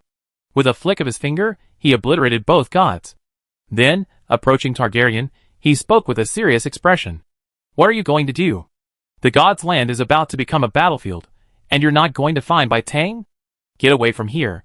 I still have to fight Irina, and the god's land can only. Kynberg's expression was complicated. Targaryen already understood the fate of the people of the god's land. Can't the people of the god's land escape? Targaryen asked. Kynberg shook his head. The gods of the underworld were driven to the god's land, and now it's sealed off. I can only break the seal for 1 minute, but how many people can escape in that minute? Targaryen, you have talent. Go, and protect humanity for me in the future. Kynberg seemed to be making final arrangements. Kynberg, what do you mean? Are you? Targaryen asked uncertainly. Kynberg shook his head. I don't know, but there's a high probability they won't be able to return. Targaryen clenched his fists upon hearing this. I won't leave, and Beitong doesn't want to see me fleeing. There are still 5 million humans struggling to survive in the god-given land. They must leave. Targaryen, are you mad? You're only 1 step away from becoming a god. How can you fight a god? Targaryen said unconvinced. If I can't even overcome this hurdle, how am I supposed to overcome Vilya? Targaryen's words silenced Kynberg, who then patted Targaryen's shoulder. Since you made your decision, I wish you good luck. Before we part, let me give you a chance. After saying this, Kynberg tapped Targaryen's forehead, and a sound of shattering glass echoed through his body. The next second, Targaryen's cultivation skyrocketed. Targaryen was astonished to discover he had become a god. Just as he was about to thank Kynberg, he realized he had vanished. Targaryen's expression then darkened. It was time for him to protect this place. That night, countless gods descended upon the god-given land. Countless gods also perished there. A few days later, the once god-given land had become a deadly place. The blood of the gods drastically altered the land, turning the once fertile ground into a pitch-black, deathly aura. The remnant of divine power permeated the landscape, sending humans, elves, and other creatures fleeing. The vegetation withered overnight, and the trees transformed into an incombustible black. the northern region of the God-given land. This was the only pure land in the God-given land. There was still fertile land and green vegetation. And the reason it still existed was because of Targaryen. Targaryen guarded this place, and countless refugees fled here. The gods of Hades and demons also knew that Targaryen was protecting ordinary people, so they consciously diverted the flames of war elsewhere. The gods attempted to eliminate Targaryen, sending 2 mid-level gods. However, Targaryen grew too quickly, as if blessed with good fortune, becoming a high-level god in just a few days. It was as if the will of the planet had opened a backdoor for Targaryen. In the northern forest, people huddled together in fear, and some, shaken by the shock, couldn't help but speak. This is divine punishment. This is not a divinely granted land. This is a divinely punished land. Targaryen looked at the barren land in the distance, pitch black, where crops could no longer be grown. A divinely punished land? Chapter 1158. Targaryen's seemingly unstoppable improvement naturally caught Irina's attention. But Irina was now overwhelmed. Galena fought desperately, but Hades' explosion shattered half of the divine realm. Perseus was even more ferocious, self-destructing. This left Irina severely injured. The injured Irina was busy repairing the divine realm, leaving her no time to care for Targaryen. As a result, Targaryen flourished. At first, he was only a junior god, but after realizing his true potential, he became a senior god. The 2 mid-level gods sent out were instantly shattered. The gods themselves were ranked. The higher the rank of a god, the greater the power they possess within the divine realm. Gods were roughly divided into 4 levels: low, medium, and high, followed by true gods. Low-level gods were mere cannon fodder, and a single slap from a dragon could kill countless of them. Intermediate gods are the backbone of the divine realm, and the primary target of competition among the gods. Intermediate gods are not only numerous, but also extremely powerful. Both Galena and Irina strive to gain more intermediate gods for their respective factions. Higher gods, on the other hand, are like Dian's scorching sun missiles. They are strategic weapons. They generally won't attack, but if they do, it's a war to the death. True gods, on the other hand, are beings like Galena, Irina, and Hades. True gods are also divided into different ranks. Irina has only just begun to explore the art, while Galena has achieved some success. Hades is a being who has reached the pinnacle of perfection. Otherwise, he wouldn't have been able to destroy half of the divine realm with a single blow. This is why Galena doesn't dare to completely destroy Hades.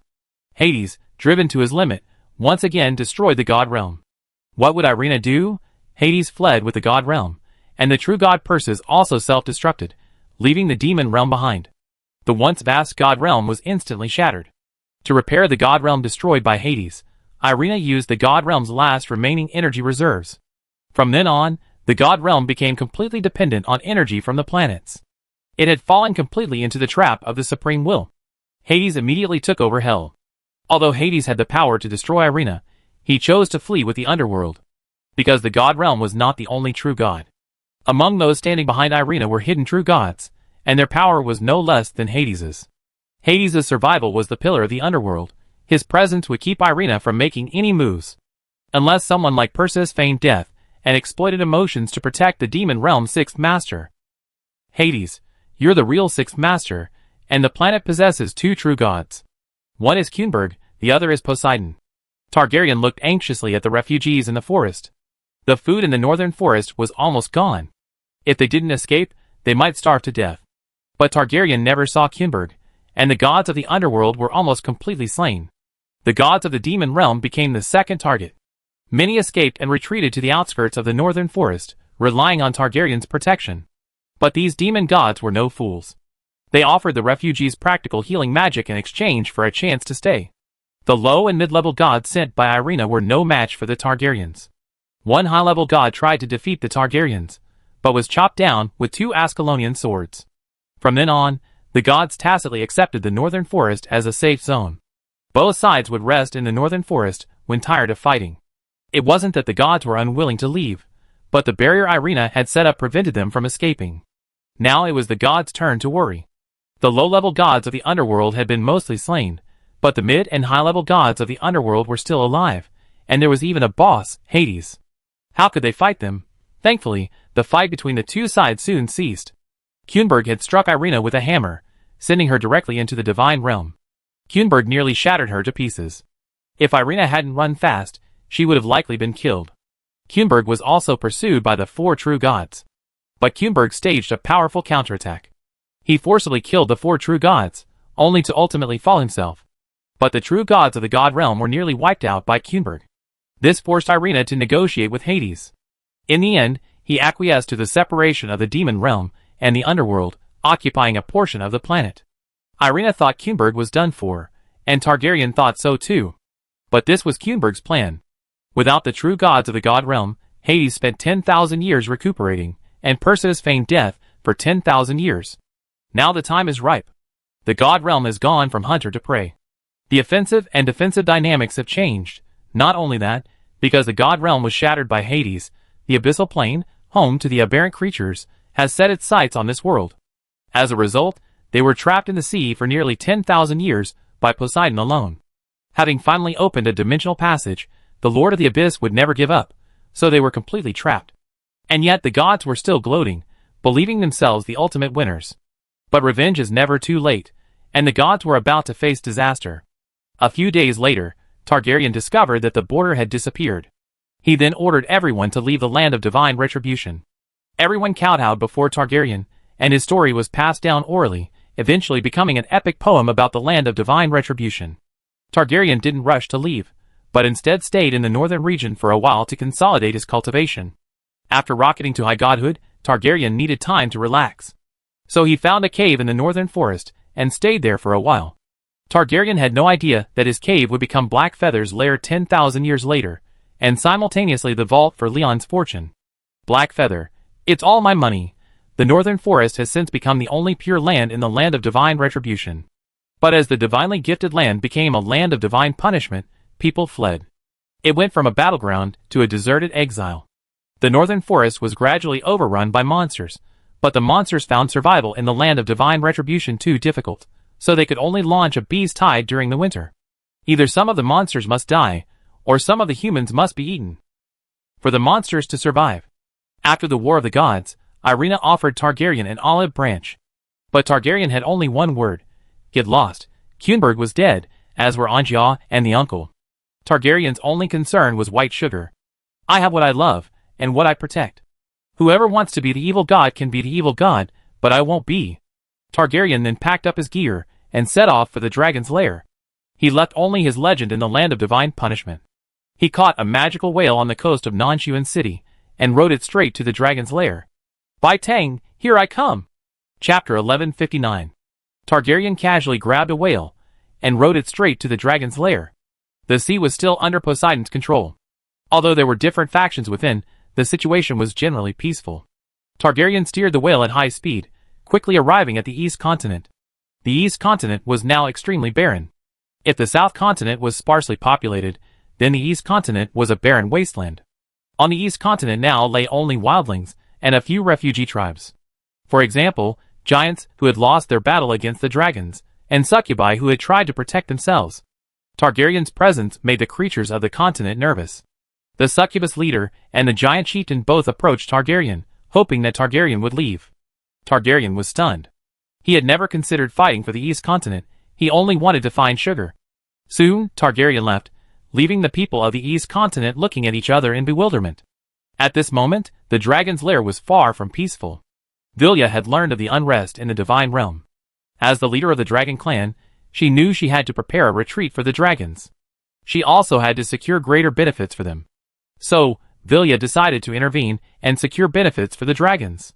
The dragons retreated to the dragon's lair, where they had no natural enemies. The dragons gradually began to settle for the status quo, and some dragons with the blood of the powerful began to recuperate. My ancestors endured all the hardships for me, so why shouldn't I enjoy myself a little? Keep playing the music and dancing. This was the response these people gave Vilya every time she tried to persuade them. Over time, Vilya gave up. Playing the lute to a cow is useless. Vilya could only focus on the young dragons, which was why she focused on training talented dragons like Beitong. Originally, Beitong could be said to be Vilya's most satisfied child. But until she met the Targaryen dragon's lair. Aunt, I want to marry Beitong. Please grant my wish. A black dragon, transformed into a human form, addressed Vilya respectfully. You want to marry Beitong? Keshetal, are you really determined? Vilya asked seriously. Yes, Aunt. I fell in love with Beitong the first time I saw her. I will marry her forever, Keshetel said sincerely. Vilya's expression shifted from gloomy to gloomy. She knew her nephew Keshetel was a prominent young man, a leader among his generation. Furthermore, Keshetel's father, Vilya's younger brother, was currently the patriarch of the Black Dragon clan. Keshetel will inevitably become the leader of the Black Dragon clan. For both personal gain and Baitong's future, Keshetel is the perfect choice. Since that's the case, I will betroth Baitong to you. You must treat her well. If she suffers any injustice, be prepared to face my wrath, Vilya said seriously, and Keshetel was ecstatic. I understand, Auntie. I will definitely treat Baitong well. At this moment, in the dragon's lair Sinful Valley, Baitong, in his white dragon form, was imprisoned there. After returning to the dragon's lair, Baitong thought it was just a normal return home. A few days later, he wanted to return to the god-given land to find Targaryen. But Vilya wouldn't let them be together. Baitong wanted to return, but Vilya wouldn't let her, and so she was forced to imprison Baitong in the Sinful Valley. Baitong tried to escape, but was restrained by the dragon elders. Over the past 10 years, Baitong had attempted to escape over 300 times. But without exception, every attempt failed. Baitong gradually lost her former liveliness, and the gleam in her eyes faded. Her cultivation had stagnated, causing Wei Area great anxiety. She gifted Baitong with a vast supply of rare treasures, but she refused to accept any. She knew Wei Area wasn't concerned about her, but rather that her stagnant strength had disrupted Wei Area's plans. Baitong knew she was just a pawn, a potential sacrifice for Wei Area's revival of the dragon race, but she simply wanted to take her own emotional leap. In the Sinful Dragon Valley, a ray of moonlight fell upon the beautiful woman in a white dress. Her legs were chained, and she looked rather forlorn in the moonlight. In her hands, the beautiful woman held a yellowed book. It was a storybook Targaryen had bought her. Targaryen had joked at first. What if I'm gone someday, or you return to Dragon's Lair, you can tell yourself stories. Baitong suddenly laughed at the thought, speaking to herself. If you tell yourself a story, is that still a story? The surrounding dragon elders were no longer surprised by this.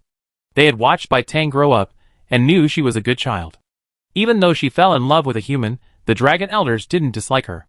As the most powerful dragon, if she couldn't even control her own emotions, what kind of overlord was she? At first, the elders tried to counsel Baitong, but 10 years passed, and Targaryen still hadn't set foot in Dragon's Lair. The elders had already guessed the outcome. Humanity's hope of defeating the dragons was simply a fantasy. Baitong also guessed that Targaryen's lack of strength might be the reason he didn't come to her. She truly missed him, especially after learning she was betrothed to Keshetel. Baitong was ready. She would never let Targaryen down. Little slave, where are you? It's been 10 years, and I still miss you so much. Can you come and see me? I made a wish on the meteor shower a few months ago, hoping you would appear before me, but wishes don't seem to work. By the way, have you taken good care of the Lily of the Valley at the princess's mansion? I promised you that I would marry you when the Lily of the Valley filled the god's land. Shouldn't that be soon now? On the sea, looking at the distant continent of Dragon's Nest, Targaryen began writing in his diary. White Sugar, I'm sorry to have kept you waiting so long, but I'm almost at the dragon's lair. I didn't keep my promise to you to plant lilies of the valley all over the god's land. And now the god's land has been destroyed. Lilies of the valley will never bloom again. Does this mean there's no ending for us? No, I don't believe it. That's why I come. Even if I die, I want to see you again. Targaryen looked at the beach before him, put away his diary, and leaped onto the sand. He waved at the whale, infusing it with a touch of divine power. Be careful next time, don't get caught. It's a good thing you met me, not the whalers. See you next time, eyes to you. The whale, frightened, fled without a backward glance. Targaryen smiled faintly, then looked back at the dragon's lair. White Sugar, wait for me. Chapter 1160. The moment Targaryen set foot on Dragon's Lair, Vilya immediately opened her eyes. The dragons and other old monsters on the island also looked up. They sensed Targaryen's terrifying aura, and they all sent messages to Vilya, asking if she had provoked someone she shouldn't have. Vilya was also stunned. She sensed Targaryen's aura.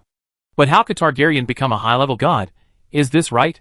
This is absolutely wrong. Vilya's face was solemn. She couldn't believe that a man without any talent could become a top-level powerhouse in just 10 years. And so powerful that even the gods wanted to recruit him. Vilya immediately dispatched a dragon patrol to intercept Targaryen. Targaryen set foot on the land of Dragon's Lair. Because Targaryen was inherently powerful, he could almost traverse the void. He could travel through space without any instruction. Targaryen advanced hundreds of kilometers in just a few minutes. It wasn't that Targaryen was so fast, but rather that he wanted to see what the dragon's lair looked like. This was Bai Tang's hometown, and he couldn't afford to destroy it. Targaryen dodged, appearing directly on a meadow. It was already dawn, and energetic young dragons were playing in the meadow. The young dragons played and frolicked, living a carefree life in this land. Targaryen was a little stunned. Was Bai Tang like this when she was little? Bai Tang, bullshit! I wouldn't do such a vulgar thing. The young dragons immediately spotted Targaryen and assumed attacking stances. Targaryen nearly burst out laughing at the cute and fierce appearance of the short-legged young dragons. Good fellow. They say a newborn calf is fearless, and you young dragons are no less impressive. Targaryen shook his head and prepared to leave. The adult dragon guarding the young dragons also flew over, eyeing Targaryen warily. Who are you, sir? Why are you in Dragon's lair? The dragon was wary, but didn't attack. He saw Targaryen had no intention of harming the young dragons, so he didn't attack. Hello, I'm here to see Her Highness Bai Tang. Her Highness Bai Tang? The master's daughter? The dragon repeated the name, then looked surprised. What do you want to see Her Highness Bai Tang? The dragon asked. I like Her Highness Bai Tang, and she likes me too. Targaryen was no longer humble. He finally faced his heart. He wouldn't run away anymore. The dragon froze at this, scratching his head with his claws. Is that even human language? Brother, why don't you just talk about the dragon clan? It's too magical. The young dragons on the grass were also stunned, huddled together, staring at Targaryen with curiosity. What did this human want? He said he liked His Highness Bai Tang? The dragon froze, and Targaryen grew anxious. Why? Is that not possible? I want to know where His Highness Bai Tang is. I have no intention of harming anyone else. The dragon paused after hearing this, then prepared to help Targaryen. Because the dragon knew about Bai Tang's imprisonment, and that Bai Tang liked a human. If nothing unexpected happened, His Highness's affections were with this person before him. His Highness Bai Tang was a kind dragon, often helping other dragons of the dragon clan. Almost all dragons had received Bai Tang's favor. Most dragons stood up for Bai Tang. But the next second, a dragon patrol descended from the sky, without warning, and launched an attack on Targaryen. Targaryen and the dragons were stunned. The dragons knew that patrols wouldn't attack outsiders immediately, at least not until they confirmed their identities and intentions. But what was going on now? The patrol leader watched from the air. He had originally received orders to bring Targaryen back, but Keshtal ordered his execution. Although Valia is the dragon lord, Keshtal's strength is no less than Valia's. The captain must choose sides. After Keshtal marries Bai Tang, he will undoubtedly become the next dragon lord, and he might even be crowned the dragon lord himself. Doing Keshtal a favor now is a sure win, but he clearly underestimated Targaryen. Seeing the dragon attacking him, Targaryen, without hesitation, raised his hand and moved the dragon, which had spread its wings to protect its young, and the young dragons beneath it, away. Then he looked at the dragon patrol with fighting spirit. What? You're a guest, and you won't even give me a sip of tea? Then don't blame me for my indiscriminate slaughter. Targaryen immediately drew his Ascalon and slashed at the swooping dragon. The moment Ascalon was unsheathed, Valia panicked. Didn't they say they were going to intercept? Why did they start fighting?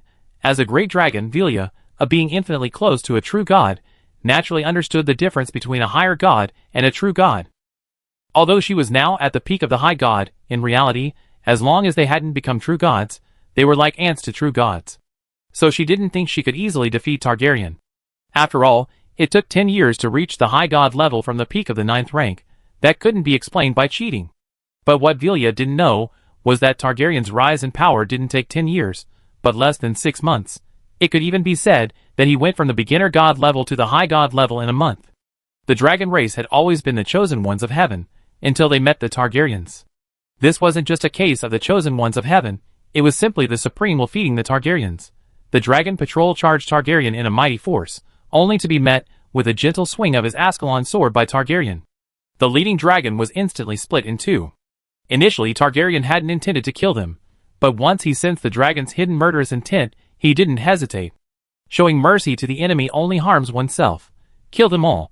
Targaryen wielded Ascalon and began slaughtering the dragon patrol. Seeing their comrades split in two, the other dragons instantly regained consciousness.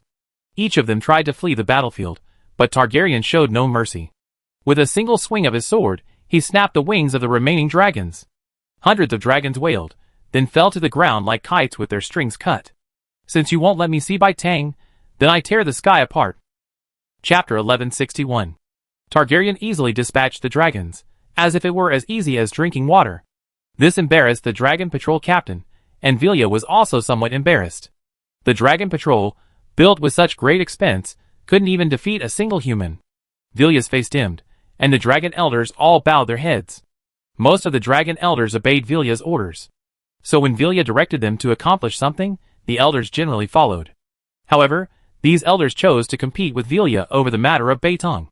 Because the Elders preferred Bai Tang, they believed that Bai Tang was more suitable for leadership than Vilya. Vilya was too cold-blooded and self-centered, completely indifferent to others' feelings. Even with a goddaughter, her aggressive personality remained unchanged. Furthermore, upon learning of Bai Tang's affection for a human, he immediately took action, completely separating the two. In Vilya's eyes, so-called love and affection were empty words in the face of absolute self-interest. Vilya had become extremely selfish. It wasn't until the Targaryens attacked Dragon's Lair that Vilya was finally awakened from her dream. Dragons were no longer the dragons they once were. The dragon race had lost the favor of the Supreme Will. Because the dragon race failed to carry out the Supreme Will's commands, they compromised with outsiders, ultimately making the Supreme Will the greatest victim. Even the previous Dragon Lord fought desperately, but that couldn't change the fate of the dragons, who had surrendered to the gods. To put it bluntly, it was surrender. To put it nicely, it was a step back. Only Vilya knew that this so-called step back meant the collapse of the Dragon Clan's glory. Originally, in the Dragon's Lair, the Dragon Clan's glory could still be maintained on the surface. But it wasn't until Targaryen arrived that the Dragon Clan's hypocritical mask was completely torn off. The Dragon Patrol was instantly wiped out by Targaryen's single strike. Although Targaryen didn't kill them, the single strike completely destroyed the Dragon Patrol. Upon hearing this news, Vilya immediately began contacting more powerful subordinates. There was no better way to go about it. Since Targaryen had already been offended, he had to be dealt with immediately. Vilya contacted the elders, while also contacting Keshetal. "Auntie," Keshetal said sincerely. Looking at the honest child before her, Vilya became increasingly satisfied with Keshetal. "Look, this is a true gentleman, someone who would never backstab someone." However, what Vilya didn't know was that even the upright Keshetal, whom she so proudly admired, was the culprit behind the Dragon Patrol's attack. "Have you heard? Bai Tang's lover has entered the Dragon's Lair. What are your thoughts?" Vilya asked. Keshetal hesitated for a moment, then spoke sincerely. "I respect Bai Tang's choice. I'm willing to give Bai Tang up." Looking at Keshetal before her, Vilya felt even more satisfied with him. "Look, this is the courage that a young leader of the Black Dragon clan should possess. Don't you regret it then? Are you so resigned to this?" Vilya spoke up for Keshetal. Keshetal, however, said softly, "It's okay. Bai Tang's happiness is what matters most." Vilya, finally moved, ordered her men to escort Keshetal back to the palace. But as soon as they left the palace, Keshetal's smile froze, and he spoke viciously. "Why? I pursued Bai Tang for so long, and until now, she hasn't even glanced at me. And yet she's been thinking about a human for 10 years. She's kept a human in her heart, and hasn't forgotten her for 10 years, this bitch." Keshetal's expression twisted slightly. The guard beside him couldn't help but ask, "Should we notify the elders of the clan and have them?" The guard made a gesture as if he were wiping his throat. Keshetal nodded. He not only wanted Bai Tang, he wanted to kill the Targaryen right before Bai Tang's eyes. Keshetal then led his men, and the guard sent by Vilya to the Sin Dragon Valley. The guard sent by Vilya happened to be the same group that Keshetal had bribed. So, under the protection of the guards, Keshetal went directly to the place where Bai Tang was imprisoned. He was going to make things fait accompli, aloof and reserved. "Huh? I, Keshetal, will make you forget the Targaryens, inside the sinful Dragon Valley." The Dragon Elders looked at Keshetal with wariness. Because Vilya had ordered that no one be allowed to touch Bai Tang. But Keshetal said he was sent by Vilya to visit Bai Tang. The Dragon Elders looked at each other, clearly unconvinced by Keshetal's story. The reason was simple. These elders were seasoned veterans, not the kind to be easily fooled by Keshetal's sweet talk. These little tricks of Keshetal's were nothing compared to them. "I'm sorry, but without the Lord's order, we won't let you in," the Dragon Elder said firmly. Keshetal nodded. Very well, very well. In that case, all you old bastards will be swept into the trash heap." Keshetal waved his hand, and his hidden minions immediately rushed out and restrained the Dragon Elders. Most of these Dragon Elders had already entered a state of decline. They wouldn't fight desperately if they could. That's why they were controlled by these younger generations. After dealing with these elders, Cashidal rushed in with a frantic look on his face. Bai Tang had already guessed what was happening outside. She had no idea Targaryen had already set foot in Dragon's lair. All she knew now was that this hypocritical man was about to make a move on her. Bitch. Don't be so shameless. You're finally stopping pretending? How could your mother have a nephew like you? Bai Tang said coldly. 10 years ago, when Vilya brought her back to Dragon's lair, Cashidal had also contributed to it. But Vilya had been completely deceived by Cashidal and hadn't investigated further. Scold me? Will scolding me change the facts? Bai Tang. Just give in to me, Cashidal said, lunging forward. Bai Tang resisted without hesitation. Even then, Targaryen, carrying Ascalon, chopped his way to the palace of Vilya, the Dragon Lord. A timid dragon followed beside him. This dragon was the patrol leader from earlier, now a prisoner. He didn't actually want to lead Targaryen, but Targaryen simply placed a sword at his neck. How could he refuse? Vilya looked at the dragon patrol leader and said coldly, "You're the one who brought Targaryen here?" Chapter 1162. Targaryen, without hesitation, raised Ascalon and pointed his sword at Vilya. "Where's Bai Tang? I'm taking her away today." Vilya was completely panicked. Since Targaryen had arrived here, this meant two possibilities. One was that the men she had sent to intercept him had all been eliminated by him. The other was that no one had stopped Targaryen. Vilya clearly didn't believe the latter, so there was only one possibility. That Targaryen had fought his way here. Vilya shuddered at the thought. Although there were no true gods in the dragon's lair, there were still many dragons of the higher order. And yet Targaryen had been allowed to swagger in like that. This was a tremendous shock to Vilya. After calming down, Vilya spoke. "I take you to see Bai Tang. Put away your sword first." Upon hearing this, Targaryen lowered his sword, but didn't sheath it. He held it in his hand, ready to strike at the slightest sign of trouble. Vilya opened her mouth to see this, but said nothing. Vilya led Targaryen forward, soon arriving outside the Sin Dragon Valley. But what unnerved Vilya was that the two guards she had sent to escort Cashidal were standing guard outside the Sin Dragon Valley. And the two elders she had left behind were now tied up and left to the side. Vilya was terrified. She had already guessed what had happened, and then, mechanically, she turned to look at Targaryen. "This is the real boss." Vilya walked over with a dark face. Upon seeing this, the two dragon guards immediately knelt on the ground in fear. Lord Cashidal said he wanted to see his wife. When Vilya heard the dragon guard's words about death, a surge of energy instantly surged to her head.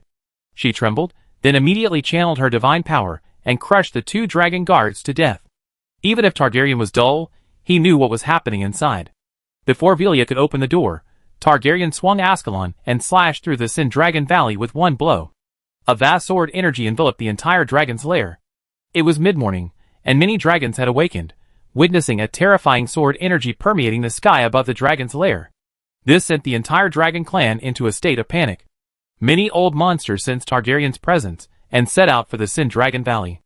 A terrifying sword energy split the Sin Dragon Valley in two. Vilya was stunned, and so was Cashidal inside. He was now staring at Bai Tang's body, bewildered. Just as he was about to use force, Bai Tang, unable to bear the humiliation, committed suicide. The moment the door swung open, Vilya also saw what was happening inside, then froze in place. Targaryen had initially split the door open with hope, knowing Bai Tang was waiting for him. But after the door was opened, and seeing the tragically beautiful corpse, Targaryen went completely mad. He had pursued Bai Tang for 10 years, and Bai Tang had waited for him for 10 years. But why, when the fruit of his quest seemed so close, did it end like this? Targaryen's fury could no longer be contained, igniting the entire dragon's lair. He would slay all the dragons. Bury Bai Tang with him. After Vilya came to her senses, she felt saddened by Bai Tang's death and tried to persuade Targaryen. Bai Tang was still her daughter, after all. Although Vilya was selfish, Bai Tang's company had brought her many happy moments. It had made her realize that even a dragon lord could have family. But now, that once lively little girl was a corpse. Cashidal looked at the two of them, bewildered. Vilya was consumed with inner conflict, while Targaryen pondered how to exterminate the entire dragon clan. Targaryen calmed down. "We get to the bottom of this," Vilya said, and Cashidal nodded in agreement. Targaryen sneered, then with a single blow of his sword, he severed Cashidal in two. Vilya was dumbfounded. The young leader of the Black Dragon clan was instantly defeated. The two elders were stunned. Where did this young man come from who was so fierce? Sure enough, the next second, Several terrifying auras emanated from the air. Among them was Keshidel's father, the current leader of the Black Dragon clan, as well as the leaders of other clans, and some old monsters who had been hiding for a long time. After Targaryen appeared, they all emerged. Nonsense! If you don't come out now, your family will be destroyed by Targaryen. Young brother, if you have anything to say, we can sit down and talk. Keshidel is dead, so be it. As for your lover. A high-level god-level old monster dragon tried to smooth things over, but when he mentioned Beitong, the old monster fell silent. How can this be explained? Tell me how to explain this.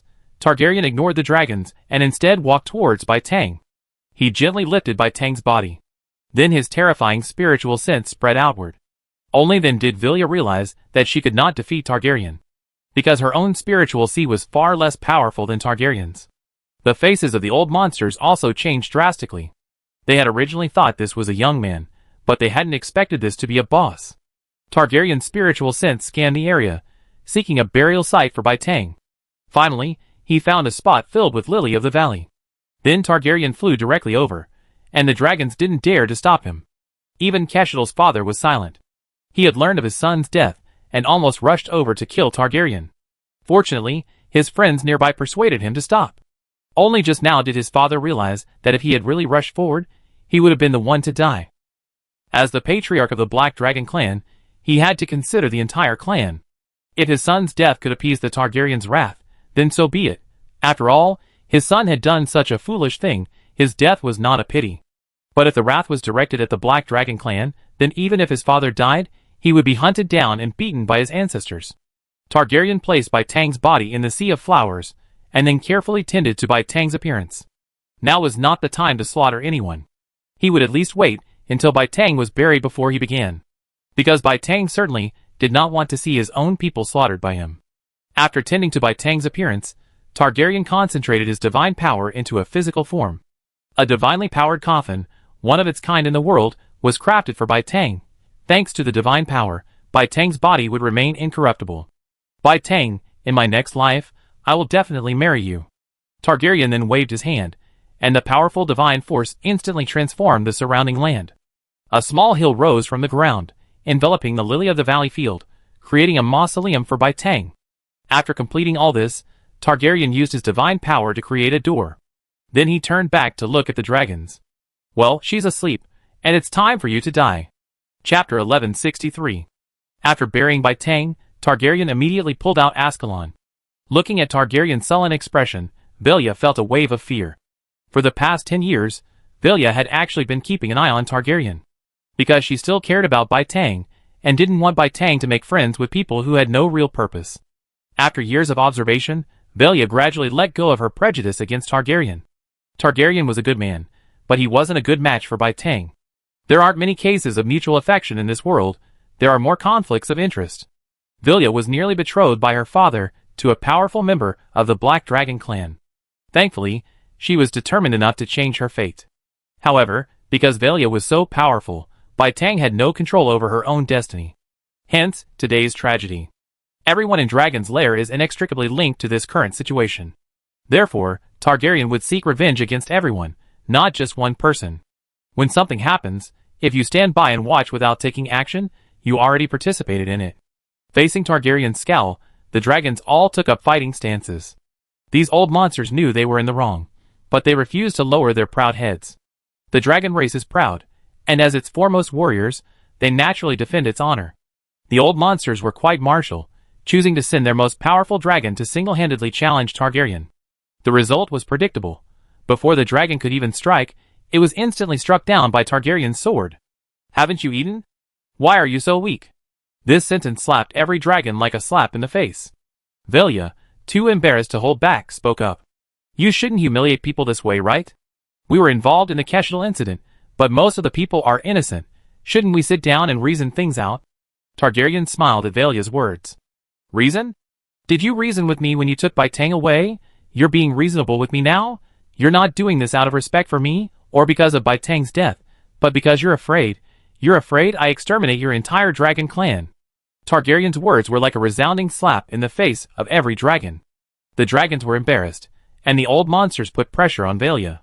It was as if they were saying, you made this mistake yourself, So figure it out yourself. After this exchange, Targaryen gradually calmed down. Then, they captured a dragon and questioned Kester about his situation. They discovered Kester had a father and a younger brother. The younger brother had grown into a full-grown dragon, and was now rampant under the protection of his father and brother. Targaryen made up his mind, and slew both dragons. The leader of the Black Dragon clan was stabbed to death by Targaryen's sword. Targaryen had no desire to commit further murder, but since he had come here today, he had to pave a way for future generations.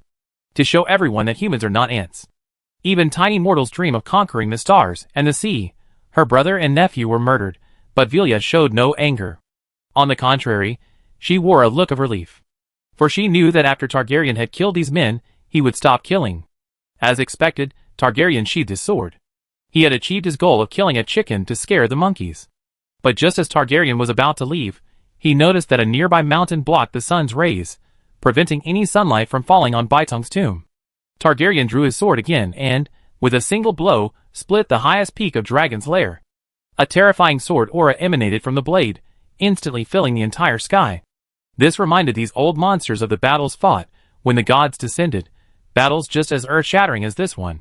He struck directly at the sacred mountain of Dragon's Lair, where atop it sat the proud symbol of the dragon race, the statue of the first Dragon Lord. With one blow he struck. The once tallest mountain instantly became two mountains. The dragons had no objection, nor did they dare to object. Do you also want to be cut in half by a single sword? The dragon clan chose to surrender, and Targaryen prepared to leave. But after taking only 2 steps, Targaryen realized something was amiss. His body was rapidly failing, and he was even gradually becoming transparent. What's going on? Targaryen panicked. The dragons were also puzzled. How could a high god become so weakened after just 1 or 2 attacks?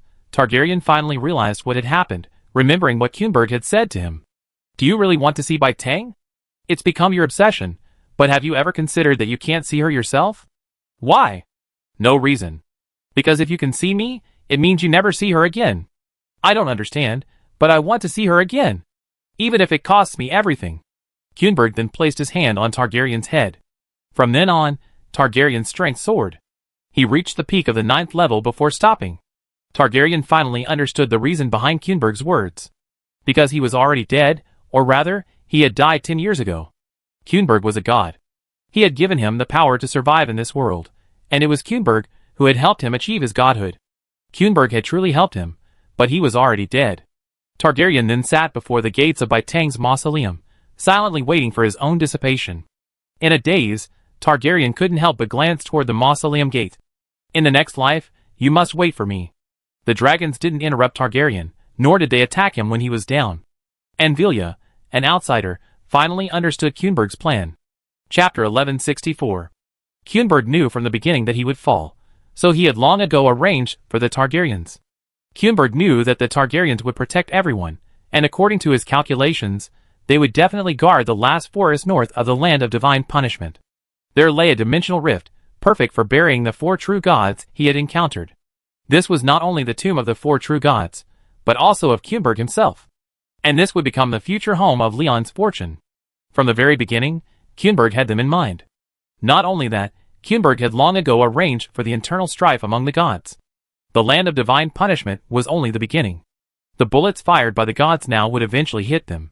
Kunberg knew that he could not overthrow the entire divine realm on his own. So he must unite all forces. Those who are righteous will have many supporters, while those who are unrighteous will have few. The gods will inevitably pay the price for their actions, but before that happens, Kunberg will unite everyone. No matter who they are, as long as they have a grudge, they can join the revenge. It's not that Kunberg is a warmongerer, but that the once peaceful world has suddenly gained a new master called the gods. This is unacceptable to anyone. If the gods can ensure a good life for the creatures on the planet, Kunberg will naturally not choose to stir up unrest. The problem is, the gods have never considered this world their own territory. They have never considered benefiting this world. Not only that, they have also acted as colonizers, plundering its resources on a large scale. No one willingly serves as another's slave, nor as a colonizer's lackey. Those who eat from their own pots while praising others' homes have already departed from the realm of humanity. Under Leon's propaganda, more and more people began to recognize the true face of God. Gods are not omnipotent, they are simply more powerful forms of humanity. People began to awaken, and a large number of churches were demolished.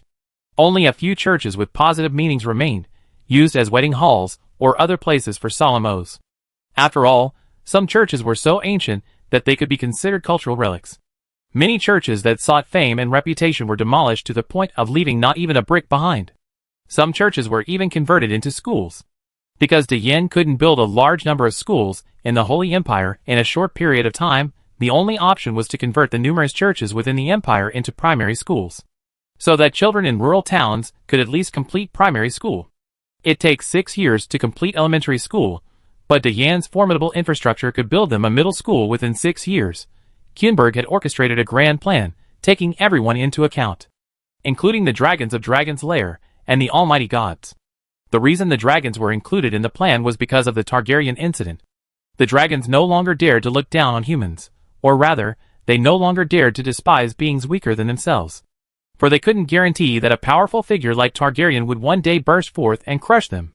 Kuenberg's strategy successfully kept the dragons ensconced in Dragon's Lair for nearly 10,000 years. Otherwise, there would have been no Holy Empire, or even the emergence of Lion. If the dragon truly wanted to overthrow this world, it could have easily resumed its domination after the God Realm faded from view. The God Realm's fading from view wasn't because they had a change of heart. It was because of the War of the Gods, in which Hades, the god of the underworld, destroyed half of the God Realm with a single blow. The God Realm was forced to recuperate, daring not to venture out and meddle in this world. If Hades had struck again, would the God Realm be doomed? Time returned to the present. Listening to Velia's story, Leon couldn't help but hold his forehead in shame. What kind of operation was this? A bullet from 10,000 years ago hit me today, my charming ancestor. How long have you been dead? And you're still here? Do I just win without doing anything? After the settlement, I saw that Kuenberg Julius had a score of 13.0, and Leon Julius had a score of 3.0. A dog that wins by doing nothing. Lion is a dog that wins by doing nothing. Targaryen picked up his weapons again, then looked at Bai Tang, who was staring blankly at him. Bai Tang extended his little dragon claw and gently touched the door. The next second, the gate to Bai Tang's tomb activated, creaking as the 1,000-pound door swung open. Looking out, the entire tomb was filled with lily of the valley in full bloom. Logically, lack of sunlight would cause the flowers to wither, or even fail to bloom. But don't forget, this place is nourished by divine power. Furthermore, Velia set people to maintain the tomb every year, and even specially arranged 2 dragon guards to serve as gravekeepers. She was afraid that anything might happen to Bai Tang's tomb. She was terrified that Targaryen would suddenly resurrect and pop out to speak to her. Why didn't you protect Bai Tang's tomb? Then I exterminate your entire dragon clan. If that were to happen, who would she turn to for justice? After opening the door, Bai Tang, in her young dragon form, sprinted towards the coffin of her previous life. When she saw the stunningly beautiful figure within, Bai Tang was completely stunned. Then she stood there, somewhat stunned, at a loss. Targaryen approached, placed his hand on Bai Tang's head, and gently stroked it. Don't be afraid. We never be apart again in this life, Targaryen said with a smile. Bai Tang, in her young dragon form, lunged at Targaryen, instantly knocking him to the ground. Feeling Bai Tang's intimate touch as she rubbed her head against him, Targaryen smiled heartily. This life's fulfillment had finally come true. Seeing this, Leon couldn't help but smile. I, a great yin, can't just be timid. I must be brave, and do it. But the next second, the sound of someone wiping their nose was heard. Leon hurriedly looked beside him, and found Heiyu had appeared beside him without him noticing. She had listened to her mother's story with such complete clarity that she was completely moved. Then she hugged Leon's clothes and began to rub them. Because Heiyu didn't have tissues with her. Leon's eyes widened when he saw this. You didn't have any tissues, so you wiped your nose on my clothes, right? Heiyu, little boy. Didn't your mother tell you not to wipe your nose on other people's clothes? Are you someone else? Leon fell silent. You're really good at talking. Seeing this, Velia couldn't help but wipe her tears. Then she looked at Leon and Heiyu, and spoke meaningfully. Son-in-law, you know I crippled Birdwell, and you took Heiyu away. I'm an empty nester now. You have to find me a playmate, right? You and Heiyu must work hard to give me a grandchild soon. Don't worry, I take care of the child for you then. Leon, Chapter 1165. Targaryen and Beitong are finally together. This time, no one stands in their way, nor dares to. Because Leon officiated their wedding. Velia knew that Leon was far more ruthless than Kuenberg and Targaryen. Because Leon truly dared to throw mushroom bombs. Although Leon wasn't a god, he didn't have all those tricks up his sleeve. But he had mushroom bombs. When in doubt, mushrooms solved the problem. When faced with any troubles, 2 mushroom bombs would instantly turn the other person into a familiar person, and the problem would naturally be solved. After resolving the Targaryen issue, Leon began to inquire with Velia about the underworld. Velia then realized the purpose of Leon's visit. Then she spoke earnestly about the underworld. After the war broke out in the god-given land, Hades of the underworld shattered half of the god realm with a single blow, forcing the god machine to withdraw from the world's struggle. And the underworld gained a foothold in the world. Later, Hades gradually gained control of hell, becoming a stark opposition to the gods, a tit-for-tat confrontation. Either the underworld dies, or the gods perish. However, Hades' center of development wasn't on the mainland. The underworld's primary power was concentrated in hell. That's why it gradually faded from public view, though some undead creatures still exist on the surface. It's just that some no longer obey Hades' commands. 2 of these undead creatures have completely escaped Hades' control: ghouls and zombies. That's right, on the mainland, there are not only ghouls, but also zombies. The zombies encountered in the underground laboratory were zombies, but they were brutally suppressed by the Wehrmacht. The reason these 2 undead creatures didn't erupt en masse was because they were accumulating strength, and there was a high possibility they would erupt at the most critical moment of Leon's second 5-year plan, interrupting it. Listening to Velia's warning, Leon grew increasingly serious. He had asked Evelyn before. Zombies exist, and there are quite a few of them. But such a large number of zombies had remained undetected. This didn't make sense. Lion ultimately left, filled with questions. Targaryen, however, remained in Dragon's Lair. Even after the port was completed, Targaryen would remain there for a while. He needed time to consolidate his cultivation and practice. After drawing the sword, Targaryen regained his memory and his strength soared, returning to the peak of the 9th rank, but he still hadn't achieved godhood. At least not yet. He might have to wait until he reached space before he could achieve a breakthrough. On the plane, Leon recalled Velia's words with a worried look on his face. Ghouls and zombies, 2 undead creatures not under Hades' control, were watching his great flame from the shadows. The great flame must not be affected by these 2 fleas. At this moment, the Holy Empire was beneath the imperial city. A pale-faced man wearing a crown sat on his throne. Before him lay a vast underground palace. In this palace, tens of thousands of ghouls and zombies lay in a deep slumber, awaiting awakening.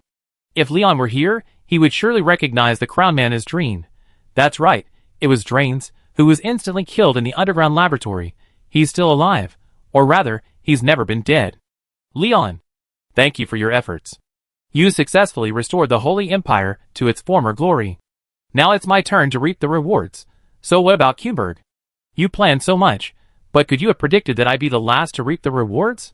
3 days from now, on the night of the full moon, I have my undead army rule the world. Ha ha ha. Dreens' morbid smile echoed throughout the empty underground palace. Many zombies and ghouls opened their eyes, their deathly white eyeballs rolling a few times. At this moment in Leongrad, Leon, having just gotten off the plane, suddenly realized something was amiss.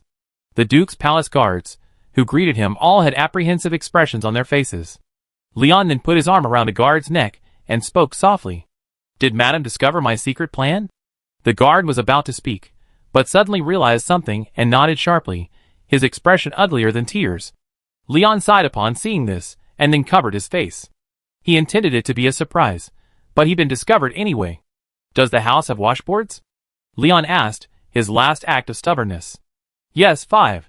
Madame Hayes and the eldest lady also helped put one in. Leon, Leon then returned to the Duke's residence, but squatted at the door like a grandson. He wanted to make the women feel a little guilty, and he also needed time to think for himself.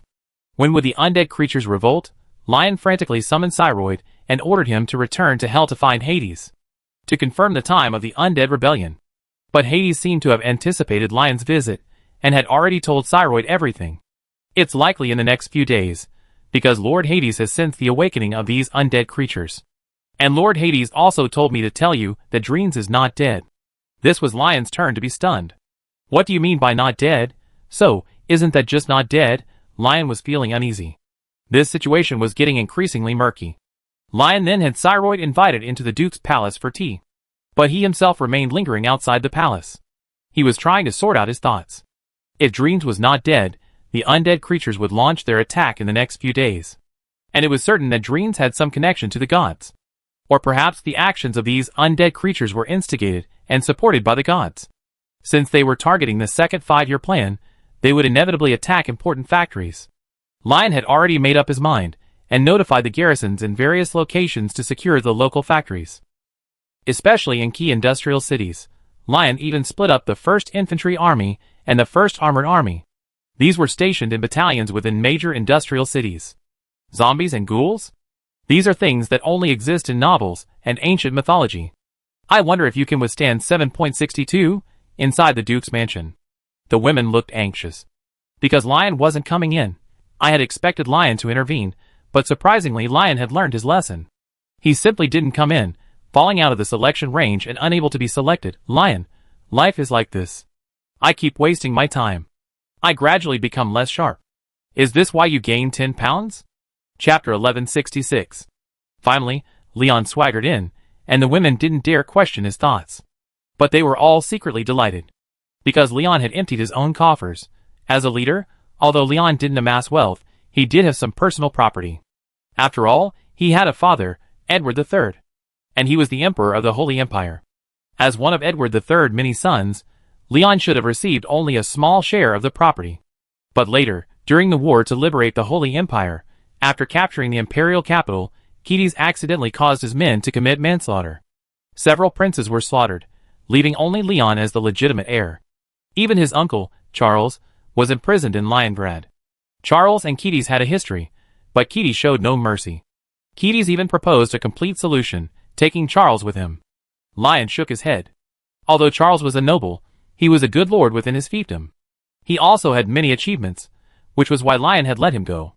Anyone who had made contributions, whether from the Holy Empire or otherwise, Lion would treat them with due respect. Lion still had about 5 million gold coins in his treasury.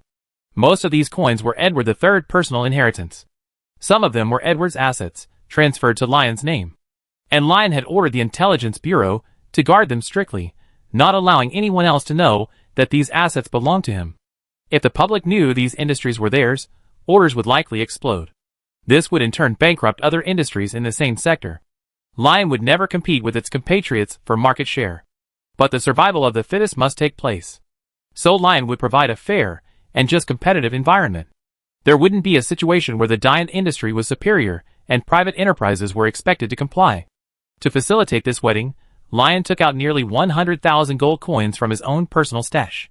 100,000 gold coins is roughly equivalent to 100 trillion yuan. Lion built a park on the outskirts of Leningrad. The park was filled with flowers and plants, and a central auditorium, painted entirely in white, was constructed. The auditorium was magnificent, capable of accommodating tens of thousands of people simultaneously. Add to that the surrounding park decorations, and the numerous rockery and ponds. Naturally, it cost 100,000 gold coins. And this was Lion's original intention. He didn't intend to use it once and then discard it. After this one use, Lion will open the park, allowing anyone to marry in the hall. However, priority will be given to Wehrmacht heroes and outstanding factory workers. Once the park is completed, it is expected to provide 1,000 to 2,000 jobs for nearby residents. After its opening, it will be within 3 kilometers of the Leningrad suburban boundary. Leningrad residents can easily drive here on weekends for a picnic. The people of Dayan already have sufficient material necessities, so they must learn to pursue beauty and enrich their spiritual world. Some foreign cultures have their drawbacks, but some also hold their essence. The park boasts not only cultural buildings from the Holy Empire, but also those from the Elven Empire and other nations. The theme is a place of openness and inclusiveness. But Lion didn't want to see the Seven Nations Alliance appear here. The days passed, and soon the weekend arrived.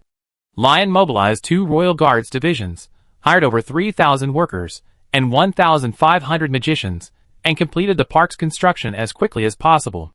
The weekend dawned. A dazzling sun was gradually rising. It was the weekend, and most workers were resting at home.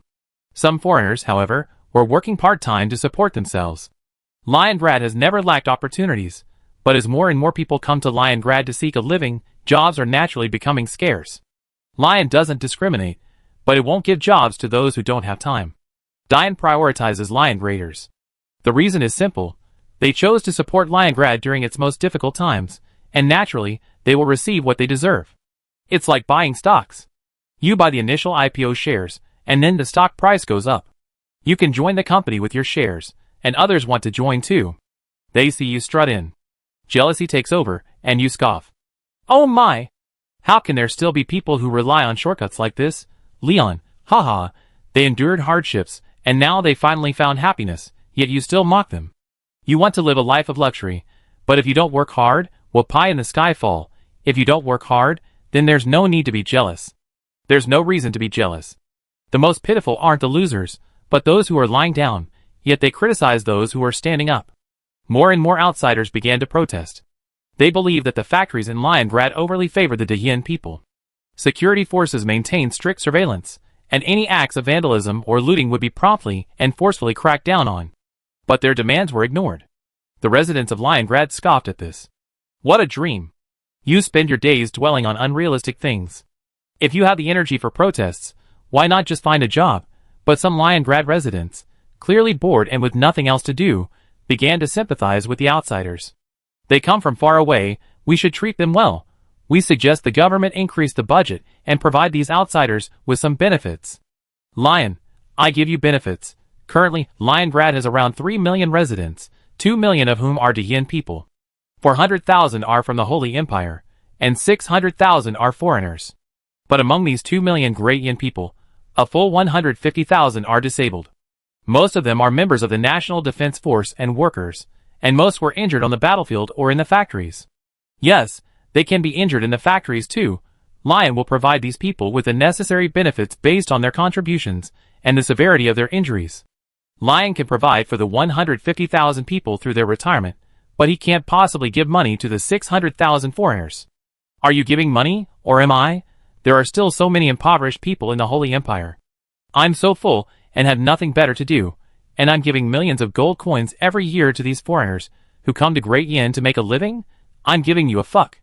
Chapter 1167.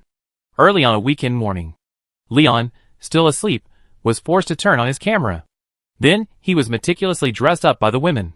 No, we shouldn't be like this, should we? Your face is almost paler than a dead person. Leon looked at the women putting on makeup, and couldn't help but hold his head in his hands. They were really busy, their makeup was almost gone. Yuan Qingqi spoke up. What do you know? You only have one chance in life, why don't you dress up? Leon waved his hand. Dress up? What kind of dress up? Before Leon could finish his words, Yuan Qingqi kicked him into the bathroom. Dayan's high-ranking officials also received a notice from the guards. They were told to attend Leon's wedding. When they heard the words Leon's wedding, they were stunned. They weren't shocked, they were filled with confusion. They felt that Leon should have planned a wedding for the ladies long ago. Why had he only just given them a wedding after the founding of the country? Now it was the high-ranking officials' turn to raise questions.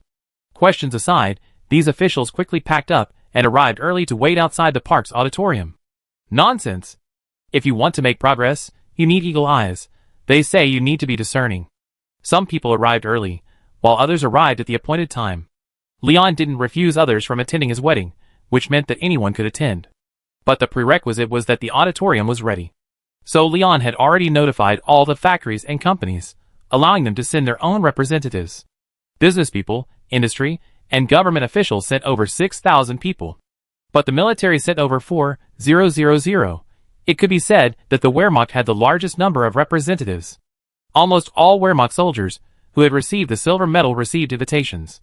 Excluding some senior officers, a total of 3,000 soldiers attended the wedding. Workers and representatives from all walks of life were selfless contributors to the yin. The Wehrmacht soldiers were the direct contributors. After all, the medals they wore told everyone that they had earned them at the cost of their lives. Of course, not all recipients of the silver medal could attend. Some wanted to attend, while others were stationed in their respective areas. But over 300 Wehrmacht soldiers and officers of all ranks who had received the gold medal were already present. Looking at these 4,000 uniformed soldiers, the representatives from all walks of life were stunned. For they noticed that their own sitting postures formed a stark contrast to the soldiers sitting next to them. Many workers and other representatives, concerned about their appearance, subconsciously straightened their backs. No, we can't lose face. We have to be more energetic. From 6 in the morning to 10 in the morning, a full 4 hours, the 5 ladies meticulously dressed up. During this time, after finishing his own look, Leon even reviewed dozens of documents. Only then did everyone else finish their outfits. Leon was stunned by the 5 meticulously dressed women. Although he said why they dressed so meticulously, when he saw the actual results, Leon couldn't walk. Is my wife really that beautiful? Leon stroked his chin, recalling the past. Aren't they just average looking? Watching Leon lost in thought, Yun Chi-Chi, who looked even prettier than usual, couldn't help but knock him on the head. What? I finally put on my makeup for you, and you're so disgusted? Hurry up and put on your formal attire, Yun Chi-Chi said angrily. Meanwhile, the owner of the bridal shop personally brought his men to the Duke's residence to deliver the wedding dresses. A few days ago, after the women discovered Leon's plan, they went to the bridal shop to try on the dresses. But they didn't want Leon to know they knew about his plan, so they feigned ignorance to satisfy Leon's childish thoughts. After all, he was her husband, so no matter how silly he was, she had to pamper him. Looking at the 5 gorgeous wedding dresses, Leon even tried to peek at the women changing into them. He was kicked out. You bastard. Why do you have to see everything? Can you have a little privacy? Leon was stunned. No, they're already an old married couple, and what's wrong with my wife? Lion questioned his life, then returned to his bedroom, and donned his most dignified military uniform. He had worn this uniform 4 times. The first time for the founding of the nation, another time when the Elf Queen Sith visited Great Yin, another time when the Papal States approached the city, when Lion conducted a military review in Liongrad, and the last time when he welcomed the Demon Queen Adelheid. This uniform had witnessed 4 of Great Yan's most important events. And it was about to witness the 5th, the most important event in Lion's life. Looking at the red uniform, Lion stroked the national emblem. The vast empire seemed like a dream, and 5 years had passed in a flash. A powerful empire now stood before the world, announcing to everyone that the once cowardly Great Yin people had become the most confident people. Leon then drove ahead to the auditorium. The auditorium was now packed, and the 2 guards at the entrance were even more impressive. Gudry and William, one on each side, stood at the entrance, leaving the guards, who had been preparing to stand guard with a troubled look on their faces. The 2 guards were originally on guard duty, but the 2 generals rushed over and kicked them down without a word. Then, taking their guns, they stood still like javelins. William was pinned up because he hadn't been promoted to general. If Gudry hadn't become general, he wouldn't have been so angry. But the problem was, Gudry was always a rank higher than him. This made William very angry. The 2 had been arguing with each other for days, with no clear outcome, so they decided to gain Lion's approval. Who was the winner? And so the 2 of them acted as gatekeepers. When the representatives from the business community arrived at the auditorium entrance, they were stunned. Did they come to the wrong place? Why were 2 generals standing guard? Now, inside the auditorium, not only were there representatives from various sectors, but Lion's few relatives were also present. Aunt Zoe, Mother Irina, and Uncle Charlie and his family. Originally, Charlie should have been imprisoned until death, but today was Lion's wedding, and after all, Charlie was Lion's uncle. So naturally, he was released. Some people with ulterior motives tried to approach Charlie, but he kept them at bay. Now, Charlie had come to terms with the situation. The Holy Empire, which had been on the verge of collapse under his leadership, had been revived by Lion. What more could he ask for? Besides, Leon had reserved a certain amount of assets for him, allowing him to live a stable and prosperous life without having to worry about political intrigue. It was practically all provided for. Where else could he find such a perfect life? And Charlie really didn't want to take his family to the basement for a group photo. So Charlie cleverly isolated himself from everyone. He became one of Leon's few relatives. Chapter 1168. Lion's arrival ignited the atmosphere. People spontaneously stood up to welcome him. Yunli followed Lion to the venue first, of course, to get the most out of him. Today was Lion's wedding, and the high-ranking officials had prepared sufficient gifts. Some of them came from aristocratic families, while others were grassroots individuals. Those with strong financial resources naturally gave more, while those without could simply give a small token of appreciation. Everyone who attended the wedding had contributed to some extent. The elders like Caddis, and the witches looked distressed. These elders were all wealthy. So, should they contribute at this time? How much? What if they didn't give enough? The others looked at each other. Just then, Zoe produced a check for 10,000 gold coins, and handed it to Yunli in front of Caddis and the others. Here, Yunli, baby. This is pocket money from Auntie. Be sure to keep it safe. Our lovely little princess can't be without money, Zoe said with a broad smile and a kind face. Yunli said sweetly. Thank you, Auntie. The sweetness of her voice almost made Zoe pout. Cadis's face darkened upon seeing this. He hurriedly pulled Zoe aside and spoke anxiously. Why are you giving so much? That's not how our family got rich. Cadis's concern was not surprising. Duke had become an honorary title, although people still called him Duke. But Cadis knew that the era of aristocracy was completely over. He has 2 sons and a daughter. His descendants add up to almost 40,000.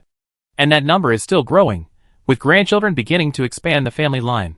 So, the question arises, as the head of the family, Cadis must leave something for his descendants, right? Cadis took inventory of the family's current assets.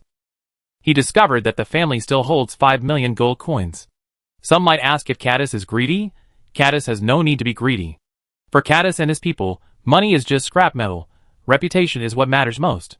Besides, Cadis was once the Grand Duke of Cadis, arguably the ruler of a nation.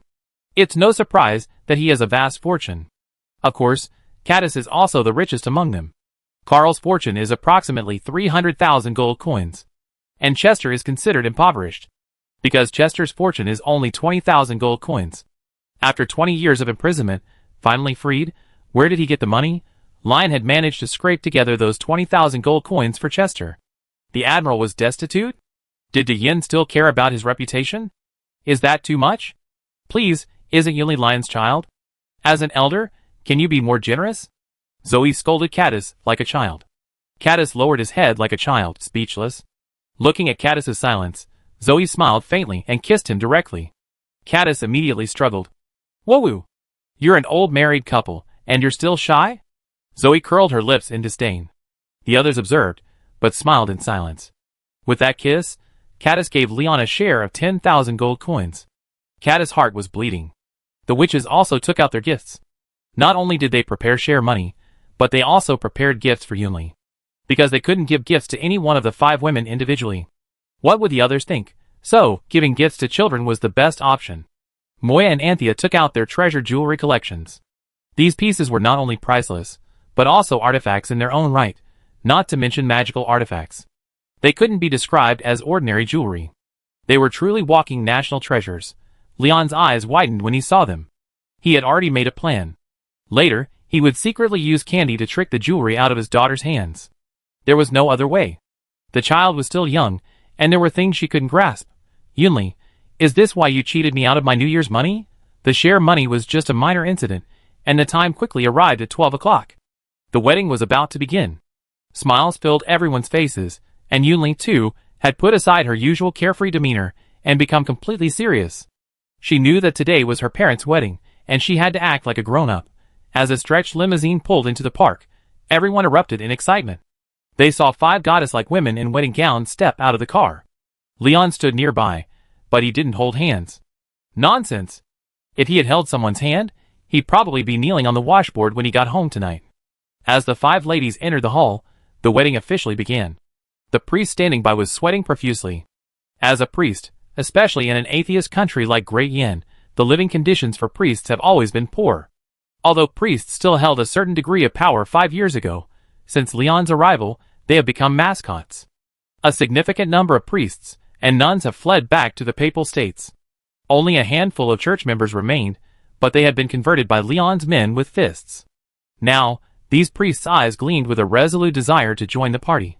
When the priest learned he would officiate Leon's wedding, he was terrified. For this priest was none other than the former priest of Leongleur, also known as Sin City. Because he had chosen neutrality, he had escaped persecution, and was not subsequently purged by Leon. Furthermore, this priest was well versed in the art of survival, practicing a strategy of not intervening in anything and simply obeying Leon's orders. Where else could you find such a good thing? As the 5 ladies arrived, the priest began to read the vows. Respected Mr. Leon, are you willing to marry Yinqin Qi Shuangxing, Heiyu, Leia, and Yinqin? The priest spoke solemnly, but when he read the last part, he was completely stunned. He had officiated many weddings, but this was the first time he had encountered such a riot. But the problem was, no one stood up to say it was wrong. What? You dare to say the leader is wrong? Then I suspect you're a walking 500,000. In De Yen, Leon's words were treated as oracles. So, Leon was cautious and kept his mouth shut as much as possible. Looking at the 5 ladies before him, Leon spoke solemnly. I am willing to marry them, and I am willing to protect them forever. Leon said, taking out the 5 pairs of rings he had prepared. But Leon couldn't wear 5 rings, so he would only use 6. The jewelry store owner had made a killing. Chapter 1169.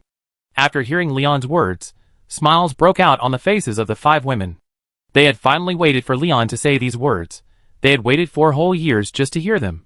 Yinxin only regained consciousness later, while the other 4 women had truly known Leon for 4 years. After Yinxin regained consciousness, he told Leon about his past. His memory loss and dazed appearance weren't accidental. It was the gods who were behind the scenes.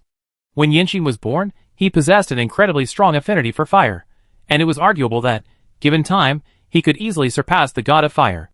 But the gods wouldn't let mortals surpass them so easily, so faced with Yinxin's terrifying talent, they chose to unleash a curse. The evil curse forced Yinxin to choose between 2 options, his life or his talent. Nonsense! Young Yinxin had no choice. Have you ever seen a child just a few months old being asked to choose his own future? The answer is, of course, no. Frostar ultimately chose the former for Yin Xian. Having lost his gift, Yin Xian should have lived a peaceful life. But the gods refused to give him a chance. To completely eliminate any possibility of Yin Xian posing a threat to them, they chose the ultimate tactic, turning Yin Xian into a fool. Yin Xian, driven by the gods' jealousy, remained insane for over 20 years. It was only after Galena broke free from the cage that Yin Xian's gift was restored, allowing him to return to normalcy. Medications alone could not break the curse. But there was no other way. With Galena's help, Yinxin's recovery of her strength, talents, and memories was inevitable. The gods were then in a state of panic.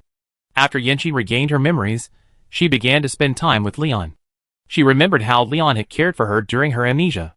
She also regretted her impulsiveness. She had actually offended Leon. Lion had every reason to kill her then. After all, she had offended the Duke, and nearly humiliated Leon. This was a death sentence.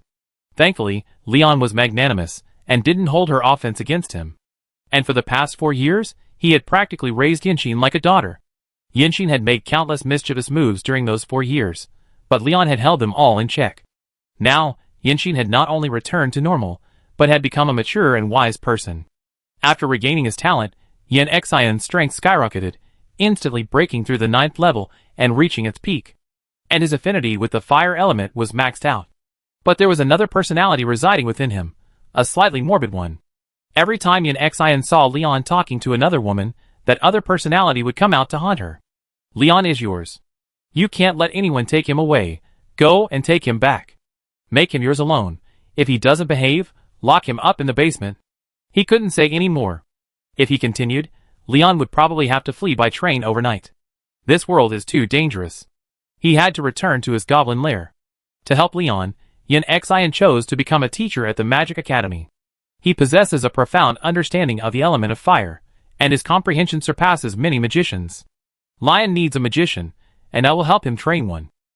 This will surely elevate my status in Leon's heart. I'm such a genius.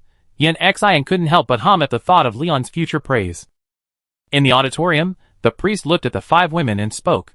Then, Yun Qi Qi Shuangxing, Heiyu, Leia, and Yin Xian, are you willing to marry Mr. Leon? The 5 women answered in unison.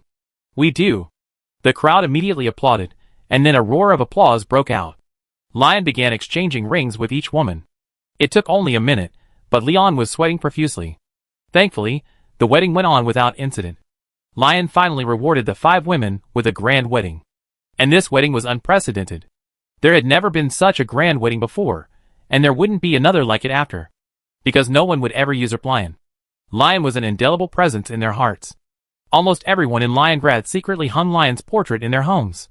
Even though Lion repeatedly emphasized that his portrait wasn't necessary, the people's enthusiasm couldn't be dampened. Over time, Lion stopped talking. Because there was no point in talking more. This wedding was successfully written into history. It also became a turning point in the history of Great Yin, because after this, Great Yin took off.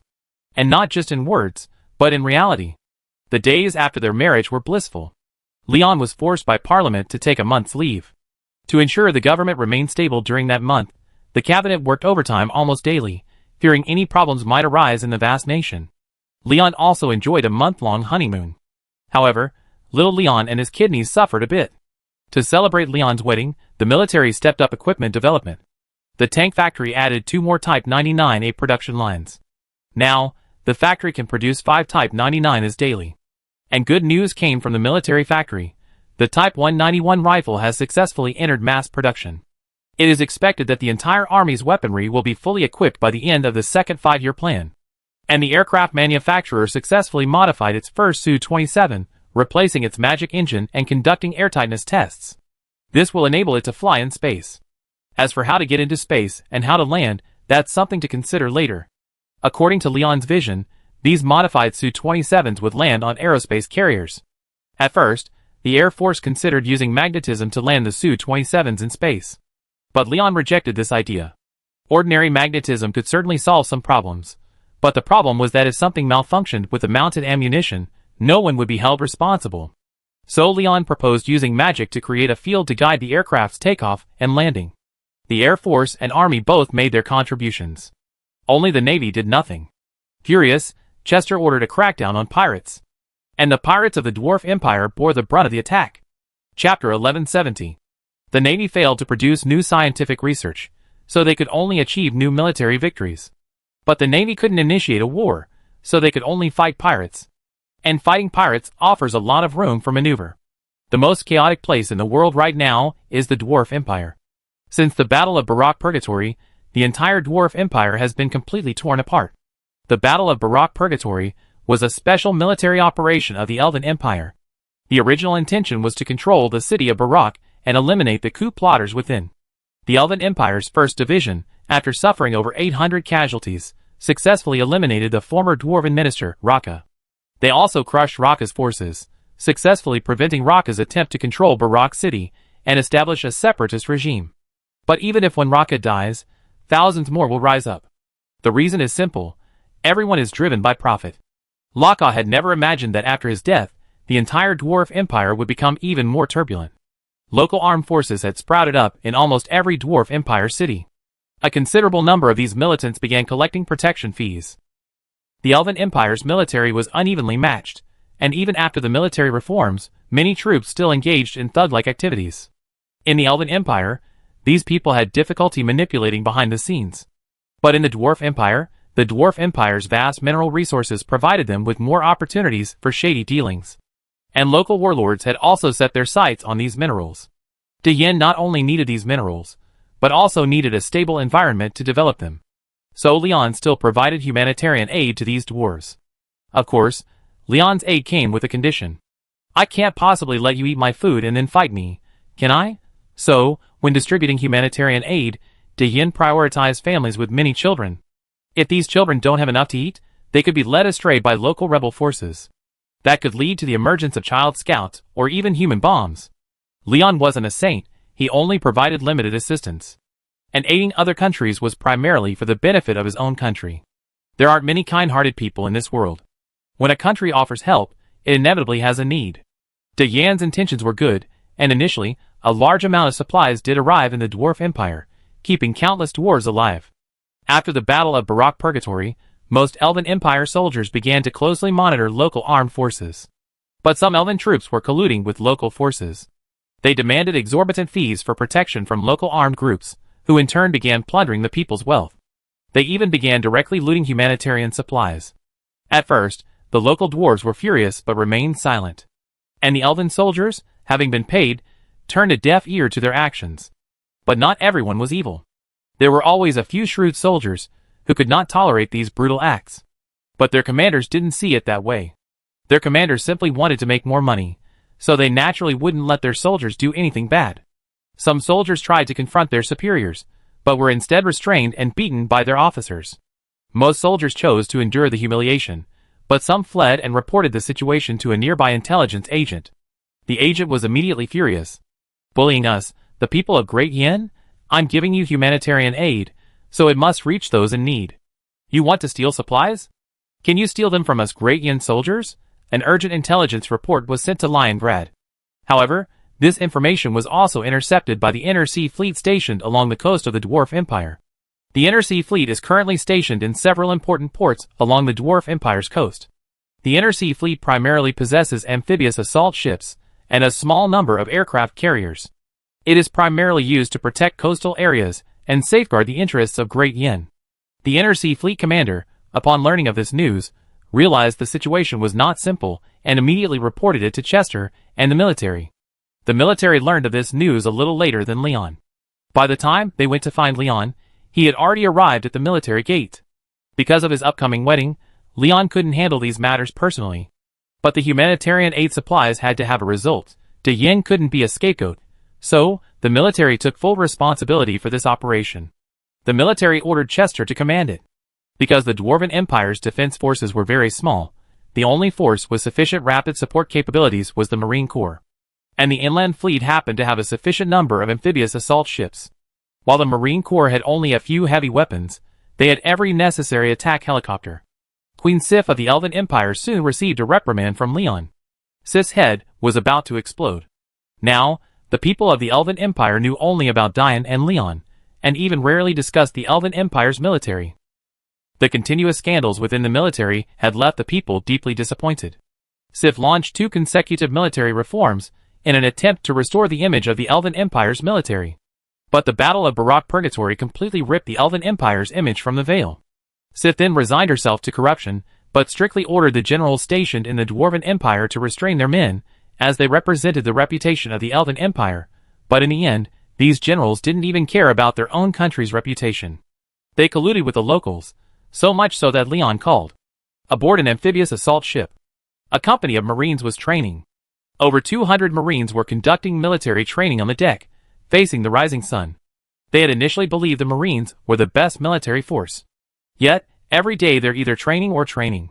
Either they're pulled out to bask in the sun on the deck, or they're thrown into the water to catch up to the speedboat. What's the difference between this and motorized infantry? Are we Marines inferior? Although the Marines are unloved and lack even a lot of heavy firepower, they have all the necessary light infantry firepower. The Marines are equipped with the fully automatic version of the M4 carbine, the M4A1, a generation more advanced than the Elven Empire soldiers. The squad machine gunners are equipped with the M249. Each infantry squad has 10 men, and excluding the squad leader, there are exactly 3 three-man teams. These 3 three-man teams have a total of 6 M4A1s, 2 M249s, and 1 M39 designated marksman rifle. The M39 is an improved version of the 14 Malawang Quachas, and a grandson of the M14. I have to admit, these Marines do have superior individual equipment to the Wehrmacht's army. But that's just the individual equipment.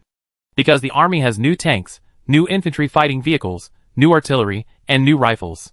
And what do you Marines have? Marine. So I was raised by a stepmother. Chapter 1171. You are the most elite troops in the world. Only those who endure the most hardships can rise to the top. If you want to stand out and surpass other friendly forces, you must train with all your might. We lack the powerful weaponry of the Army and Air Force. All you have to rely on is your guns. Trust your teammates. The company commander was encouraging his men. The Marines are arguably the toughest unit in the Wehrmacht. Many who join think of leaving after just 2 years. The hardships are too great.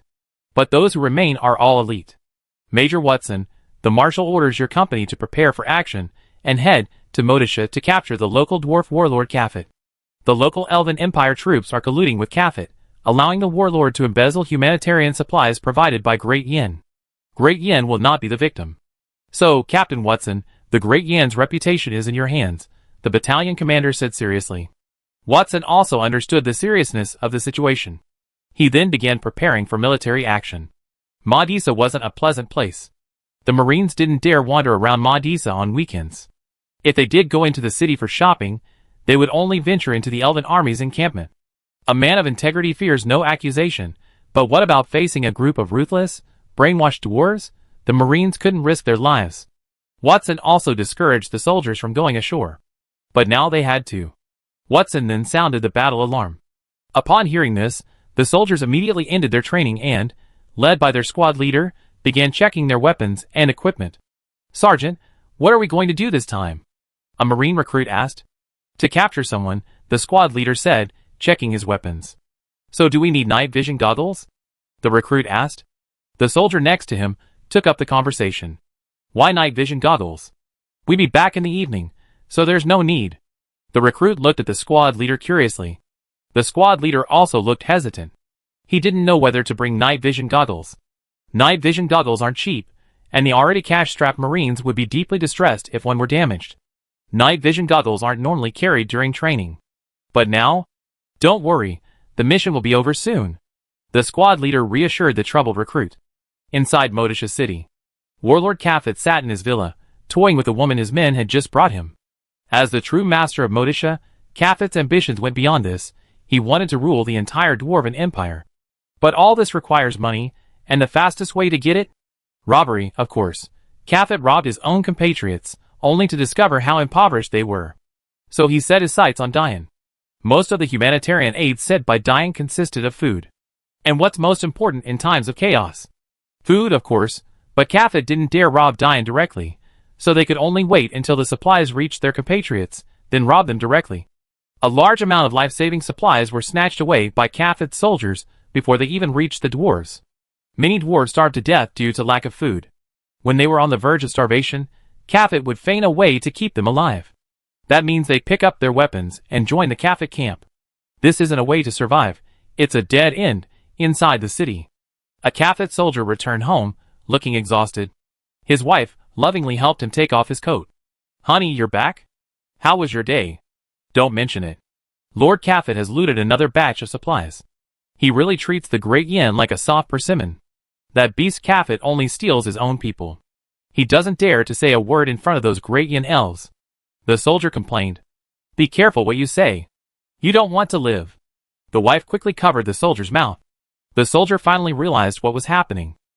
In Modisha, Kafit is king. Anyone who dares to speak ill of him will be caught and their family will be destroyed. We see how it goes. Kafit's looting is getting more and more frequent. The soldier muttered to himself. The wife fell silent after hearing this. A distribution station. Elf soldiers stood guard, rifles in hand. Staff diligently distributed supplies. The dwarves, however, showed no signs of excitement. Because in the distance, armed Kafit warlord soldiers stood guard. The Kafit warlord soldiers would snatch all their supplies away. A little dwarf girl tightly clung to the food and antibiotics the staff had given her. She was going back to give them to her mother. Her mother was bedridden and needed medicine and food. The little girl had finally waited for the Great Flame Aid Distribution Day, waiting at the distribution station early in the morning. After waiting all morning, she finally received 5 pounds of bread and 2 antibiotics. The little girl was overjoyed after receiving the bread and hurriedly tried to run home. But she had only taken 2 steps when a warlord soldier appeared before her, a smirk on his face. Nearby, other dwarves were being robbed by the soldiers, just like the little girl. The Elf Empire soldiers, however, turned a deaf ear to the situation. The little girl clutched her bread tightly. She had hidden the antibiotics in her clothes. The warlord soldier yanked the crumpled bread from her arms. The little girl tried to grab it back, but was kicked away by the soldier. The soldier looked at the bread, his face darkening. "You little bastard! How dare you hide the medicine? Hand it over." The soldier exclaimed, searching the little girl and removing the 2 antibiotic tablets. The little girl collapsed to the ground in agony, tears welling in her eyes. She hadn't been able to retrieve the medicine for her mother.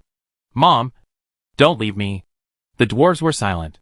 One elven soldier, unable to bear the sight, charged forward. "What are you doing?"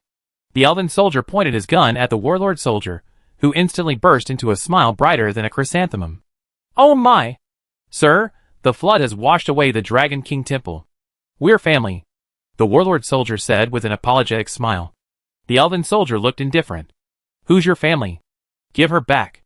The elven soldier raised his gun, and the warlord soldier instantly fell to his knees, then hurriedly returned the bread to the little girl. He then prepared to leave. "Where's the medicine?" The warlord soldier slapped himself upon hearing this, and silently returned the antibiotics to the little girl. The little girl stared blankly at the elven soldier in uniform. "Don't be afraid, I take you home," the elven soldier said with a smile. The little girl threw herself into the soldier's arms, and burst into tears. The people around watched silently as this happened, and many of the Elven Empire soldiers lowered their heads in shame. They were also accomplices. The next second, the sound of numerous airplane propellers suddenly filled the sky. Over 20 helicopters were rapidly approaching Modisha city. The Elven soldiers instantly recognized them as De Yin's helicopters. De Yin was coming. Chapter 1172. 16 Black Hawk helicopters, supported by 8 Little Bird helicopters, were rapidly entering Modisha. Modisha was a complex city, and in order to capture Kafit, the operation was divided into 2 parts. The first was carried out by a helicopter team. 90 Marines parachuted into Modisha via Black Hawk helicopters and directly attacked the villa estate where Kafit was located. They eliminated the estate guards and then captured Kafit. The other team of 120 soldiers, using military Humvees and BMP-3F amphibious infantry fighting vehicles, marched overland from outside the city and entered, then joined the helicopter team. Black Hawk down? Impossible. The Marines actually possessed the SDM-1 Octopus assault gun. But Chester did not use it. Because once the Octopus assault guns entered the city, a single volley could destroy an entire building. It was extremely easy to accidentally injure civilians, and the Octopus assault gun's flimsy armor was nothing compared to RPGs. The BMP-3F amphibious infantry fighting vehicles were also nothing. But at this point, ground forces couldn't enter Modisha without any armored cover. To be on the safe side, Chester urgently mobilized troops from nearby ports. The Dwarven Empire had many excellent ports, each of which housed a battalion of Wehrmacht soldiers. They also possessed a significant amount of armored vehicles, so Chester mobilized 12 T-72 tanks and 24 BTR-80 infantry fighting vehicles from these armies, and rushed them to Modisha as quickly as possible. At this moment, as the helicopter squadron launched its airstrike, the entire city of Modisha instantly descended into chaos. The Elven Empire soldiers were a bit stunned, while the officers reacted. The Great Flame had finally arrived to settle their score. They had to scramble to save their lives. The Warlord soldiers were stunned. They hadn't expected the Great Flame to actually launch a revenge operation. Kafit, enjoying himself in the manor, received a report from his men.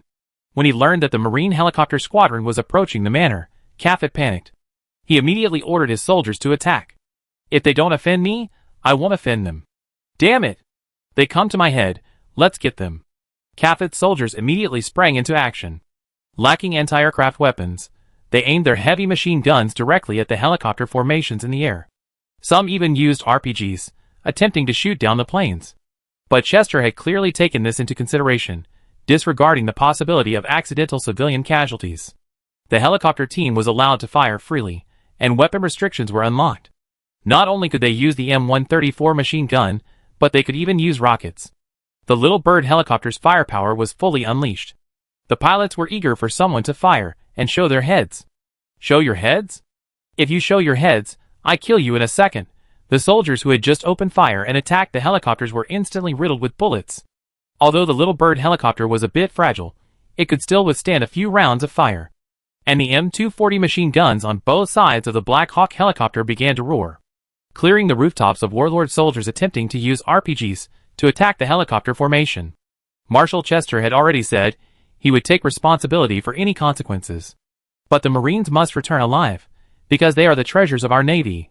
The helicopter formation attempted to land directly on the manor, but the enemy was too numerous, forcing them to make an emergency landing in a nearby market. In the market. This was originally a vegetable market. By afternoon, most vendors had already packed up and left, leaving only a few who hadn't sold all their stock and were waiting. But before those who had waited until afternoon to stock up, Black Hawk helicopters descended from the sky. Over a dozen Black Hawk helicopters hovered above the market. One by one, Marines rappelled down via ropes and took control of various commanding heights in the market. They set up their guns, ready to engage any enemy approaching the market. Captain Watson, in charge of the 90 soldiers, was currently discussing the marching route with a map. The deputy company commander led the Humvee convoy, while Watson was tasked with leading the 90 soldiers in the encirclement and capturing Kafit. It was a difficult task, but the Marines showed no fear. The scorching heat of the Modisar ravaged everyone. The Marines had only just come down, and their clothes were already soaking wet.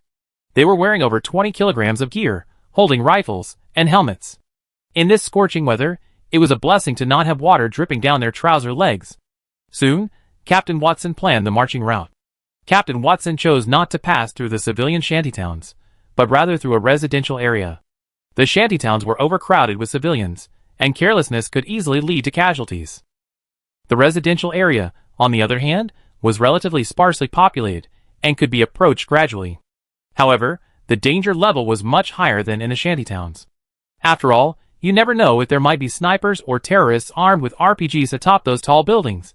After informing the soldiers of the route, they had no complaints, because they knew Captain Watson would not harm them.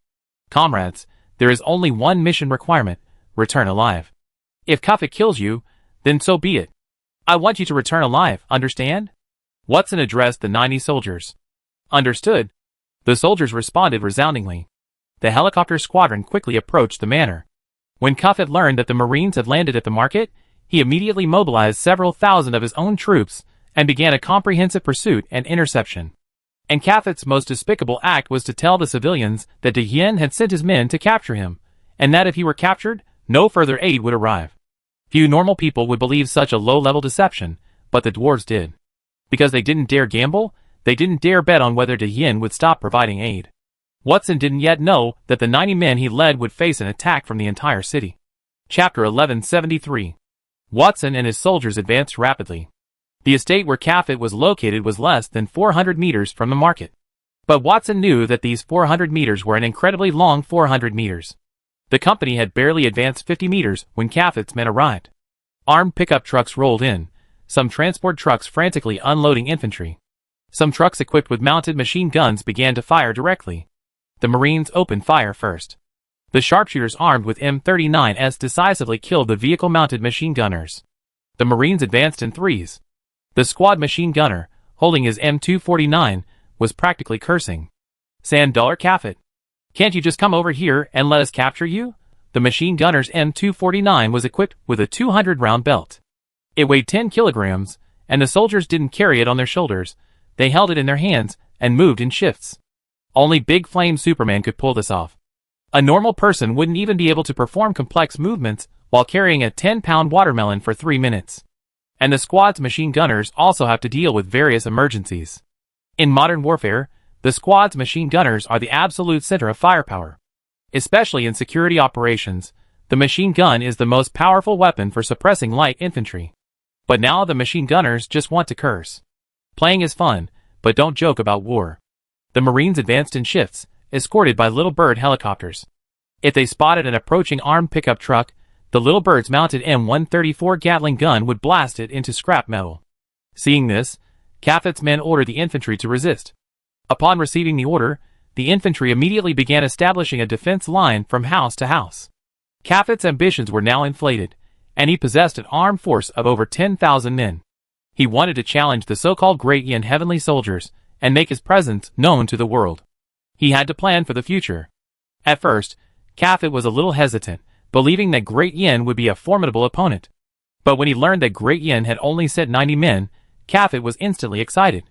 90 men! Great Yin will pay for their arrogance. Cuffett then ordered a reward of 1 gold coin for each Great Yin soldier killed. This set everyone into a frenzy. 1 gold coin could guarantee them years of worry-free living. Of course, they had to give it a try. It wasn't that Chester was arrogant. Do you need thousands of men for your capture operation? And you have to enter an inhabited urban area. Are you fighting or capturing? So, a little over 200 men are just the right size for the capture operation. Not only did Cuffett drive his men wild, he even distributed guns to civilians, telling them that if they killed the Great Yin soldiers, Cuffett would not trouble them in the future, would not rob them of any Great Yin aid supplies they received, and would even return any previously stolen supplies. The entire city went berserk. They knew the Great Yin were good people, but they wanted to survive. Good people deserved to be held at gunpoint. Watson led his troops along both sides of the street. But the enemy was clearly no ordinary force. Nearby towers were stationed with numerous snipers. Most of these snipers used Mauser rifles. While their accuracy wasn't as good as later sniper rifles, a full-power round hitting a body armor could still incapacitate a soldier. Bang! Bang! Bang! Bullets rained down near the Marines. One Marine was struck in the chest by a bullet, but the magazines and body armor on his rack saved his life. His comrades quickly dragged the Marine to a nearby bunker.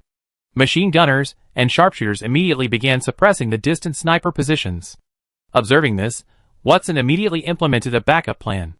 Send the Marines through the residential area and advance quickly through the buildings. This would allow them to advance 300 meters and avoid sniper fire. Watson muttered to himself. Isn't it possible these dwarven civilians will attack them? Watson was such a pessimist. As soon as he finished speaking, a Marine who had just entered the residential area was ambushed by a dwarven man. Bang! Ha ha! I killed the Great Flame Man. The man waved his arms excitedly. But before he could say anything, a gunshot rang out, and he fell to the ground. Bang! Seeing the dwarf man fire his weapon, the Marine immediately shot and killed him. Clear. One soldier injured. The soldier immediately took control of the room. The man's wife and children huddled tremblingly. The soldier then saw that the man was holding a weapon similar to a musket. The soldier who had been ambushed suffered varying degrees of injuries to his limbs. The reason was simple. The dwarf man's musket was like a shotgun. Although covered in blood, he was not in danger of death. Looking at the dwarf's wife and children, the soldiers fell silent for a moment. But that was all. When you shoot someone, you must be prepared to be shot. The medic rushed over to assess the wound. The soldier was found bleeding profusely and needed to be evacuated.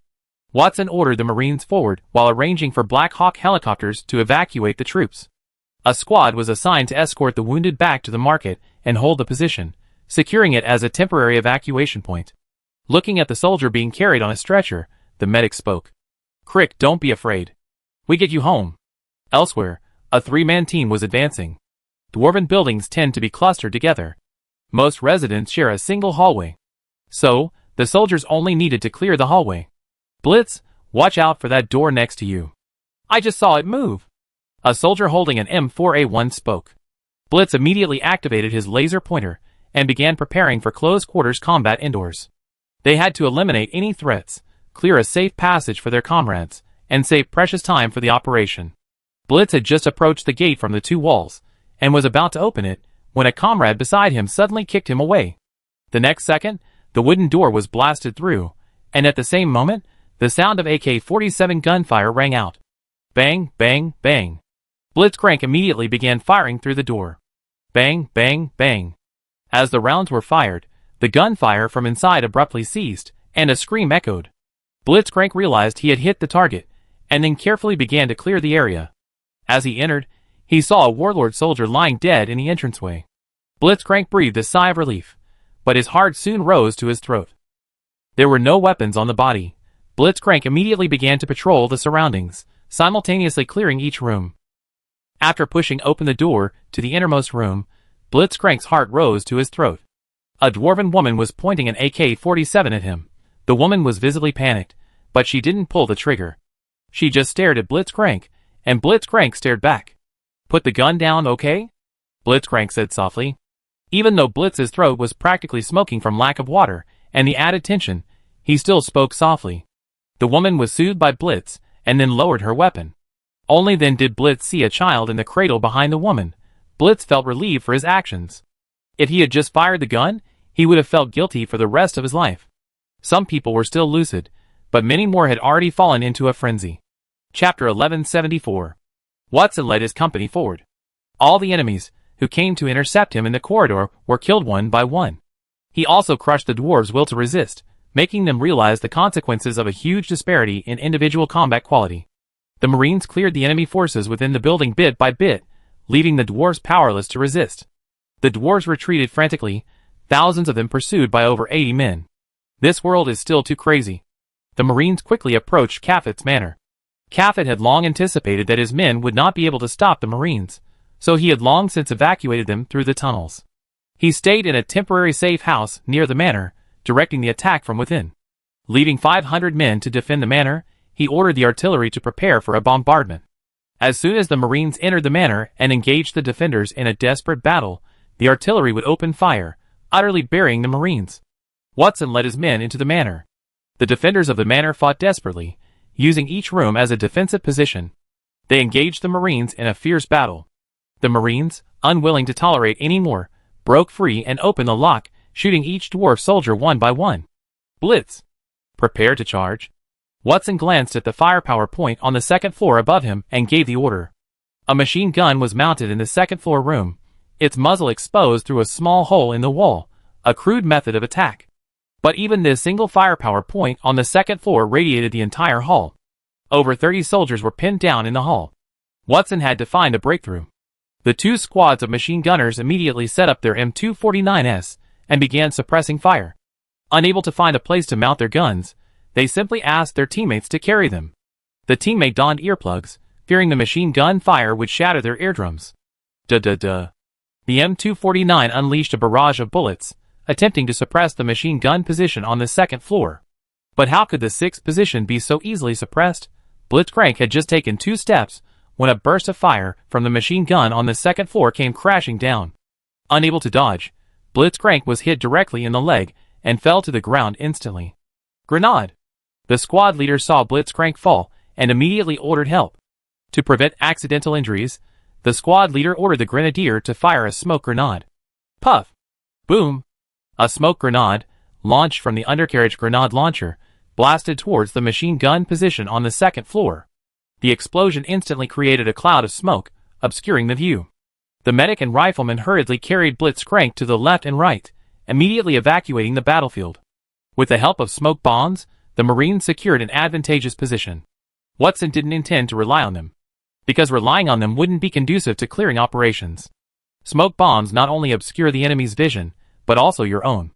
The enemy would likely take advantage of this opportunity to relocate. Both sides quickly engaged in their own maneuvers.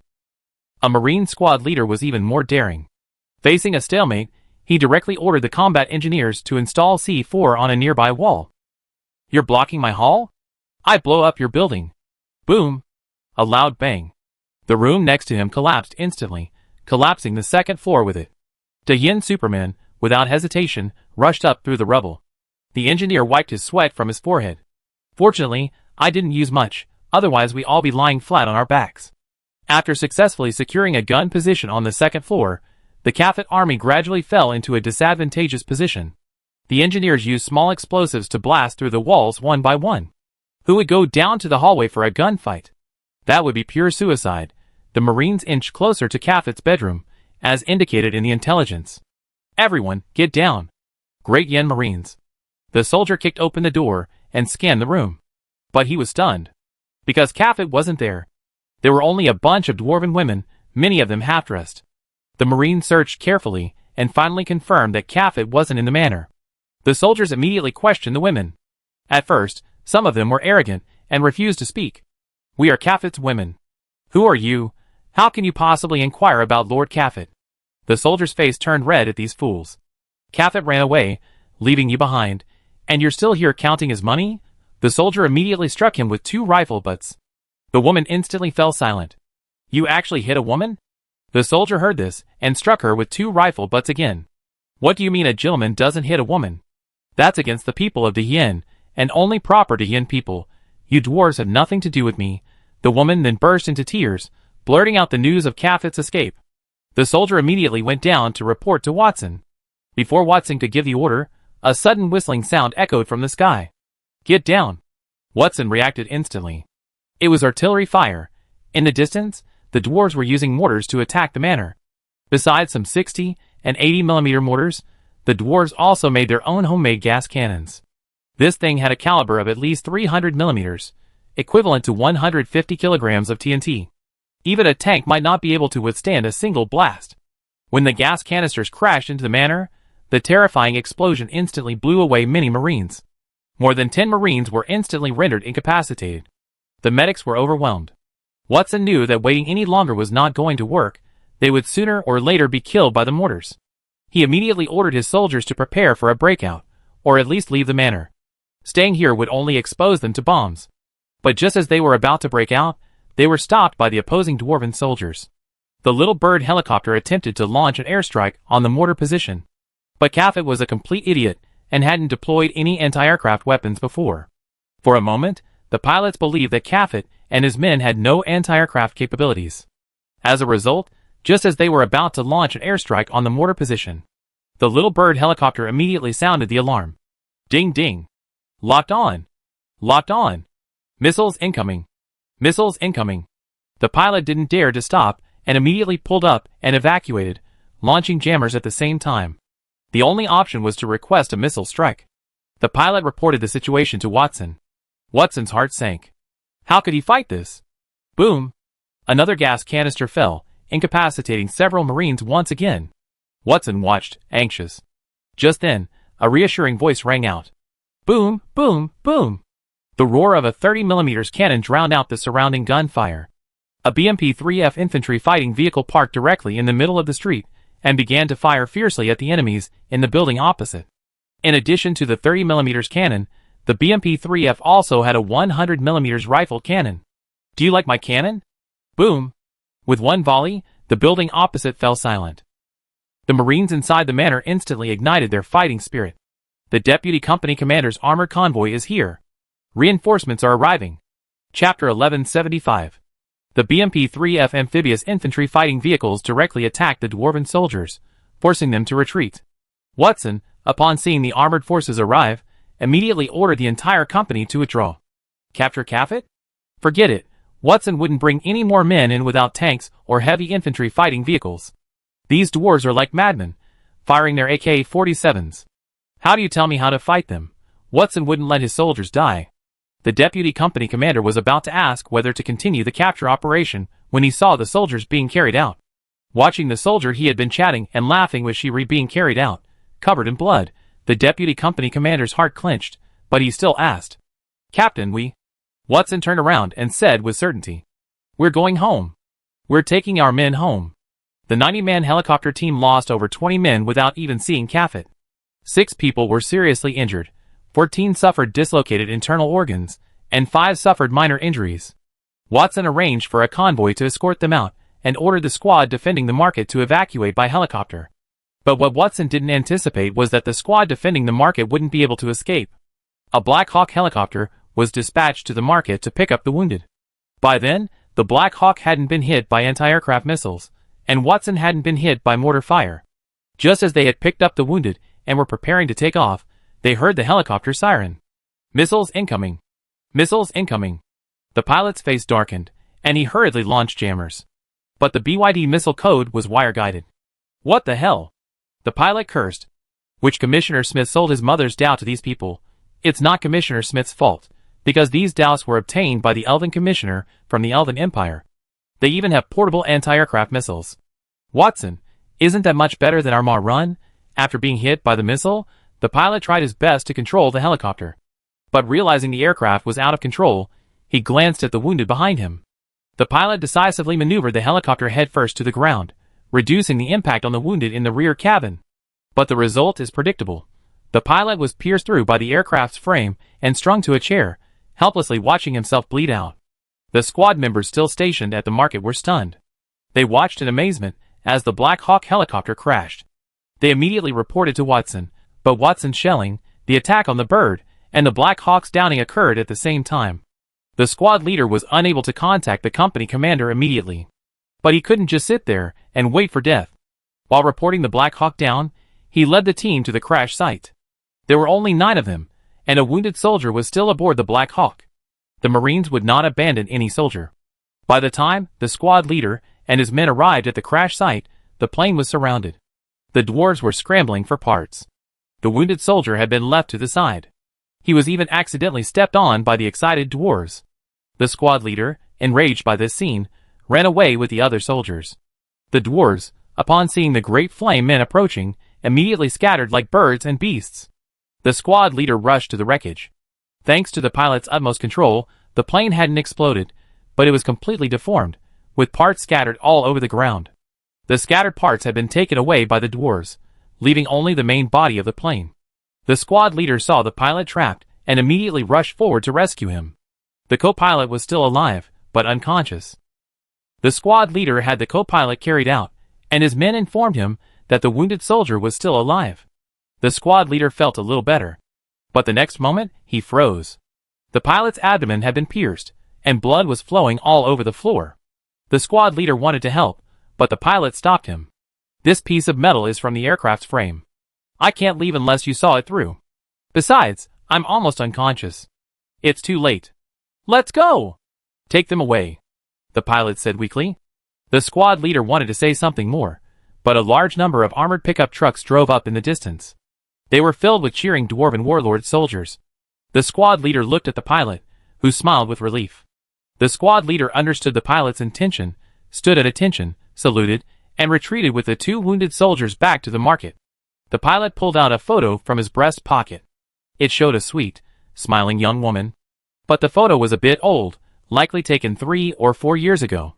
"I said I'd come back when I was successful, but I'm breaking my promise." The pilot pulled out his M1919, flipped the safety, and aimed at the excited dwarf soldiers approaching. Bang! Bang!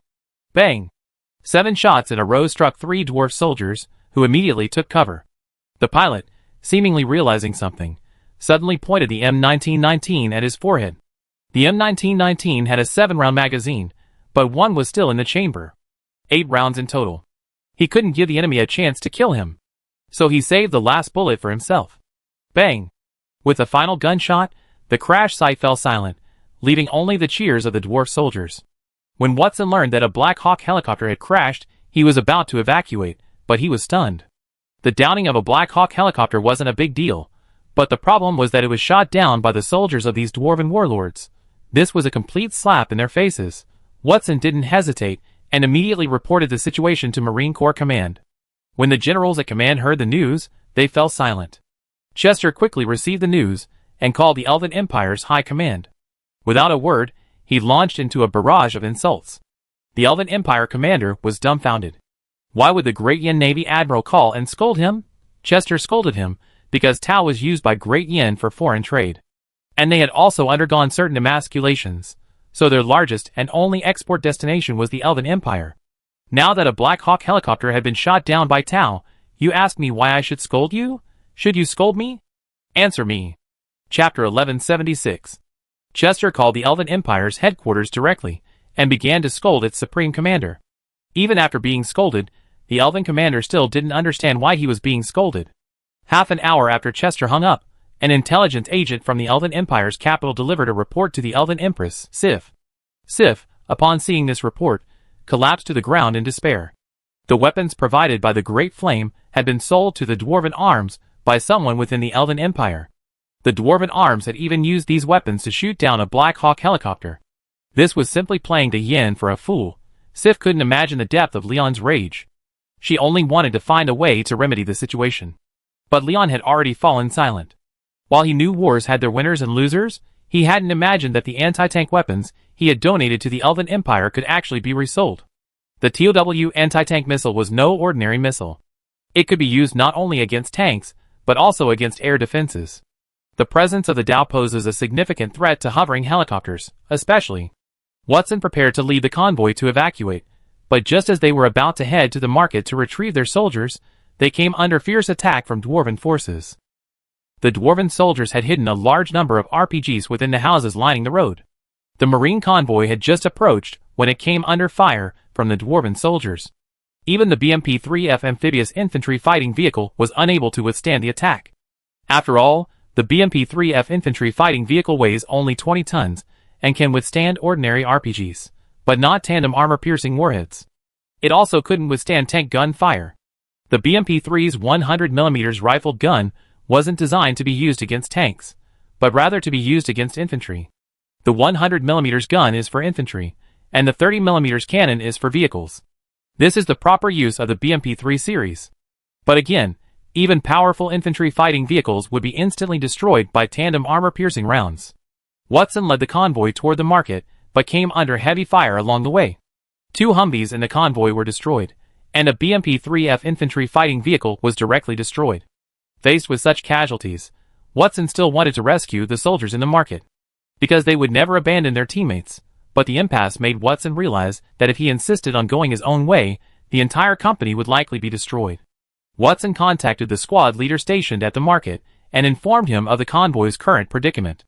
The squad leader and his team members agreed that Watson should lead the others to evacuate. Sacrificing the convoy to save the enemy made sense, and compared to the 11 of them, there were many more wounded soldiers in the convoy, not to mention nearly 200 comrades who needed to be escorted out. Watson ultimately chose to abandon this squad, but he didn't completely abandon it. He ordered it to defend the market as best it could. He had already contacted Chester, requesting support from the Elven defenders in Modisha. At the same time, a large number of Little Bird helicopters were dispatched to provide fire support to the squad members. The naval fleet's missile frigates also began work, searching for the Dwarven arsenal within the city and launching direct, precise strikes. By dusk, Watson had already led the convoy back to the port base. There was no laughter or cheering inside the port, and the decorations originally intended for the celebration had been torn down by the soldiers. The battalion commander and other officers were silent. Not only had they failed to capture Cafet, but they had also lost a helicopter and abandoned a squad of soldiers in the city. This was a humiliation. Just then, support arrived from the army. 12 T-72 tanks rolled into the port base in a mighty procession. Dozens of infantry fighting vehicles were also on standby.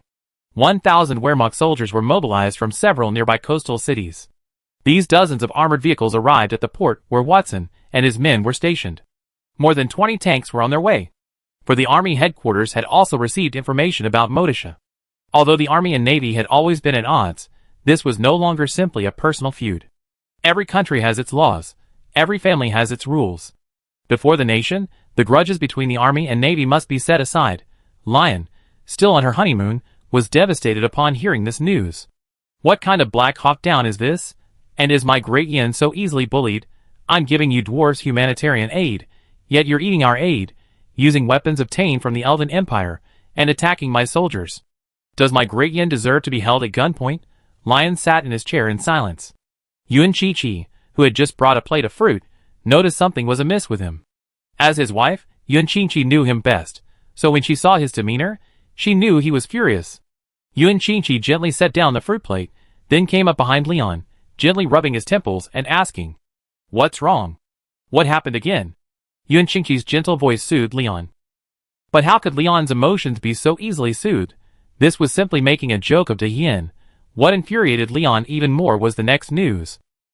As night fell, the residents of Motisha began to emerge, and Kafit, celebrating their victory over Yin, violently dismantled the cockpit of a Black Hawk helicopter, dragged the pilot's body out, and paraded it through the streets. They even had their men swear at the pilot's body. But the most ruthless act was parading in front of the Elven Empire soldiers. While the Elven Empire's officers had business ties with Kafit, the lower-level soldiers did not.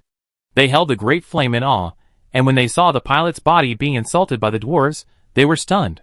Some Elven Empire soldiers immediately fled, taking photos and finding intelligence agents. When the intelligence agents saw the photos, they instantly knew the world was falling. Without hesitation, they immediately faxed the photos back to the Great Flame. Now it was Han's turn to explode. Hans contacted the space agency, asking them to verify the story via satellite. He also notified the Navy, asking them to deploy drones for reconnaissance, using both methods to gather evidence. Han was then silent, because the dwarves had truly done such a thing. Lion, who had finally calmed down, was so enraged upon hearing the news that he was rushed to the hospital. Good people deserve to be held at gunpoint. Before he passed out, Leon said to Hans, "Bring back the hero."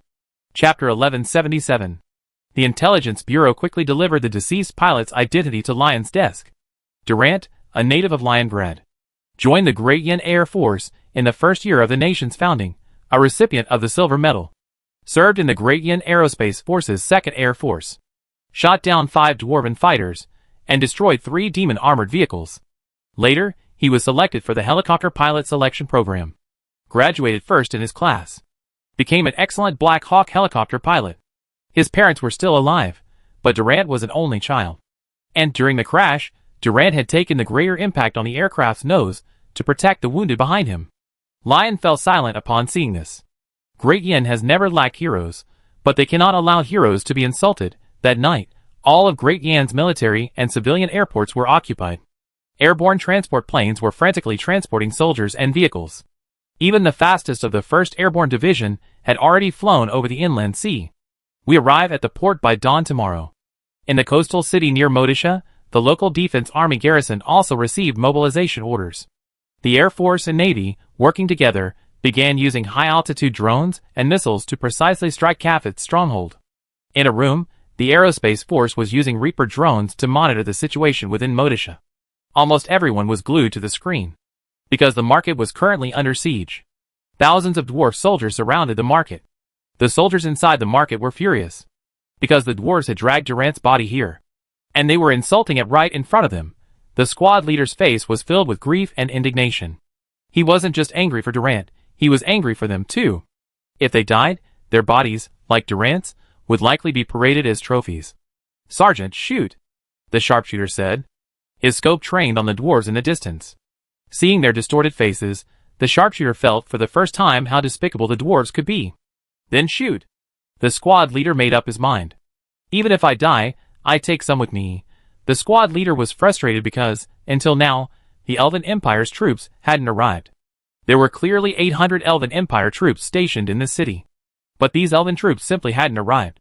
Bang! A gunshot rang out, and the sharpshooter shot dead a dwarf, who was about to slash Durant's face with a knife.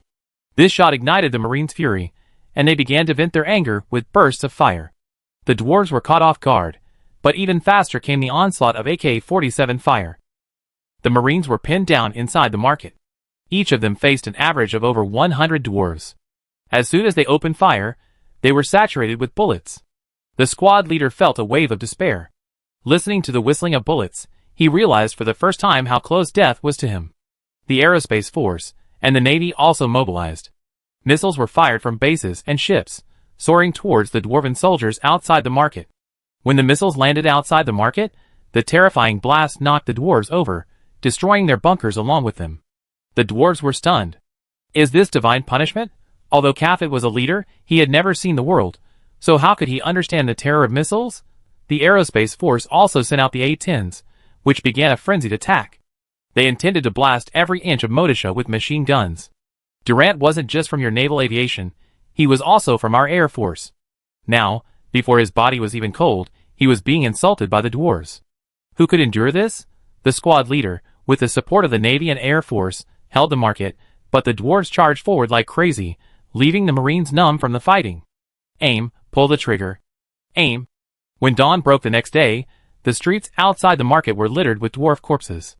The dwarves finally gave in and retreated, leaving behind only a blood-stained street. Dawn seemed to mark the beginning of everything, but also the end for some. In the capital of the Elven Empire, at the headquarters of the Great Yin Intelligence Bureau branch stationed in the Elven Empire, hundreds of heavily armed intelligence agents were watching the director on the stage. The Intelligence Bureau has established branches in every country. A director is assigned to manage each branch. A branch's staff never exceeds 10,000, and most agents work in a single line. Seeing hundreds of agents in an Intelligence Bureau branch is incredibly rare. The director is giving a morale-boosting speech to the agents. The insects of the Elf Empire have left our compatriots buried in a foreign land. A night has passed, and the Elf Empire has still offered no assistance. If that's the case, the Elf Empire no longer has any reason to exist. There can only be one nation in Zhongzhou. And that nation is Yin. The leader ordered the Elven Empire's headquarters to be cleared of the insects, and the city gates secured, ready to welcome the royal army. Long live Great Yin. The intelligence agents raised their arms and shouted, Long live Great Yin. With the arrival of dawn, all agents from the Great Yin Intelligence Agency's Elven Empire branch sprang into action. Inside the palace, Sif awoke from her bed. The previous night, she had held a meeting with the headquarters to order the Elven Empire's garrison in the Dwarven Empire to rescue the Marines. After finalizing the order, the exhausted, Sif returned to her chambers to rest. As soon as Sif woke, her best friend, Tifanara, beside her, hummed in disapproval. What time is it? It's not even midday yet. Stay up a little longer. Tifanara, the former queen of the Western Elves, now looked alluring. She lay on her side in bed, her natural beauty visible, and patted her side seductively. Sif didn't know whether to laugh or cry. After all, I'm the queen of a nation. I have to be worthy of my people. Sif touched Tifanara, who was half a head taller than her. Pull? Tifanara pouted in dissatisfaction. Then touch me a little longer. Sif couldn't help but hold her head. Just then, a female official rushed in a panic. Your Majesty, this is bad. Yin has taken action. Sif's words left her stunned, and she hurriedly asked. What action? High Command didn't follow your orders. The Marines' fate is unknown. The Intelligence Bureau's agents have already begun purging High Command. They're chanting something like Long live Yin. The female official's voice grew increasingly quiet. Sif, overcome with rage, fainted. Tifanara's face darkened. Dian truly treated the elves as friends, raising them like sons. But how had the elves repaid Dian? If he were Leon, he would have been in the ICU long ago. In the ICU of the First People's Hospital of Liongrad. Leon looked at William before him, his face haggard. For divisions, the credit for destroying a nation. You must accept it, Leon said, wearily closing his eyes. William bowed his head and walked out respectfully. William, what did the leader say? Gudley's generals asked. Send troops, destroy the nation, William said coldly. Everyone raised their brows. It looked like another war was about to begin. William was filled with unease. Will this war end quickly? Chapter 1178. Lion had always harbored the idea of annexing the Elven Empire, but not now. But the Elven Empire's performance was woefully inadequate. Now, they spent an entire night discussing sending support to the Marines, yet they haven't even sent any troops. Is this an ally or a superior? Originally, Lion planned to wait until the unification war was over before pursuing a peaceful transition. But plans can't keep up with change. If the Elven Empire wasn't dealt with, when the war with the Papal States began, the Elven Empire would be expected to send troops to support them. Instead, the Elven Empire's deployments were slow and difficult, leaving them vulnerable in the rear. What would Yin do then? He had to eliminate all uncertainties. Although Lion sent William to lead the guards, he also dispatched airborne troops to seize control of the Elven Empire's capital, control the Elven Empire government, and then let William finish the job. This was the only plan Lion could come up with the least casualties. And most importantly, no one knew the airborne troops had already set out. The 2nd Airborne Division dispatched an elite squadron, boarding an IL-76 transport aircraft, under the guise of transporting supplies, to the Elven Empire's capital airport. Aside from Leon, Maljlov, and their squad, no one knew the airborne troops had departed. The operation was codenamed Spring of the Elven Empire. Aboard an IL-76, the elite squad leader, holding an ASVAL special assault rifle, gazed upon the 90 soldiers before him, his face filled with solemnity. Each soldier, armed with an ASVAL special assault rifle, was writing their suicide notes. They knew their mission was to seize the airport, and they also knew it was a difficult one, with a high probability of death. But they didn't refuse, nor were they afraid. Airborne troops are surrounded. Many soldiers were crying, their tears breaking as they wrote their suicide notes. They also have families and relatives. No one is truly alone. You will eventually meet someone you care about. The captain remained silent, simply staring at the plan. Spring of the Elf Empire. The border between the Elf Empire and Great Yin. A Great Yin captain greeted a female Elf Empire officer from the other side. Both were officers in the border troops, but relations between the two countries couldn't be closer. Civilians can freely enter and exit each other's country, but the military is still prohibited. But this doesn't prevent Great Yin soldiers from flirting with female elves. Caddis didn't forbid it. You're able to fall in love with a female elf, that's your ability. I'm already praising you, so why would I scold you? But love shouldn't affect military discipline. You can enjoy your holidays as you please. Even if you contribute to the population of Great Yin, that's fine. In the military, one must be honest and disciplined. Faya, good morning. Rokosov, good morning. I remember you're on leave today? Are you going shopping in Fallen Leaf City later? Rokosov nodded and spoke. Okay, see you this afternoon. The sentry ignored the company commander's greeting. Rules are fixed, but people are fleeting. Do you understand the ways of the world? The company commander made only a minor mistake, and who knows, the person across from you might be his future wife. We need to be discerning. That afternoon, Rokosov, having been granted leave, was already waiting at the border checkpoint. Faya arrived in a long white dress. Did you miss me? Fia gave Rokosov a kiss. The checkpoint staff nearby looked disdainful, and the station master spoke. Rokosov, take Fia away now. What are you two doing here? It's disgraceful. Rokosov hurriedly led Fia into Fallen Leaf City, leaving behind a group of staff members who had already gorged themselves on their dog food. The streets of Fallen Leaf City were filled with elves shopping, even more than the people of Great Yin. Fallen Leaf City was more prosperous than many cities in the eastern region of the Elven Empire, naturally attracting a large number of elves. Rokosov took Fia shopping, buying her a lot of delicious food and small gifts. Fia pouted and said, Eat, eat, eat. I'm getting fat. Rokosov scratched his head. What's wrong? I don't mind. Fia smiled instantly, the anger on her face no longer visible. Fia didn't let Rokosov give incessantly. She spent a month's salary on buying him a suit. Why did you buy me a suit? You wear a military uniform every day. I never seen you in any other formal attire. Will you wear one when you marry me? Fia said angrily. Rokosov lowered his head somewhat embarrassedly. By the way, Rokosov, you said you had something to talk to me about today. I'm here. What about that? Fia blinked, her eyes flickering. Rokosov felt a little guilty and tense. Fia touched Rokosov's forehead and asked with concern. What's wrong with you? Are you sick? Rokosov then knelt on one knee, took out the ring he had prepared long ago, and asked seriously. Fia, marry me. Fia blushed instantly, and Rokosov's men, who were on leave, immediately appeared, cheering with fireworks. Marry the captain. Madam Fia. I will marry you. Fia, at a loss for words, then happily let Rokosov put the ring on her finger. Rokosov, delighted like a child, hugged Fia excitedly. FIA smiled and patted Rokosov twice. People around him offered their congratulations. Just then, the guards column led by William arrived at Fallen Leaf City. A messenger hurried over and spoke to Rokosov. "Captain, the regiment commander has called for us to assemble. It seems they're going to attack the Elven Empire. The guards have arrived at Fallen Leaf City." The messenger's words stunned two people. One was Rokosov, the other was FIA. "What did you say?" they both said in unison. Rokosov didn't dare look at FIA, who shook her head in disbelief, tears blurring her vision. "This is impossible." "Why?" FIA broke free from Rokosov's hand and ran straight to the checkpoint. Rokosov tried to catch up, but then saw the messenger again. Looking at the ring box in his hand, he was speechless. FIA. "I'm sorry." Rokosov returned to his unit, and was told to prepare for battle. Rokosov then realized that he and FIA might never see each other again. At the Elven Empire airport, an IL-76 landed safely. From this moment, the future of the Elven Empire would be rewritten. Chapter 1179. As soon as the IL-76 landed, the control tower at the Elven Empire's capital airport immediately dispatched ground crew to deliver supplies. But when the ground crew arrived at the IL-76 and the hatch opened, they were stunned.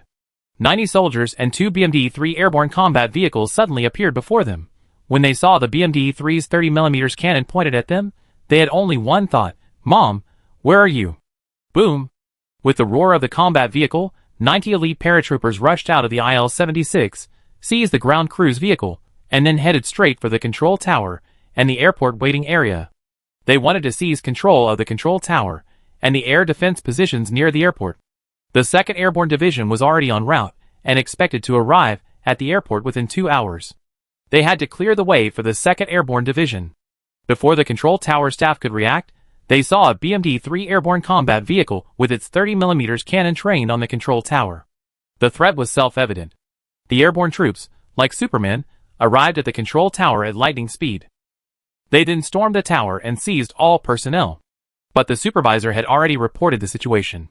Sif was just about to send someone to the intelligence bureau to persuade them not to harm innocent people.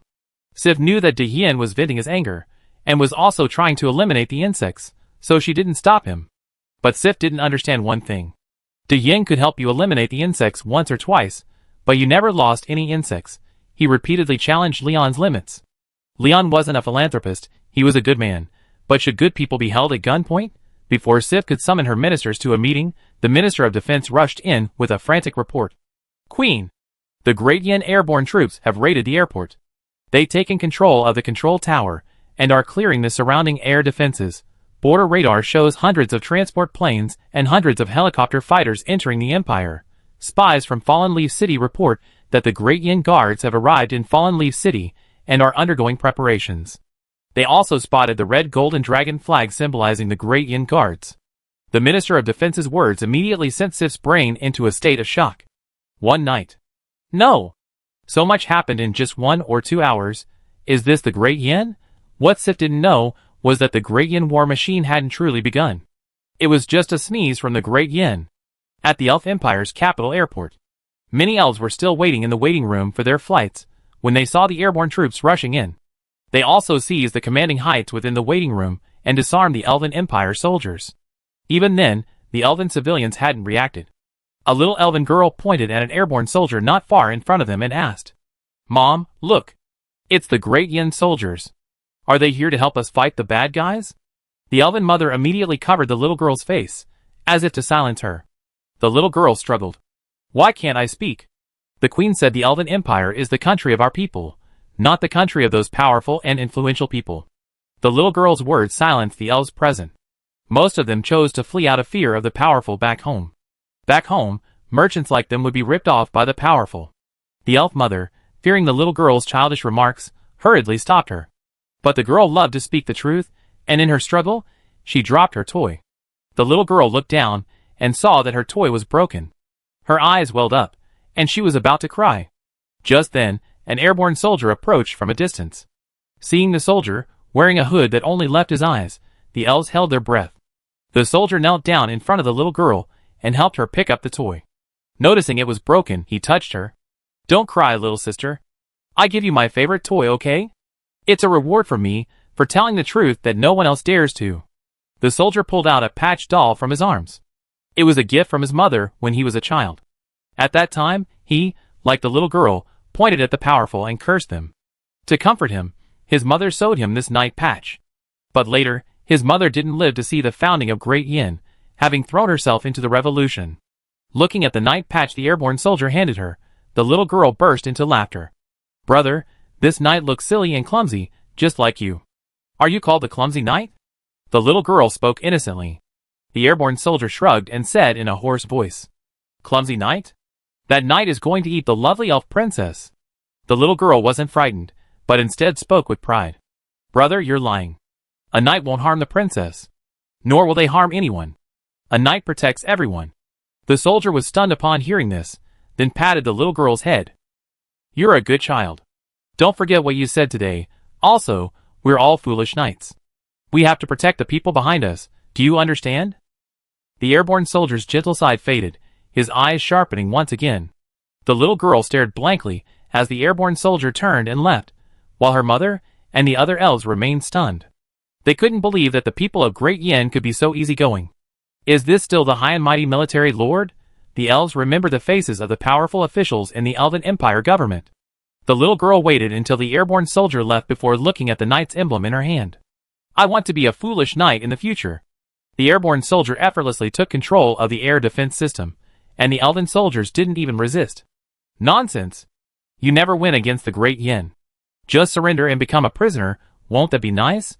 The Great Yin treats prisoners well." Even then, the Intelligence Bureau began to purge the top brass of the Elven Empire's headquarters according to a list. Over half of them had their family photos taken with their MP5s.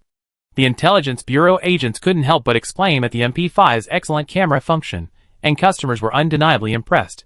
Sif was deeply conflicted. She knew the Elven Empire couldn't defeat the Great Yin, and being part of the Great Yin wasn't a bad thing. But couldn't she resist? Should I just give it to him if he asked? Wouldn't that be too casual? Sif ultimately chose to give up resistance. But some people disagreed. "Sif, you have a sworn brother, Sipes, serving as deputy in the Great Yin Pirchet, but others don't." The Elven Empire's powerful officials unanimously decided to declare war on the Great Yin. Then, they mobilized the 100,000-strong army defending the Elven Empire's capital, and began to encircle the Intelligence Bureau and the airborne troops at the airport. The elf soldiers were in disbelief. They didn't believe the Yin would start a war, and even less so, they couldn't believe their commander would tell them to fight the Yin. How is this any different from committing suicide? Elves trained by the Yin, using the Yin weapons, fighting the Yin people. "Master, am I using this correctly?" The elf soldiers exploded. Chapter 1180. The news of the airborne raid on the Elven Empire's capital spread quickly. The entire capital was plunged into panic. Inside a magnificent villa, a beautiful elven woman looked at her husband, dressed in a suit. "Nicholas, what are you hiding from us? The Imperial Military Intelligence has summoned you for questioning." "Kevlin, you don't understand." Nicholas shook his head. His wife's face was filled with anger. The child couldn't have a father with a criminal record. When the Elven Military Intelligence took Nicholas away, she was terrified. She feared her child would be implicated. She had initially fallen for Nicholas because he was a wealthy Yin businessman. He often resold toys to the Elven Empire and the Dwarven Empire. Kevlin had no idea toys could be so profitable. Not only did she buy him a villa in a prime location in the capital, she even supported him in becoming a popular actress. Catherine gradually fell in love with Nicholas and began to give up her career to stay home and raise the children. She realized that Nicholas was truly kind to her. But now, when the Military Intelligence Department came knocking on her door, Catherine was frightened. Nicholas said seriously, "Don't be afraid, you and the child. The Military Intelligence Department won't do anything to us, understand? Catherine, if you're afraid, take the child to the dying consulate, find the consul, and tell them you're Nicholas's family." Listening to Nicholas' words, Catherine was somewhat bewildered. She had no idea how Nicholas had contacted the ambassador. Just then, due to the airborne troops operation, the entire city was thrown into chaos. Sif's enemies began to gather their forces, determined to confront the Yin head-on. Nicholas, a suspect of the Military Intelligence Department, was naturally approached. "Knock, knock, knock." The couple's faces darkened. Catherine hurriedly hugged their 2-year-old son. Nicholas then went to open the door. But the next second, it was kicked open. MIA action. "Everyone, get your heads in the mail." Nicholas was instantly controlled. But Nicholas remained unfazed. Instead, he spoke calmly. You want money or anything? I give it to you, but don't hurt my family. Catherine fearfully hugged her son, who stared fearfully at the heavily armed elf soldiers. A soldier approached, looked at Catherine, and said with a lewd expression, Isn't this the big star, Catherine? Looks like we're in luck today. The captain of the action team approached Nicholas and said contemptuously, Nicholas, from the Yin, chairman of Cage Trading, your main products are toys?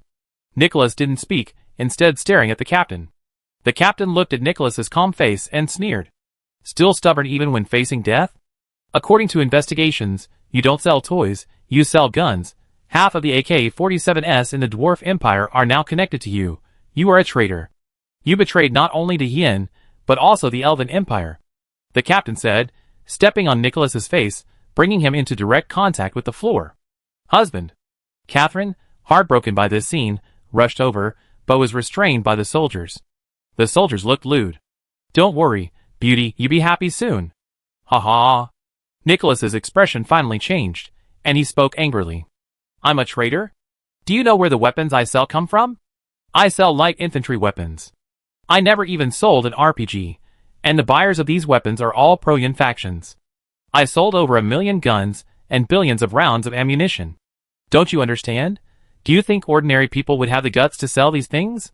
The captain reacted belatedly, and was about to move his foot away. The next second, a barrage of bullets whistled, and his men fell to the ground. Catherine quickly covered her son's face. A team of intelligence agents, armed with fully modified MP5s, entered the room and immediately killed everyone except the captain. Clean and efficient, without a single step. Nicholas struggled to his feet, and the agents rushed forward to support him. Nicholas, the leader has granted you special permission to return home for refuge. You can resume your plans after the war with the Elven Empire is over. The agent captain spoke respectfully. Catherine was stunned. The Elven intelligence chief was stunned. Nicholas shook his head, then looked at his wife and children and spoke. Please take my wife and children back to the Yin. I must stay here. The airborne troops at the airport are under great pressure, and I must help them. I still have 2 warehouses of ammunition at the airport, and I can't bear to see my compatriots starve to death. The agent saluted Nicholas after hearing his words. Nicholas came to Catherine, caressed her beautiful face, and wiped away the tears from her eyes. Go with them to Diane. It's safe there. Wait until I come back, okay? Catherine clutched Nicholas's clothes, a look of reluctance on her face. Nicholas smiled. I still have to earn money for you and the child. Don't you want to wear nice clothes? Don't worry, it's not dangerous. Catherine shook her head, sobbing. I don't want to. I just want our family to be safe. Nicholas, with a gentle expression, gestured to the captain to take his wife and child away. Catherine realized the agents were going to forcibly take her and the child away, and struggled. But the agents immediately produced a tranquilizer. Catherine watched Nicholas's back recede. The captain looked at Nicholas and handed him a pistol. Nicholas shook his head. I won't touch this. Use it for self-defense. Do you really think going to the airport is that easy? You can lie to your wife, but you're lying to us? The captain shook his head. Nicholas remained silent. He didn't really want to go, but he had the key to the warehouse door. Nicholas took the gun and prepared to leave. The elf captain thought he'd been spared, but the next second, the special agent captain stepped in front of him, smiling. Touching our great Yin people? Did you say thank you? Bang! The elf was confused, but before he could react, a flower of blood bloomed on his forehead. Nicholas didn't stop at the gunshot. He walked to the street outside the door, staring at his wife and children in the intelligence agency's car for a moment, then got into the elf military intelligence vehicle. Use this as cover. A military intelligence vehicle drove towards the airport. The great Yin people in the Elven capital were mobilized. The airport was in dire straits. Though reinforcements were on the way, how would one handle a 100,000 elf siege on the airport? Chapter 1181. Falling Leaf City. Following the battle for the Elven Empire's capital, William also completed the assembly of his troops. The guards dispatched a total of 4 guards divisions. This was the first time a fully equipped guards battle formation had been deployed in external combat. No nation had ever faced a fully equipped guards force. A guards division comprised 4 brigades, each possessing over 500 tanks. The 1st Guards Division had already been fully equipped with Type 99A tanks. The brigade-level units of the Guards Divisions were all configured according to the standards of a combined arms brigade. Currently, Only the 4 brigades of the 1st Guards Division could be considered true Chinese-style combined arms brigades. As for the other Guards units, they were merely basic versions of Soviet-style equipment. What's wrong with basic versions? Is basic versions unusable? A basic combined brigade is still a combined brigade. With the army assembled, led by William, the 100,000-strong Guards invaded the Elven Empire. On the border, Rokossov stood there, bewildered, watching the dust kicked up by the tanks and armored vehicles. "FIA, you have to be well. Bullets have no eyes." Rokossov's border defense unit had not received combat orders. Currently, the Great Yan National Defense Army consists of 3 major divisions: armored armies, infantry armies, and combat readiness armies. Most combat readiness armies are auxiliary arms.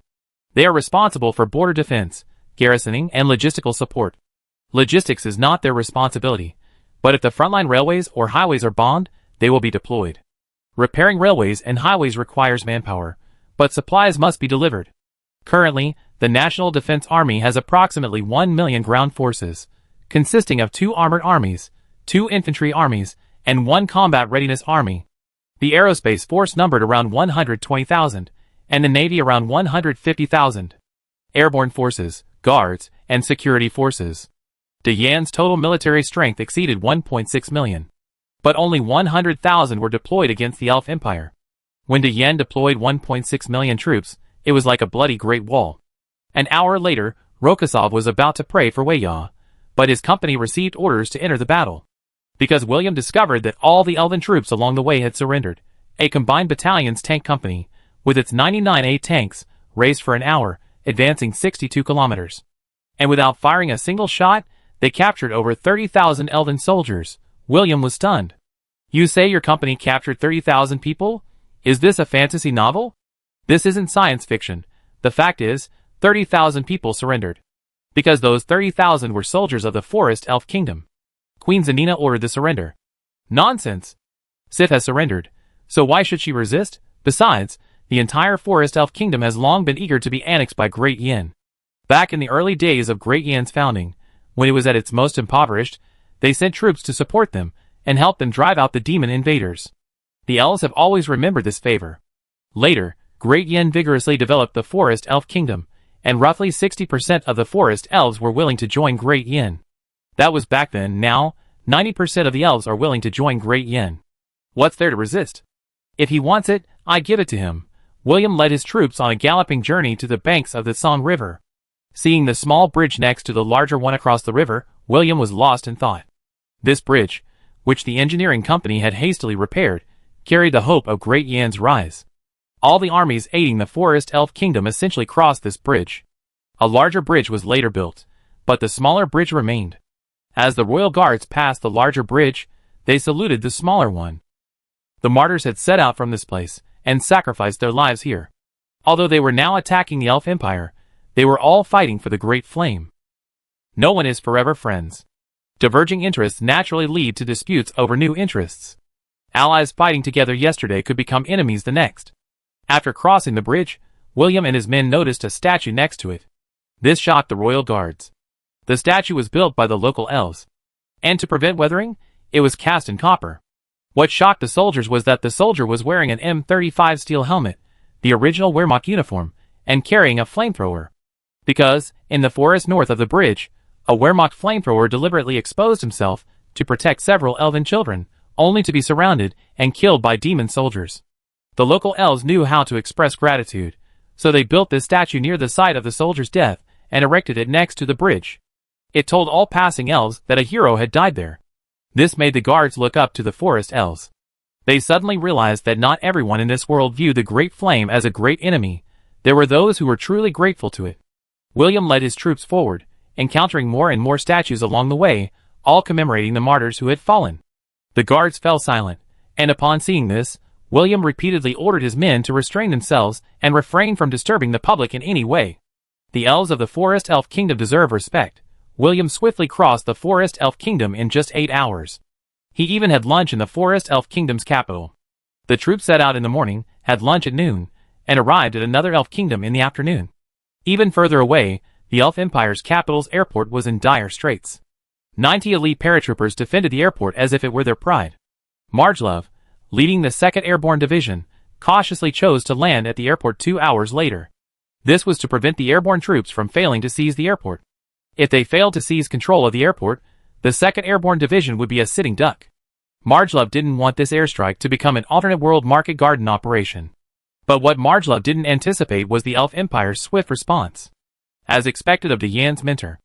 After learning that the airport was under airborne control, the Elf Empire's opposition immediately began to gather their forces and storm it.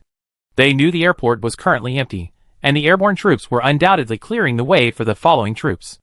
If they could seize this opportunity to retake the airport, the crisis in the capital would be resolved. They didn't believe the airborne troops would have enough ammunition. If they could simply overwhelm them with human waves, they could recapture the airport, and indeed, after an hour of fighting, with the main force expected to arrive in half an hour, the airborne troops were running low on ammunition. Chapter 1182. The Elven Empire's army is besieging the airport, and the airborne troops are desperately defending it. The Eisfeld Special Assault Rifle, also known as the Ruble Launcher. This thing is the aristocracy of guns. Although Lion allocated funds to the airborne troops, Margelov, in order to save money, only trained a portion of the elite airborne troops. Because Margelov couldn't possibly equip all the airborne troops with elite equipment. Where does the airborne troops get so much money? The airborne troops' funds are basically taken from the Army, Navy, and Air Force. The 3 armed forces are very tolerant of this rising star of the airborne troops, because the airborne troops fight tough battles. If you can also fight tough battles, I will also fund you. 90 airborne soldiers defended the strategic position of the airport, and they initially repelled a small counterattack by the Elven troops. After fire reconnaissance, the Elves discovered that the airborne troops' vanguard was very small, so they began to focus their attacks from several directions. The already small number of airborne troops naturally struggled, so they were forced to retreat to the interior of the airport, using their T-5000 sniper rifles to achieve a long-range deterrent effect. The airport had little in common except for its many runways. Once the Elven soldiers entered the airport, they would inevitably pass through the runways, and these runways would become their death throes. The Elven soldiers were temporarily suppressed, and they hurriedly mobilized armored units for support. The airborne troops' ammunition supplies were also running low, and the airborne troops were clearly even more anxious than the Elves. They absolutely could not lose at this moment, as they had already spotted small black dots in the distance. Those were the aircraft carrying their airborne comrades. They were determined to hold the airport. 2 BMD-3 airborne combat vehicles also began to move, frantically attacking the Elven infantrymen who rushed out of the waiting room. The Elven infantrymen had never dreamed that 2 more infantry fighting vehicles would be waiting for them. No one had told them there were any. The fleeing soldier said, "How would I know? They shot me away before I even got there." But the Elves quickly rallied, because their T-72 tanks had arrived. With the tank support, the Elven troops began to advance rapidly. However, at this critical moment, a black limousine slammed into the airport. This stunned both sides.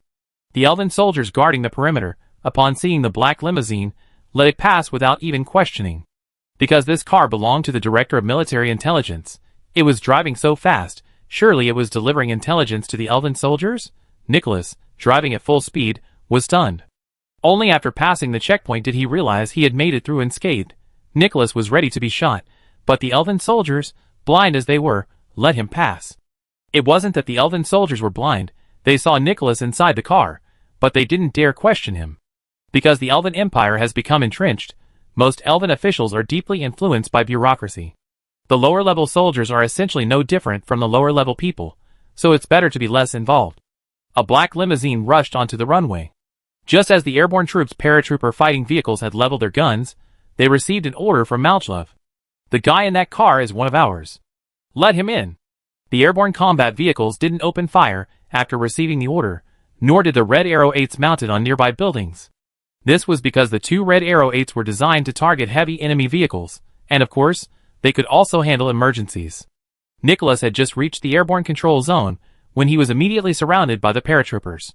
When the paratroopers saw that it was a great flame, many breathed a sigh of relief.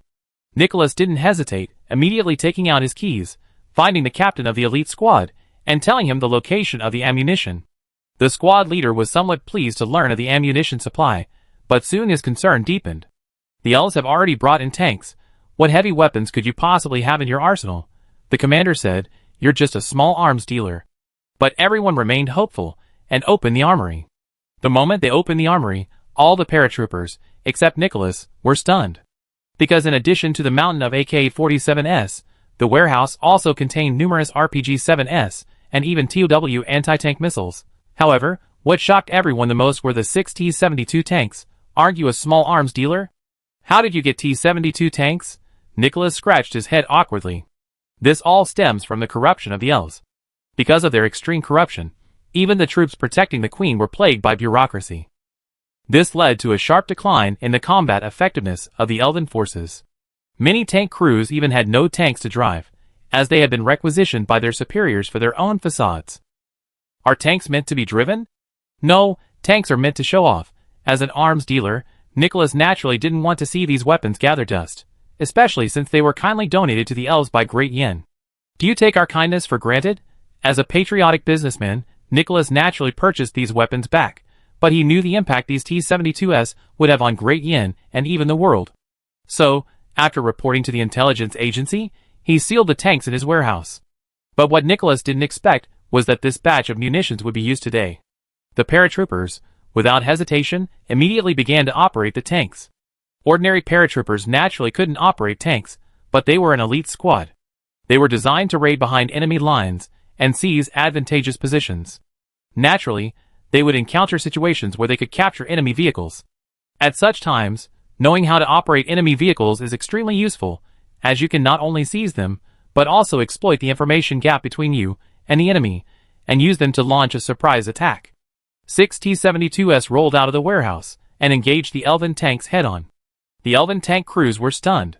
They had learned from the elven air force that the airborne troops had no other vehicles besides 2 infantry fighting vehicles. They could use their armored forces to crush the airborne troops. But what about now?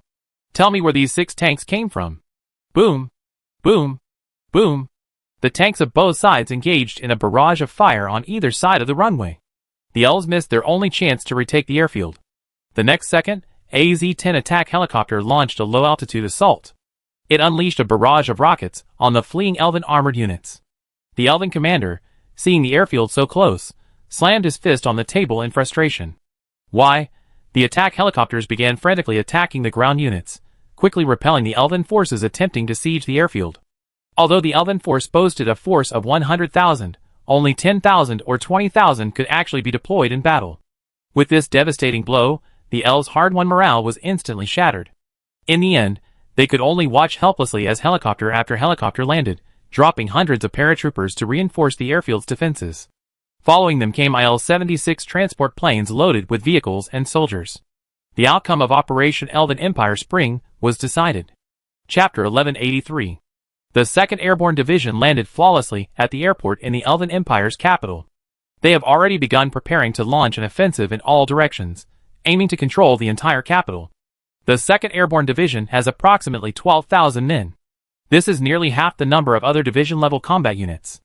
However, its firepower is no less than that of the Guards Division, which is composed of a combined brigade. This is because the Airborne Division has the ability to call for support at any time, a capability the Guards envy.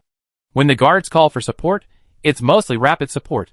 But when the Airborne Division calls for support, it's a saturation strike. In fact, De Yin does have something like a rocket force. But it's not called the rocket force. To confuse the enemy, this unit is called the Logistics and Long-Range Reconnaissance Unit.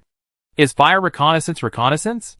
Does shooting you with mushroom bombs count as fire reconnaissance? Furthermore, most of this rocket force's equipment is domestically sourced, and their current weaponry is overly reliant on missile silos. The Research Institute is accelerating the development of vehicle-mounted missiles. After all, over-reliance on missile silos is not a good thing. Missile silos will eventually be discovered by the enemy, but missile vehicles are a different story. Anytime, anywhere, mission accomplished, all the weapons and equipment of the 2nd Airborne Division have arrived at the Elven Empire's capital airport. A large number of BMD-3 airborne combat vehicles and a smaller number of Octopus assault guns make up the airborne troops' limited armored force. Although the airborne troops have fewer vehicles, their anti-carry capability is not weak. Because they have plenty of Red Arrow 8s, and the airborne troops don't use the RPG-7, but the RPG-29. Although the two differ only in the suffix at the end, their capabilities are completely different. The latter has greater range and accuracy than the former, but the former is more flexible. This is a matter of opinion. Airborne troops are uniformly equipped with AK-12s. The Guards, on the other hand, mostly use 191mm rifles. There's no absolute superiority between the two, as it depends on the ability of the user. No matter how good a gun is, if it's in the hands of someone who doesn't know how to use it, it just becomes a firewood stick. After completing its preparations, the 2nd Airborne Division immediately launched its attack on the Elven Army stronghold in the Elven Empire's capital. In fact, the 2nd Airborne Division could have launched its attack later, allowing for more preparation time. But there was no other way. William's speed was simply too great. William led 16 combined brigades in a 4-pronged attack on the Elven Empire. He led the 1st Guards Division, advancing rapidly along the main road. The main road was closest to the Elven Empire's capital, and also faced the most enemy forces. At first, William was somewhat worried that these combined brigades might not be able to defeat the well-equipped Elven army. However, his troops swiftly crossed the Forest Elf Kingdom without firing a single shot. After finally exiting the Elven Kingdom, they encountered an Elven Empire army head-on. William prepared for a head-on confrontation with the Elven Empire. In the end, the leading tank company directly crushed the Elven Empire's prized T-72 tanks. A tank company of 10 Type 99 has led the vanguard. After finally encountering the enemy, the Type 99A tank commander gave the order for his gunner to engage the T-72S from a distance. The Elven Empire's tanks had only minimal protection, most of them only partially equipped with explosive reactive armor. At a distance of 1,000 meters, can you withstand our steel needles? The Elven Empire's T-72S also have steel needles, but don't forget the Type 99A's reputation. What's the wall of size? We talk about it after you can destroy me head-on.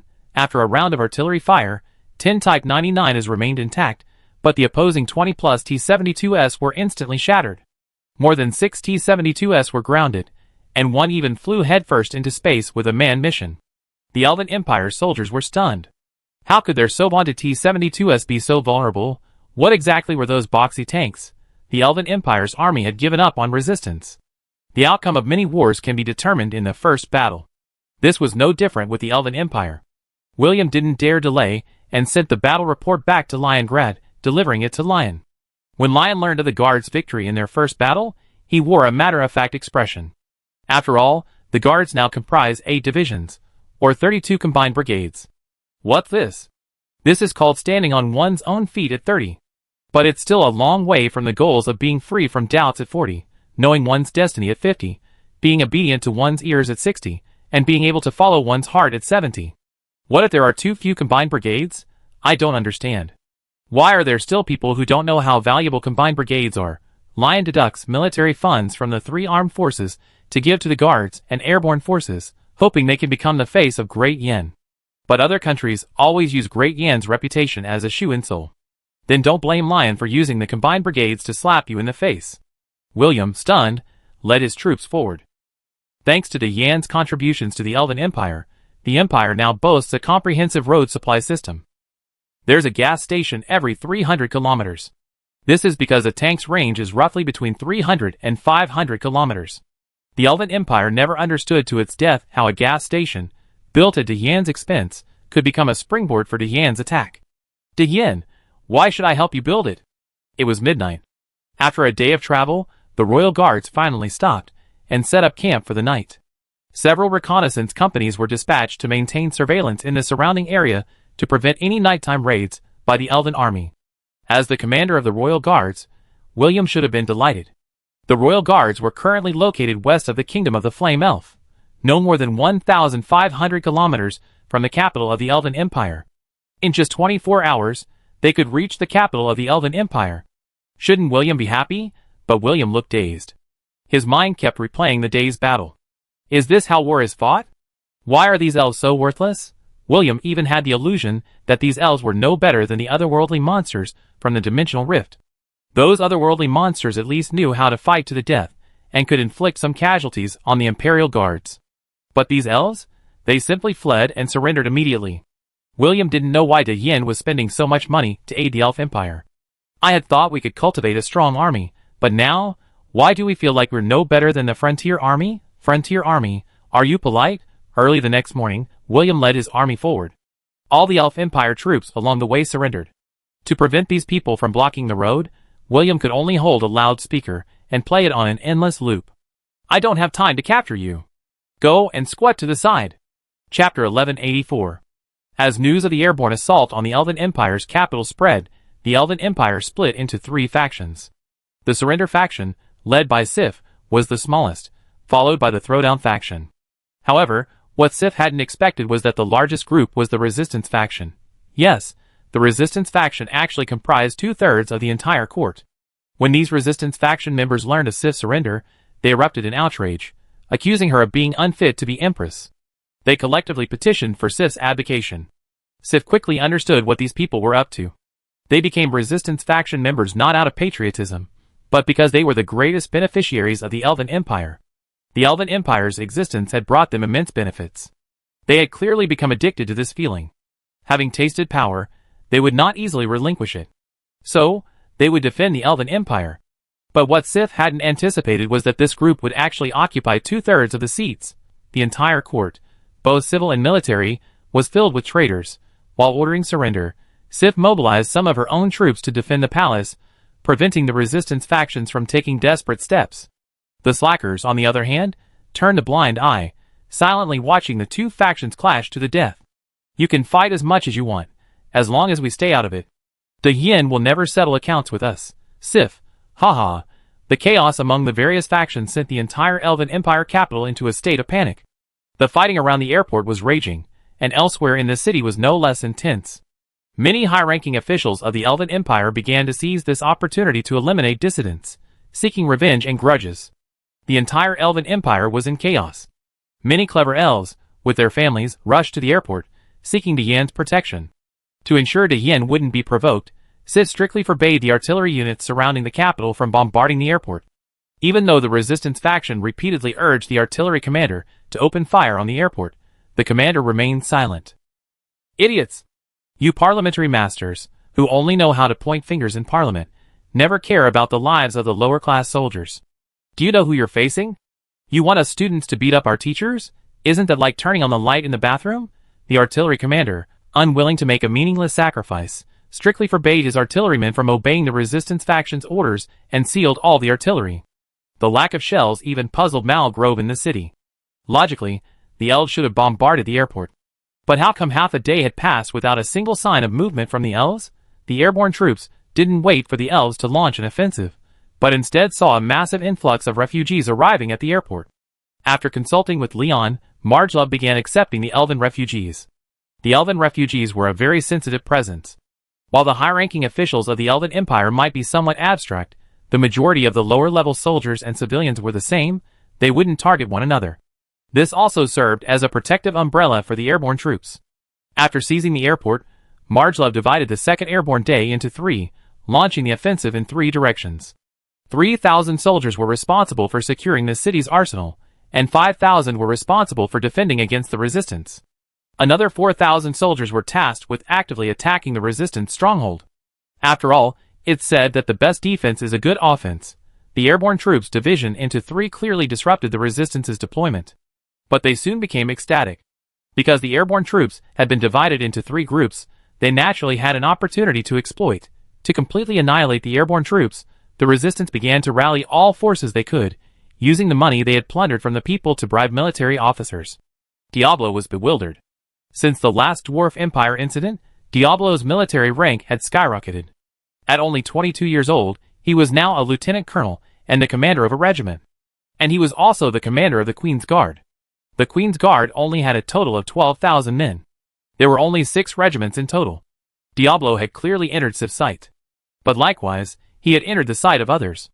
Since the resistance wanted to take over the airborne division, they naturally extended an olive branch to Diablo. Diablo had been deeply confused for the past 2 days. He had witnessed firsthand how many of his own men had been bribed by the resistance. Once, his men had clamored to die for the Empress and pledged their loyalty to the Empire. But now, their loyalty and devotion had been reduced to glittering gold coins. This made Diablo feel completely out of place. Because Diablo had never conceded to the Resistance's bribery and had rejected them, he had firmly declared himself a loyalist. Because that was Diablo's last remaining loyalty to the Empire and the Empress. Even now that the Queen has ordered surrender, Diablo remains loyal to her. Diablo knows that these resistance factions, while offering high-sounding words, are in reality only pursuing their own interests. Although the Queen's order to surrender would be considered a betrayal of the nation in the eyes of ordinary people, but Diablo, at the center of the vortex, understands that surrender is the best option. The Great Flame, a war machine, will ruthlessly crush all who resist. At first, Diablo didn't understand, but later, Diablo finally understood. Nations in this world have only two choices. One is to become part of the Great Flame, and the other is to be crushed by the Great Flame and then become part of it. You might wonder, why can't we become allies? Because this era dictates that there can only be one Great Flame. It's not that other nations don't want to become Great Flame, but the limitations of the times and class mean they can't become like Great Flame. For other nations, there is only one path to survival: unite against Great Flame. By the time Diablo understood this, Great Flame was already at its peak. Moreover, only a handful of nations remain, barely surviving. There is only one way to face the Elven Empire. If the Elven Empire wants to survive, it must join the Great Flame. This is what makes Diablo despair. Chapter 1185. The entire capital of the Elven Empire was in chaos. But the situation in other countries was somewhat different. The other Elven kingdoms presented a completely different picture. The two westernmost Elven kingdoms were perfectly peaceful. Because to their northwest lay the southeastern region of the Papal States, now the Great Yin occupied zone. Here stood the Second Armored Army. The eyes of the two Elven kingdoms instantly cleared. Although the Second Armored Army had not received combat orders, upon learning of the breakup with the Elven Empire, its commander immediately dispatched an armored division to the border to prevent the two Elven kingdoms from making any moves. The outcome was predictable. The two Elven kingdoms made no move at all. They dared not move. A single armored division could crush them. Of the 7 great Elven kingdoms, the Forest Elf Kingdom had already surrendered. The Flame Elf Kingdom surrendered immediately, and the 3 Elven kingdoms surrounding the capital of the Elven Empire were now as anxious as ants on a hot pan. They did not know how to avoid the harm of war. But the Forest Elf Kingdom had clearly already responded. The Forest Elf Kingdom's swift surrender set a template for everyone, a template for surrender. The 3 Central Elven Kingdoms decisively surrendered, and the 2 Western Elven Kingdoms also capitulated. Only the imperial officials in the Elven Empire's capital remained stubbornly clinging to their bottom line. They would not tolerate anyone surrendering to Great Yin. For this reason, they targeted the Empire's highest decision-maker, Queen Sif. If they could shift all the blame onto Sif, they could gain the support of the people, launch a coup, and establish a new government to oppose the Great Yin. Due to the Great Yin's selfless assistance, these officials had a false impression that the Great Yin's aid was their due. Some people would be grateful for your aid, but others would take it for granted. And they would become greedy, and even more greedy. These Elf Empire officials were like this, believing that the Great Yin's aid was their due. They even prepared a pretext for this. In a hidden warehouse, outside the Elf Empire's palace, thousands of Elf Empire soldiers gathered to listen to a speech by an imperial official. Fellow compatriots, the Elven Empire has now reached its most critical moment. Sif has chosen to surrender, betraying our interests to Dian. We elves need no help from anyone, nor do we need to bow to anyone. We are the world's hegemons. The official spoke childishly, a rhetoric no one in their right mind would believe, yet these soldiers believed it. Because these soldiers weren't combat troops from the Southern Dwarven Empire, they were garrison troops guarding the capital. Since the last defense of the Elven Empire's capital, these garrison troops have remained steadfast in the capital. This has given these garrison troops a false sense of security. Dian and I fought in the defense of the capital together, but my rating was 13.0, while the defense forces was 3.0. A dog that won without effort. The defense force is a dog that won without effort. We great elves are the MVPs. Many of the 100,000 elite elves guarding the capital shared this sentiment. However, the majority of these elite elves followed Sif, with few choosing to form their own factions under the high officials. To seize power, the high officials began brainwashing these elves, telling them all about the queen's faults, ultimately sparking a rebellion. Tonight, after the high official's speech, he will personally lead these thousands of men in the assault on the palace. And the high official's allies have already contacted other elven commanders, urging them to stand aside and watch. Even among the 12,000-man Queen's Guard, over 6,000 have been bribed. It's not that Sif treats them badly, but that she treats them so well that these soldiers take her kindness for granted. After the high official's speech, thousands of soldiers, joined by tens of thousands of riders, began to storm the palace. Inside the palace, Sif and Tignara were examining a map. Over the past 2 days, the resistance has begun to publicly display its armed forces and engage the 2nd Airborne Division. The two sides clashed 16 times, and without exception, the elven army was defeated. There wasn't even a ripple, and the losses were absurdly high. The garrison troops, in the midst of the fighting, had nearly exhausted their resources. Sif tried to intervene, but the two sides were locked in a fierce battle. No one cared about Sif.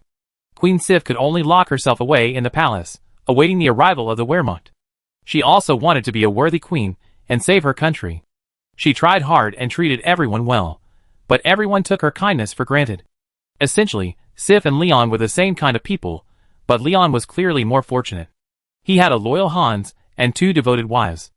And he had a strong team to protect him. Most importantly, Leon's words were immediately implemented. Unlike Sif, who issued orders that low-level officials wouldn't follow when the time came. And Sif was kept in the dark. Sif had long known about the presence of insects within the Elven Empire, but she refused to admit it. She couldn't accept this outcome. The empire she had worked so hard to build had suddenly become a laughing stock. Tifanara saw her best friend's gloomy face and walked over to hug Sif. "It's okay. Being an ordinary person is good too. Look at me, my life is so easy now." Tifanara tried to comfort Sif, but she smiled a smile that was harder than tears. Just then, a female official rushed in a panic. "Queen! The rebels are attacking the palace." Sif's head shot up, then she spoke helplessly. "Whether I am now or then, I am still so naive. Perhaps I am doomed to fail, because I am unfit to be a ruler." Just then, Diablo saw the burning palace gates. Realizing that a coup had been launched, he immediately summoned his men to protect the emperor. But many of his men had been bribed by the resistance, and they were unwilling to accompany Diablo to his death. Diablo looked with disappointment at these soldiers, who received Sif's pay but refused to fight for her. Diablo then rushed around, finally gathering 3,000 soldiers of the Queen's Guard. He personally led these 3,000 soldiers to the palace. Diablo knew that everything he had today was due to Sif's appreciation. His sister was killed by the dwarves, his parents perished in the war, and Diablo almost lost himself in the war.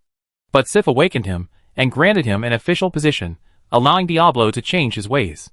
Diablo was not one to change his mind, nor was he one to be ungrateful. So he decided to fight for Sif to the end. Chapter 1186. Diablo led 3,000 royal guards, and rushed towards the palace from the north gate. The rebels gathered in the south, intending to attack the south gate. As rebels, they wanted to be legitimate, so they launched their attack from the south gate. The south gate was farthest from the queen's chambers, while the north gate only required passing through the harem to reach Sif's chambers. Outside Sif's chambers, a large number of palace maids and eunuchs stood armed to protect her. Only a small number of palace guards chose to side with Sif. The vast majority of the palace guards had already fled, having decided that Sif's defeat was inevitable. It would be best to find a new master sooner rather than later. Looking at these palace maids and eunuchs, Sif felt a little dazed. He had never imagined that in the end, the only ones who would stand by him would be these palace maids and eunuchs. And the pitifully small number of palace guards. Sif suddenly understood why Leon had been so enraged after being betrayed, and why he would unleash a purge from top to bottom without hesitation. Just when you're filled with ambition and poised to make a big move, your followers suddenly turn against you and stab you in the back. Who could stand that? Sif unsheathed the elven sword, a symbol of successive elven emperors. This longsword had been passed down from countless generations before the founding of the Elven Empire. It had witnessed the wars between dragons and gods, and the fall of Kunberg. Sif would fight to the death today. She would shed her blood to prove to the world that there was not a single coward in the Elven royal family. Inside the airport, Marjlov listened to his men's reports, but after learning that the Elven Empire's palace had been attacked, he chose to remain silent. The commander of the 2nd Airborne Division couldn't help but ask, "Commander? Should we go to the palace to rescue them?" Marjlov shook his head. "Rescue them? Why should we rescue them? Sif is our ally." The commander asked, puzzled. Marjlov smiled. "You have to understand one thing. The leader actually wants Sif dead, because only with Sif's death can the Elven Empire be completely annexed. But the problem is, Sif can't die at the hands of the leader or us. If Sif is to die, she can only die at the hands of their own elves. Understand?" Marjlov said, looking at the commander, who nodded, seemingly understanding. Marjlov looked at the palace in the distance, and picked up a poster promoting the Elven Queen Sif. Looking at the beautiful Sif on it, Marjlov shook his head. "What's so good about it? We see after we survive tonight." Inside the palace, the rebels poured in through the south gate and headed straight for the harem. All the way, high-ranking rebel officials constantly encouraged them. Victory is at hand. If you capture Sif alive, your descendants will enjoy unparalleled glory. The future empire will be proud of you. Although these people were called rebels, they were actually just a bunch of thugs. After entering the palace, these thugs began to loot frantically. Even the decorations along the road were left untouched, they were completely stripped. This greatly slowed their advance. Diablo, a latecomer, successfully arrived at the harem and met Sif. When Sif learned that an army had entered through the north gate and had successfully surrounded her chambers, she was completely despairing. But when she saw that the commander of this army was Diablo, Sif was instantly overjoyed. Your Majesty, Lieutenant Colonel Diablo reports for duty, leading 3,000 reinforcements to protect the Emperor. Upon hearing this, Sif disregarded the formalities between the Emperor and his subjects and hurried forward to help Diablo to his feet. Diablo, you are the Elven Empire's last loyal subject. Sif was a little excited, and Tifanara smiled a rare smile. For the past 2 days, the two of them had been gloomy every day, waiting for the arrival of the National Defense Forces. Leon was a very particular person. He actually wished that they would die in the Elven Empire. That would give him a better reason to annex the Elven Empire. But he was particular about having a legitimate reason for his actions. As long as Sif and the other two were still alive, he would not take the initiative to kill them. So when Sif learned the rebels were attacking the palace, she was completely panicked. She was also afraid of death. But Diablo's arrival gave everyone hope. Even the palace maids and eunuchs were overjoyed. For they knew that if the rebels entered the harem, they, the maids and eunuchs, would be killed. The Elven Empire's harem was currently inhabited by only a handful of concubines from the previous emperor. The rest had either left or been buried alive with him. Of course, all this was entirely voluntary. But Sif had already given these concubines 10 feet of white silk, so they could maintain their dignity if the rebels entered the harem. After paying his respects to Sif, Diablo immediately began deploying his troops. As a battle-hardened officer, Diablo possessed extensive combat experience, naturally far superior to the veterans of the capital's garrison. These garrison troops were truly veteran soldiers. Originally, Diablo expected a quick attack, but the rebels took nearly an hour to plunder the palace. They finally arrived on the long street outside the palace. Looking at the palace in the distance, the rebels went wild. At first, the rebel officers wanted to set up artillery, but were stopped by a high-ranking official. Because the high-ranking official wanted to personally capture Sif and force her to abdicate. More importantly, the high-ranking official also wanted to get a taste of the Elf Queen. After all, this was the almighty Elf Queen. Many rebels shared this sentiment. Then the high-ranking official spoke up. After we capture Sif, everyone line up outside. The rebels instantly let out lewd grins and began their assault on the palace. But they hadn't anticipated that this kilometer-long street would become their doomsday. Diablo had long since deployed snipers on a nearby platform. As the Queen's royal guard, they were drawn from various armies. They were the elite of the elite. In both military proficiency and combat capabilities, they far surpassed the old guard of the garrison. Seeing a large number of rebels already reaching the center of the street, Diablo ordered his men to open fire. He would make these rebels pay for their arrogance. Line up? Did you even ask me? As Diablo fired the first shot, the Royal Guard snipers began unleashing their ammunition. A large number of rebels fell like wheat being cut down. The high-ranking official was stunned. The rebel officers nearby immediately stepped forward to organize the troops. He ordered the machine gunners to suppress the snipers, while the infantry moved quickly through the long street. But they missed an hour, as Diablo had already planted a large amount of explosives along the long street. Speed is of the essence in war, understand? Chapter 1187. As the rebels began their assault on the palace, Diablo led 3,000 royal guards in a desperate defense. This kilometer-long street became a desperate place for countless rebels. The rebels could not cross the street at all. They would be attacked by the royal guards as soon as they made it halfway. The royal guards' marksmanship was already among the elite. Furthermore, the royal guards were organized into 10-man squads, each equipped with a sniper rifle. The Elven Empire was equipped with SVDs, and the elves were naturally skilled marksmen. This long street was destined to become the rebels' graveyard. After suffering over 100 casualties, the rebels found themselves unable to break through the street's firepower blockade. They then turned their attention to the thugs, who had followed them, and were taking advantage of the situation. After entering the palace, these thugs frantically took advantage of the situation, each making a fortune. Now it's time for them to pay for these treasures. The mob was driven forward, charging towards the palace. Diablo showed no mercy to his compatriots. He knew that if he let this mob in, there would only be one outcome: they would break the defenses, giving the rebels lurking behind an opportunity to seize the opportunity. At the end of the long street, Diablo glanced at the heavy machine gunner and spoke. "Open fire, leave no one alive." After receiving Diablo's order, the machine gunner smiled grimly and loaded his M2 loud gun maw. Bang, bang. The dull crack of gunfire echoed, and the terrifying .50 bullets flew towards the charging mob. The bullets pierced through the bodies of the men with ease, splitting the elves in the foremost ranks in two. The terrifying kinetic energy of the bullets forced them to pierce through the corpses, harvesting the lives behind them. The riders were routed almost instantly upon contact.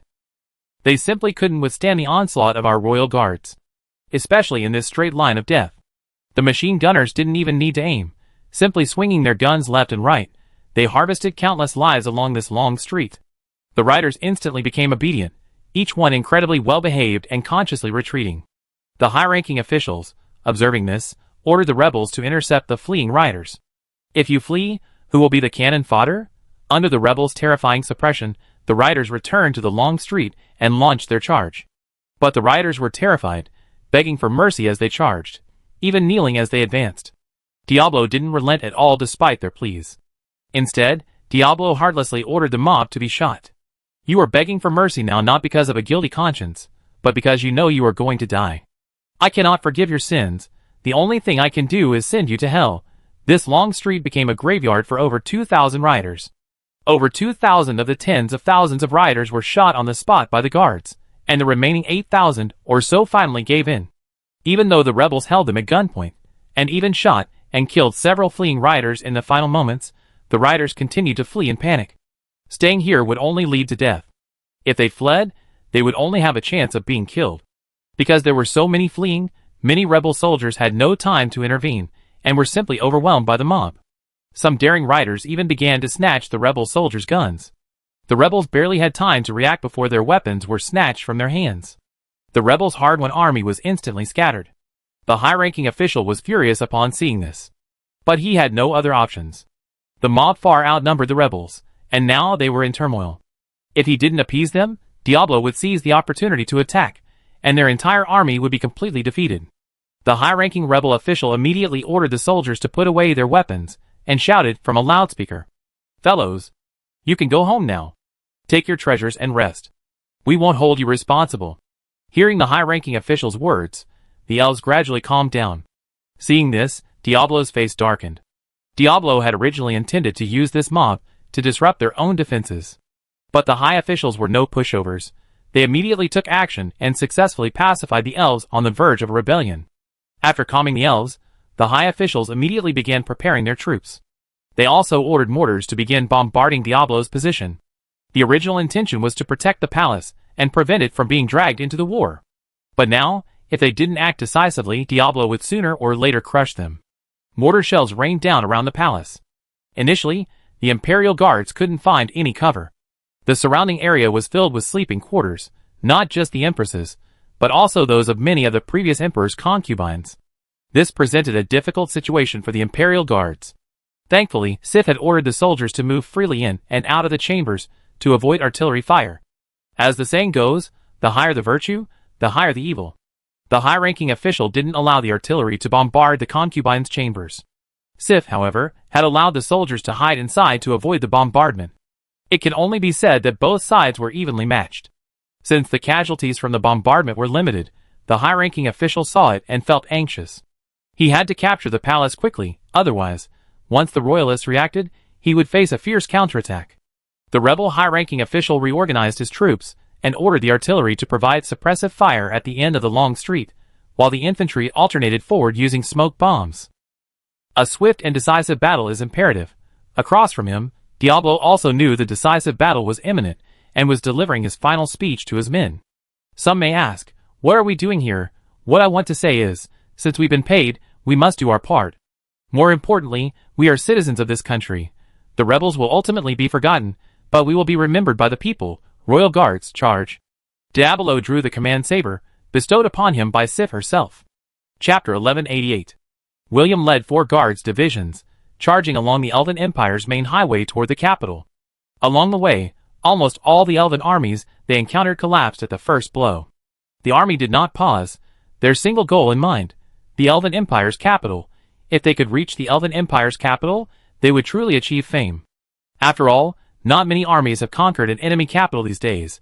Only the First Armored Army has so far accomplished this feat. As for the other units, each was striving to achieve this feat. When William received the order to attack the Elven Empire, he knew the glory of their guards was imminent. The entire army held its breath. They were determined to capture the Elven Empire as quickly as possible. At dawn the next day, the guards set out again, less than 600 kilometers from the Elven Empire's capital. The advance should have been unimpeded, but they were stopped. Because a moon elf had blocked the army's path. The reason was simple. A few days ago, torrential rainstorms hit the western part of the Elven Empire, along the upper reaches of the Song River. This downpour was about to impact the capital, but the devastating rainfall had already reached the central region. The Song River's water level surged, instantly breaching dams in the central region. The Moon Elf Kingdom in the central region bore the brunt of the impact, with nearly half of the kingdom submerged. A large number of elves were displaced, and the local elven army had long been evacuated by high-ranking imperial officials. Because the local army was primarily composed of resistance forces, and the resistance was now embroiled in a fierce battle in the capital, they needed significant reinforcements. Originally, this army was left by Sif in the Moon Elf Kingdom to defend against flooding. But at the behest of the resistance faction, it was immediately withdrawn. With the dam burst, the Moon Elf Kingdom was completely submerged in a vast ocean. The Moon Elves sought aid from the Elven Empire, but now 3 or 4 factions had already invaded the capital. Where would they find the energy and capacity to provide disaster relief? Desperate, the Moon Elves fled their homes, dragging their families with them, and sought help from the surrounding Elven kingdoms. But the surrounding Elven kingdoms were in similar situations. They could only help relocate the Moon Elves. But they lacked the ability to provide disaster relief. The Moon Elves watched their homeland engulfed by the floods, powerless to do anything. Unable to accept this outcome, many chose to remain near the flooded area, doing their bit to help with relief efforts. But this was only a drop in the bucket, and many Moon Elves could only watch helplessly. After learning that the guards had entered the Moon Elf Kingdom, some brave elves set their sights on these great flame guards. In their eyes, the guards and the National Defense Force were no different. They were all good people, willing to save lives. So, as the guards' armored units sped through the Moon Elf Kingdom, many National Defense Force soldiers gazed at the sea of water on both sides of the road. William also realized that the Moon Elf Kingdom seemed to be devastated by the flood. But the next second, before he could even sigh, the massive convoy suddenly stopped. A military Humvee sped in the opposite direction, and an officer disembarked to report the situation ahead to William. "Commander, there's an incident ahead. A large group of elves has blocked our path. They want us to provide relief." William immediately looked off into the distance, and spotted a number of elves dressed in pristine white at the end of the road. Moon elves are very clean, and their clothing is mostly white. But now, these normally clean-loving Moon elves' white clothing was covered in yellow mud stains. William realized this was a golden opportunity. Whether the Elven Empire could be fully incorporated into Great Yen depended on this moment. William only had the 1st Guards Division with him, but if he wanted to provide emergency relief, he had to leave some personnel behind. While the 1st Guards Division was needed for combat, that didn't mean William was without resources. Don't forget, there's a combat-ready logistics unit tailing behind the Guards Division. Rokosov's unit, the 1st Brigade of the 1st Combat-Ready Logistics Division, was following closely behind William. To ensure the Guards' logistical support capabilities, a division of the Combat-Ready Logistics Unit was deployed to accompany them in combat. However, William's division of the Guards into 4 resulted in the division of the Reserve Force into 4 as well. Faithfully, Rokosov followed William. But to Rokosov's dismay, despite their advance and his inquiries, he could find no news of FIA. The battalion FIA was seen to have vanished from the face of the earth. Rokosov had spent the past few days asking around, questioning nearly every captured officer in the Elven army. But still, there was no trace of FIA. However, just as Rokosov was feeling depressed, William issued the order for disaster relief.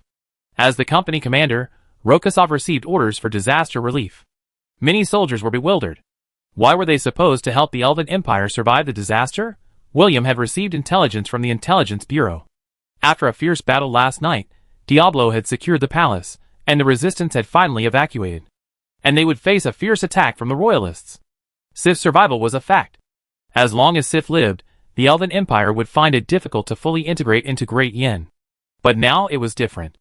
As long as this disaster relief effort was successfully completed, coupled with the National Defense Force's previous efforts to protect the Elven Empire's capital, the elves would naturally accept it. Whether elves, demons, or even the papal states, they never cared who was above them. Ordinary people only cared about their own lives, their daily necessities, and whether they could have enough to eat. As long as these were met, that was enough. Ordinary people didn't really care about so many twists and turns and intrigues. Rokossov then immediately led his soldiers into action.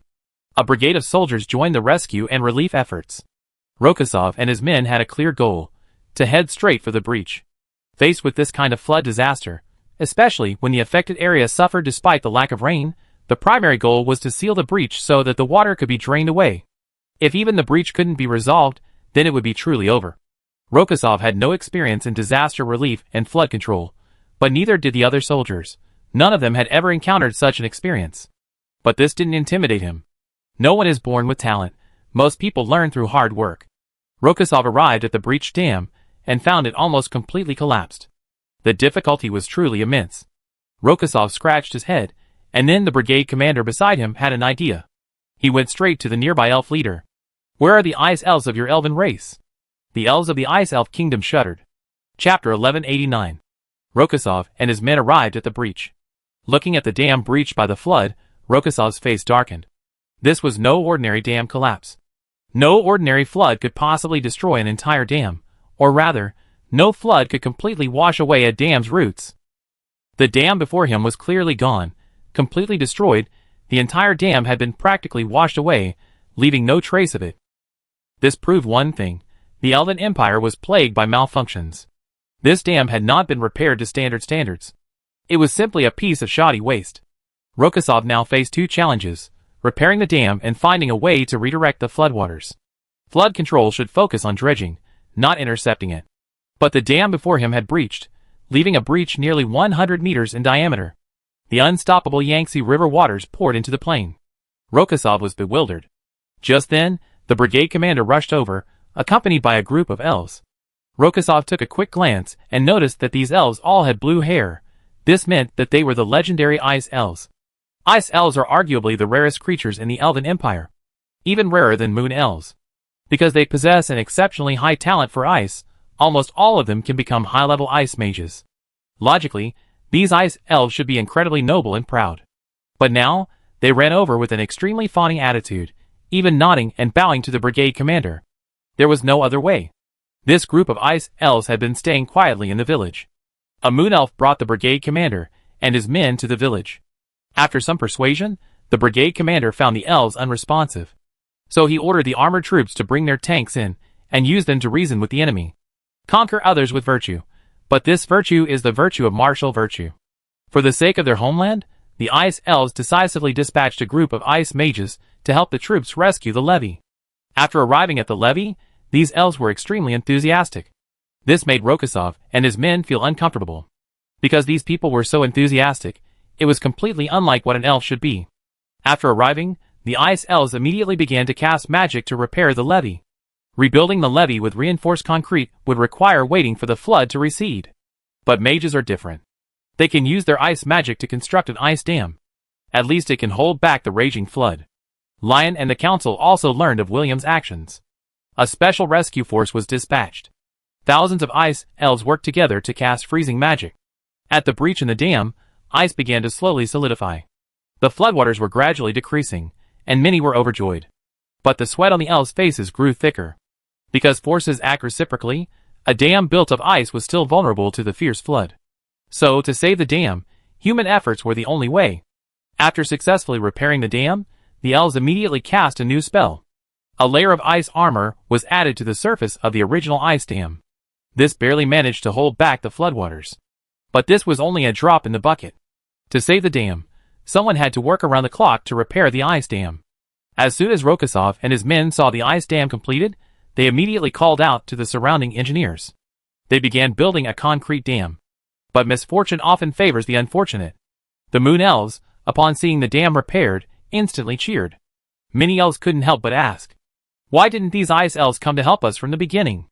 An elder nearby said, "Whether elves or humans, they all bully the weak and fear the strong." Rokossov led his company of soldiers to work all day at the dam construction site. They pumped out the silt brought by the flood and began laying the foundation that night. It wasn't until nightfall that Rokossov and his company had time to rest. Looking at their feet, which were about to be soaked, Rokossov and his company didn't feel sad. On the contrary, their faces were now filled with pride. They were a non-combatant force, always striving to serve the people as their highest goal. After a busy day, they felt relieved when they saw the smiles on the elves' faces. The Moon Elves, grateful for the soldiers' assistance, brought their meager supplies, and many even went to the surrounding area to gather some fruit. The elven maidens borrowed clean clothes from relatives and friends and then performed their elven dances for the soldiers. When Rokossov saw this, he strictly forbade the soldiers from touching them. "Fellow elves, please come on stage and show us yourselves, but don't even think about touching me. If you do, I give you a promotion tonight." As a company commander, Rokossov knew when to be the good guy and when to be the bad guy.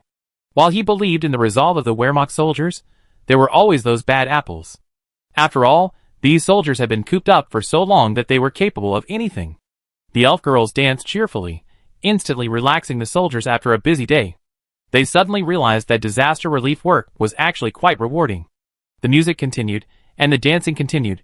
Many of the elf girls set their sights on Rokossov. After all, the elf girls were no naive naivete. They had long since recognized his rank of captain. They desperately hoped to have a chance encounter with him. But Rokossov didn't even glance at the elf girls. He simply clapped his hands in agreement at the beginning and end of the performance. Because Rokossov was harboring something. The person inside him never appeared. He had already questioned the elves of 4 elven kingdoms, but still could find no trace of FIA. Rokossov already had the answer, but he never dared to speak it out. An officer missing, the answer was self-evident. There was only one possibility: he was killed in battle. And not even a trace of ashes remained. Rokossov thought, and gradually grew depressed. Just then, a series of quiet footsteps came. Rokossov thought it was an elf, but when he saw those familiar legs, his heart skipped a beat. Then, he heard the voice he had longed for. "Little Rokossov, why are you so alone here, so unhappy?" Rokossov looked up suddenly and saw FIA, with her long emerald green hair, looking at him with a broad smile. Chapter 1190. News of the disaster relief efforts in Yen reached the capital of the Elven Empire before the army did. When the elves learned that the floodwaters in the Moon Elf Kingdom had been stemmed, they were all stunned. Why should the people of Yen help them? Wouldn't it be better for them to keep all these manpower and resources for themselves? The elves couldn't understand. But the soldiers of the National Defense Army understood clearly. Because their instructors and political commissars had already told them. Everything they do for the elves now is for their future elven compatriots. Since the decision has been made to incorporate the Elven Empire into Yen, you are our compatriots. Of course, the prerequisite for becoming compatriots is that you lay down your weapons. Instead of using the guns we give you, eating the food we give you, and attacking our own people, news of the National Defense Army's disaster relief efforts spread like the wind to the capital of the Elven Empire. The elves in the capital of the Elven Empire once again recalled the powerful army of 4 years ago. That army had traveled thousands of miles to the capital of the Elven Empire, helping the elves repel the orc invaders. This made the elves remember the National Defense Forces. If it weren't for the National Defense Forces, the Elven Empire would have collapsed long ago. So, when faced with the National Defense Forces, many elven soldiers, without exception, chose to surrender. Besides surrender, they fought passively. They rarely engaged in a serious or direct confrontation with the National Defense Forces. One reason was that they couldn't win, and the other was that they simply didn't want to fight. If they did, they would be considered ungrateful and ungrateful. The residents of the Elven Empire spoke highly of the National Defense Forces, causing public opinion in the capital to take a sharp turn for the worse. High-ranking officials and ministers of the resistance faction stepped forward to hire trolls, attempting to shift public opinion. What these officials didn't anticipate was that the harder they tried to pay people to change public opinion, the more public opinion shifted in their favor. It was as if public opinion simply wasn't following their lead. The officials were furious. As public opinion shifted, the airborne division's repeated victories only strengthened the elves' resolve to surrender. The airborne division fought 26 battles in 3 days, inflicting over 12,000 casualties. The resistance faction was severely weakened. The troops they could actually command were only 20,000 to 30,000. More troops were on the way, but reaching the capital of the Elven Empire would take at least 2 or 3 days. In those 2 or 3 days, they could be pinned to the ground by the airborne division 2 or 3 times. Inside a humble house. This was where Margelov's temporary headquarters was located. Not only did he have to command the 2nd Airborne Division in battles within the Elven Empire, He also had to command the 1st Airborne Division in Motisha, crushing the local dwarven forces. However, compared to commanding the 2nd Airborne Division, the 1st Airborne Division needed no command at all. They simply crushed the local dwarven forces into dust. The elven army stationed in Motisha surrendered immediately. The local dwarven resistance was almost completely destroyed. Kafit had fled to the Gobi Desert. The dwarven resistance under his command had also been largely wiped out. The other dwarven resistance forces had also gradually withered away. The fall of Black Hawk Down in Motisha was more than just a symbol of the Wehrmacht's defeat. It also symbolized the tragedy of the entire Dwarven Empire's resistance forces. From then on, almost all of the Dwarven resistance forces' warehouses were attacked. And the attacks were carried out 24/7, the kind that made you question your own life. Not only were shipborne missiles used for long-range strikes, but fighter jets also used precision-guided strikes. The Dwarven resistance forces' equipment warehouses were practically wiped out. The only remaining local forces were those secretly cultivated by De Yin. In fact, Leon wanted to directly annex the Dwarven Empire. However, the Dwarven Empire's people were fierce, and their hatred for De Yin was high. Forcing an incorporation would require a massive investment of manpower and resources to completely assimilate the Dwarven Empire. Leon was no pushover. So he devised a tactic to drive the tiger out to devour the wolf. He cultivated a group of loyal Dwarven forces while simultaneously implementing weapons control throughout the Dwarven Empire, minimizing the Dwarven's access to heavy weapons. The defense forces did meet their targets, but the elves slapped Leon in the face. Leon was completely disappointed. People like Nicholas serve as De Yin's white gloves.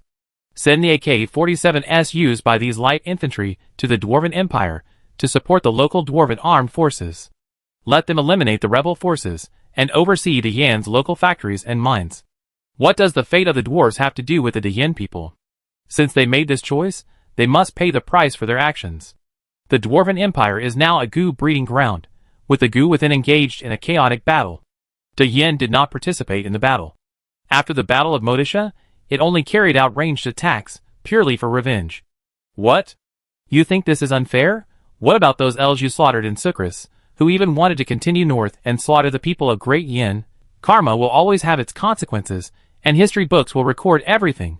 The capital of the Elven Empire. The 2nd Airborne Division's repeated victories have finally led to the resistance of the resistance. No matter how much the resistance resists, he is not a fool. This is simply taking advantage of the resistance. The resistance is powerful and influential, and after these few days of fighting, the resistance has completely weakened. They are not thinking about how to repel Great Yin, but how to maintain their position. Great Yin's annexation of the Elven Empire is a foregone conclusion. They must find a way to gain sufficient benefits and a sufficient seat in the new government. But the resistance is overthinking it, because Leon has not considered giving them any chance this time. This time, the Elven Empire will not have a new government. Great Yin will send officials to completely take over the Elven Empire and divide the entire Elven Empire into 8 new provinces. The 7 major Elven kingdoms, combined with the areas surrounding the capital of the Elven Empire, form a total of 8 provinces. Dine will dispatch a secretary to each province, while the governor will be elected locally. Because humans are humans and elves are elves, Leon cannot allow humans to permanently control elves. There will always be a cultural gap between the two sides, so the only option is to wait for cultural assimilation. That day is not far off, for the winds of Dine have already blown across the world. Chapter 1191. The Elven Empire was doomed, but the gods had no desire to see a powerful Great Flame. After annexing the Elven Empire, Great Flame gained not only vast territories, but also abundant food production. The Elven Empire's annual food production could feed nearly 2 billion people.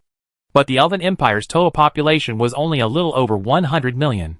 Elves export nearly 300 billion kilograms of grain to the surrounding areas each year. In the past, this grain was essentially sold to the Holy Empire. A portion was also sold to the Papal States. This was because only the Holy Empire had such a vast market. Dwarves, demons, and orcs were the elves' mortal enemies, and the Elven Empire would never sell grain to them. As a result, much grain simply rotted in the fields. It wasn't that this grain was garbage. It was that the Elven Empire lacked the manpower and resources to harvest it. The grain production is severely overproduced. Even without the elves actively tending to it, the fertile land of the Elven Empire will automatically produce food. Yes, you heard correctly. Essentially, the land of the Elven Empire automatically produces food. From the ubiquitous berries to rice and wheat, There's nothing the Elven Empire can't grow, only things you can't imagine. This is one of the reasons why Leon annexed the Elven Empire. Only a portion of the Holy Empire's land is fertile, while the majority is forests, mountains, and deserts. Provinces with arable land are extremely wealthy, leading in grain production. But those less affluent areas, even with the various subsidies from Great Yin, can only barely survive. Living a human life is nearly impossible. The people of these barren lands can only do whatever they can to earn enough to support their families. Logically, De Yin isn't short of food. But Leon suffers from paranoia, or rather, he's thinking about the future. Because there will be a war with the gods in the future, and once the gods have fallen out, they might resort to any means necessary.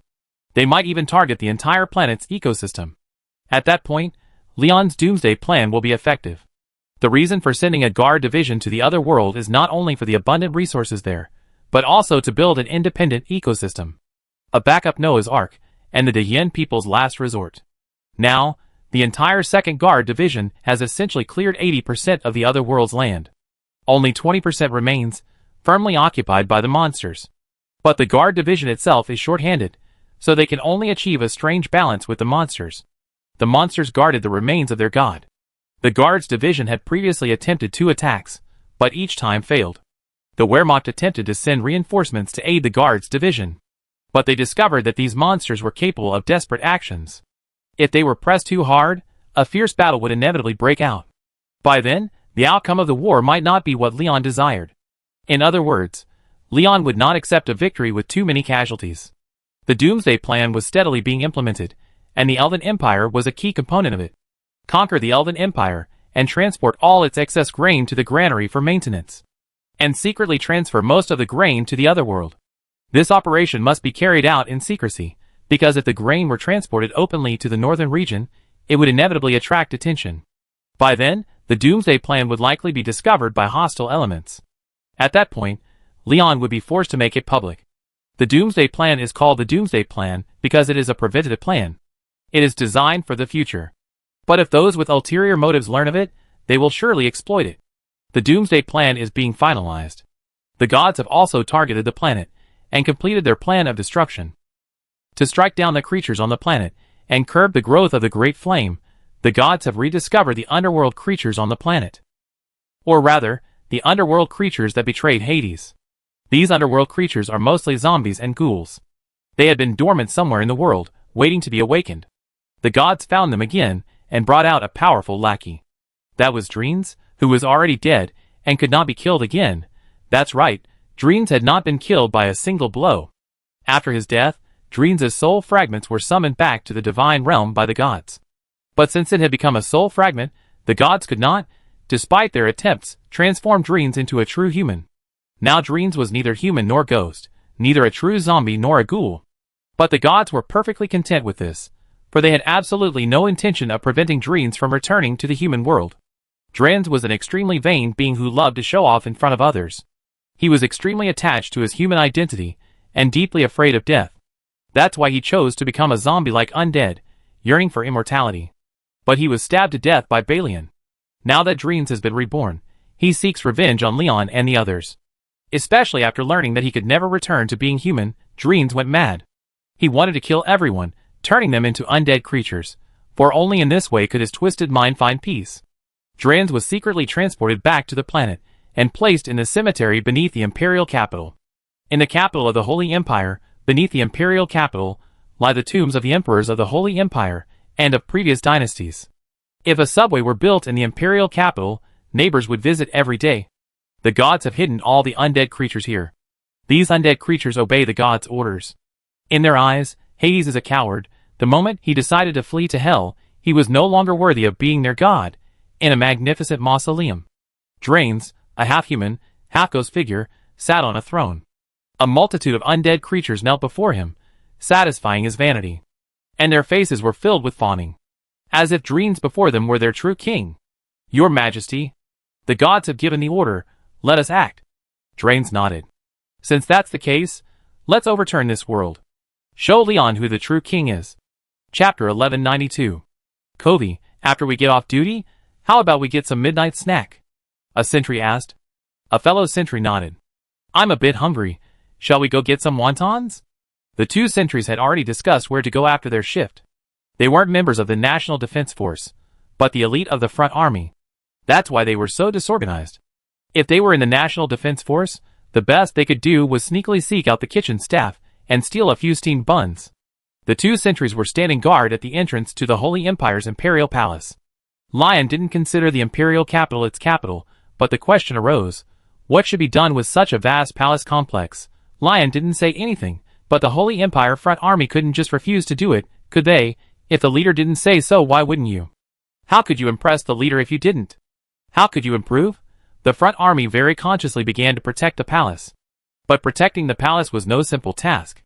Since the palace was sealed, many people have harbored malicious intentions. When the palace was locked, everything inside was preserved, including the various cultural relics and treasures. Most of them were locked away.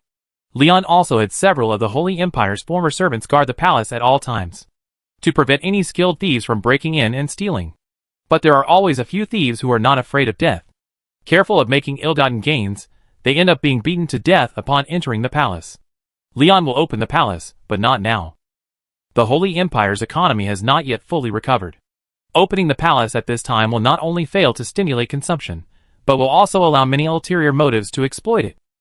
Like the immutable laws of our ancestors, all sorts of monsters and demons would pop up. Guarding the palace was an easy job, at least for these soldiers. They only had to perform their daily duties of guard duty and patrol. Just as they were about to leave their post, rain suddenly began to fall. The rain grew heavier, soon blurring the world. The sentries were somewhat surprised. The weather had been clear today, with not a single cloud in sight, yet now it suddenly began to rain. The two sentries thought it was just an ordinary downpour, unaware of its strangeness. But just as the two sentries were about to leave, they stepped into the rain and instantly realized something was amiss. It was a bloody rain. Seeing the blood dripping from their hands, the two sentries were stunned. Soon after, an alarm sounded from the nearby military camp. The soldiers on guard also realized the strange bloody rain, making them uneasy. The soldiers quickly assembled. The civilians in the city also began to stir, awakened by their neighbors' screams. The entire imperial capital was in chaos. Leongrad had also received the news from the capital. Lion was awakened late at night, and sent men to the witch to inquire about the cause of the bloody rain. But Evelyn didn't know what was going on. Lion could only order all residents to stay in their homes, while the army took protective measures. However, at this moment, a dramatic change occurred in the imperial capital. At the palace gate, the sentry who had arrived to relieve his guard had just begun his shift, when he heard an eerie roar coming from within the palace. "Did you hear anything?" a soldier asked. Another soldier also reacted, turning sharply and looking at the palace gate behind them. Then, they both held their breath in a strange, almost unsettling way. The sound of running echoed from within the palace. The two sentries immediately unhooked their Mauser rifles from their backs. "Go sound the alarm." The sentries shouted to their companions, then pointed their rifles at the palace gates. Then, the massive gates collapsed. A dense swarm of black zombies rushed out of the palace. Bang! A gunshot shattered the tranquility of the rainy night. Another sentry immediately sounded the battle alarm. Woo woo woo. The piercing siren echoed throughout the imperial capital, alerting all frontline soldiers. Even the few remaining Wehrmacht troops heard the siren. But most were bewildered. Where was the battle alarm? Where were the enemies? The soldiers were stunned, but the officers quickly reacted. They immediately began to order their soldiers. The battle alarm cannot be sounded arbitrarily. If you dare to do so, you may face a court-martial. The sentry at the palace gate was almost instantly overwhelmed by the zombie tide. The frontline soldier who sounded the alarm, looking at the zombies pouring in like a flood, decisively detonated his grenade. Boom! The violent explosion convinced all the officers that the enemy was truly approaching. The officers were just about to order the troops to block off all streets, impose military control, and determine the enemy's source. The next second, fierce gunfire rang out near the palace. Officers from various armies also received reports from allies that a large number of undead creatures had appeared in the imperial palace. Nearby troops had already rushed to the palace's perimeter, aiming to block the oncoming zombie tide from the main thoroughfare. But these zombies were also very clever. They didn't blindly charge toward the main thoroughfare. Instead, they chose to plunge into the alleys, using civilian houses as cover, and swiftly seized control of the entire imperial capital. As a former emperor, Dreens naturally knew every detail of the imperial capital. Even the frontier troops stationed in the imperial capital were less familiar with it than Dreens. Facing these tactical zombies, the frontier's firepower was somewhat stretched. Because their weapons were mostly ordinary, most soldiers even used Mauser rifles. The best weapon against zombies is fully automatic. What? You're saying the army's supplies can't keep up with consumption? Come on, how many heads would you have to keep charging?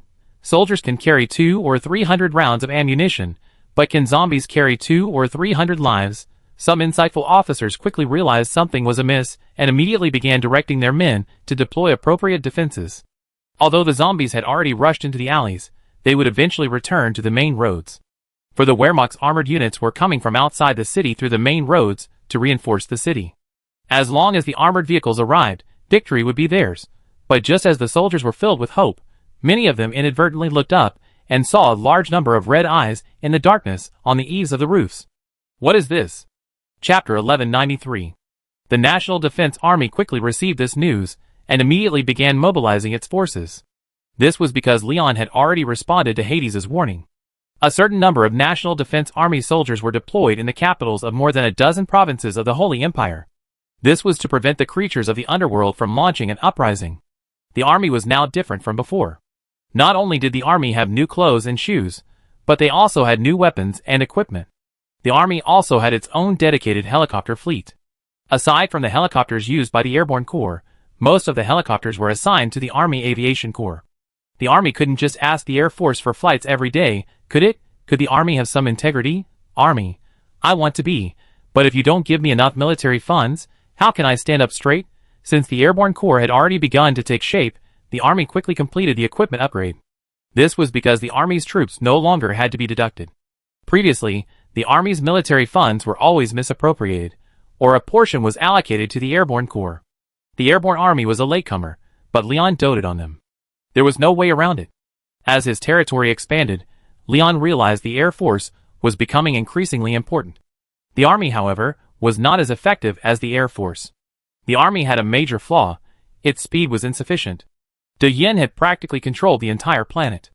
If a war broke out on the eastern continent, it would take the National Defense Army and the ground forces several days to reach the battlefield. But the Airborne Army was different. They possessed a comprehensive aviation system. With a single command from Leon, the Airborne Army could reach any location in the world within 72 hours. This speed ensured the airborne troops would undoubtedly hold a significant position. But the army wasn't far behind either. The Wehrmacht was the backbone of Great Yin. With Lion's order, the army quickly took action. Troops stationed in the provincial capital immediately went on alert. Wehrmacht soldiers stationed near the imperial capital immediately took action. Over 20 BTR-80 infantry fighting vehicles entered the imperial capital at top speed. At this moment, the imperial capital was a living hell. The zombies and ghouls had rushed into the residential areas. The residential areas near the imperial palace were instantly devastated. Over 2,000 civilians perished. The front commander ordered the evacuation of other civilians, while commanding his soldiers to establish a defensive line. He personally led his soldiers on the front lines, crushing the invading zombies and ghouls with bullets. To attract the attention of the zombies and ghouls, the commander set up a circular defense line in the center of the intersection. He also deliberately lit a signal flare. These zombies and ghouls are highly attracted to light. The reason they're drawn to light is because they fear it. Because of this fear, these zombies and ghouls easily go berserk when exposed to bright light. The commander wasn't initially aware of this trait, but among the residents of the imperial capital were learned scholars. In the face of disaster, no one can remain unscathed. Those knowledgeable scholars reported everything they could about the ghouls and zombies. And the students of the Imperial Capital Magic Academy spontaneously took to the streets to prepare to fight these monsters. At the entrance of the Imperial Capital Magic Academy. This academy symbolizes the most powerful magic academy in all of central China. It was also a sacred place coveted by all magicians. But now, a large number of students had gathered at the gates of the academy. These students wore long robes and held various magical weapons. Drains also knew the importance of the academy, so after rushing out of the palace, he immediately ordered his men to seize the academy. Because the academy not only housed a large number of magicians, it even possessed 1 or 2 magical artifacts. Lion, also aware of the academy's uniqueness, had prepared a missile silo specifically for it. A sun-burning missile within it locked onto the academy. The most devastating thing was that the sun-burning missile's warhead was a mushroom bomb.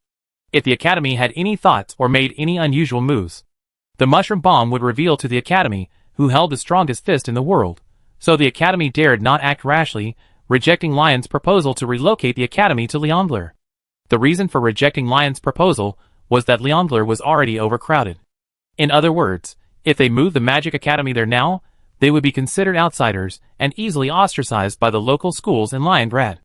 Liongrad already had a Magic Academy, and under Lion's care, the Academy was flourishing, cultivating numerous talents for Great Yen. The Imperial Capital Magic Academy couldn't possibly compete with the Great Yen Magic Academy at this time. So, it stayed in the Imperial Capital. But the Imperial Capital Magic Academy remained the top school in Zhengzhou. Many magicians came to study there every day. Lion was very pleased with this. An academy without any competitors is doomed to failure, or perhaps even doomed to decline. With the Imperial Capital Magic Academy as a benchmark, Liongrad's academy will strive even harder. There's no way around it. This is a world where the strong prey on the weak. If you don't work hard, others will take everything from you.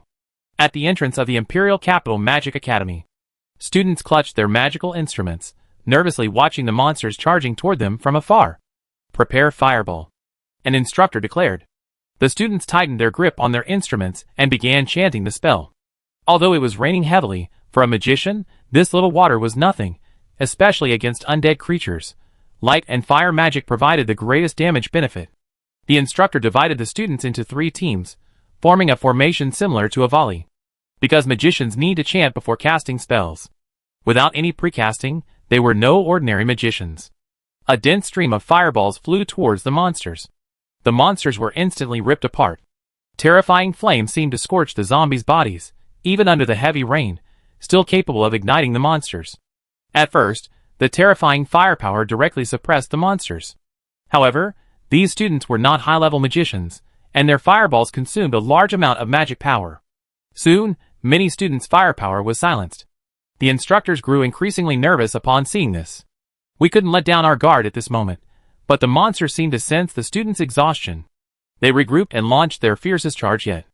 The students were instantly despairing, and the instructors pleaded for support from the magic professors within the academy. But the professors themselves were now vulnerable, for Drains had more than just these few underlings. Looking at the monsters about to charge at them, the students were filled with despair. But at that moment, they heard the most beautiful sound of their lives. Bang! Bang! Bang! Chapter 1194. The students of the Magic Academy watched as the monsters were about to charge. Some closed their eyes in resignation. Others chose to fight to the death, holding their magical weapons, ready for hand-to-hand combat. The people of the Holy Empire will never compromise. But at this crucial moment, the flying zombies exploded into shreds in midair. Bang! Bang! Bang! The distinctive sound of machine guns awakened everyone's fighting spirit. The charging zombie swarm was instantly shattered. No carbon-based creature could stand up to firearms. If anything, it was because the caliber was insufficient. 30 rounds of artillery fire continued for over 30 seconds. In the distance, a military green BTR-80 infantry fighting vehicle rolled into view like a savior. Everyone was stunned. As students of the Magic Academy, they were naturally well informed. They had seen infantry fighting vehicles and BTR-80s, but they had never seen one firing. With just a few bangs, these ferocious monsters were shattered into pieces.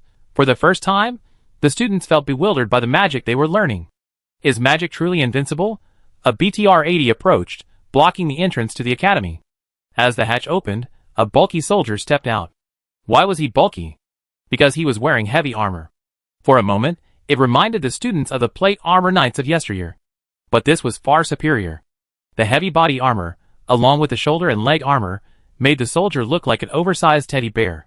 The soldier also wore a specially designed helmet and a bulletproof visor, offering terrifying defensive capabilities. It can withstand direct fire from a 12.7 caliber round. Even if you fire a 20mm cannon at that armor, you might not be able to penetrate it if the angle is wrong. This is a weakened version of the Iron Guard. The military has named it the Dreadnought. The armor weighs 255 kilograms. The only drawback is its weight. If it falls into water, it could be dead. Ordinary soldiers can also wear this equipment, as the Dreadnought is equipped with a simple exoskeleton, allowing ordinary people to wear it for over 3 hours of high-intensity combat. The Dreadnought's defense isn't its highlight. The highlight is its weapon system. It's equipped with a Javelin anti-tank missile. The main weapon is the M134 machine gun, 7.62 caliber. However, it uses a dual supply of bullets and magic. Once the ammunition is exhausted, it is immediately replenished with magic crystals, and vice versa, ensuring continuous combat capability. And the combination of ordinary bullets and magic crystals brings the ammunition reserve to a staggering 12,000 rounds. This is seriously going to be a biological and chemical attack. The M134's primary mission is to suppress infantry and engage enemy light vehicles. Besides its primary weapon, its secondary weapon is a 40mm portable grenade launcher with 60 rounds of ammunition. And 40mm grenades are meant for engaging infantry. When this terrifying and fearless warrior appeared before the students, they were stunned. How heavy could it be? The instructor finally realized why the BTR-80 had tilted slightly just now. With such a terrifying being, even a car could be crushed. The soldier looked at the students in surprise. Do you see I'm not afraid? Without a second to think, the soldier aimed his Gatling gun at the oncoming zombie horde. Fighting biochemical enemies, I love it. The sound of the revolving wheel echoed, and the next second, the Gatling gun unleashed a terrifying stream of flames. Puff! The bullets mercilessly mowed down the charging zombies. Although there were many zombies, they couldn't withstand this level of attack. The zombies gradually began to retreat. The undead commander couldn't help but scold them. Are you cowards? The great Lord Dreamy Eyes is watching you. Charge! Zombie! I just followed Dreamy Eyes' orders and charged towards the academy. Then his rogue warriors lashed out with their Gatling guns like madmen, smashing my companions to pieces and lying on the ground, saying, it hurts so much. Tell me, how do I win? Answer me. The zombies had only low-level intelligence, but that didn't stop them from thinking. What the hell? But the next second, the screen inside the soldier's mask suddenly sounded an alarm. Air units are attacking. Take cover. Active defense system activated. Several pairs of blood-red eyes suddenly appeared in the sky and rushed towards the fearless warriors at breakneck speed. The instructor saw them and shouted, it's the night demons. They release a special kind of needle that's highly toxic. The soldier glanced at the red eyes in the sky, unconcerned. Using a Gatling gun against night demons is like using anti-aircraft guns against fighter jets. It's a waste of ammunition and yields little benefit. It's better to clear out these zombies and protect the students behind them. Stand behind me, the soldier said as the night demons approached. Only then did the soldier get a clear look at the night demon. It had bat-like wings, a pointed face, and a pair of long, narrow claws on its hands. It was roughly the size of an adult woman. The soldier had just noticed some students standing a distance from him, so he hurriedly asked them to stand behind him. Because his active defense was a bit abstract, the dreadnought warrior was in the front row, so his back was completely safe. This safety was two-way, meaning that if an enemy got behind him, they would also be completely safe. The dreadnought warrior's active defense system relied on radar active lock-on. However, this radar active lock-on was a magical lock-on. It also assessed the incoming target, and if the threat was too low, the active defense system would not activate. Because the dreadnought warrior was new and lacked actual combat experience, it was impossible to accurately determine the enemy's weapon type, so it was equipped with the latest processor developed by the Research Institute. It could intelligently identify incoming targets and determine the threat level based on their magic power and kinetic energy. When the night demon launched its flying units, resembling steel needles, the dreadnought's internal systems immediately sounded a warning. Then, when the Stinger flew within 50 meters of the dreadnought, the active defense system activated. 3 small grenades, similar to small grenades, were fired from the dreadnought's large backpack overhead. Boom! Instantly, a violent explosion erupted above the dreadnought's head. But it was an airburst, and the ammunition used by the active defense system wasn't fragmentation munitions. It was something like high-explosive rounds, completely destroying the Stinger midair. Not only were the students stunned, but even the night demons were stunned. The stinger of these night demons had been virtually unmatched throughout history. But now, the dreadnought hadn't even moved, and their stinger was destroyed midair. Night demon, tell me how to play. The magicians of the Magic Academy also reacted, summoning various spells, and unleashing a barrage of damage on the night demons in midair. Looking at the students behind him, their fighting spirit rekindled. The soldier nodded with satisfaction. Then let's annihilate these monsters. Chapter 1195. Faced with these zombies, the dreadnoughts turned rogue, responding with a hail of bullets. The night demons, like clowns, offered no resistance at all. The night demons' ranged attacks failed, forcing them to close combat. But if the assassins attacked head-on, Chun Chun would simply die. He was directly crushed to death by the dreadnought's M134S. That's right, he didn't even fire a shot, he was crushed to death with a single blow. The students watched the ferocious night demons being blasted away by the M134S, their eyes widening. Is this still a magical world? Is the Mechanicus the true god? The magicians once again questioned their magical weapons. The Wehrmacht began to mow down these zombies and ghouls like leaves in the wind. The night demons in the air were no exception. The range of the spray guns was truly impressive. I thought it was a flying saucer. Talk to my spray gun. While night demons possess terrifying speed, they were also incredibly fragile. Basically, they shatter in one blow. Gunfire rang out in the imperial capital, and the Wehrmacht was rapidly providing support. The undead's offensive gradually slowed. They had collided with the Wehrmacht's steel torrent. The BTR-80 stopped there and unleashed a barrage of fire with its 30mm cannon. The zombies were numerous, but they couldn't withstand the 30mm cannon. One volley of fire, and all the zombies lay flat on their backs. Zombies, feed me peanuts. The armored forces weren't the end game, the fearless warriors were just a minor incident.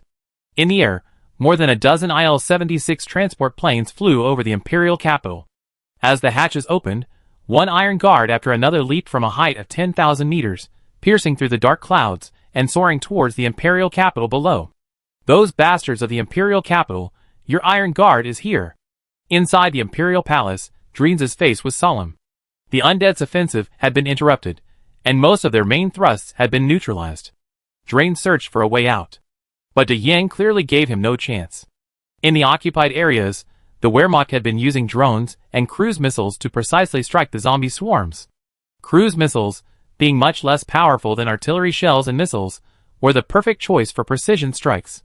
The occupied areas had become a purgatory. Thousands of civilians within the occupied areas had been torn to pieces by the zombies. Some humans remained huddled in their homes, trying to wait out the zombies. Realizing their inability to break through the Wehrmacht's defenses, the zombies vented their rage on these ordinary people. The zombies gathered and immediately began to mow down the humans in the occupied areas. The Wehrmacht and frontier soldiers watched with anxiety. They were outnumbered and unable to launch a counterattack. But they couldn't stand by and watch their compatriots die before their eyes. They couldn't accept it, because they were the people's army. The zombies also witnessed the Wehrmacht's impotence and rage, and instantly became excited. They then brutally dismembered some of the elderly, the weak, women, and children right in front of the Wehrmacht. The Wehrmacht's sniper rifles were practically smoking. But the zombies were clearly intelligent. They sent some of the lesser soldiers to block the snipers' bullets. The Wehrmacht grew even more furious. The greatest human sorrow is feeling powerless. And just then, a flash of lightning flashed, and everyone saw a dark shadow overhead. Looking up, an iron guard landed steadily before them. Their white form, against the backdrop of the torrential rain, looked rather sinister. The Wehrmacht soldiers paused, then more iron guards descended from the sky. A split second before landing, their power packs released a tail flame, generating thrust that offset their kinetic energy. The iron guard captain, looking at the vacant zombies before him, spoke. "It's our turn now. Kill them!" Hundreds of iron guards charged forward. The long swords in their hands mercilessly mowed down the undead creatures, reducing many to pulp. With one strike, they shattered them. Dreens grew increasingly uneasy. These iron guards were like animals, slicing and dicing up any undead they caught. Don't undead creatures have human rights? Isn't this bullying the honest? Just as Dreens was complaining, footsteps sounded from behind him. Dreens suddenly realized something, and turned his head stiffly. The two witches, Moya and Antia, were approaching Dreens, weapons drawn. Dreens was terrified. These two were walking nuclear bombs. Dreens immediately prepared to flee, but a man in silver armor appeared before him. Looking at the silver sword in his hand, Dreens wanted to die. What was the point of running? I'm tired. I want to be destroyed. Baryan, Moya, and Antia, three of them blocking him.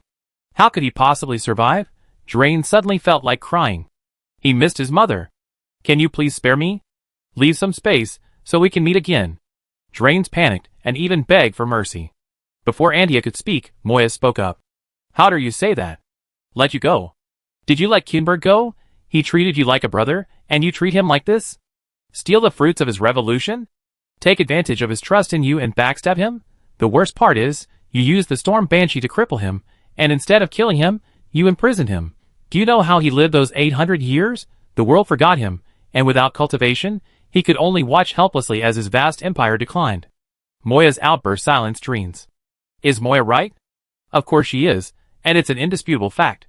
Dreens lowered his head, leading Moya to believe he was feeling guilty. But the next second, Dreens summoned his magical power and cast a teleportation spell. Regret? I can't regret it. I'm the Emperor of the Holy Empire. Kuenberg is history. Ha ha ha. You two foolish women. Kuenberg never saw you until his death. Do you know how servile he was when he begged me to let him go? Ha ha ha. Dren seemed to know he could escape, so he started taunting him right in front of him. The teleportation spell was about to complete. But Baryan had already predicted Dren's move and pointed his sword, sealing off the entire area. Dren instantly stood there awkwardly, like a clown, at a loss for what to do. The air was filled with an awkward silence, and all four of them paused. Dren froze for a moment, then prepared to cast his spell again. But Moya's fury erupted. Antia swung her side directly, slashing at Dren. Dren was horrified to discover his magic had failed. It's over. It's all over now. Chapter 1196. Just as a biochemical crisis erupted in the Holy Empire's capital, William's royal guard successfully arrived at the Elven Empire's capital. The expected resistance did not materialize. On the contrary, the entire Elven Empire's capital was utterly silent. Some elves even spontaneously welcomed the royal guards into the city. Now it was William's turn to be stunned. Could this be a Hongin banquet? William's mind raced, and he eventually contacted Margalov, trying to extract information from him. Margalov told William everything that had transpired in the past few days. After Diablo secured the palace, the reputation of the resistance plummeted. Because of this in everyone's eyes. If you, the resistance, can't even defeat Diablo, who else can you defeat? Diablo only has 3,000 men, while your resistance numbers a combined 10,000 or 20,000. Not only could you not defeat the airborne division at the airport, you couldn't even defeat Diablo, yet you successfully allowed Diablo to secure the palace. If you succeeded in the coup, how would you have faced the onslaught of the Wehrmacht? So, the centrists who had originally supported the resistance defected, and even the resistance-backed army was losing control. 10,000 against 3,000, even at the cost of lives, you could have won, right? But you let Diablo hold on. And by the end, Diablo was left with only 20 or so men, and you retreated. That's right, the resistance was only 20 or so men away from taking the palace.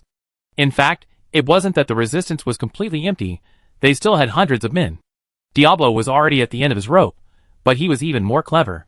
He gathered all the palace maids and eunuchs, temporarily removed the fallen soldier's uniform, and gave them clothes. Because it was dark, no one could clearly see the other's face. So, when the high-ranking resistance officials saw that Diablo still had several hundred men, they ultimately retreated. 10,000 against 3,000, at the end, the enemy might only have a few hundred left, and their own would also only have a few hundred. What a fight! The next day, after the resistance had withdrawn and royalist reinforcements had arrived, Diablo revealed the details of the previous night's events.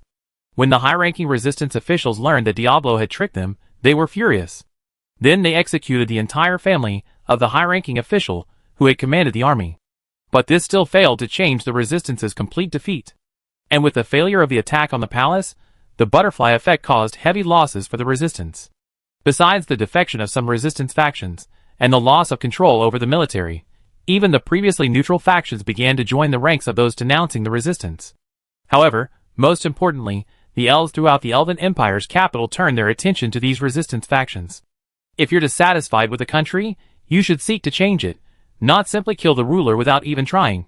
Throughout history, the vast majority of rebels tried, only to discover that the country was rotten to the core, and only then turn their attention to the rulers. As a result, you resistance factions are the very culprits causing the country's troubles. Now you still want to change the dynasty? Isn't that just dreaming? The elves in the capital began to oppose the resistance, and the resistance gradually waned amidst the popular tide. The royalists seized the opportunity, and launched a fierce attack on the resistance. In just one night, the resistance was instantly defeated. They were forced to evacuate the Elven Empire's capital, and began to flee to other elven kingdoms. The only remaining members of the Elven Empire's capital were the royalists and neutrals. Even the troops attacking the airport halted their offensive, and began to surrender spontaneously to the airborne division. Those who surrender now are the first in line. By the time you surrender later, you have no idea how many more will be in line. As the saying goes, surrender early. You might even be able to secure a position. Almost all of the 100,000 garrison troops in the Elven Empire's capital had surrendered the day before. By the time William arrived with his royal guards, there was no longer a voice opposing Great Yin in the entire Elven Empire's capital. William was stunned. When he saw the elves holding flowers to welcome them, William felt a mixture of emotions. He had been desperately hoping that these ordinary elves hadn't surrendered, so he could capture the capital of the Elven Empire and make his mark in history. But now the Elven Empire had surrendered, completely, and most importantly, the elves weren't surrendering to him, but to Malgrove of the Airborne Force. William was practically trembling with anger. But facing the elves' gazes, William still had to represent the image of Great Yin. So, he entered the city with a smile on his face. But when William learned that Malgrove was in the palace accepting Sif's surrender, William couldn't hold it in any longer. Because Margelove was now a general, while William was only a lieutenant general. It was only logical that Margelove should accept the surrender. So William, having led the royal guards across 2,000 kilometers, arrived in the Elven Empire's capital, exhausted, only to gain nothing. But William still quickly attended the surrender ceremony. Though Margelove was smiling, William was serious. What was happening in the Elven Empire was so bizarre that it made William feel completely unreal. What about the promised war of annihilation? What about the promised all-out offensive? Now it seemed that the royal guards had merely completed a long-distance armed training exercise. William didn't complain afterwards. Instead, he ordered his troops to regroup and prepare to withdraw to the Yin. And along the way, he would help the Moon Elf Kingdom with its flood disaster. If he didn't gain any merit, he could at least gain some fame, right? But before William could even leave the Elven Empire's capital, he received a call. A call from Gudry. "William, this is terrible. Your sister has been raped by the yellow-haired guy." William was stunned for a moment upon hearing this, then his rage ignited. Yellow-haired sister. When those two words were put together, William exploded. Without time to think, William went straight to Malgelove and asked him to dispatch a helicopter to fly him back to Liongrad.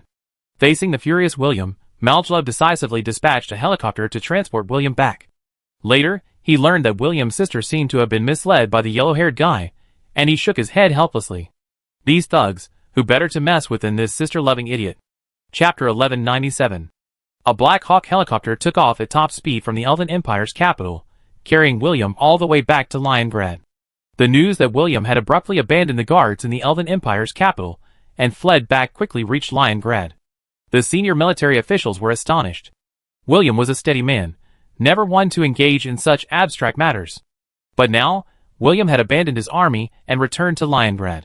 This move was so unusual that even Lion personally questioned the military, demanding to know why William had done so.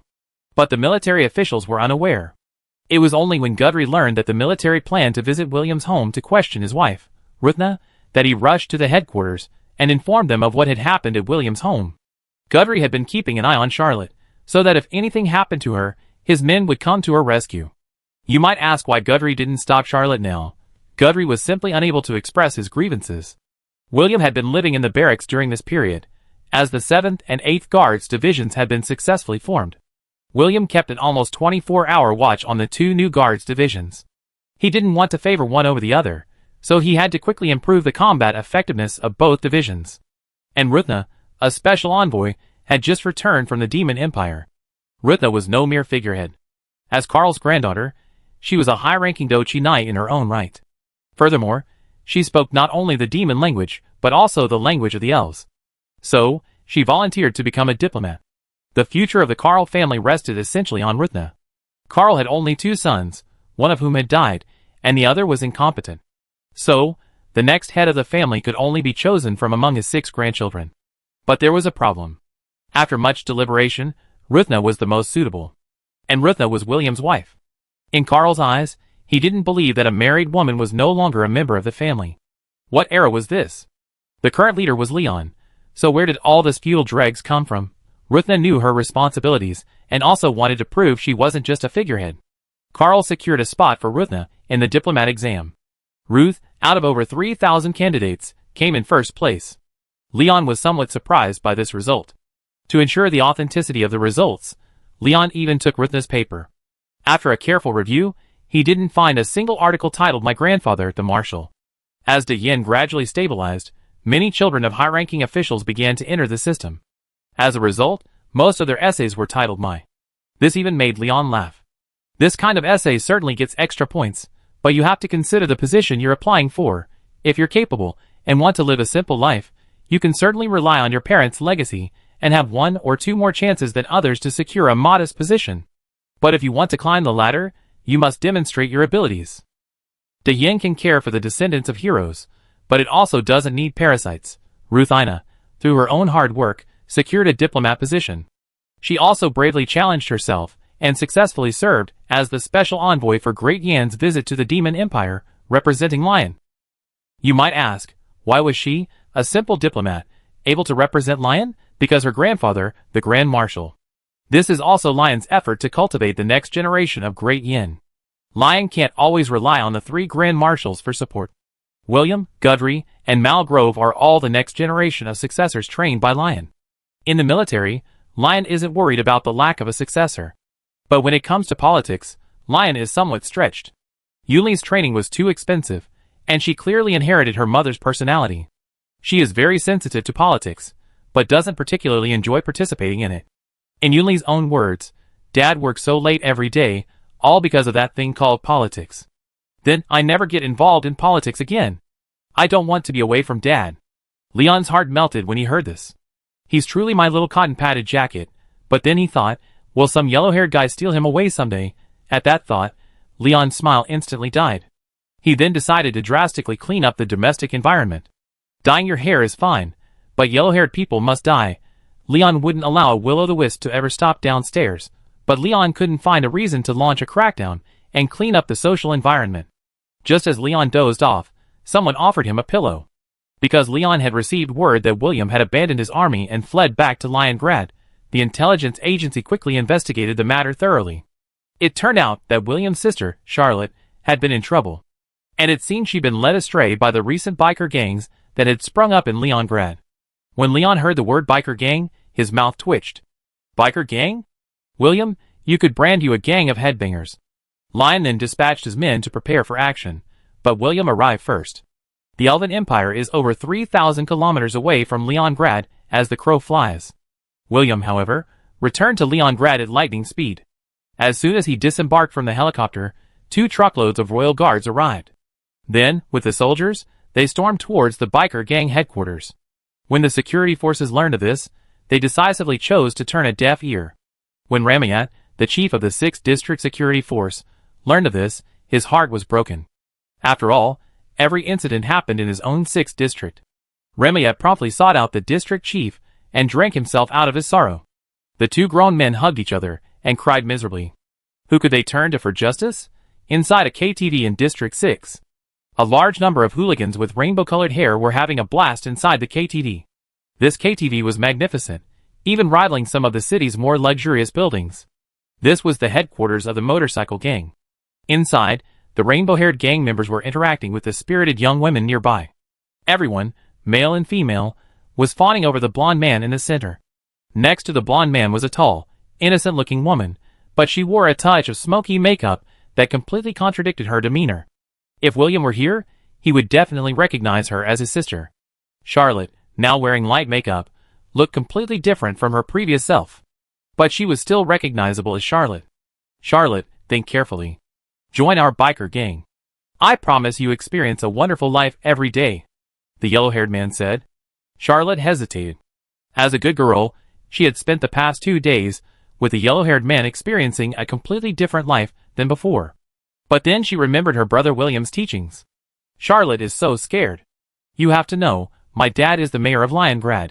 In all of Liongrad, besides Lion, my dad has absolute power, the yellow-haired man said proudly. But the next second, William's voice rang out from outside the door.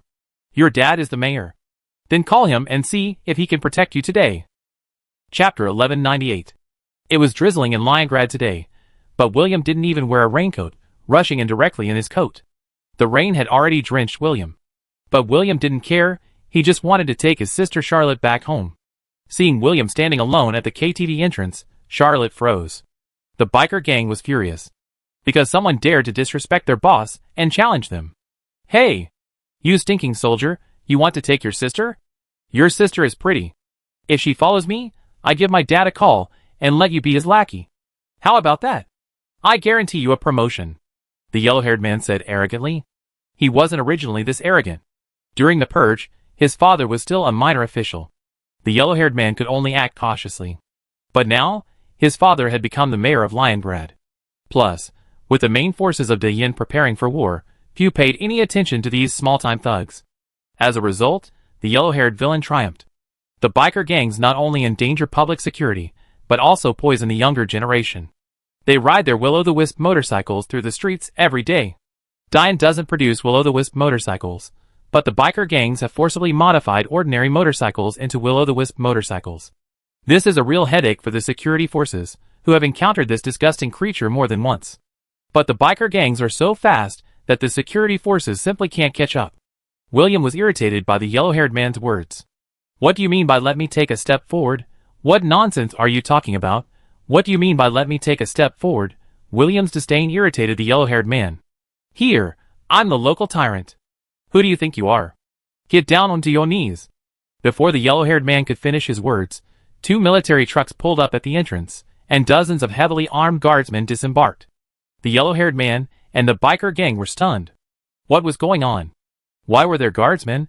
The yellow-haired man was panicking. It was fine to let the bikers bully the residents of Leningrad, but asking them to go head-to-head with the army was like an egg hitting a stone. 2 truckloads of soldiers rushed through the entrance, leaving the yellow-haired man and the rainbow-haired biker gang breathless. William came directly to his sister Charlotte, and without a word, he grabbed her hand, ready to take her away. "What are you doing?" Charlotte broke free from William's grip. William stared at his sister in a daze. Is this still his sister? Charlotte looked at William with anger. "You don't listen to me?" William said calmly. Charlotte looked at William, his face calm, and hesitated for a moment. Because she knew that whenever William showed this expression, he was on the verge of an emotional outburst. William was actually quite easy to talk to, but only if you didn't repeatedly provoke him. Charlotte took a deep breath and then spoke. "I deserve to have my own life, not live under your shadow forever. I can't match your and your brother's achievements, but I want a life of my own." Charlotte grew increasingly agitated, then turned and walked towards the yellow-haired man. Charlotte knew her brother was acting in her own best interest. But she had already given up on Gudry, and now wanted to move on from everything about him. She'd still be with the yellow-haired man. Yellow-haired was overjoyed to see Charlotte return, but then he quickly lowered his head in fear. He had just observed the soldiers and discovered they were using live ammunition. As the epitome of a bully who only fears the strong, Yellow-haired was terrified. William looked at Charlotte, his entire body trembling with anger. Okay, you really want to go with this yellow-haired man?" William finally said calmly. Charlotte nodded heartlessly. After a pause, William suddenly spoke. "Does Mother know? Does she know you've been hanging out with someone of questionable character? Have you forgotten the lesson of that man? Although he's our father by blood, we all know that his existence destroyed our entire family." William then looked at Charlotte. Charlotte spoke firmly. "You don't understand him at all." Hearing this, the yellow-haired man was stunned, and William was dumbfounded. William was so angry he laughed. He looked around and saw that the bikers had all raised their heads, staring at him with rage. "So what if you're a soldier? Can you protect your sister? After you leave, your sister will have to play with us. Then we see what we can do to her." William then took off his military coat, revealing his uniform underneath. Yellow hair, and the others were stunned. They had noticed the 2 stars on William's shoulders, but before they could react, William threw his coat to a nearby soldier and rushed over to the yellow-haired man, unleashing 2 punches without a word. The yellow-haired man was sent flying. After climbing to his feet, he paused for a moment, spat out 2 teeth. But the yellow-haired man dared not object. The 2 general stars on his shoulders could not only crush the yellow-haired man, but also his father. For the first time, the yellow-haired man realized he had hit a wall, and could only bow his head in obedience. Charlotte, however, was anxious. If the yellow-haired man was crushed to death, she would not be able to completely sever ties with Gudry. In fact, Charlotte knew that her brother William was doing this for her own good, but Charlotte was only using the yellow-haired man. She just needed a reason to break away. But what Charlotte didn't expect was that William would just start fighting. The rainbow-haired bikers didn't know how to help their leader. The soldiers were pointing guns at them. The head of the security forces, Remayat, was driving at full speed with his men. Remayat had received news that William had stormed into the karaoke bar. Remayat knew that if he didn't take action, there would likely be casualties. William pummeled the man for 2 minutes, leaving him motionless on the ground. However, William knew his limits. He didn't beat the man to death, but instead broke his limbs, leaving him breathing. At this moment, Remiat and the man's father arrived. The man's father embraced his son and burst into tears. Nonsense! He wasn't crying now, so he went to confront William. The mayor was certain that his son was crippled, but William would be fine. At most, he would be in solitary confinement for a few days.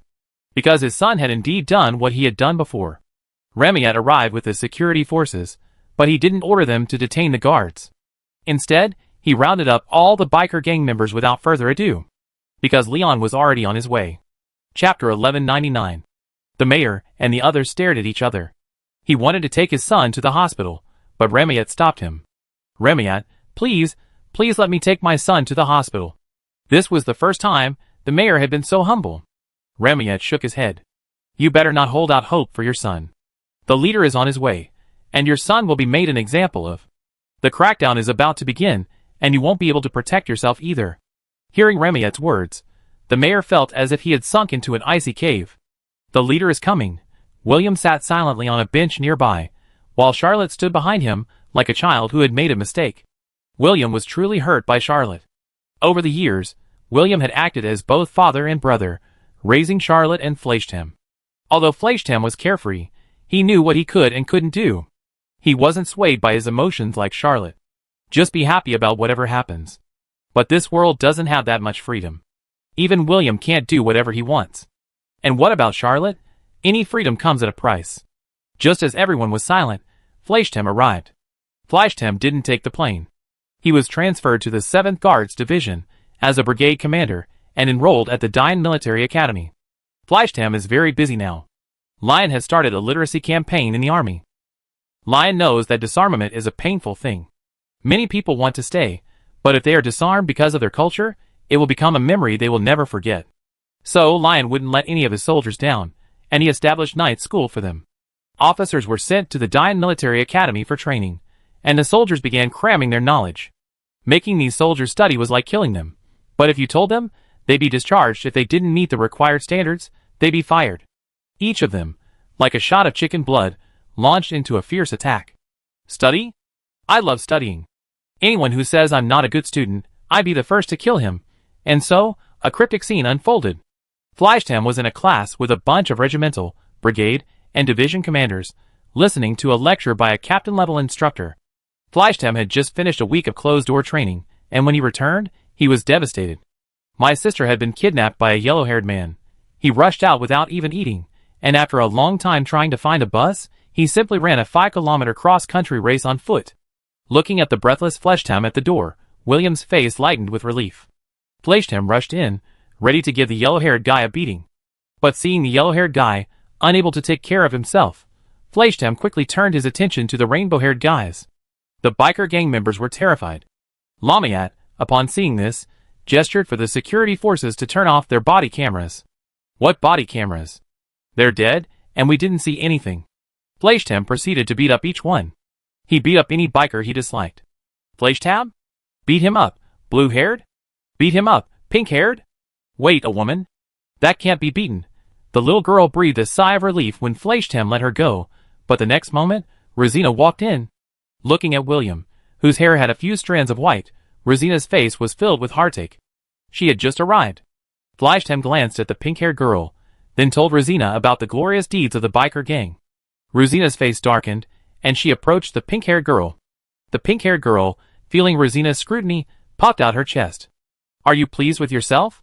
Rosina said with a look of disdain. The pink-haired girl was unimpressed. She wasn't afraid of Rosina. Dare you hit me? If I hit you, I sue you. You have everything you want, you short, stout, little airport kid, Kinder Surprise. You got it all. Hanging out with these people here, are you worthy of the leader and the great flame sacrifices? You're here because of those heroes. Without their sacrifice, you'd be a slave by now. They lie buried in the ground, and you're still alive, but you're as good as dead. Rosina unleashed a barrage, and William raised an eyebrow. Is my wife so fierce? How come I didn't know? She's never like this in front of me. As if sensing William's gaze, Rosina turned back to him and winked playfully. Hubby, why are you looking at me? I'm a lady, I'm very gentle. The pink-haired girl exploded upon hearing this. I didn't ask them to do anything. Why should I be held responsible for what they did? I was born into Yin, I deserve to enjoy this. Let them do whatever they want. Am I asking them to die on the battlefield? Kick me out of Yin if you can. Hearing this, even the mayor was dumbfounded. The rainbow-haired girls unconsciously moved away from the pink-haired girl. Shading the sand and the wind, Pink suddenly realized everyone was silent, thinking she calmed down, and then a smug look crossed her face. But what Pink didn't know was that someone was standing behind her. Just as Ruthna was about to retort, she spotted a thin figure behind Pink, and instantly transformed into a ladylike figure, like a cat with its fur standing on end. Pink also felt everyone's gaze, and suddenly realized something. There's someone behind me, right? Turning around, she saw Leon, dressed in a military uniform, glaring at Pink with a sullen expression. Pink was instantly paralyzed with fear, because next to Leon was Hans, also in a black uniform. Lion alone wasn't scary, what was scary was Hans following him. No matter how much you scolded Leon, Leon wouldn't necessarily attack you. He would even think critically about his actions. But Hans wasn't necessarily the same. To be frank, the intelligence agency served Leon alone. Hans was accountable only to Leon. Anyone who dared to scold Leon would be investigated thoroughly by Hans. The pink-haired girl knew she was doomed, but Leon, a rare act of speaking, spoke up. As you wish, Leon said calmly, then stepped in front of William. William was about to stand and salute, but Leon held him back. Leon grabbed 2 bottles of Coke from the nearby refrigerator, opened them himself, and handed them to William, clinking glasses with him. William was somewhat flattered. Leader. Leon smiled, then spoke. I bear some responsibility for what happened. After all, the biker gangs emerged due to inadequate oversight. How about we start cracking down tomorrow? Leon looked at William, who seemed somewhat bewildered. Hans, on the other hand, looked like a grouchy woman. Why hadn't the leader ever been this nice to him? Even so nice to William? I beg to differ. Fleischtam was stunned. Ruthina, caught Hans's eye, chuckled. Foolish men are so adorable. Chapter 1200. The farce ultimately ended with the yellow-haired man imprisoned and the mayor dismissed. And the pink-haired man successfully paid the price for his words. We were all adults, and we had to know what to say and what not to say. The pink-haired man was immediately stripped of his citizenship and subsequently exiled to the eastern continent. Over the past 5 years, over 300,000 people have been exiled to the eastern continent. Most of them had committed crimes, as rapid social development had given rise to many twisted and unnatural things. But Leon couldn't just kill them all. After all, they were a valuable labor force, and the North Wind port on the eastern continent needed manpower for construction. Over time, exile to the eastern continent became a popular destination for these common criminals. It allowed those who had escaped the protection of the Great Flame to realize the true importance of the Great Flame. Finally, William brought Charlotte back, and the members of the biker gang were all imprisoned by Ramayat and his men. As for the fate of this gang, it would take 2 days of a crackdown. How terrifying would that be? Lion dragged his exhausted body back to the Duke's mansion, where the lights were already off. Yun Qingqi slept peacefully in bed, holding Yunli. Leon didn't want to disturb them. But the problem was, they were sleeping in his bed. Lion could only tiptoe into his pajamas and gently slip under the covers. As soon as he lay down, Yun Qingqi opened his eyes. Lion froze. Yun Qingqi whispered, Have you finished your business? Lion nodded. So what are you going to do? This biker gang has been running rampant in the city for a while now. They're more of a mafia-style operation. Yun Qingqi used magic to shield Yunli, preventing their conversation from waking her daughter. A crackdown will begin tomorrow. Social morals must be rectified. The second 5-year plan is almost complete, and I don't want anyone to undermine the fruits of our people's hard work. Yun Qingqi nodded in agreement. Of course, she unconditionally supported Leon. Finally, she silently set her daughter aside and embraced Leon. Leon also hugged his wife tightly. But the next second, Yunli tumbled to the ground. The 2 men, about to kiss, looked at Yunli in shock. What the hell are you doing? Yunli quickly regained consciousness, looking bewilderedly at her parents, who were hugging each other. Mom and Dad, are you doing something shameful again? Yunli's expression of seeing through everything made the couple laugh. Lion then wordlessly picked up his daughter and placed her between them. Yunli finally fell asleep contentedly. The next morning, early, still on their honeymoon, Lion didn't have to go to work. But Hans and the people in the parliament took action. Lion issued a crackdown order, and the National Assembly instantly gave the green light. The resolution, which had just opened that morning, was passed by noon.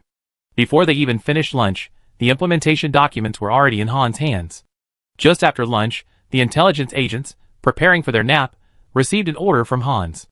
A severe crackdown on all unhealthy practices throughout the Great Yin territory, clean up the domestic environment, and ban any rebellious behavior. The Intelligence Bureau's terrifying efficiency is like a war machine. All afternoon, the streets of Leningrad were filled with speeding Intelligence Bureau vehicles. But ordinary people were unaffected. At most, the Intelligence Bureau would knock on their neighbors' doors, or be overtaken by Intelligence Bureau vehicles. The Intelligence Bureau targeted the underworld and unhealthy practices. Things like motorcycle gangs were immediately eliminated. Some criminal gangs remained stubborn and still attempted to defy the Intelligence Bureau. But the result was that the Intelligence Bureau simply exterminated their entire families. Entire gangs were completely wiped out by the Intelligence Bureau. Even earthworms were caught and chopped in half. In just one afternoon, the capital, Leningrad, arrested at least 2,000 people. And these weren't random arrests, they were well-founded and well-founded. A conservative estimate is that the Intelligence Bureau needs to arrest at least another 3,000 to 5,000 people before it can completely eradicate the unhealthy practices in Leningrad. The members of the motorcycle gangs were immediately arrested as an example. Their leaders were brought to court that afternoon, and the verdict was announced that evening. All executed. The verdict was even announced to the entire Great Yin on the evening news. This immediately sent gangs and thugs outside the capital into a frenzy. How could this be handled? Even the intelligence agency had begun rounding up thugs from other regions. These thugs and gangs were in a state of panic. And the mastermind behind all this was currently being abused at home. Husband, can you go shopping with me tomorrow? It's a great opportunity to review the results of the crackdown, Yuan Qingqi said with a charming look on his face. Leon chuckled. What do you mean by reviewing the results of the crackdown? I'm embarrassed to point out your inner thoughts. Leon ignored the mischievous Yuan Qingqi and instead picked up the execution list beside him and began marking it. The arrests were made that afternoon, and just after dinner, Hans delivered the list. Everyone on this list was to be executed. Most of them were thugs and other gang members. In terms of their crimes, these thugs certainly didn't deserve the death penalty.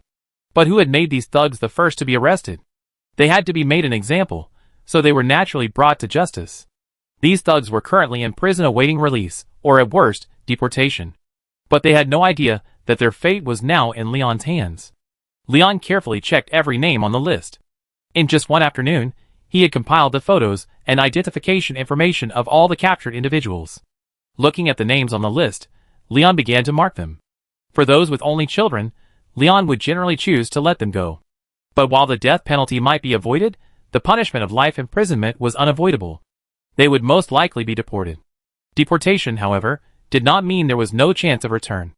Those deported to the East Continent had one chance to return, to join a mercenary group. If they achieved outstanding military exploits, they could certainly return. Most people exiled to the East Continent, after experiencing hardship, would do whatever it took to return to Great Yin. Destroy the free spirit in 3 days. Leader, I am a Great Yin. As Leon concentrated on reviewing documents, Hey Yu, in her lowly form, stood beside him, her face obedient, her little head resting on the table as she peeked at him. Hey Yu had been like this since the wedding. She was a completely different person from the irascible Tyrannosaurus she used to be. She stared at Leon with a silly smile every day, which made him think she was stupid. She almost had Hey Yu hospitalized. Hey Yu's transformation was beyond his expectations, but Shuang Xing and the others' changes were even more outrageous.